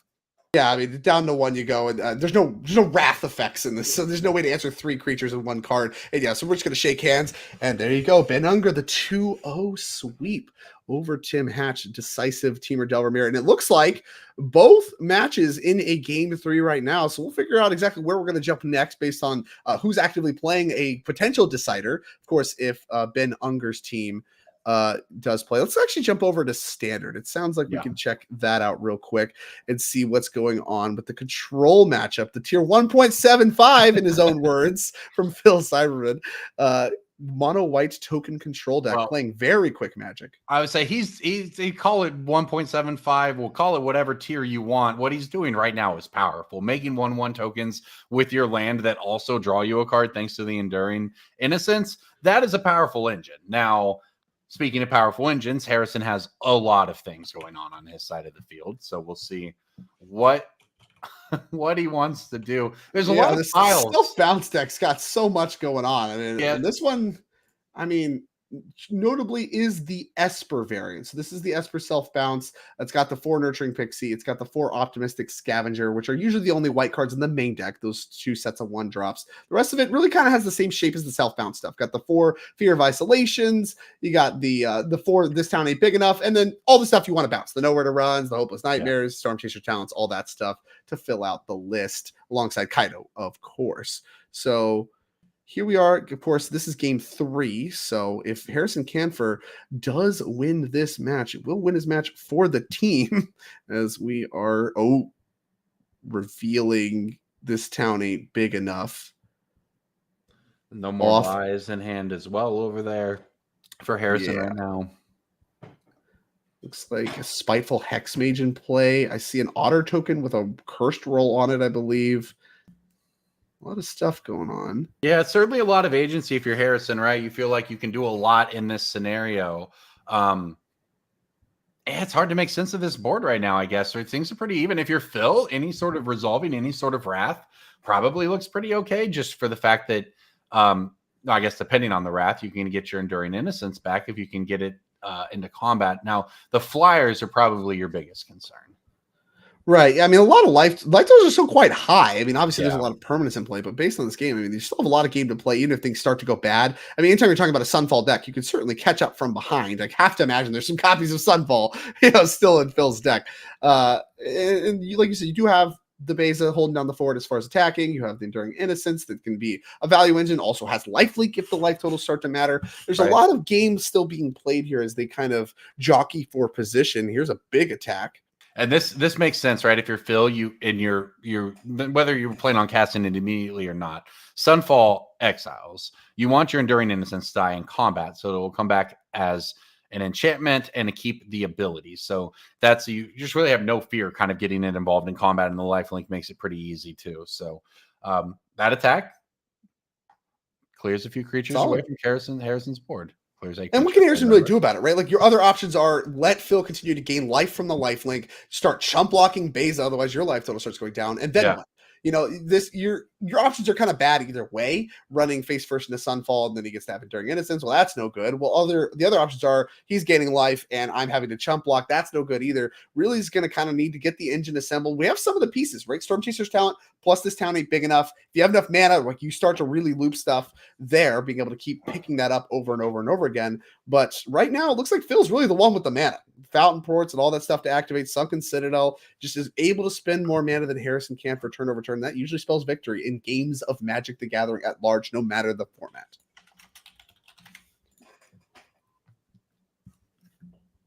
Did not get a look at the draw. Big think, big attack. Yeah, there's a lot going on in this one for sure.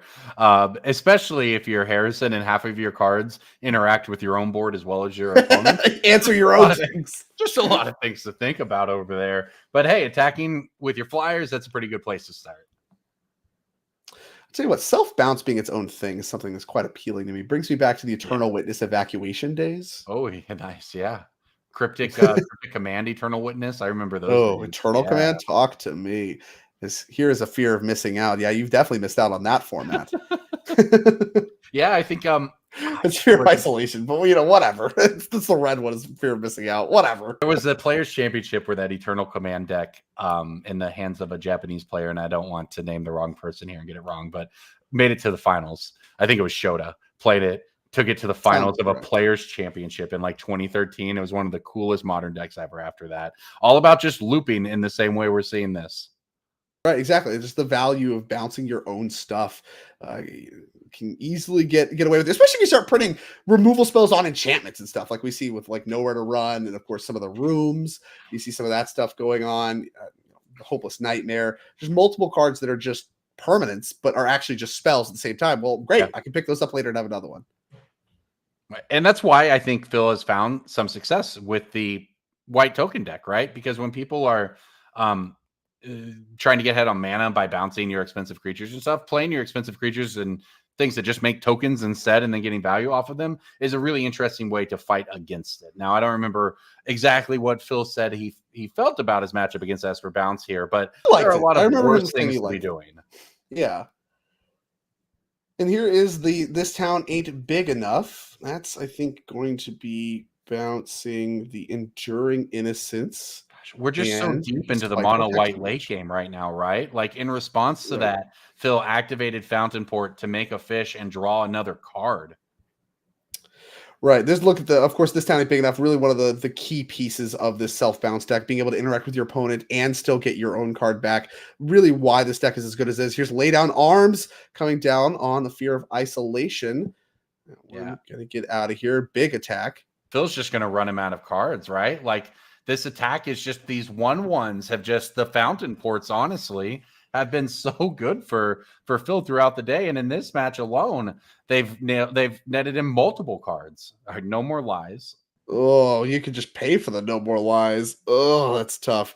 And this is really where you start to see the mana diff start to come up a lot. Look at how much mana Phil spent this turn. Cast a spell, paid for a spell, cast 2 removal spells, and then Harrison with his 5 lands. I mean, it's just the mana is not going. Yeah, you just don't run out of cards, right? Enduring Innocence, the talent as well. All of these things that just draw you an extra card or two, and you just end up cycling through your deck. And so you get to this point, you have more mana than your opponent. Even if your board is a bunch of 1/1s, you're able to just clear it out. He was just able to use all the extra removal spells he drew there. Look at Phil's graveyard, just nothing but removal that has cleared away Harrison's creatures, no matter how much value they accumulated when they entered play.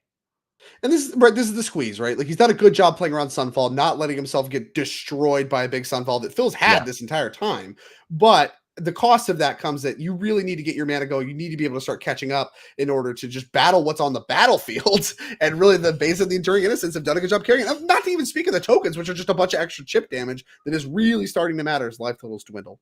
Yeah, the flying attacking strategy here for Ben, I think for Harrison was probably the best out, right? That is the one. The chump block will happen actual forever from Phil's deck. The way you can get ahead and try to get some agency before he just drowns you with card advantage is to get into the air. So knock him down to 11. You've got a big Fear of Isolation there, right? That's 4 power. So if you can, at this point, I guess maybe you're hoping to make Phil burn a Sunfall just to get through it. But yeah, not a lot of options. And this is a big hit, right? Just coming through for 10, I think. Yeah, huge backswing coming. And, like you mentioned, I think drawing the Optimistic Scavenger and starting to get that going might be a little late to the party. I mean, you saw Phil really prioritizing, like you mentioned, getting the stuff out of the air. Lay down the arms, really went after just only Fear of Isolations. Get those off the battlefield, get the flying attack neutralized. But Optimistic Scavenger, very good at growing one creature very large. And that's what is happening right now in the air. But that means you can need to start cracking back for big swings in the ground. That's what Phil's doing. It's a great response to it. And like you mentioned, Sunfall is the ace in the hole. I just don't know that Harrison can continue to play around that forever. As here is the run. This town ain't big. I was going to say run away together. This ain't a fact. Come on. This town ain't big enough is going to come down. And in response, a Get Lost going after the Storm Chasers town. This is a sequence we've seen multiple times from Phil. Just responding to this town ain't big enough with Get Lost on the Storm Chasers challenge, just breaking up that loop before it even gets started. Nice line by Harrison, right? You were able to make pretty decent blocks on that turn. You were going to bounce to save life. You're going to be able to put another counter on the Fear of Isolation there, have it up to 5 power, and try to find your way to 11 damage. But unfortunately for Harrison, Phil just pretty much has everything he would possibly want. And here's a split up to get rid of the untapped creatures. Right, you just attack with everything. So you just get rid of all the untapped creatures, pick off a couple creatures there, and back Fountain Port is open, I believe, as well for Phil. Okay, well, we still got a big flyer. The game's not over. Life totals are still kind of close. Harrison's done a really good job navigating this game. I mean, like you mentioned, seems like Phil has everything and has had everything for a lot of turns. Harrison is not just dead. Got some ways to spend mana. The flyers are the flying is his line here, right? Because Fountainborn can make more chump blockers on the ground that are going to be untapped. So you just actually are hoping to get as many. You hope it's only 2 more attacks in on the air, and there you go. Is we revealing another Fear of Isolation on top? True, the Restless Anchorage. Yeah, the 4th Fear of Isolation is on top off the 2nd map, which gives us 5 in the air. That's not a lethal attack yet. And would not be a lethal attack next turn either. Right. That's the real math here, right? Is for Harrison, is you've done really well to try to get in as many attack steps as possible. I just don't think he's going to get a 3rd one after this. Yeah, because the problem, once again, is the life leak. Like, this actually came up really huge here, right? The Enduring Innocence, being able to swing the race a ton, comes up. And like you mentioned, nothing is happening on the ground. Like, Phil has his way with the ground game. So it's all about the air. The Fear of Isolations are what's going on in the air. And the Optimistic Scavenger, I mean, having that Hopeless Nightmare as the follow-up actually does grow a point right away, right? Enchantment for your Optimistic Scavenger. So we're doing stuff. Yeah, so all this stuff is happening now. And that's the counter's going to go on the Optimistic Scavenger because, once again, we don't have a lethal attack over 2 turns. Let's just try to stymie the bleeding as far as blocking the tokens and hope that we can get 3 turns. Yeah, it's going to be tough, but I guess that's what you're looking for here. I mean, hey, Phil only has, I guess, now 1 card in hand and maybe 2, but it's not 6 or 7 anymore or 5, right? So you actually have some hope that maybe he has to go digging with Fountain Port and we can get a few more attacks in the air. And it does look like he had another land, did Phil? Yeah, he discarded the Sunfall to the Hopeless Nightmare. I didn't see a backup, but did whatever he decided to keep had to be more valuable than Sunfall. And I think if you're Harrison Kemper, that can't be a good sign. It looks like possibly a Beza That's pretty good. Again, this is just about the life totals in winning a race, and Beza just makes races an entire joke. You're just unable to race. You get so much life, you get blockers, you get it all. And yeah, follow-up Beza here would be problematic. So Phil's at 5. There it is. Harrison's at 1. Beza hits the field. No tokens, no cards, but you do get life. Or no, you don't even get life. Well, that's what, if you'd played it down to main 1. phase, if you had played it before combat, you would have got life, right? So okay. Or maybe he gets the life anyways. He's up to 9. Well, maybe it doesn't matter because a ground blocker is the same as life, right? That's the same thing. Interesting. Whatever. I mean, an untapped blocker plus the fountain port. No attacks are happening on the ground ever anyway. His fear of isolation still can threaten to beat down. And here's another one. Okay, well. We have the Restless Anchorage, too, if we wanted to go that direction. Looks like we're tapping it right away, so we don't. Just counting, attacking blocks here. All right, how big do we have the fear right now? It's hard to tell, but. Was that lethal? So we had life totals at 9. It went up 2 from the fear of isolation plus the hopeless nightmare. The handshake might have come from the middle table. Oh, sure. I see it no longer matters. Yeah, we checked top cards, but it looks like things did resolve. Jake Conan did actually end up winning that one for his team. The team captain of his team able to fell. I don't know, like. That game was about to end anyway, so really it was well done, very well played by both sides. Mono White was looking pretty good there, but hey, that's a beauty of team events. Is sometimes your teammates bail you out. Middle table said, "Hey, we got this," and that is one team punching its ticket to our finals. Absolutely. And so with that, I mean, of course, I'm sure that was the last match play. So we're going to take a very quick break and then we're going to be back with the finals, our final match of the weekend here on our first weekend of the season and of the year on the NRG series in 2025. Don't go anywhere. We'll be back with your finals very shortly.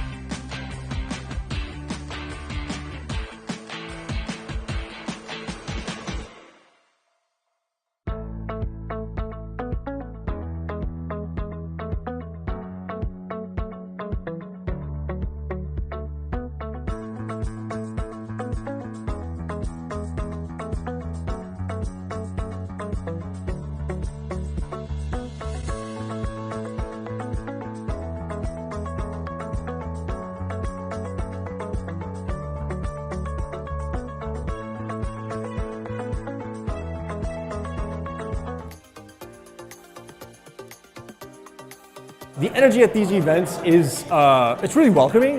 You walk in, people know your name. Hey, how's it going? Long time no see.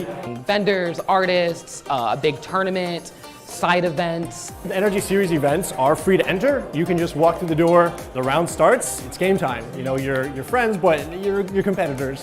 The pressure's on basically from round one. You know you're going to be running into quality players. They're friendly, but they're fierce. It's a great circuit. It's a lot of fun to play. I noticed the Witch King was here this time, which was a little bit scary because I put the one ring in my deck. Really had to sort of glance behind my shoulder every time I cast the card to make sure he wasn't about to snatch it, or me. The vendors here are great. Everyone behind the booth is always really welcoming. They always have a smile on their face. The events are taking place all over the Midwest. You've got the prize wall now, you've got the command zone. Every single NRG is both a RCQ and a qualifier for their championship series at the end of the year, which is, I have to say, hands down, my favorite experience I've ever had playing Magic. It's really just a great experience. The NRG series is coming to a Midwest city near you. All right, welcome back, everyone. Hope you enjoyed this little setup we have there about investing in memories, and we have our players investing in memories themselves, as it is finals time. What's more memorable than that? Here at the 10K in Chicagoland, this is a team trial. We got Standard, Modern, Legacy for you, and of course, this is the final match of our first weekend of Season 1. I'm Drake Sasser. Also, alongside me is Corbin Hostler in the booth. We're going to be taking the show home, and you know, you're sad.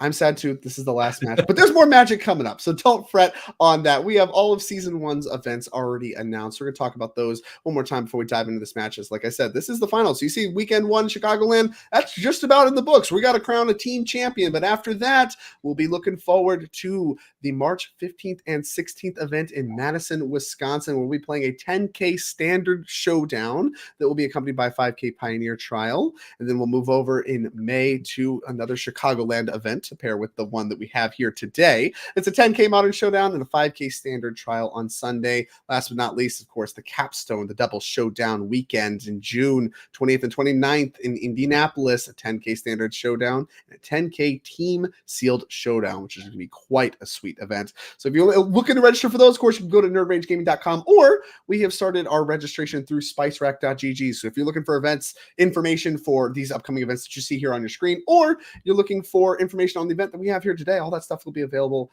at our page on spicerack.gg, as we're using that now here today.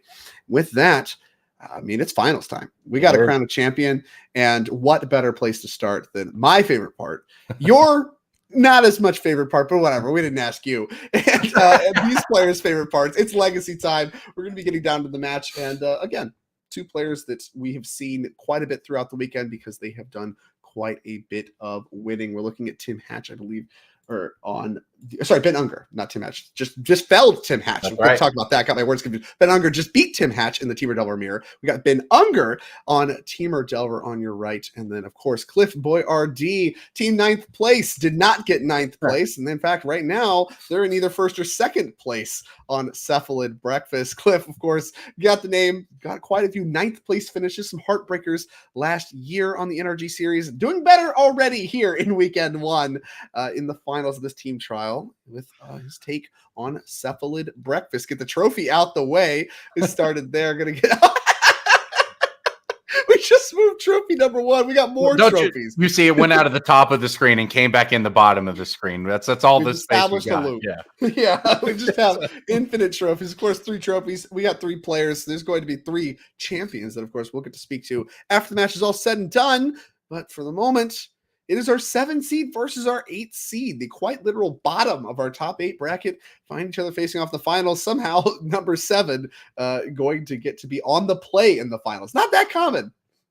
Well, I'll tell you, I may have come into this event preferring Modern as the format I play the most of, but the Legacy we've watched today has been extremely engaging, back and forth, swingy, interesting, everything you could ask for. Modern, there's been a lot of breach, as you'll see in the finals over there in the hands of Fletcher Johnson. The deck's very good right now, and look, we'll take some of that if we can, but we want to take the opportunity to show off Legacy while we can, especially these two players who have just been crushing it, Breakfast versus Delver here in the finals. It's been a blast to watch the updates to Legacy. A lot of it, one you may not be as familiar with if you haven't watched Legacy in a while is the Questing Druid / Sheik the Beast you spot over there in Ben's hand, but we've seen it come up clutch several times, representing essentially 3 cards in these Delver decks. Absolutely. I mean, not as recent is Dragon's Rage Channeler, but certainly one of the more powerful turn 1 plays that is kind of recently developed, and that's the turn 1 Dragon's Rage Channeler into the Mishra's Bauble. Of course, also had a fetch land to pair with that, so Delirium already halfway there on turn number 1. Yeah, we're going to take care of that very quickly as Cliff Borodee. We're quickly slamming a second land and a Prismatic Ending. So to exile goes that Dragon's Rage Channeler. Now, like you mentioned, cards like the Questing Beast and the Questing Druid, not Questing Beast, Questing Druid, and the Delver of Secrets that we picked up are going to be some threats we're going to have to lean on, as some removal spells is the name of the game. We've seen this kind of sequence before. Yeah, the Cephalid Breakfast deck that Cliff is playing really scares people with its combo potential, right? It's got Nadu, it's got Shuko, it's got Cephalids, it's got Nomads, it's got all these combo pieces that just in the game on the spot.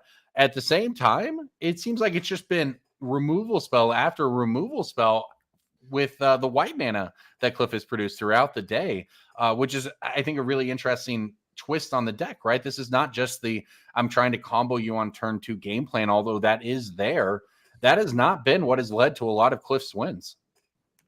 Right, and that's exactly part of the strength of this deck. We talked about it a little bit earlier in the broadcast about how just having mopey creatures as your combo pieces leads to where, well, you can just attack with them at the end of the day, and that's a big part of the Cephalid Breakfast plan, especially when you have some equipment, things like Shuko, and we saw, somebody like Jesse Hefner, they had even more equipment to work with.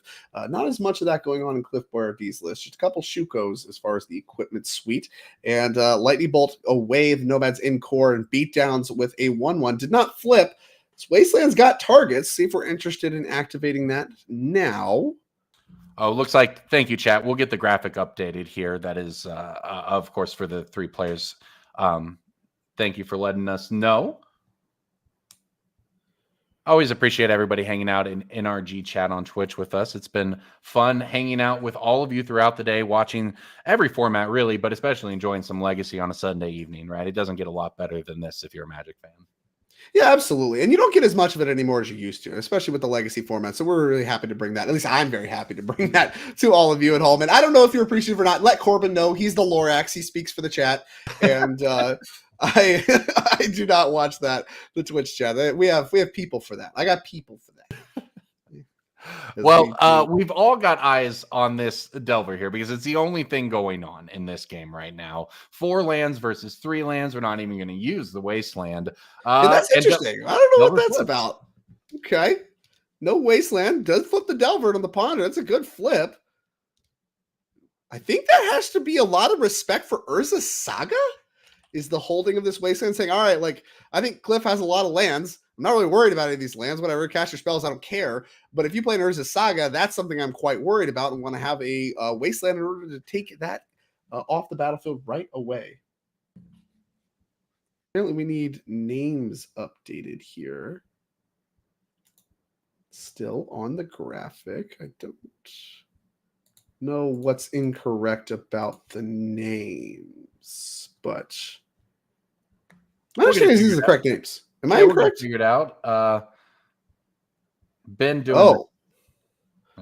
We have the correct names. Apparently, chat does not have the correct names. That's tough. Well, thankfully, we have people for that too. So we're going to sit here and watch the game, and hopefully, chat will find a way to make do, and understand that the players we are watching are Cliff Borodee and Ben Unger here, as Ben Unger is resolving a Ponder. Thankfully, not too many sparks flying as we get this updated. Fixing all of the problems that's ruining chat's experience. I think Donnie White. Well, Chad wants us to check on the 3rd seed, right? The standard seed on this team. Okay, is that the incorrect one? Let's see who's that supposed to be. Travis Williams is the standard player. So we'll get that updated. I was looking at the match we're watching. Yeah, we do hope to catch some of that standard game. So thank you for whoever had the eagle eye there to catch that for us. Looking back in on this one, though, not a lot has happened since we last left. The Ponder resolved, the Delver transformed, and it's 15-19 as both players with plenty of mana and plenty of spells. Yeah, we've seen this kind of posturing before, right? Like, no real need to deploy too much else. Just kind of develop the mana. Don't even really need to pull the trigger on the Questing Druid Seek the Beast stuff quite yet, because you don't really know that you want to be casting additional spells. I mean, you're kind of fine to be in this holding pattern, attacking with a Delver. It's really where Delver wants to be. The only weirdness is not activating this Wasteland, which, like I said, I think is just a massive nod to the power of Urza's Saga, and especially, you know, in this deck where it can not only make constructs but find combo pieces as well. As here's a very powerful Brainstorm. Got to fetch land already in play for that one. Urza's Saga found. I wonder if we're going to prioritize putting that in play, or if we're going to, just get rid of that with the Wasteland in play. I mean, you kind of have to work through the Wasteland eventually. It's not going anywhere. Yeah, and I mean, Ben needs mana, maybe not as much as Cliff, but both players want to use mana. So, I mean, wastelanding someone else is kind of like wastelanding yourself. So maybe it's not the end of the world if you're Cliff. You just run your Urza Saga out there, take the bullet, and move on with your game plan. Yeah, that makes a lot of sense to me. We're putting a lot of thought into this. We've changed our 2 cards back a few times now. A lot of lands in Cliff's hand. Looks like we're really thinking about putting 2 lands back more or less no matter what. It's just a question of what are we keeping as far as the one land we don't want to put back. Yeah, looking over at Ben's hand, I spotted at least a Force of Will. So he probably feels for 2 Force of Wills, as a matter of fact, and a Seek the Beast / Questing Druid open. So Wasteland on Saga, as everyone expected. Didn't even let it get a first counter. You don't even get mana off that. I think that's an interaction that's actually, I mean, that's what matters, right? That's one That is mana a that huge Cliff could potentially have interaction. for this turn. Yeah. Yeah, explain Thumbs that up. for Chad, for anyone who might not understand what just happened there. Sure. So yeah, I mean, obviously the Saga puts a trigger on the stack, so it doesn't do anything when it enters. It has to enter and get a counter as it's resolving its first chapter ability, and so it does not make mana yet until it has that first ability. So in response to that trigger, you can wasteland it, and that's exactly what happened there. Is here is a Seek the Beast putting our Questing Druid on an adventure. Yeah, Seek the Beast has been just so good for these Delver players throughout the day. The instant speed look at these obviously pickups. being clutch. Another threat. Bolt to add some extra time off the clock as Cliff's life total currently divisible by 3. Yeah, and everything once you transform the Delvers, everything in the Delver deck does things in about multiples of 3, if I think about it. So that's not an ideal life total here. Dragon Rage Channeler on the stack. Yeah, in many ways represents a sort of time walk in a sense with just Delver of Secrets, right? It's an extra turn that you have off the clock by just lightning bolting. Well, with Dragon's Rage Channeler, it even gets a little more complicated than that. Yeah, and so we're actually going to force this Dragon's Rage Channeler, really respecting the 2-turn clock potential of Dragon's Rage Channeler plus the Delver of Secrets. In High fight of key. this, we might not have a lightning bolt. Yeah, high key best use of Narcomoeba right there, pitching it to Force of Will. Well, ideally, you want to be sacking it to a Dread return and winning the game. But yeah, I guess if you're forced to draw one, that's one of the better uses. Getting value out of your Narcomoebas when they don't do the thing they're supposed to do is I think a high point of a Narcomoeba deck. You know, like what other ways can you find value for it? You're pitching it to Force of Will, that's a pretty good one. Sometimes you use it for fodder for other stuff. Sometimes it trades with creatures. Little Narcomoeba does a lot. Yeah, we saw a chump block of Massive Murktide or whatever it is. It comes up as here's a much better card than Narcomoeba. Yeah, wasting no time. Got to Force of Will that to Fairy Time Raveler. Not playing games with that. Very impactful on this board. And away goes to Fairy Time Raveler. No fight from Cliff. Used his Force of Will already on the Dragon's Rage Channeler. Now, quick life total check. This is why you write stuff down, pen and paper. Undefeated method of tracking life. So 7 to 18 looks to be the math. A 3-turn clock still from the Delver. That's a Swords sword. of just picked up though. Yeah, that's big. That's a Swords and a Nomad. So the Nomad not exactly doing much for you here. Is this? I guess we're thinking about the Swords right now, considering days. I imagine that must be what's happening, and Cliff opts to pass the turn. Well, are you scared of the Questing Druid is kind of my next question. Like, is there a universe where you don't want to Swords the Delver because you would rather Swords the Questing Druid? I don't think so for the most part. Because like the Delver's attacking right now. Like you just don't have a life total. With 7 life, you're just not going to have a choice. And I think that's what he considered. I can probably take one more hit from this to play around days.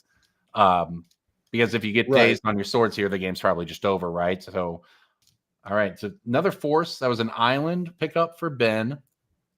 It's got a brainstorm. Could go for that. This is kind of that awkward when brainstorm's your only blue card. Do you cast it, try to find another blue card, and like fetch land and all that stuff, or do you just hold it? We're gonna see what Ben Unger decides to do because the island is not a good draw. Yeah, so interesting. Cliff goes for it here. Actually, lets Ben get another card before going for it, but goes for it. The swords. And does Ben want to force this? Big choice. Yeah, I mean, has the option to if he wants to, but also just has a backup threat. Like maybe you could go questing druid into brainstorm and get that cooking, and that's like more or less the same as having a delver in play, but you're getting more use out of the rest of your cards. We're gonna look at the graveyard before making this decision. Interesting. Maybe just evaluating what Cliff has been through already. Not a lot of combo pieces, which I think for the most part is good. Your combo pieces aren't that good on their own against the Delver deck, but does mean you need a lot to get started before you're going to look to win with any kind of combo. That's right. Really want to go back and highlight just how patient Ben was with the Wasteland. A lot of people just fire those off the first target, just hungry to put lands in the graveyard, but really understanding how important Urza Saga is and firing that off right away. I mean, did a lot to limit Cliff's options so far in this game, and now he's fighting an uphill battle.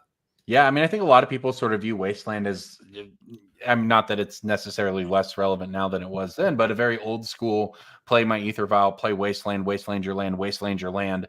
You don't have any lands, and that's not always the best use for Wasteland when you can't do that. Sometimes it's just to have Wasteland as a land until they play a high value land like Urza Saga. So learning that patience that you just called out is, I think, something that separates players who play Legacy and Legacy players. Right. Yeah. These are things that are easy to miss if you're somewhat new to the format. Is a lot of times you're just like, okay, Wasteland, anything at all. It's good to be restricting mana, especially in a Delver deck, right? Tempo style. But having it used as a utility land makes a lot of sense. And hey, there's another one. Little late to the party's number 2, but might still be able to get some value. Big pickup in the form of a fetch land makes this brainstorm quite a bit more attractive to cast. So Ben will.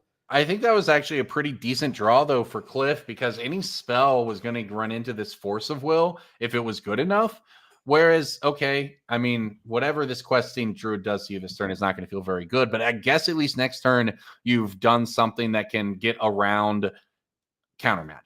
And you can interact with the board, which you desperately need. Now, it's not going to be much, but we'll see here. We'll see if Cliff's able to do anything with this Urza Saga over the next few turns. Yeah, it might just not have the time. Yeah, I think that's really kind of what it's about. With all these spells we picked up Daze, we picked up Delver, we picked up another questing druid. I mean, that's just a lot of stuff you could just cast and make a massive questing druid. Yeah, that likely was way too many good cards off of that brainstorm there. A lot of spells. Yeah. So if Ben is able to close this, he will join his teammate Harrison Canfor as up a game in their matches. So here in the finals of the $10,000 prize pool team trios event in Chicagoland, the team of Canfor, Conan, and Unger looking pretty good. Yeah, looking solid. I mean, I'd love to be up a game in 2 different seats. That's a great way to start things off. Now, not clear that that's what's going to happen. I mean, Brainstorm is a powerful magic card, and if Cliff can find one, and now obviously needs to navigate through like Force, Daze, and all the other spells, but only an attack for 2 is kind of tame.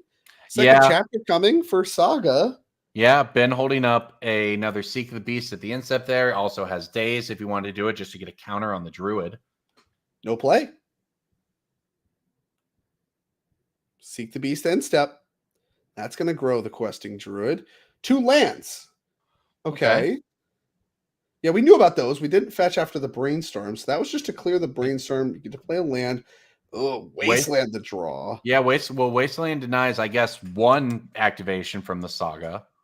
And finding a Shuko, right? Which gives you less outs to actually being able to assemble a combo kill out of nowhere. I think it might actually be a really key draw here for Ben, as far as like any kind of plans Cliffs might have to just try to win the game, steal the game away from a combo out of nowhere.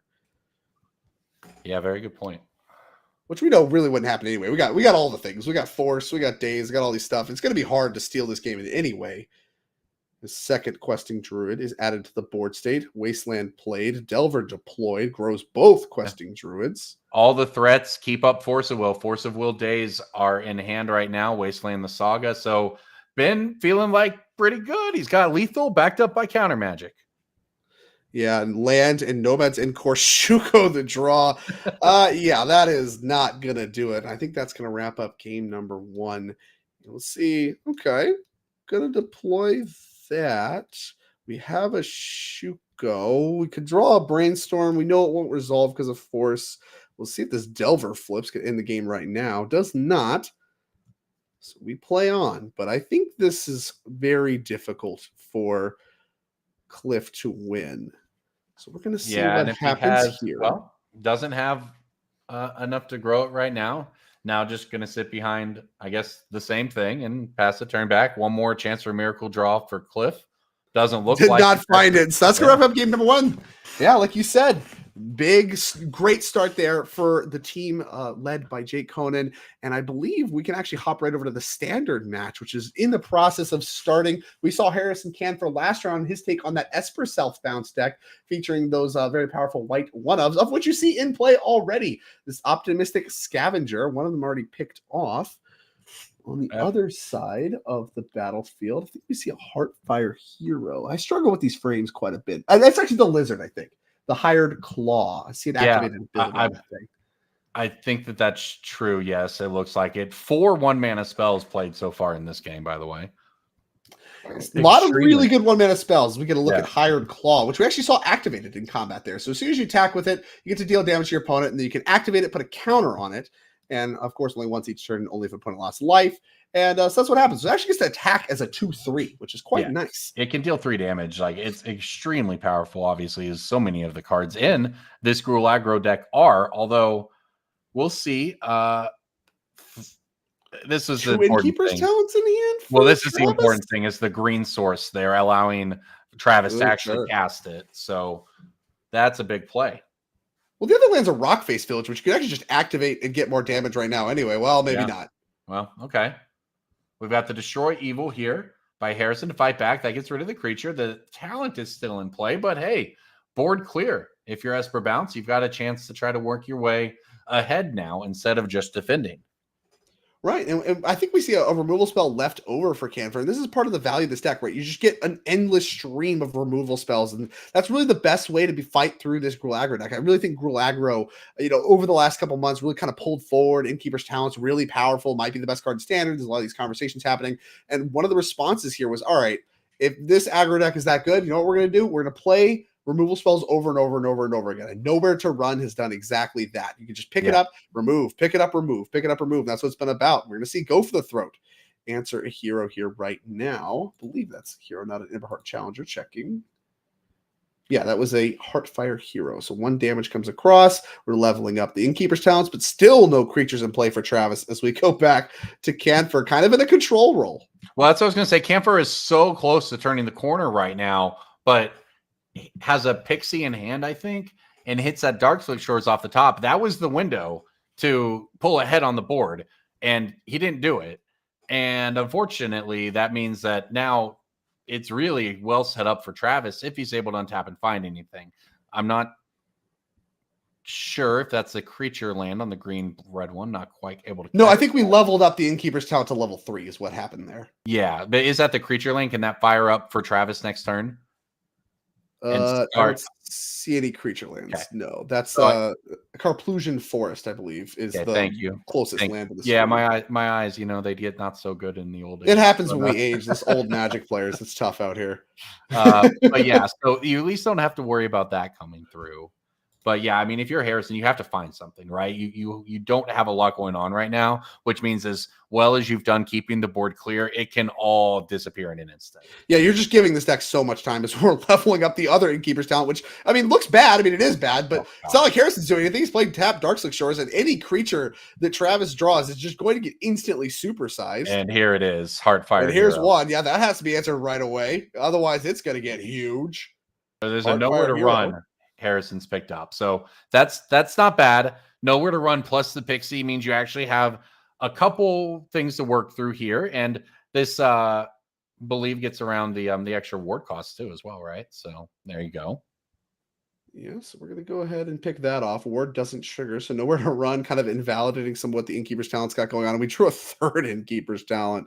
Right. I mean, if the first 2 aren't good enough, I guess you can play another one, but really, I mean, all Travis wants to do from here is draw a creature every turn for the rest of the game because they're all just going to be massive. You don't need anything else to win. You're going to run out of removal spells that work eventually, and Travis will win if that happens. But right now, that's not happening. And here is a Fear of Isolation that is going to pick up the Nowhere to Run. This is the combo. Yeah, the removal spell dialed up. The last like 3 turns were the window for both players to do something, and it wasn't great for Harrison until that last draw, perhaps, but it was a lot worse for Travis, and he right now is staring down absolutely no action at all. And now Harrison has an attacker. He's got Nowhere to Run. He's got a Pixie to bounce the Nowhere to Run. So haste is certainly good here, but it's against Nowhere to Run, not quite as good as maybe you're going to need it to be. So removal spell for Travis, that'll slow the bleeding down, but still no creatures of his own. I think it's quite important. Lithomantic Barrage taking off the Fear of Isolation. I mean, really, that's kind of where this deck can just kind of do. It reminds me of Snapcaster Mage, where you used to just kind of play a control deck that could eventually win with Snapcaster Mage. You get a look at the uncounterable sorcery from the March of the Machine set. Deals 1 damage to our creature plays over. If it's blue or white, you get 5 instead. So that's going to take care of the Fear of Isolation. And that's going to make it to where, I mean, both players taking draw steps when you have 3 Innkeeper's Talents. I mean, that's actually not that bad. If you're Gruul aggro, you're kind of okay with that. Because again, every card's about nature, and Sentinel to Nameless City is huge. Doesn't die to Nowhere to Run. Yeah, literally, it's huge. It's so big that the Nowhere to Run can't handle it. And that is now, okay, you can Nowhere to Run, Pixie, Nowhere to Run on your main phase. So we can double if you have enough mana. Well, it's about to get a lot of counters if we try that. So we have to do everything we're going to do now. So here's Nowhere to Run. That's -2/-2. Do you have a second one? We do have a second one. Okay, 2 will work. Fair and enough. like I said, you need 2 here. That had to happen. Yeah, that was a huge play by Harrison. It was not going to be good enough otherwise. But all right, Pixie, pick one up. Pick one up, get one back. But again, I mean, that Sentinel in the Name of Silly, bringing out 2 is actually the great way to start to come back. Ooh, tough land draw there. Yeah, just tough. Brutal to miss, but that's for both players right now. Okay, that did not look like a miss for Harrison. I didn't catch it. Oh, it was. In fact, it's Dark Shore, so it's Nowhere to Run in hand. Another Sentinel in the Name of City would be a huge draw, but it's just another land for Travis. The top deck war continues. Brutal. A lot of time, only 2 at a time goes down Travis's life total. Oh, that's a nice pickup. Optimistic Scavenger, going to be able to turn up the clock with any future draws. Again, just need another one of those Sentinel of the Nameless Cities or something that doesn't die to any the creature. Any creature to at least draw out something. Okay. There's one. Yeah, there is. In fact, it actually Manifold Mouse is going to make a second one. Right. So 2 creatures is the money. And that's a big problem for Harrison, who we know has Nowhere to Run, but that's only 1 removal spell. So 2 creatures is, I mean, as good as the sideboarded in Sentinel and Nameless City. And we're going to go ahead and kill the token, which I believe we were targeting with some number of the abilities. That might have been, hey, all right, here we go. Map, draw a card. Yeah, map gets another land out of the way. Love to see that. And here's just, oh my God, this is a big number. 6 tokens, is that correct? Okay, we have 3 fold up Innkeeper's Talents. If you would put 1 or more counters on a permanent or player, put twice that many instead. So it gets, oh my God. So we have 3 instances of 6 counters, is that correct? Because it goes 1 to 2, 2 to 4. No, sorry, 8. So we have 3 instances of 8 counters, I believe. So we're going to get 24 counters on this with 3 of these. Because you get 1 counter, that gets doubled 3 times. So it gets doubled to 2, doubled to 4, doubled to 8. And you do that 3 times. Yep. So yeah, we're just going to put dice on this until we can't see the card anymore. Yep. Fun fact, multiplication in Magic is in fact multiplicative. And it gets out of control pretty quickly. So it's a big mouse. It's a big mouse. Yeah, we put all these counters on it, and it looks to be dying to That's a Gigantamax. One of Witch's Vanity. Destroy a creature an opponent controls with mana value 2 or less. So a key draw there for Harrison Camphor to answer the massive creature that Travis made last turn. And now, I mean, Camphor knows he's got to lay the beatdowns, but still at a very healthy 14 is Travis. Yeah, you might very well have thought you were going to lose to that Manifold Mouse putting 2 bodies in play. So the fact that the game is not actually over if you're Camphor, that's a little mini win. You might be able to get a full win here and put your team up a match, I suppose, in the finals. So that's just a massive turn, right? That for this entire game. Draw. Huge draw. Whoa! Seek the Beast, 2 more looks. Land, no good. Burst Lightning, not actually that bad. Picks off some of the pressure. And of course, the Questing Druid we know is a threat that's going to get just an infinity sign of counters. And hey, I think yeah, the land Harrison is it so up. good The land there. being the creature land, the Soulstone Sanctuary, that's 2 threats. Harrison knows he's not going to win the race. Both threats will be lethal in the following turn. Nothing he can do about that. And 3 Innkeeper's Talents, making it to where Travis can grind out Camper, and they get a game 3. And with that, while they're shuffling for their game 3, let's get back to Legacy, check in on how the Breakfast and the Delva's doing. All right.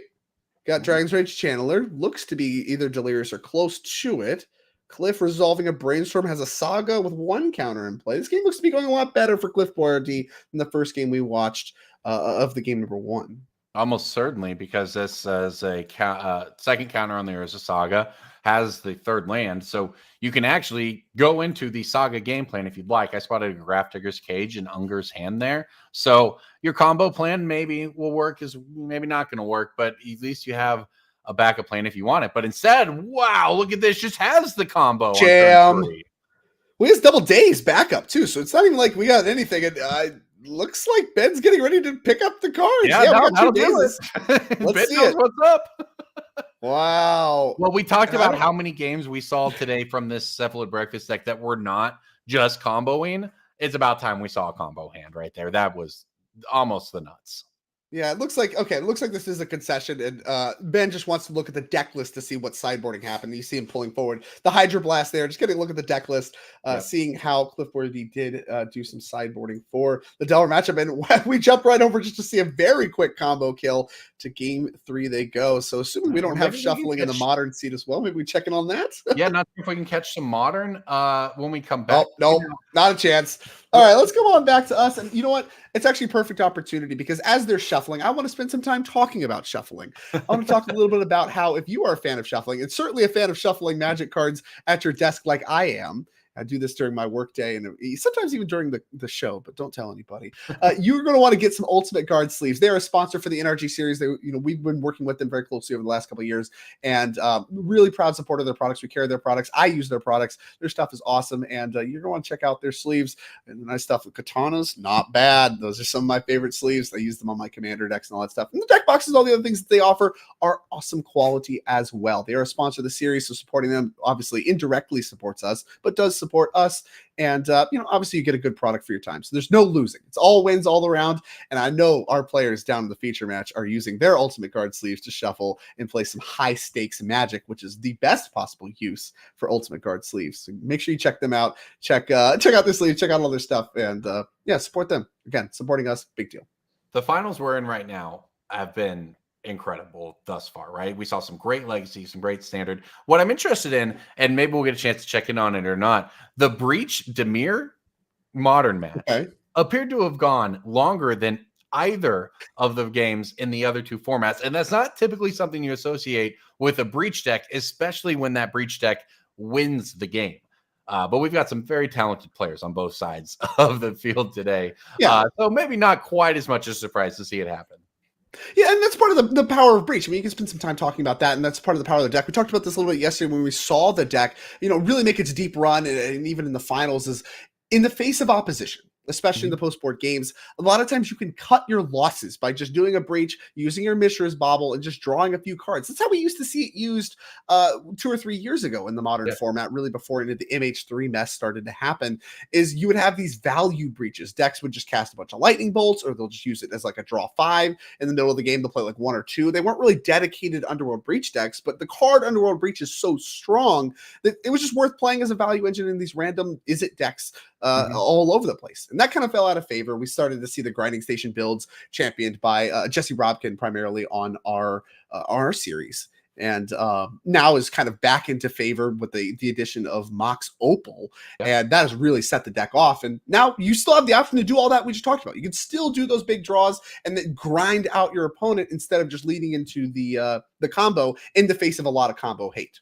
Yeah, I know a lot of players, because keep in mind the regional championships going on right now, a lot of modern is happening. And there's some cool decks floating around, right? There's a black-white blink deck that's kind of come back and gotten better and surprised people. But realistically, over the last week, it's been a lot of Breach that the best players are on, if that makes sense, right? I don't even know if it would be the most popular deck in the field when the regional championships come up, but it is what I see the best players championing right now. And things are said like, when you have the opportunity to play a broken card, you play it. That seems to be the consensus among the best Magic players I know about the Breach deck. So you know what?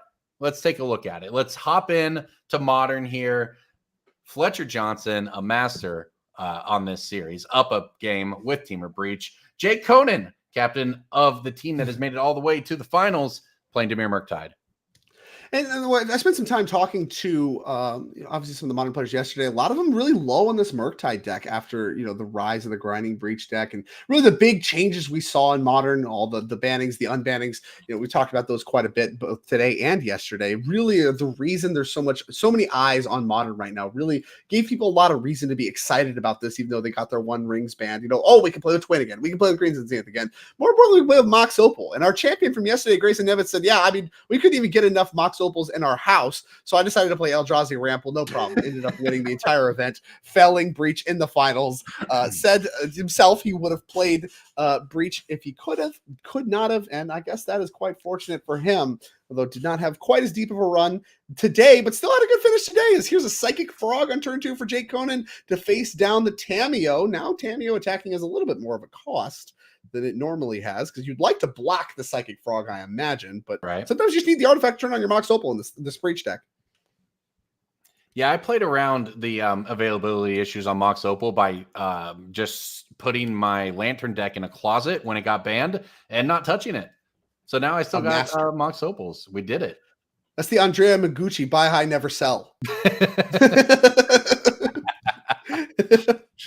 That's a signature move.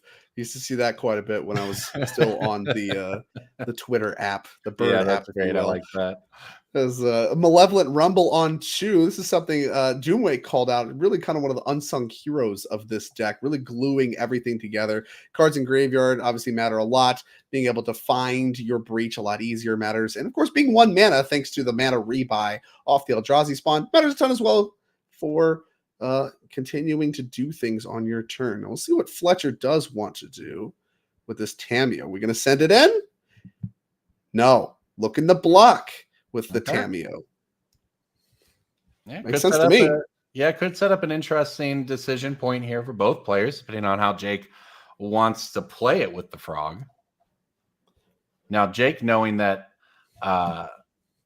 he's down a game here, so the entire match in the finals, pretty even, honestly, after we saw Canfer and Ungar pick up quick wins here. But fighting back from the team of Williams, Johnson, and Boyardee, this is all you can ask for in the finals here. And I think we're in line for a pretty good one here to wrap it up, because this is going to be a very nice Dimir game against Teamer Breach. Like these Frog choices, like what do? Do you block? Okay. If you've blocked, do I want to pitch cards to it? How many do I want to pitch to it? What should I be worried about playing around? There's a lot of interesting decisions going on in both players' minds right now. Interesting. So we block with the spawn. And there was a lot of, like you said, those decisions that matter, right? We left Tameo up to block, but that only needs to block if we decide to give it flying. Well, if we don't give it flying, we can block with the spawn. And then that doesn't even open up the line for Jake to be able to discard some cards and kill your Tameo, which is, I think, quite relevant. I think you do want to keep this Tameo around if you have the option to. So really kind of Jake kind of put it in Fletcher's court, and now no decisions for Fletcher anymore, as Fatal Push going to remove the Newsome Tameo from the battlefield. Is that a word? Nuisance, but Newsome? As an adjective? Well, it's a last name. Like I'm not a sure. Noun? Okay, whatever. I don't know. I talk about Magic cards, not grammar, so I guess, whatever. Nuisance. Nuisance didn't sound right, so I tried to use whatever. I'm trying. You pick up a lot of great words from Magic cards, though, and then sometimes you're like, "Wait a minute, that's a real word." True. Abstruse expand my vocabulary a little bit. Well, let's see what Fletcher wants to do. No Tameo left over, but also Psychic Frog didn't draw any cards. Well, yeah, Fletcher was able to basically, by throwing away the spawn, right, was able to trade a mana for a card away from Jake. Now, that said, I think he was probably hoping to keep Tameo after doing all of that. So still kind of a difficult spot here. We do look like we've got a decision made, and it's okay, not so bad. We're just going to redeploy Tamiyo. Yeah, backup Tamiyo is a nice one to have here. Still holding on to looks like some Moxen in hand, something we've seen a lot of these Breach players do. And Force of Negation to pick up. Again, look at the hand. Both Harbinger of the Seas that are in this deck. No third land. Got to force a Spell Snare and some other stuff. Can't get a look at the two closest to the hand for Jake, but I mean, those are some great tools to work with. Now the decision once again. Are we blocking with Tamiyo and opening up the ability to discard 2 cards to kill the Tamiyo? Maybe we have some spells we can cast first. It's Unholy Heat going after the Psychic Frog. Okay, the decisions begin. Now there are lots of options for Jake here, and really, this is a big decision point in this game, because if you're Jake, how do you fight against this Unholy Heat? You have a Force of Negation that's getting pulled to the front, but instead we decide we're just going to let it go. We're not going to worry about just the Psychic Frog. We're not going to go all in on the Delver. We're going to play a longer game here and keep up our interaction against this dangerous combo deck. Well, I think it's hard to do, right? I think that was a delirious Unholy Heat. I see at least Flame of Anor. I think Malevolent Rumble is a sorcery. And I think, assuming that Glared card there is a land, then we do actually have Delirium. So trying to fight through the Unholy Heat by discarding cards, not really a plan. Your Force Negation didn't really work. So there's not a lot going on for you, but that does really open up a lot for Fletchers. Now we can start attacking with this Tamiyo. We can get some clues. We can turn on our Moxel, but we can cast our Emery. That Psychic Frog really was presenting a standoff that is no longer the case, and the Breach deck gets to start doing what the Breach deck does, and that is put 2 Underworld Breaches in the graveyard off an Emery trigger. Not really what you want to see. Saga, 2 Breaches to the yard. Not really a lot of artifacts that are enticing to bring back with Emery. Really want to find your baubles and stuff. Grinding Station even is fine. It's an unsung part of the deck. Just having your Grinding Station in play really makes your Underworld Breaches more or less a kill out of the box. Backup Frog pickup. It's quite nice. Yeah, this is pretty good.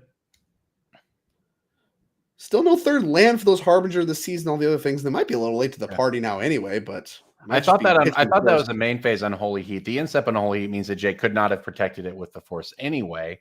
So not a lot you can do with not a lot you can do with the Frog here if that's the case. So another land for Fletcher. Was Fletcher on only 2 cards in hand though? Because if you're Jake, that's kind of where you're looking here, right? You've got more cards. You don't necessarily have a lot of engines going, but you hope that there's not a big follow-up. Unfortunately, Flame of Honor is exactly that. Huge. Yeah. Not only do we have a wizard, so we could deal 5, draw 2. I mean, that's a disaster. But also, again, I think this is on Instep, right? So we can't even force negation.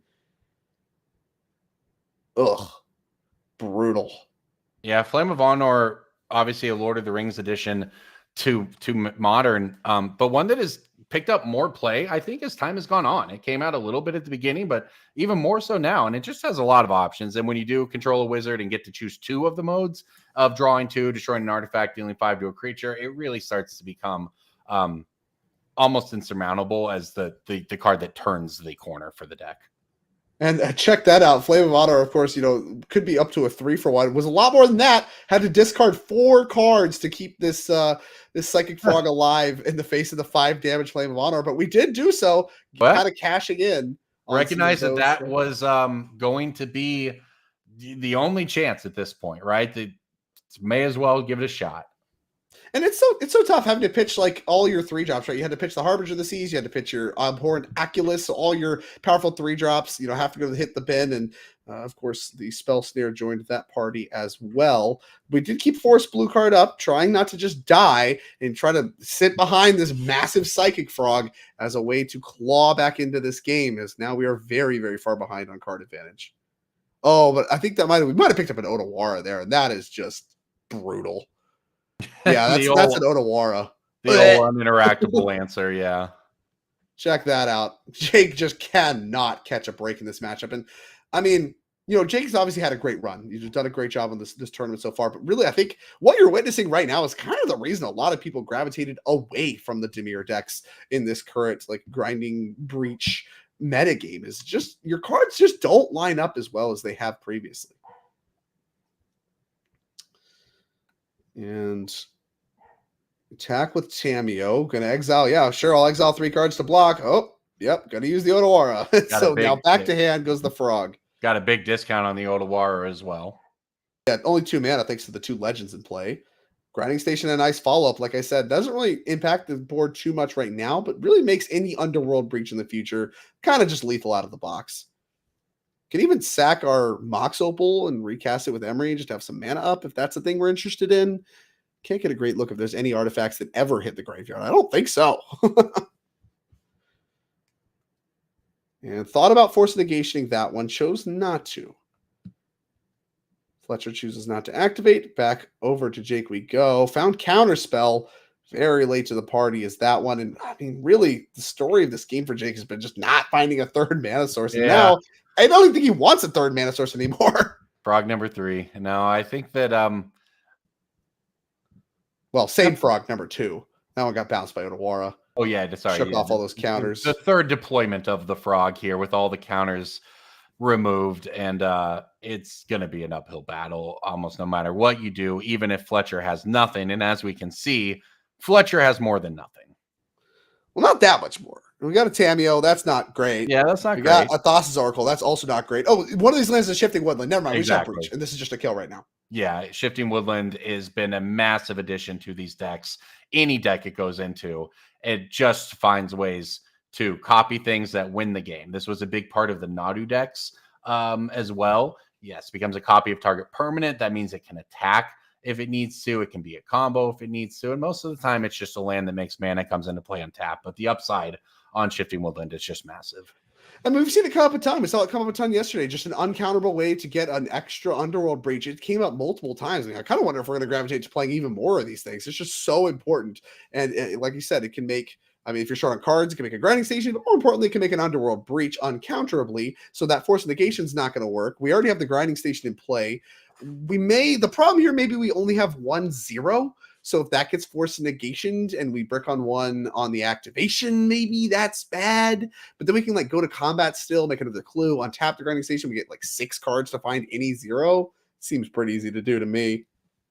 Yeah, certainly a lot of choices here, and you laid it all out very beautifully, and that's what Fletcher's working through right now in his mind, trying to figure out, okay, how do we not mess this up? My opponent threw 1 million cards into a Frog. I got rid of the Frog. We should be okay here, right? And that's just line it up. You're in the finals. You have a chance to give your team a 1-0 lead, which then would mean your team is just a single game away from winning the title here at the Team Trios $10,000 event in Chicagoland. So big turn.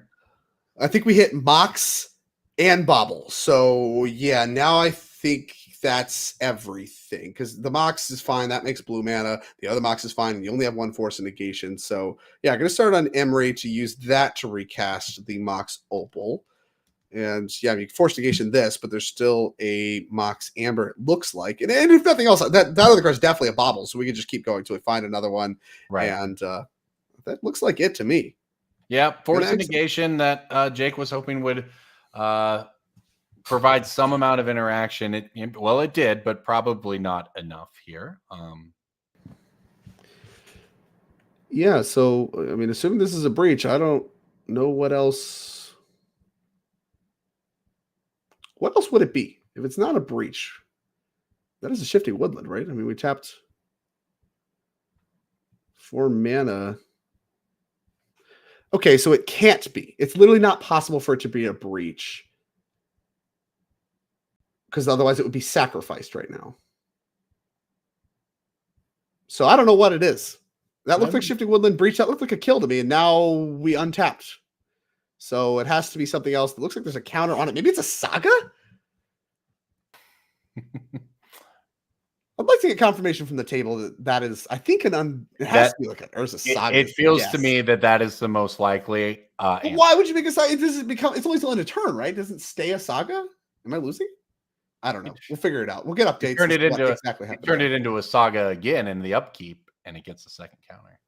Oh, is that true? Sure. I have no idea if that's. I'm certainly not an expert on the Temur Breach deck. Certainly not an expert in its deep Shifting Woodland lines. But there's a breach actually off the top of the deck, so we'll see if that changes things. Well, can we cast that? We just got Harbinger of the Seized. And we lost our Mox Opal. So Yeah, Amber you're right. Without the extra color, only mana. makes blue. Yeah, no so Mox that anymore. breach is uncastable. Maybe chat has some insight. Does chat have any insight? You speak for the chat. Does chat? I speak for the chat. Chat is I'm going to say as confused as the rest of us might be about exactly what happened there. But I do think that we're correct on how things are going and how the cards work. So there's a clue, and it looks was like that Opal? Mox Opal. Ooh, Opal was a big pickup. Oh, might have gotten bailed out. We found an extra Opal off of the clue draw. That is going to trigger grinding station, so we can respond here if we want to. Don't know that we do. You can float your red mana, then grind away something, then play your breach, and this is a kill. So even if whatever mysteriousness happened, we have it all rolled up here, and yeah, that's going to be extending the hand. Fletcher Johnson going to win that one 2-0, which means it comes down to our legacy match because it looks like Harrison Camphor picked up win number 3. So it all comes down to this, all the way back to legacy, the way I love. That's right. And we're deep into it, aren't we? Look at all those cards. Exiled Delvers, Giant Graveyards, a Brazen Borrower on an adventure, a Lotus Petal in play, a Brainstorm on the stack. Well, we've got it all. And I'll tell you what, chat is losing it for Fletcher right now in that win right there. So it was the clutch draw set. That Mox Opal off the top to bail out for the breach kill is the way we drew it up. Yeah, I'll tell you what, chat. That's the greatest. That's all you need to know. The greatest to ever do it was called. Just saying. Greatest to ever do it. Indeed, as Murktide Regent may be one of the greatest to ever attack, as it comes down as an 8/8. That is a lethal threat for Cliff Boy RD, and if it is allowed to connect, then that will be the victory for Jake Conan's team, Harrison Camphor and Ben Unger. But Cliff's got a lot to work with. Yeah, Teferi in hand. We'll see what the counter magic situation is because Teferi bounce would probably be pretty good. It looks like 5 mana available for Cliff with that Lotus Petal. Oh, everyone's in on this. We got yeah. You think that would be pretty good? You think bouncing the big 8/8? That's a pretty good play. Now, does this resolve? That's what this comes down to. Look at the crowd. I guess you can't see. I can see. There's a nice little crowd for me behind the finals here. As it is down to the legacy match. I forgot. Chat can't see everything like I can. I get to see everything.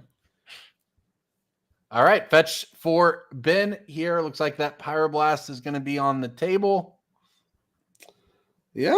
Any kind of follow-ups? I see a Brainstorm. Maybe like Hydroblast stuff going on. Checking the sideboards real quick. I see Force Negations. Consign to Memories. Not really a lot. Spell Pierce would be good. Here's the thrown across the table Pyroblast. Brainstorm in response. First card is Cephalid Illusionist. Second card, Nykermeba. Third card is Ponder. I think we have 3 Cephalid Illusionists in hand. Those are not good. I don't think we'll see. I don't think those cards are stopping this Teferi from getting countered. I'm inclined to agree with you. In fact,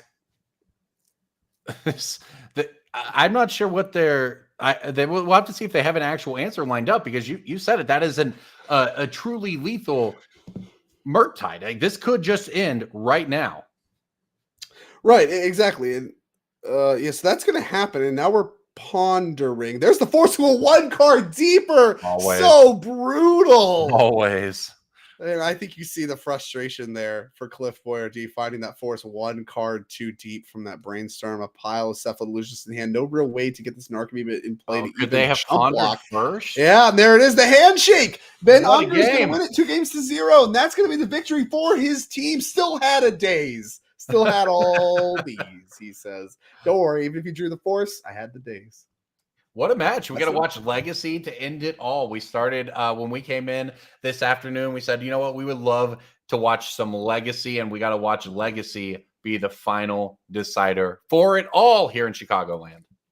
Yeah, I mean, incredible. It's awesome to see start on Legacy. Of course, we got to see some of the standard action. We got to see some of the modern action and asymmetrical matchups across the board, right? No real mirror matches, no clear best deck. I mean, we talked a lot about Breach potentially being the best deck in modern, and it certainly is, but I give people time to adapt. I'm critical of Mox Opal as a Magic card being allowed to exist, but at the same time, it was allowed to exist for a long time, and people still enjoyed Modern quite a bit.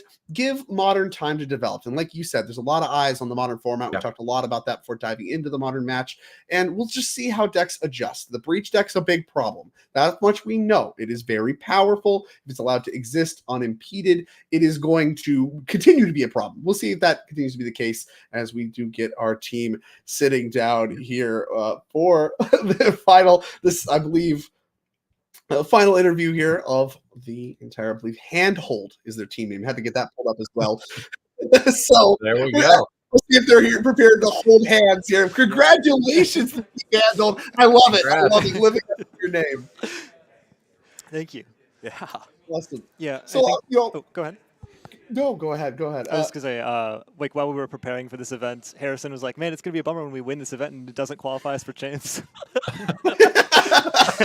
The shot call. That's unreal. Well, so talk to me, of course, as you're preparing for this event, you guys obviously prepared together. We can kind of go down the line. We'll start with you, Harrison. Talk to me about the preparation process, putting you on the standard seat, your deck selection, choosing not to play Gruul Aggro, going with your deck that you did. Talk to me about the process. Yeah, so I tested a lot for champs last year and was pretty high on domain going into the event. But I knew Pixie had shown on the scene at Atlanta a couple of weeks ago and had a pretty high performance. I've kind of always hated the Gruul matchup on domain, despite I think it being an incredibly strong deck. So Pixie has a very good Gruul matchup and can play both an aggressive and controlling role depending on the matchup. So I 14-1 on Moto after picking up the deck, and I said, well, I guess I'll just play this because it seems very good. I just tried to find the last couple slots because probably 56 of it is solved, and then just deciding the sideboard cards. But overall, very impressed by the deck, more than I was anticipating.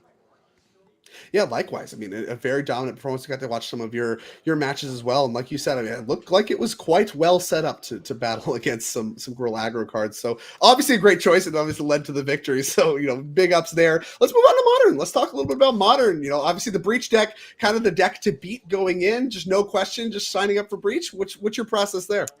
Yeah, so I've been playing Frog since MH2 or MH3 came out. I played it through Nadu. I'm playing it through Breach now.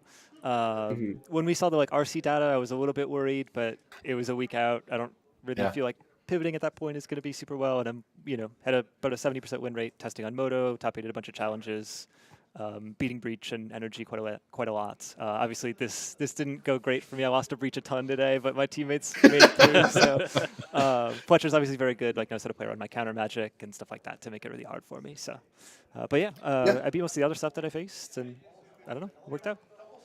Sure did. And a deck near and dear to my heart. I do like the Murktide stuff, and was sad to see it kind of underrepresented, and nice to see you kind of pulled through. And of course that brings us over here to Legacy. Talk to me a little about Legacy playing, obviously Delver of Secrets, a known strategy against, but we saw a ton of Breakfast, we saw a ton of other decks. Talk to me about your decision to play Delver in the process there. Here we go. I haven't had a ton of time to play Magic lately. I ran it through a league with my friend Ryan, 3-2'd, locked it in. I shout out my friend Kenwan, gave me the entire deck in paper. I own none of it. Perfect. And when we got to the hotel yesterday, I was sleeving up the deck. And I had to ask Jake to remind me. I was playing with, I don't know if you saw, I had the full art Ponders, and I couldn't remember what that one did. So I had to ask Jake as a reminder. But, strong teammates. I couldn't be more thankful for everyone here. And, shout out our team Level Up, great support group. Even though I haven't been playing a ton, they've just been, like Harrison said, just constantly testing and, getting to reflect on notes of others that are, who I consider to be significantly better than myself has definitely kind of helped me up my game, even though, it's not my hands doing it. Well, all three of you played great matches through the top 8 that we watched, right? Talk about the top 8 run this evening, the other teams you played against, and how it feels to, get the bragging rights in. Trophies. I thought everyone we played was a good competitor. I mean, I have been absolutely blown away just by the generosity and understanding from everyone that shows up to these tournaments. It's one of the rare tournaments I feel like I can get through the entire weekend and just say, all of my opponents were just absolutely delightful to play against.